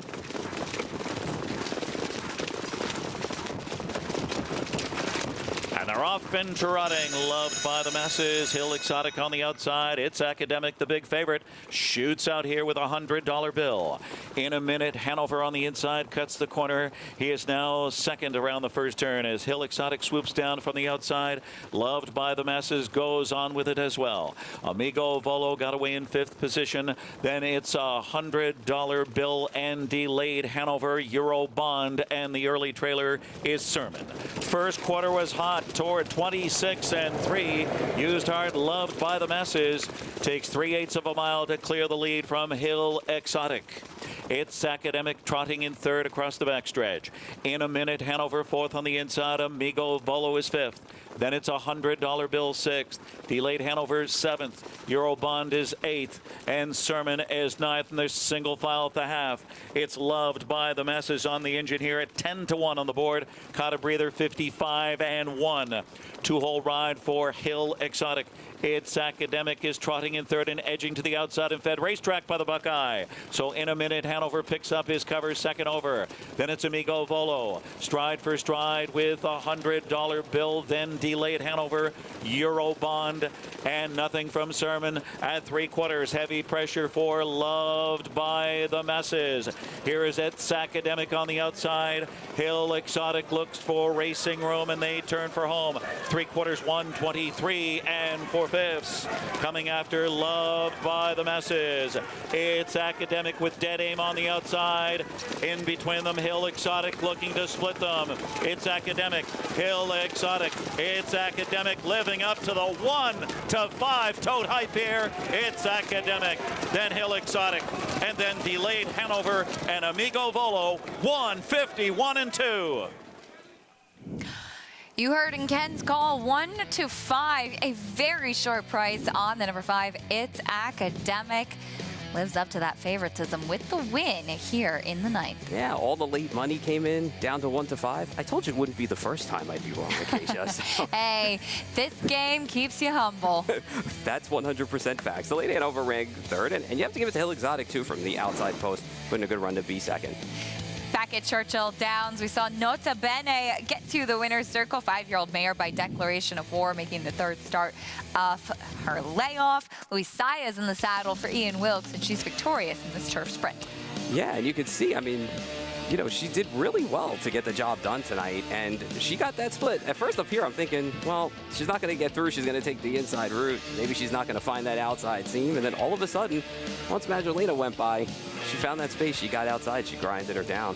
So that's a good effort, though, for the 3rd start off of a layoff. Got that win. We'll see where it goes from here with her. Big solid filly. Luis Saez, always patient, never panicking, knifing her through in between horses, got a place to run and kicked away. $6.30 winner. Not much of an effort from your heavy favorite, Parents Pride. That's worth mentioning too. Off the board here in the 8th. Yeah, and also the 2 as well, who took a lot of money as well late. Take a look at what's coming up next in the 9th. It's stakes time at Churchill Downs. The Roxalana 6 furlongs on the main track will take place under the lights beneath the Twin Spires. We've got a 1-5 favorite here too, Frank's Rockette, as she looks to make it 3 wins in a row after back-to-back graded stakes scores down at Gulfstream Park. We'll talk a little bit more about her and the rest of this field. The Roxalana Overnight coming up next, and it's a good one. Don't want to miss this. Stay with us on America's Day at the Races.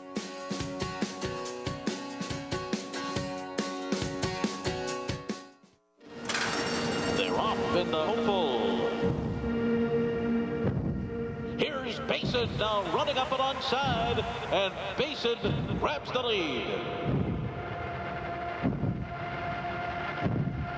Basin and Jose Ortiz are running away on the hopeful.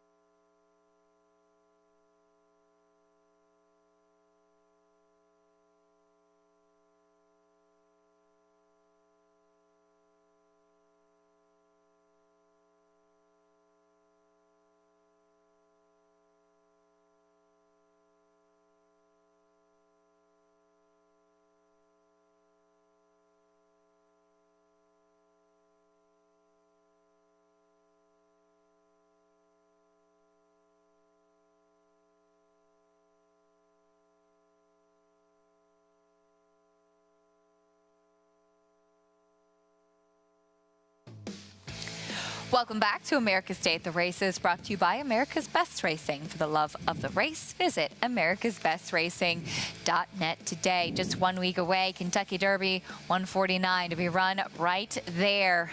Hallowed ground, so to speak. We'll turn our attention back over to the Meadowlands, though. The race 9, 1 mile trot in the books. Its Academic was a very short price. They lived up to that favoritism today, Paul. Those are very sharp winner, too. I mean, all that late money piled in 1 to 5. I don't know. I couldn't take him at 1 to 5, but he ran such a good race here. And the good part about this was they went a second faster early than they did last week, and they still finished up in a pretty good time. So that's super for tonight's conditions for sure. Short price winner, 260 over the number 8 Hill Exotic, Delayed Hanover, who went up to 23 to 1. Both Jess and Paul had some interest in him, finishing 3rd at a big price. But it's Academic getting the job done at 1 to 5.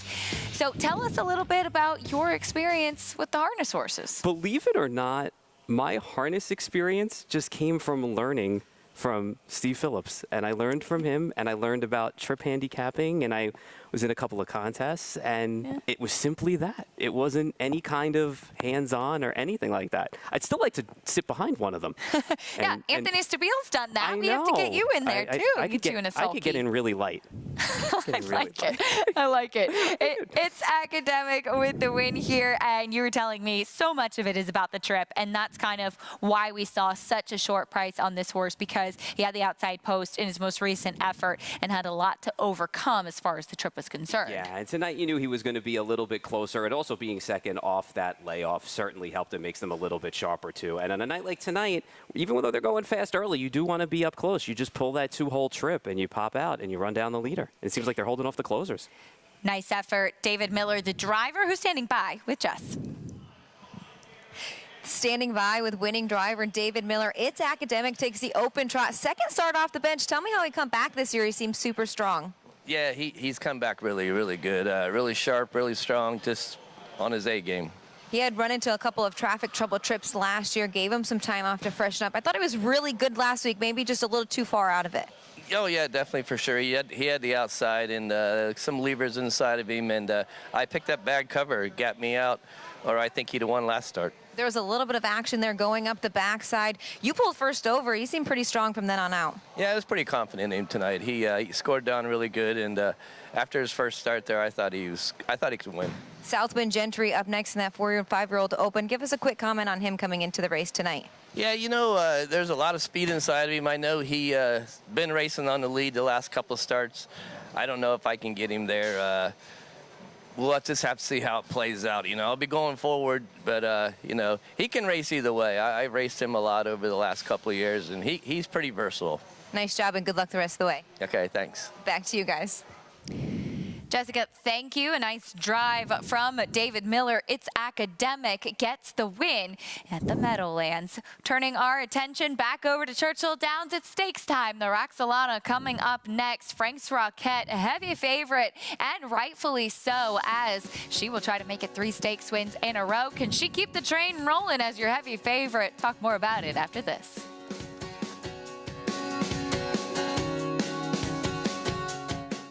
Purple Haze Standardbred Adoption Program in Oxford, New York was created in 2018 by Wanda Palacini to provide training to transition for finding homes and new careers for horses. Horses are started with groundwork and then ridden in an arena before moving on. Horses at Purple Haze are then evaluated and adopted out based on abilities and temperament. If you have a horse that you care about, or if you're looking for a great pleasure horse, contact Purple Haze Standardbred Adoption Program at 518-669-2715. The Cross Country Pick 5 combines the best racing from New York with top races from around the country in one bet.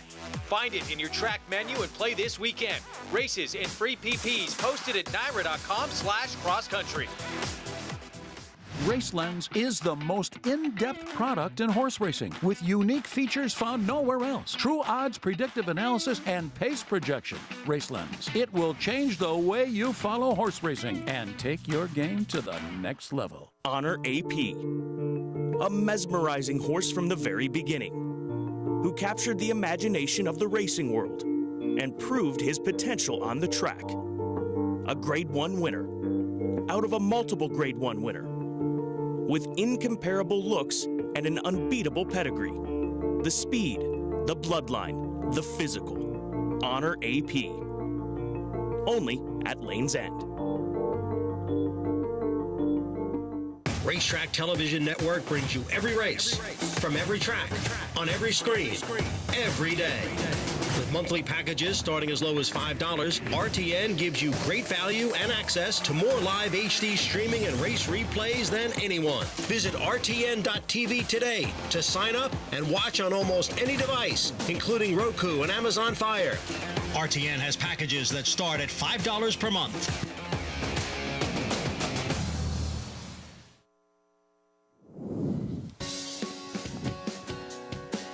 You're watching America's Day at the Races. America's Night at the Races is more like it. Brought to you in part by Naira Bets. You can bet any track, anywhere, anytime. Visit NairaBets.com or download the app to get started today. Stakes time at Churchill Downs. It's the Roxalana. There she is. Frank's Rockette, 6-year-old mare by Into Mischief. She's been incredibly consistent throughout her career, Paul.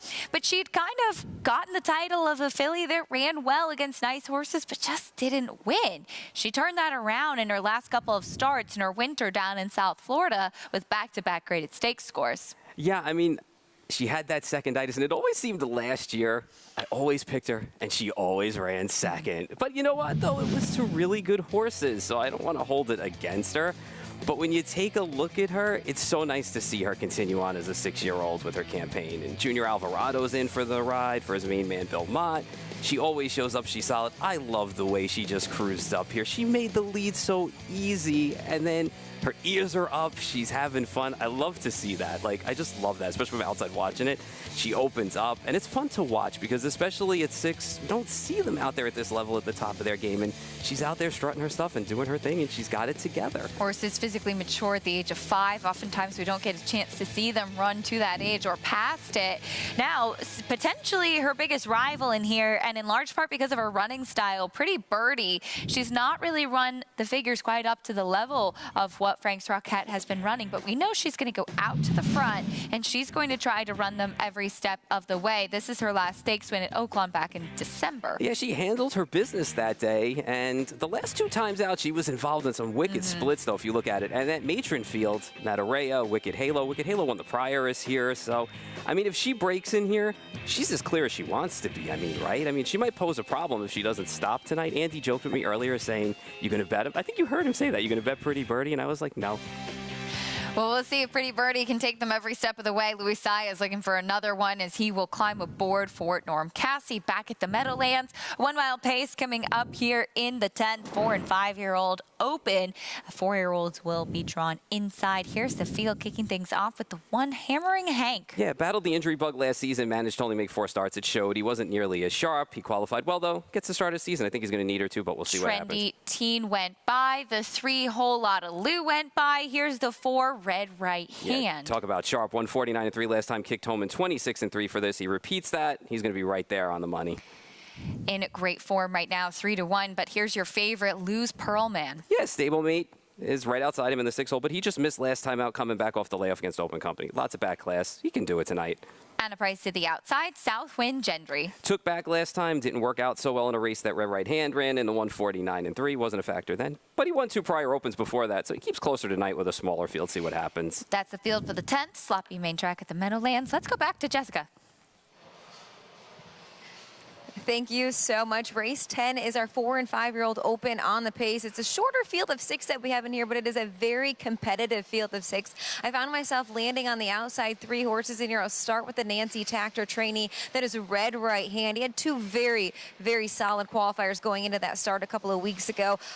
Both gate to wire on those qualifiers. A 49-4 qualifier heading into that 49-3 win here just 2 weeks ago. There was a lot of movement up the backside for this colt. He had post 3.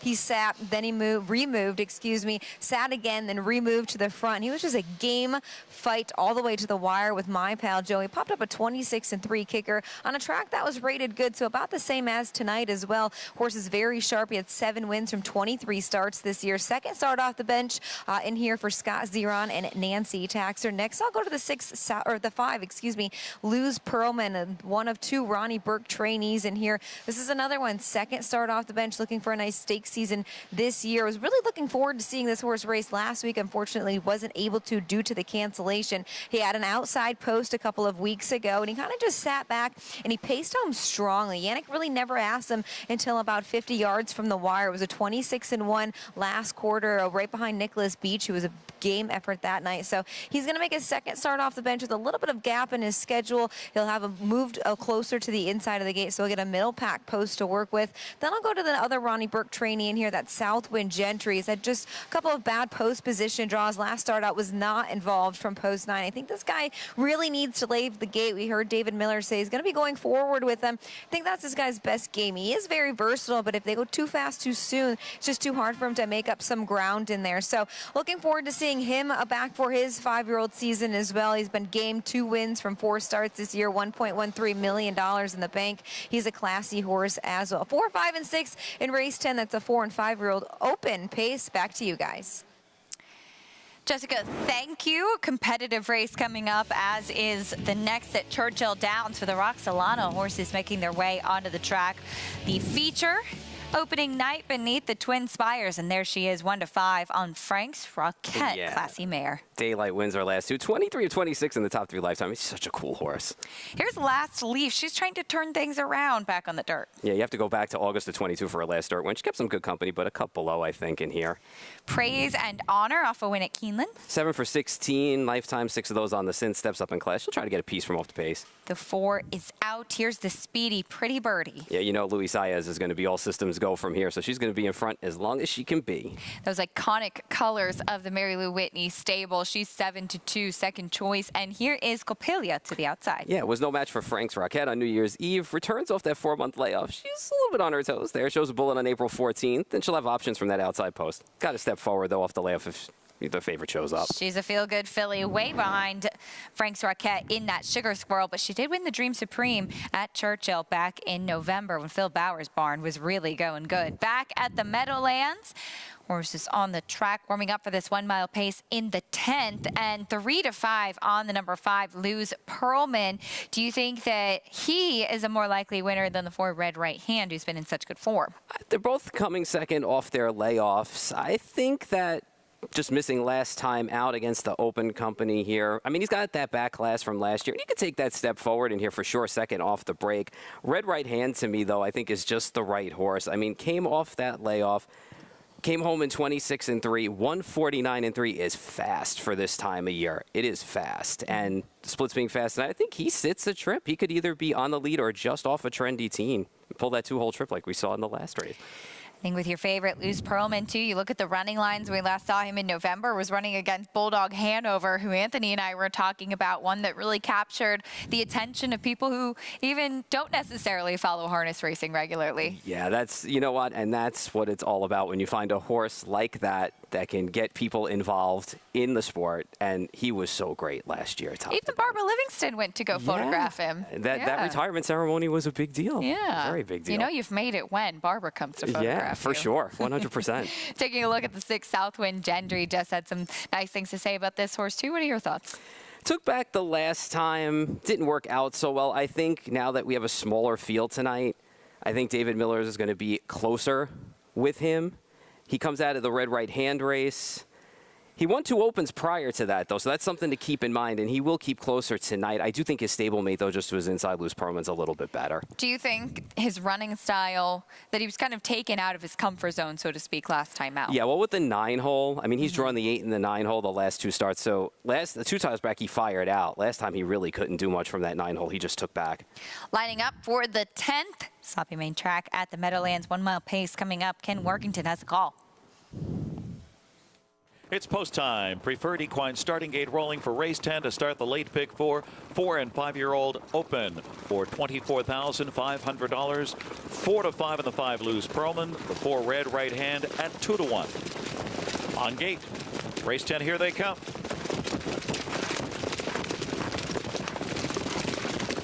They're off. off. Lose Perlman on the outside. Red right hand and whole lot of Lou flashing speed on the inside into the first turn. Whole lot of Lou is headstrong. Lose Perlman continues on 3 deep on the outside. Hammering Hank on the inside. And swooping him is Red right hand going up in after command.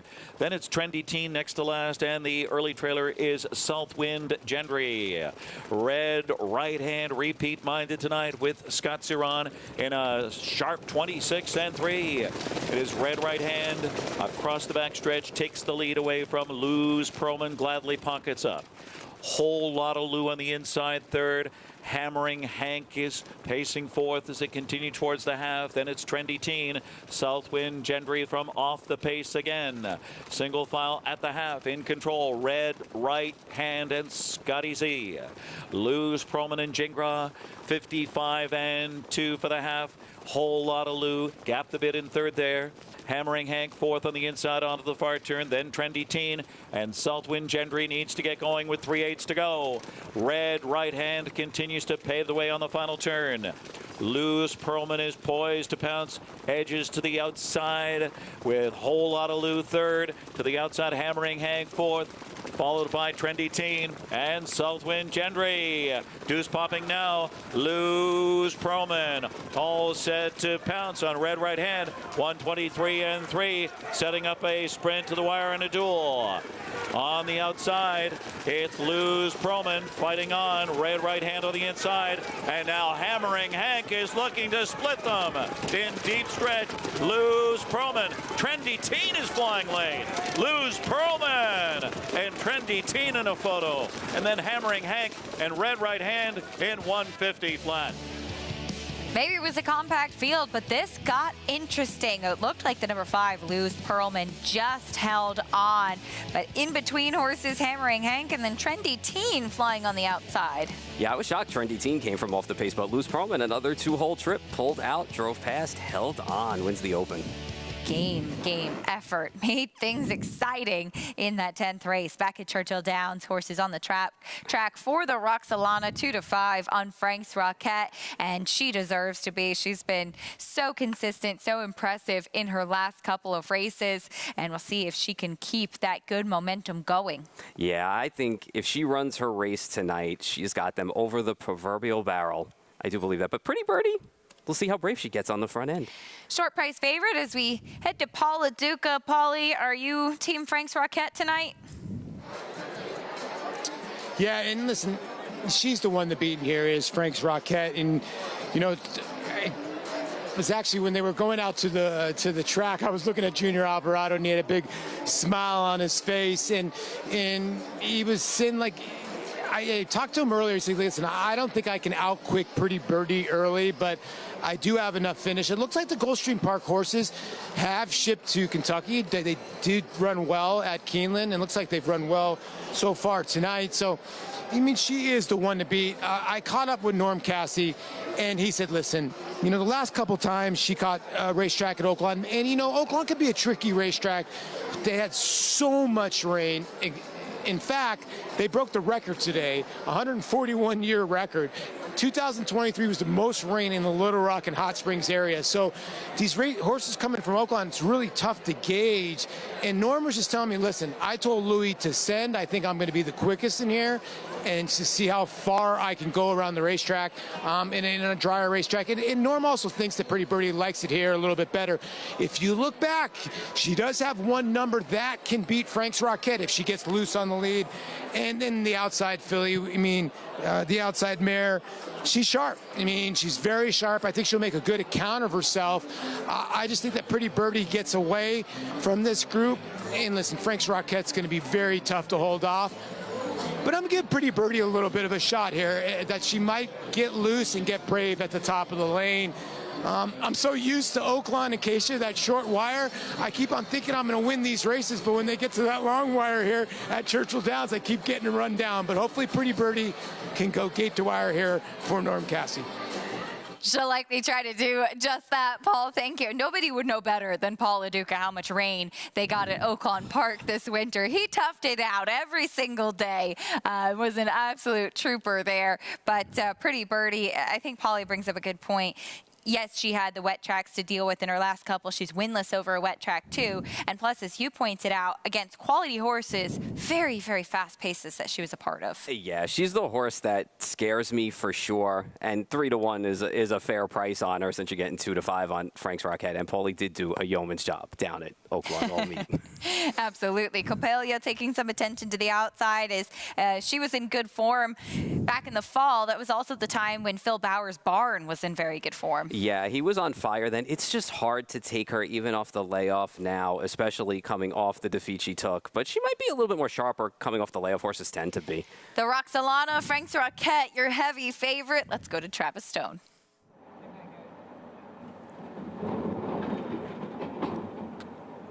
They're in the gate. And they're off.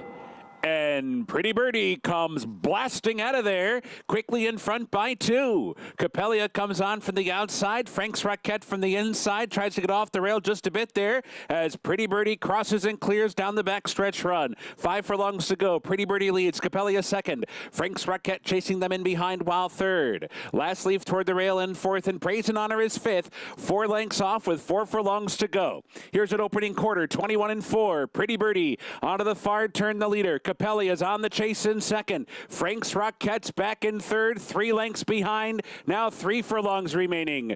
Pretty Birdie rounding the far turn. Coppelia still right there second. Junior Alvarado sends Frank's Rocket through toward the inside. Tries to come off the rail and does. Setting sights on Pretty Birdie. Down inside, Last Leaf cut the corner with a nifty move there. Top of the stretch, Pretty Birdie trying to fend off Frank's Rocket. Frank's Rocket willingly and easily takes the lead, but Last Leaf continues to close. Frank's Rocket's in front a length and a half. Last Leaf trying to close in toward the rail. Frank's Rocket having to work for it, and she'll get it by 3/4 in the end. Last Leaf gave her a scare. Pretty Birdie third, Coppelia fourth.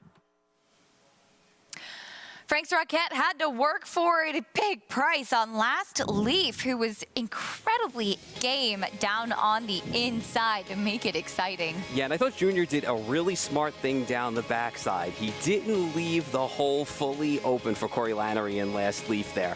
And then he pushed her through, got her out in the turn, and got her. But she had to work for it tonight, and Last Leaf ran a bang-up race underneath at a big price. A quick pace set by Pretty Birdie as we anticipated. It looked like Junior Alvarado with a confident ride and knowing he just had the best horse in the race. I'm sure he was not necessarily expecting the late run from Last Leaf for that to be his main foe as he came down to the wire. But Frank's Rocket, just too much racehorse in here. Yeah, too much racehorse, and she's on her way hopefully this year now. 2 nice wins. Glad to see her back for another year of racing, and Frank Fletcher's Silk's homebred for him as well has to make it even that much more special. Junior Alvarado and Bill Mott team up for another one. Frank's Rocket, your favorite, wins the Roxalana 1, 2, 5, 6. Bring you prices and more after this on America's Day at the Races. Race to Twin Spires, where you can take advantage of our $200 new player offer right now. Register with code GET200 to start earning your bonus of up to $200 with Twin Spires, where you can watch and bet on the best racing from across the globe. Plus, you can check out our expert picks and weekly promotions. Fast and secure online betting with Twin Spires. Download the app and bet now.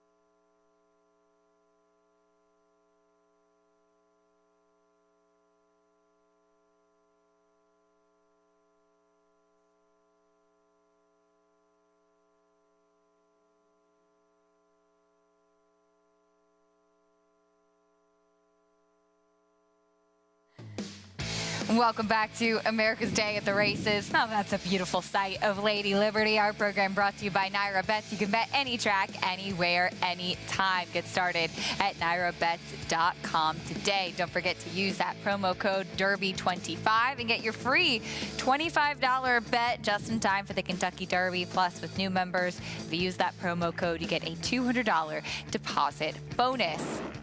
Turning our attention back over to Churchill Downs, the Roxalana overnight was made exciting. Frank's Roquette digging in, but her class prevailing for trainer Bill Mott as she picks up her third consecutive victory. Yeah, I love to see this for Bill Mott, and also for Junior Alvarado, too. It's good to see him get the win. It's good to see him riding well. Bill Mott's barn has been on such a hot streak over the last year or so. Of course, these two, jockey and trainer, teaming up for some huge wins over the years, but even just recently, the Pegasus World Cup with Art Collector, Junior Alvarado's first Breeders' Cup win in the Dirt Mile with Cody's Wish, and the team has been potent indeed. Yeah, and what can you say about her? I mean, 6 years old, and she's doing it, and I just want to see where she goes from here because I like her a lot. And a big run from Last Leaf to be second in there. At 16-1, too, Pretty Birdie tried to take them every step of the way. It was a quick pace, as was to be expected. She just couldn't hang on, fading there. Pretty Birdie, the gray out in front, lasted out from the starting gate, but you pointed out something about Frank's Roquette and her trip that Junior Alvarado made some very smart decisions. I thought on the backside he made a great move to not let Corey Lannery go up the rail and take that spot away, keeping her in the 1.5 path. And that might have made the difference because it was less than that. It was about a half a length, 3/4 of a length in the end. Let's hear from her pilot, Junior, standing by with Paula Duca. Yeah, Junior's handicapping right now the race for him. He's saying, hey, I've ridden this horse a lot longer. He actually rode Frank's Roquette earlier in her career. Man, she's in good form right now, Junior. Yeah, like I just think, she has a great trainer like Billy Moe. He knows what to do with those kind of mare when they get older. He just didn't. He forget her last bad race and the Breeders' Cup, and he regroup and get her back to form, and she's proving that she's one of the best sprinter filly now. Now, you knew the 5 was going to go to the front end, but your horse grabbed the bit and she just drug you around there. You had no problems at all? Yeah, no, I mean, I had a plan, I had to get out of there running, if they want to go, they had to go faster. Then, I was sitting and biding my time, when I was ready, I mean, she was just a push button, when I decided to make my move, she was there for me, I get out of trouble real quick, and she finished up well for me. Well, congratulations, Junior. And for a lot of people that don't know, Junior Alvarado is one of my favorite jockeys because when a guy can't finish at the wire, Junior, what do you tell them they need to do in the jock's room? They got to go like this, like this. They got to do their curls, baby.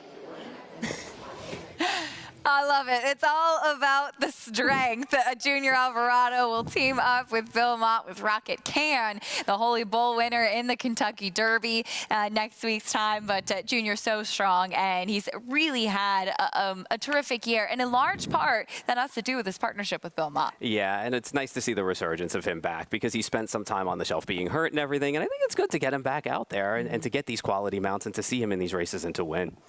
Junior, he said, Frank's Roquette, a push-button filly for him, one that really responded when he asked her to. Turning our attention to the 10th at Churchill Downs, final race on the card. A maiden claiming for $30,000. Here's a look at the field. Be going 1 mile and a 16th on the main track. It says 3-year-olds and upward. 'Tis 2020. Thank goodness it is no longer 2020, but a colt who was born in that year, now making the first start of his 3-year-old season and a significant drop in class. Yeah, it's been a long day of racing, and then we come to this last race. And, unfortunately right now, I could tell you I'm on the favorite, but I think there's some other options in here. And, yeah, this is a little tough one for a maiden claiming race. Tis 2020 was 55-1 on debut. He's 2-1 right now on the board. There's a look at the Churchill paddock. Looks like it's a light show going on there. Beautiful scene. We'll talk more about the nightcap after this.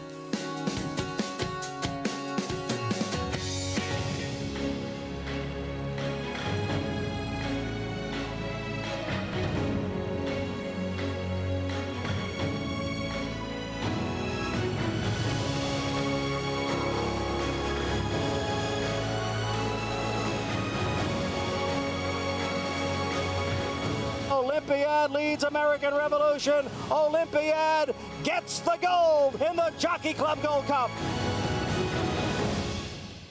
Experience the adrenaline-pumping, suspense-filled action of the Sport of Kings no matter where you are with Naira Bets. It's fast, easy, and secure.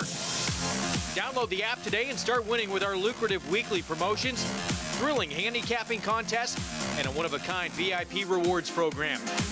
Don't just watch horse racing, be a part of the action with Naira Bets.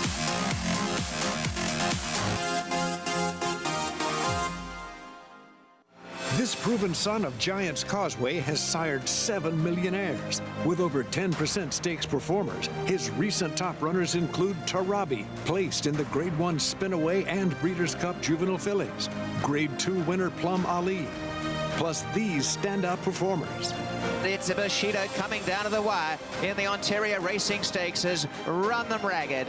A proven value sire. First Samurai, standing at Claiborne Farm. If you're looking into racing partnerships, you should know they're not all the same. When you partner with Bond Racing Stables, you become a member of a growing family of racing enthusiasts, all guided by 3 generations of experience in thoroughbred breeding, training, and racing. Sharing the excitement at Saratoga and Belmont Park, where we've graced a winner's circle with winners like Giacosa, who was bred, born, and raised here at our Song Hill Farm. Get more than just a partnership. Become a member of the Bond Racing family. 3 generations of thoroughbred excellence.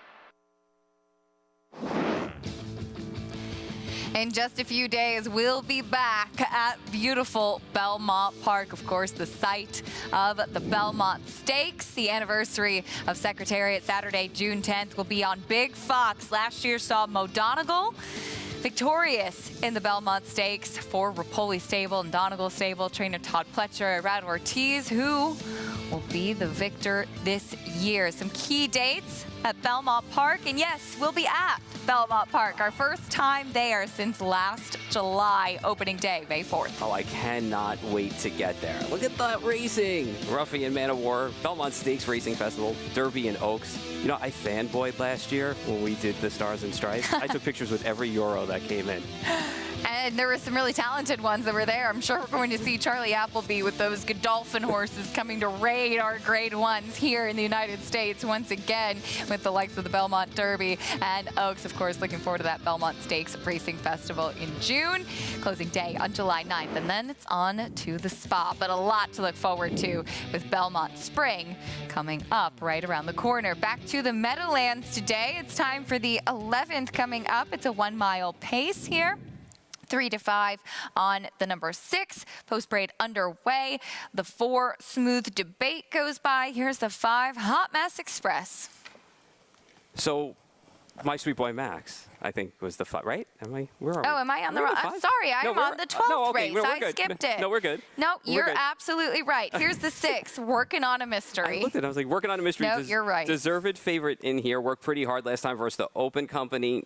Ran a big 4th, all things considered, did the dirty work in the race, big class drop. He's the horse clearly to beat. Mind Hunter went by at 18 to 1. Here's Caveman. His form's been okay lately, the last few tries at the Big M. He's back to the big track tonight after being on the smaller track. He'll try to get involved from an outer post. And the 9 is out. Race 11, 1-mile pace. I got too excited and skipped ahead. Working on a Mystery, your favorite at 3 to 5. There's a look at the 1, Stonebridge Reef. Let's go to Jessica Otten for more.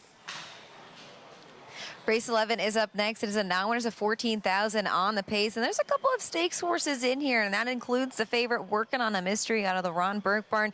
Hall of Famer Tim Tetrick will be in the bike. 3rd start off the bench for this one, and he hasn't seen this less of company in quite some time. 1st start off the bench, he had an outside post. He kind of just went around the track. He actually had a lot of pace finishing up that mile, was running horses over, just had nowhere to go. Came back with him again the following week. It showed his speeds at both ends of the mile. Did finish 4th by by a length and a half there, a 26-3 kicker. So he's dropping down quite a bit in class after racing in the Opens back-to-back starts. So he's coming in this race, third start off the bench for him. I just think he towers over this field in class. $1.1 million in the bank. He had just a little bit of a shorter season last year, 4 wins from 21 starts. I'm going to stick with him in here. I think he's the one to beat. I do like Stonebridge Brief underneath, though. This one just hasn't been able to punch through as of late. A couple of knocking on the door hits. He'll draw the rail tonight. Dexter Dunn, Chris Ryder will team up here. They have a win on the card so far with Nicky Hale, who we saw earlier in the card tonight.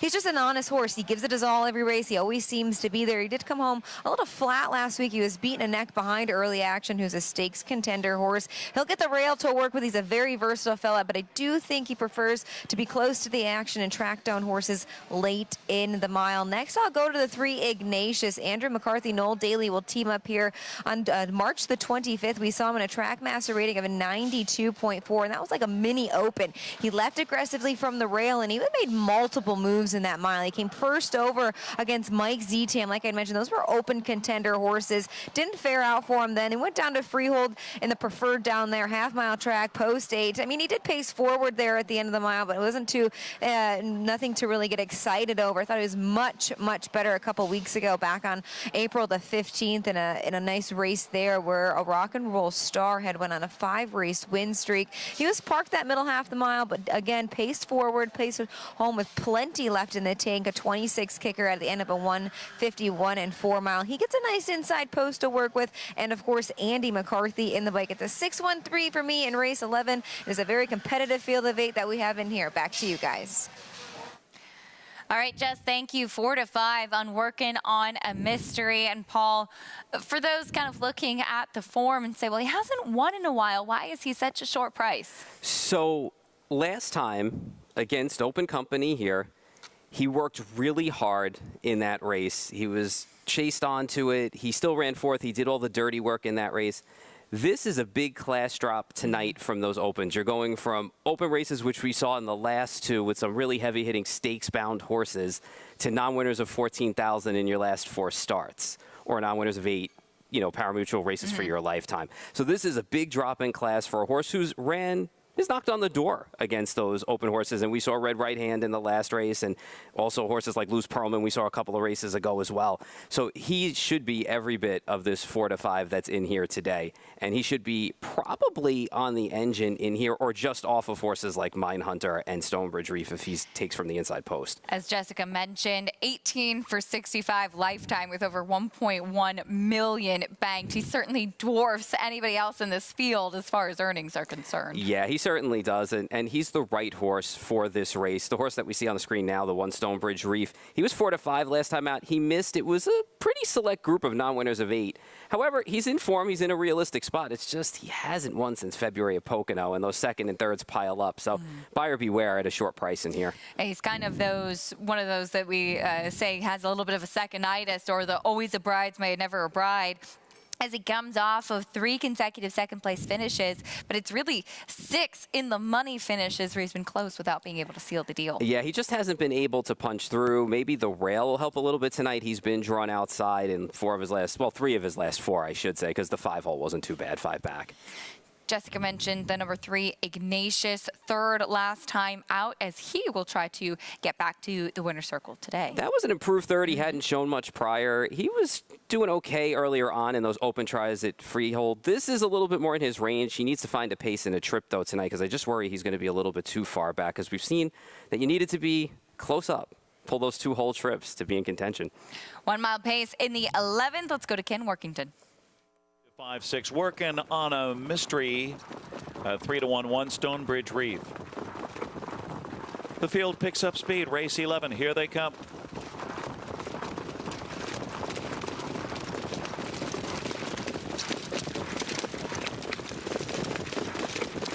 They're off. My Sweet Boy Max and working on a mystery. Charging out of there with the Stonebridge Reef on the rail. Striking Impact gets away in 4th position with Ignatius 5th and Don't Pass Me Hanover. Then comes Mine Hunter and Caveman. They head to the opening quarter and Stonebridge Reef on the engine, but momentarily, here comes Working on a Mystery, working to get the top here with Tetrick. Past the opening quarter, Working on a Mystery. He is 1-5 here, 26-4. Stonebridge Reef drafts behind the big favorite here with My Sweet Boy Max in 3rd. Striking Impact 4th on the inside, and Ignatius is 5th by a length and a half. And then comes Don't Pass Me Hanover. Underway from last is Caveman up and around Mind Hunter. Getting set to pass the half, Working on a Mystery. The classy Millionaire leads the way here with the Bionic Man. Stonebridge Reef and Dexter Dunn with that 2-hole ride, 55-2. Caught a breather. On to the far turn they go. My Sweet Boy Max is 3rd. First up, Don't Pass Me Hanover on the outside, looking to pass a few. Striking Impact on the inside, pinned in 5th for now. It's Caveman, 6th on the outside with dull cover. And then it's Ignatius pinned at the rear of the field, and Mine Hunter, and it's Working on a Mystery. Stonebridge Reef, perfect trip so far, edges out of the pocket spot with My Sweet Boy Max in 3rd, and they turn for home. Off 3/4 and 124-1. Well rated, Working on a Mystery here, no excuse trip. Dead aim for Stonebridge Reef on the outside, coming at him. My Sweet Boy Max on the inside 3rd. Working on a Mystery needs more. Stonebridge Reef bearing down. Here comes Stonebridge Reef, Working on a Mystery. Stonebridge Reef working on a mystery. And Stonebridge Reef hit the line together in a photo. Then it was My Sweet Boy Max in 1:50-4. Photo for win. Tight photo finish. The 6th, Working on a Mystery, dictated what happened in this race. Stonebridge Reef was the one sitting just behind him, and they made it interesting. I think, Paul, that the number 6 just held on, but this was tight coming down to the wire. Yeah, the 6 definitely showed that class, and always a bridesmaid, never a bride for Stonebridge Reef. Got that 2-hole trip, though, that we talked about, and that's where you want to be tonight to put yourself into contention to get the win, but just too much class for Working on a Mystery on the drop down here. And you could see, though, that things were getting a little tight, and Tetrick got to work. Right there, pulled the plugs, got to work, and just held off. It's all class there. It's all class sticking in. They made it exciting, that's for sure. Back over at Churchill Downs, the nightcap coming up in this maiden claiming for the final race of the day beneath the Twin Spires after we saw a very tight photo finish at the Meadowlands. One more to go at Churchill. Do note we will have a late scratch of the number 6 Code of Kings scratched back in the paddock. Late scratch of that long shot Code of Kings. The number 6 will meet the rest of the field as they step out onto the track about 6 minutes away from the nightcap. Your favorite still is Tis 2020, who's taking that drop in class. Again, going a mile and 16th. You see the starting gate posted there, and it was indeed the number 6 back at the Meadowlands. Here's the field starting the 1 Desert Highway. He was first off the claim adds blinker since a dirt, excuse me. I mean, you know, he's going up in class. The 3 Neighbor went by. Here's the 4 Cambiaso. He's worn them before with blinkers first time again tonight. No real impact, 0 for 11. Tis 2020, your favorite. Comes off the 7-month layoff, showed speed in that debut before dropping back. That race produced 3 next out winners and 2 horses that ran 3rd. Again, late scratch of the 6. Here's the 7, Plenty of Time. Last race wasn't bad an effort on the synth. 8 horses actually came out of that race and proved their buyer number. Only problem is the dirt start leave much to be desired. Here's Kansas Comment on the drop in class. Bet last time out was hard to load, ran wide, didn't run a step, and now drops 3rd off the layoff back to dirt. The number 9 is next, Booster Shot. Failed as the favorite in the last 2. Keeps ending up really wide, too. I don't know if this horse just doesn't like being inside. Maybe. Here's the 10, Cronus, back to the dirt. Had a good trip last time out. Couldn't get the job done in a race that kind of fell apart. Keeps falling short. Yes, Point stretches out in distance. First off that 3-month layoff, first time blinkers, first time on dirt. Was beaten 4 lengths or so by plenty of time, though. There's a lot going on for that horse today. Yeah. The 12 T Law, first-time starter, went by. Here's the 13 Succeed. You know, 0 for 17, but does have 6 seconds on the cards. Run well enough in spots to compete, but just doesn't get the job done. He has run some quick races, but just like we were just commenting back at the Meadowlands, sometimes those horses that just don't necessarily have the winning desire. Apparently, Neil Diamond is playing at Churchill Downs, so obviously we have to go to Paul LaDuca and see what's going on. Well, let's be honest, man. Fenway Park was the one that started with this song with Neil Diamond, but the Churchill crowd right now, let's say there's been some liquor consumed, and now we're getting to listen to Neil Diamond, and if we can keep it rolling here, it's actually pretty good. Touching one. Oh, they shut it off. Oh, no, Keisha. I was about to do my best Neil Diamond, even though it's probably like his 17th best song ever. But they rolled it out here at Churchill Downs. Usually it's a 17-inning stretch at Fenway, and it's kind of annoying at this point, to be honest with you. Paul, I wanted to hear the Sweet Caroline chorus and the bum, bum, bum. I was ready for it. Listen to me, the crowd was ready for it. There was a big bop, bum, bum. And listen, it was liquor consumed, bop, bop, bop, but you could hear it all the way down the home stretch. So it was actually phenomenal. But again, it's one of those songs that you heard so many times in the minor leagues. It's almost like the song John Fogerty said, "Put me in, coach." How about put that record away, please? Oh, see, I disagree with Paul. Yeah, you know, we asked them to make sure to play it at our wedding, like at the peak moment, because we knew everybody wanted to hear, to sing along. So I'll have to play it at Saratoga just to bother Paul now. We have 3 minutes if you and I want to. No, you don't want to hear me sing. You don't want to hear me sing. Okay. Yeah. I mean, I offered. Yeah, I appreciate the offer. The viewers don't want to hear me sing. Hopefully, we'll get. If you know, Paul said the crowd was ready. We don't want the crowd to get too rowdy over at Churchill Downs tonight. But you know, we get a chance to see some great crowds, some really fun people that Paulie gets to interview at Churchill when they do these Downs After Dark races, and it's always a lot of fun. And you love to see people just having a good time at the races. Yeah, that's the main thing. Get people there, let them enjoy the experience, and have fun. That's what it's all about at the end of the day. One more to go at Churchill, the number 5 we just saw on the screen, Tiz 2020. Pretty sharp off the layoff, too. And this horse did show speed in his first start, but we haven't seen him since September. He was 55-1 that day. You're getting 5-2 today. I mean, when you look at the field as a whole, you can understand why you're getting the 5-2 on him. He's dropping off that break. He showed speed. Like you said, that race, like I said earlier, produced 3 next out winners, a couple of horses that ran third. Mike McCarthy, for what it's worth, he's 3 for 11 with 7 in the money, $1.29 ROI with maiden special weights and maiden claiming the last 5 years, going long on the dirt. So if you don't want to take 5-2 on him, there are a couple of alternatives in here. Cronus was a horse for me, the 10 that I gave quite a long look at. Okay. Had a good trip last time, just couldn't get the job done, fell short by a length. Back to the dirt today. He's never run this cheap. Does have a couple of back races that can win this. I know it's 0 for 11, and I kind of have this thing. I'm old school. Even though I don't look old, I'm old school. That I have this thing that when horses get past 10, 11 starts, it's hard to take.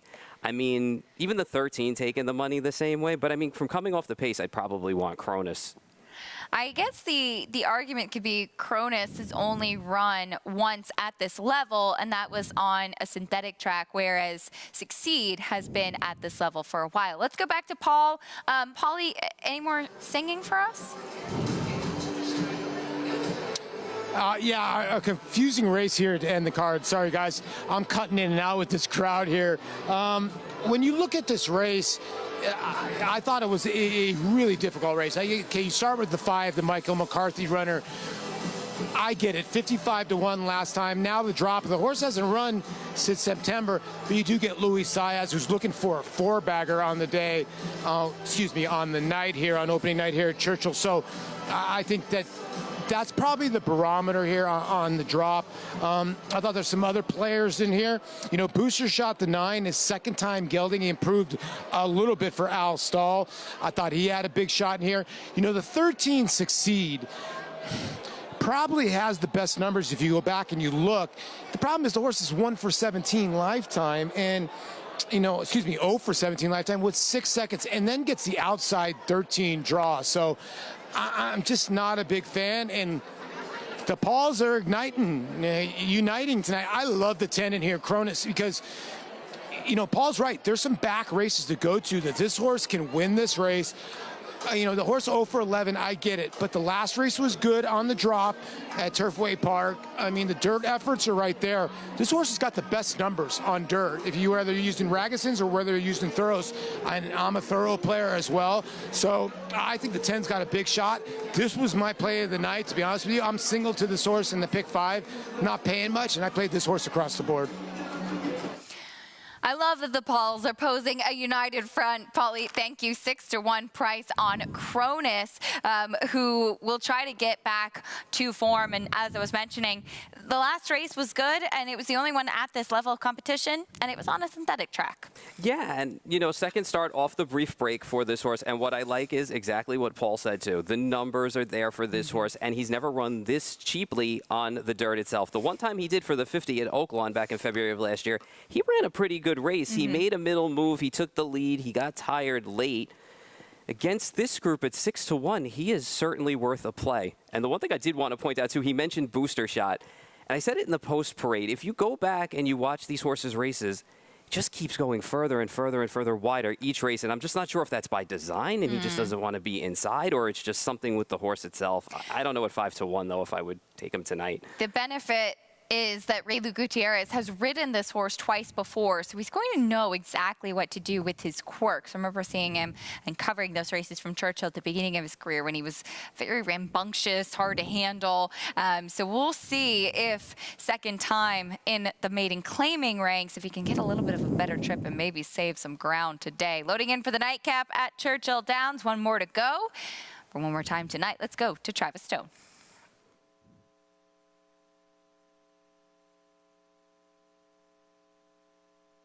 Waiting for Succeed, who goes in. In the gate. And they're off. And Succeed caught a flyer. Far outside, broke alertly. Kansas Comet showing some speed now. Tis 2020 is there. Plenty of time comes on through. Angles toward the outside to track the pace-making Kansas Comet into the first turn. So it is Kansas Comet out there showing the way. Plenty of time comes on to grab second. Tis 2020. Tucks in toward the inside. In a bit tight there while racing third. Booster Shot is fourth. Neighbors in fifth. Cambiasso 6. Succeed is now seventh. T-Laws in eighth. Cronus is racing ninth. Yes Points in 10th by 2. And Desert Highway settles in at the back as they hit the backstretch run. And Kansas Comet got that opening quarter mile in 24-2. The pace is moderate. There's 5 furlongs to go. Kansas Comet running off the rail with the lead right at the 5/8 pole. Plenty of time is second on the outside. Neighbor continues on, tucked away toward the rail while third. Booster Shot is up into fourth. Tis 2020. In some traffic there, fifth, but only 2 lengths off the lead with 4 furlongs to go. Cambiasso's down inside, racing in sixth. T-Laws on the move, 7th. Succeeds running along in 8th. Cronus is 9th. At the back, Yes Point and Desert Highway. 3 furlongs from the wire. Kansas Comet trying to fend off. Plenty of time. There's still 1-2. Booster Shot to their outside. Neighbors just waiting for racing room. Down inside, third needs to find a way through toward the rail. Big opening. Neighbor cuts the corner off the turn. Top of the stretch. Kansas Comet still the one to catch. Neighbor with clear sailing up the rail. Down the center. Plenty of time. Continues to fight on. 1 furlong to go. Here's Neighbor. Neighbor comes on through, grabs the lead right outside the 16th. Kansas Comet gives way. Plenty of time, fights on. It's Neighbor in front, and Neighbor will do it. Brian Hernandez rode that rail to victory. Plenty of time was second. Kansas Comet was third. Booster Shot was fourth. Neighbor up the rail under Brian Hernandez Jr., able to get the win over that pace setter Kansas Comet, and a late runner plenty of time. Got the trip up the inside and dropped again today, stretched out that extra 16th of a mile. When you look at his running lines, he hasn't really done that much running, but when you look at the numbers, really didn't have to improve much to beat this group, and, well, tonight he did. Nice effort from him. Number 7, Plenty of Time, was the one stretching back out in distance. was not on the pace like he was the last time that he went long. That was the number 8 Kansas Comet, who tried to take them every step of the way and actually ran pretty well after setting that pace. Yeah, he ran well, and in plenty of times, Case, I mean, the trainer stat didn't give out early, was 15 for 59 the last 5 years since at dirt, so something to look at there. Pretty much a non-effort from your favorite, Tiz 2020. You had nothing to offer coming into the stretch, but it was the number 3, Neighbor, to get the win in the nightcap at Churchill Downs. Will bring you prices and the last race of the day from the Meadowlands after this.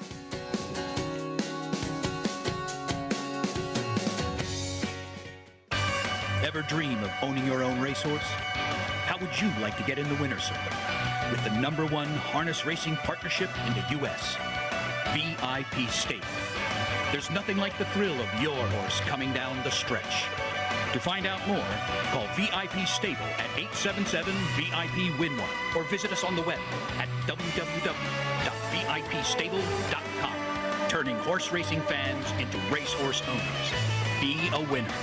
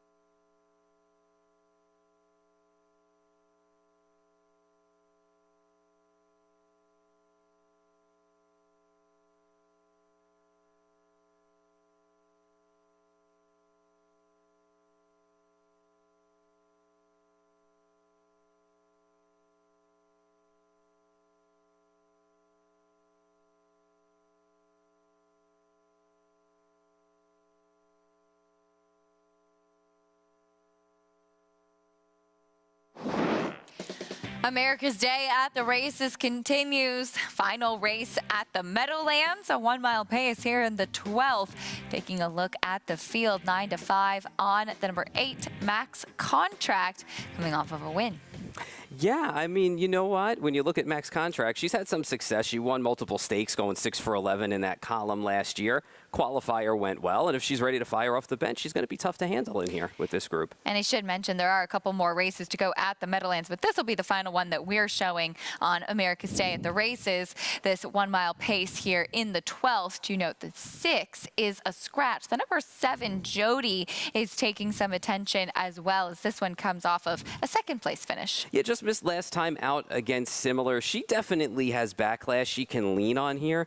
She's one of the main players for sure. She moves in a slot to the 6 hole, so that'll help her out a little bit too. She just needs to work out a trip. She's playable at 7 to 2 and a viable alternative if you're not liking the 8 at this time. The 5, Hot Mess Express. We have not seen her win in a little while. Do you think that she can get back on track today? She lived up to her name. She was a hot mess in that Matchmaker series. She didn't get much going in there, but you know what? She's back tonight on the big track. She's had success here.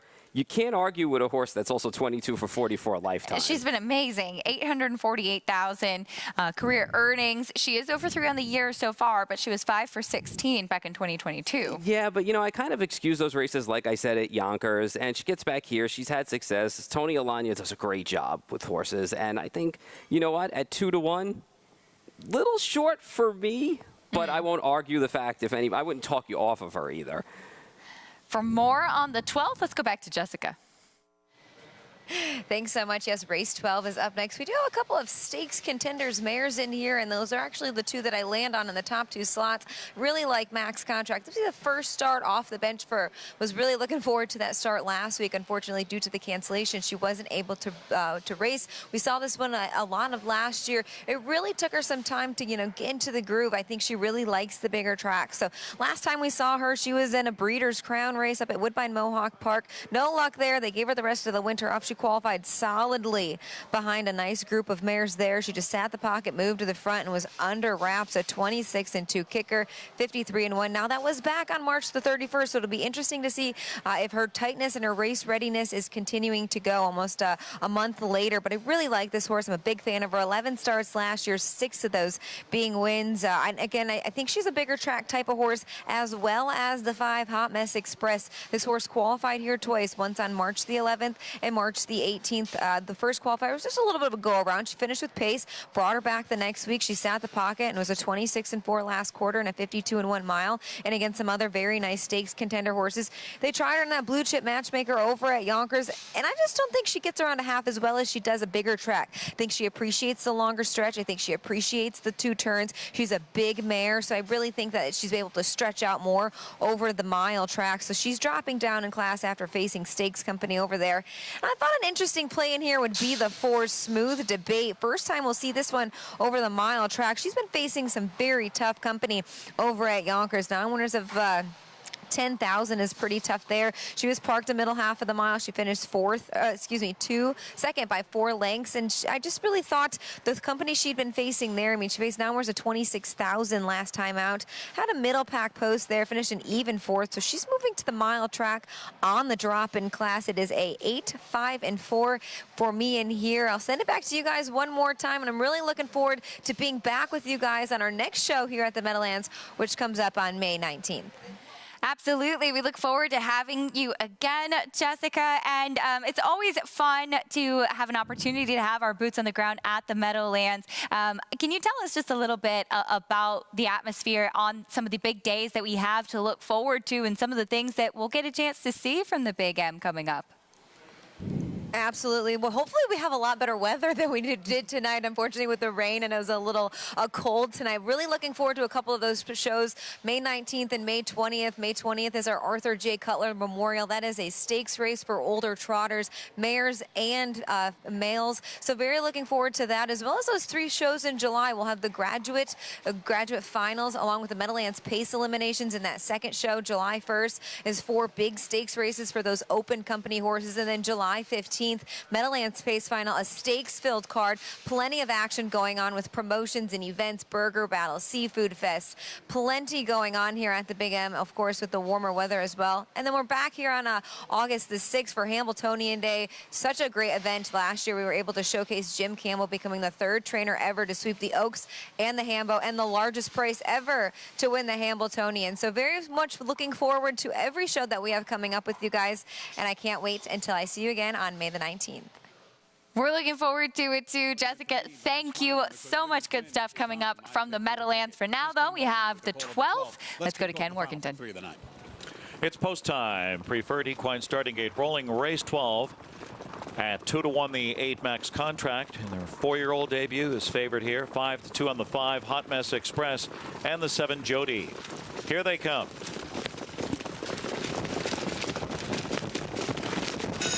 They're off. Smooth Debate is out fast with Hot Mess Express, and that's Jody going for the lead, and Max Contract is put in play on the outside into the first turn. Has got Sexy Scars, cuts the corner into 5th position. Then it's a Better Game on the inside, followed by a Gateway Gal in the distant trailer. Riggins Wind is not keeping pace early here. 2 wide at the opening quarter, and they tussle there. It's Jody taking over. Jody Max Contract surges on the outside. 26-3, a torrid fraction there. Hot Mess Express off the speed in 3rd. Smooth Debate after the quick start is 4th now. Got Sexy Scars 5th on the inside. Then it's a Better Game, followed by Gateway Gal and Riggins Wind gapped at the back of the pack. Max Contract made front. Max Contract and Andy Miller on the point now, with Jody 2nd at the half, and Hot Mess Express is 3rd, 54-4. Pretty lively clip here. Smooth Debate is fourth and jammed up on the helmet here as they round the far turn. Got Sexy Scars fifth on the inside. That's Gateway Gal getting underway from the rear of the field, and a Better Game. And way back, that's Reagan's Wind losing touch with the field. Max Contract has it. Max Contract, Hot Mess Express activated on the outside. It goes in attack mode as they pass three-quarters. Jody's now pinned in the box for now at three-quarters. Max Contract there, 124 and 1. Got a third quarter breather. Good Max Contract here looking to sprint off. It's Max Contract getting away from Jody. And then it's Hot Mess Express flattening out and Smooth Debate. Max Contract, her 4-year-old debut, is a powerhouse performance here for Team Orange Crush. Max Contract is back. Then Jody. And then it was Hot Mess Express and close. Got Sexy Scars or Smooth Debate. Max Contract on eye-opening 150 and 2. Racehorse. Max Contract, too much racehorse indeed, as she did get a little bit of a breather in that race. And then she pulls away from this field, Paul. Yeah, she exploded late, and I mean, as Ken Workington said, she is back. So she's going to be a force to be reckoned with as we go on during stake season. Open length winner here. And Jody ran a good race. They ran 1-2 around the track. We owe you some prices from the nightcap at Churchill Downs. Coming up the rail, $22 winner, Neighbor, over plenty of time. Some big prices in the final race. Yeah, and you know what? We did say it was a race that anything can happen if you did not like the favorite. And sure enough, it did with Neighbor plenty of time in Kansas Comet. It played out that way. Neighbor at a big price. Well done, Paul. Getting to share the desk with you was a lot of fun today and talk about some races. I had a blast tonight. It was great to work with you finally out here. Absolutely. A wealth of knowledge, too. Does his homework. Knows a lot of good stuff. And as Jessica mentioned, we'll have a lot more from the Meadowlands coming up and some big race days to look forward to. Absolutely. As we move on.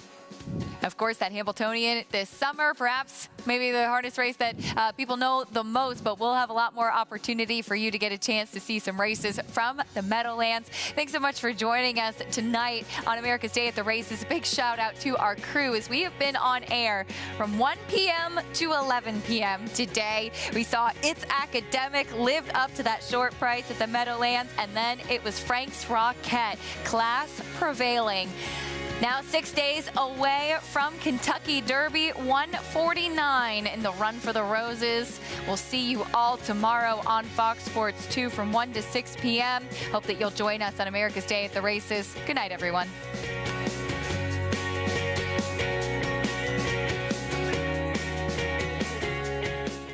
Purple Haze Standard Bred Adoption Program in Oxford, New York was created in 2018 by Wanda Palacini to provide training to transition for finding homes and new careers for horses. Horses are started with groundwork and then ridden in an arena before moving on. Horses at Purple Haze are then evaluated and adopted out based on abilities and temperament. If you have a horse that you care about, or if you're looking for a great pleasure horse, contact Purple Haze Standard Bred Adoption Program at 518-669-2715. This season at Oaklawn, we've got more of everything. More of the top thoroughbreds in the world. More days of live racing. And the largest purses in our history. All at a completely reimagined Oaklawn. Come be a part of this historic season at Arkansas's only casino resort. Perfect day. There is no finer place in all of sports. Nerves, excitement, and anticipation. Than beautiful, truly stunning.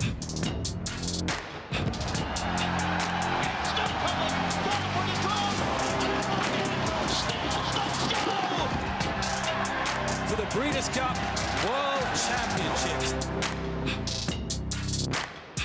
Racetrack Television Network brings you every race, from every track, on every screen, every day.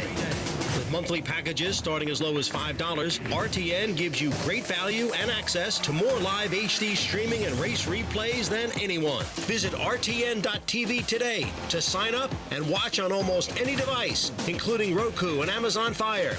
RTN has packages that start at $5 per month.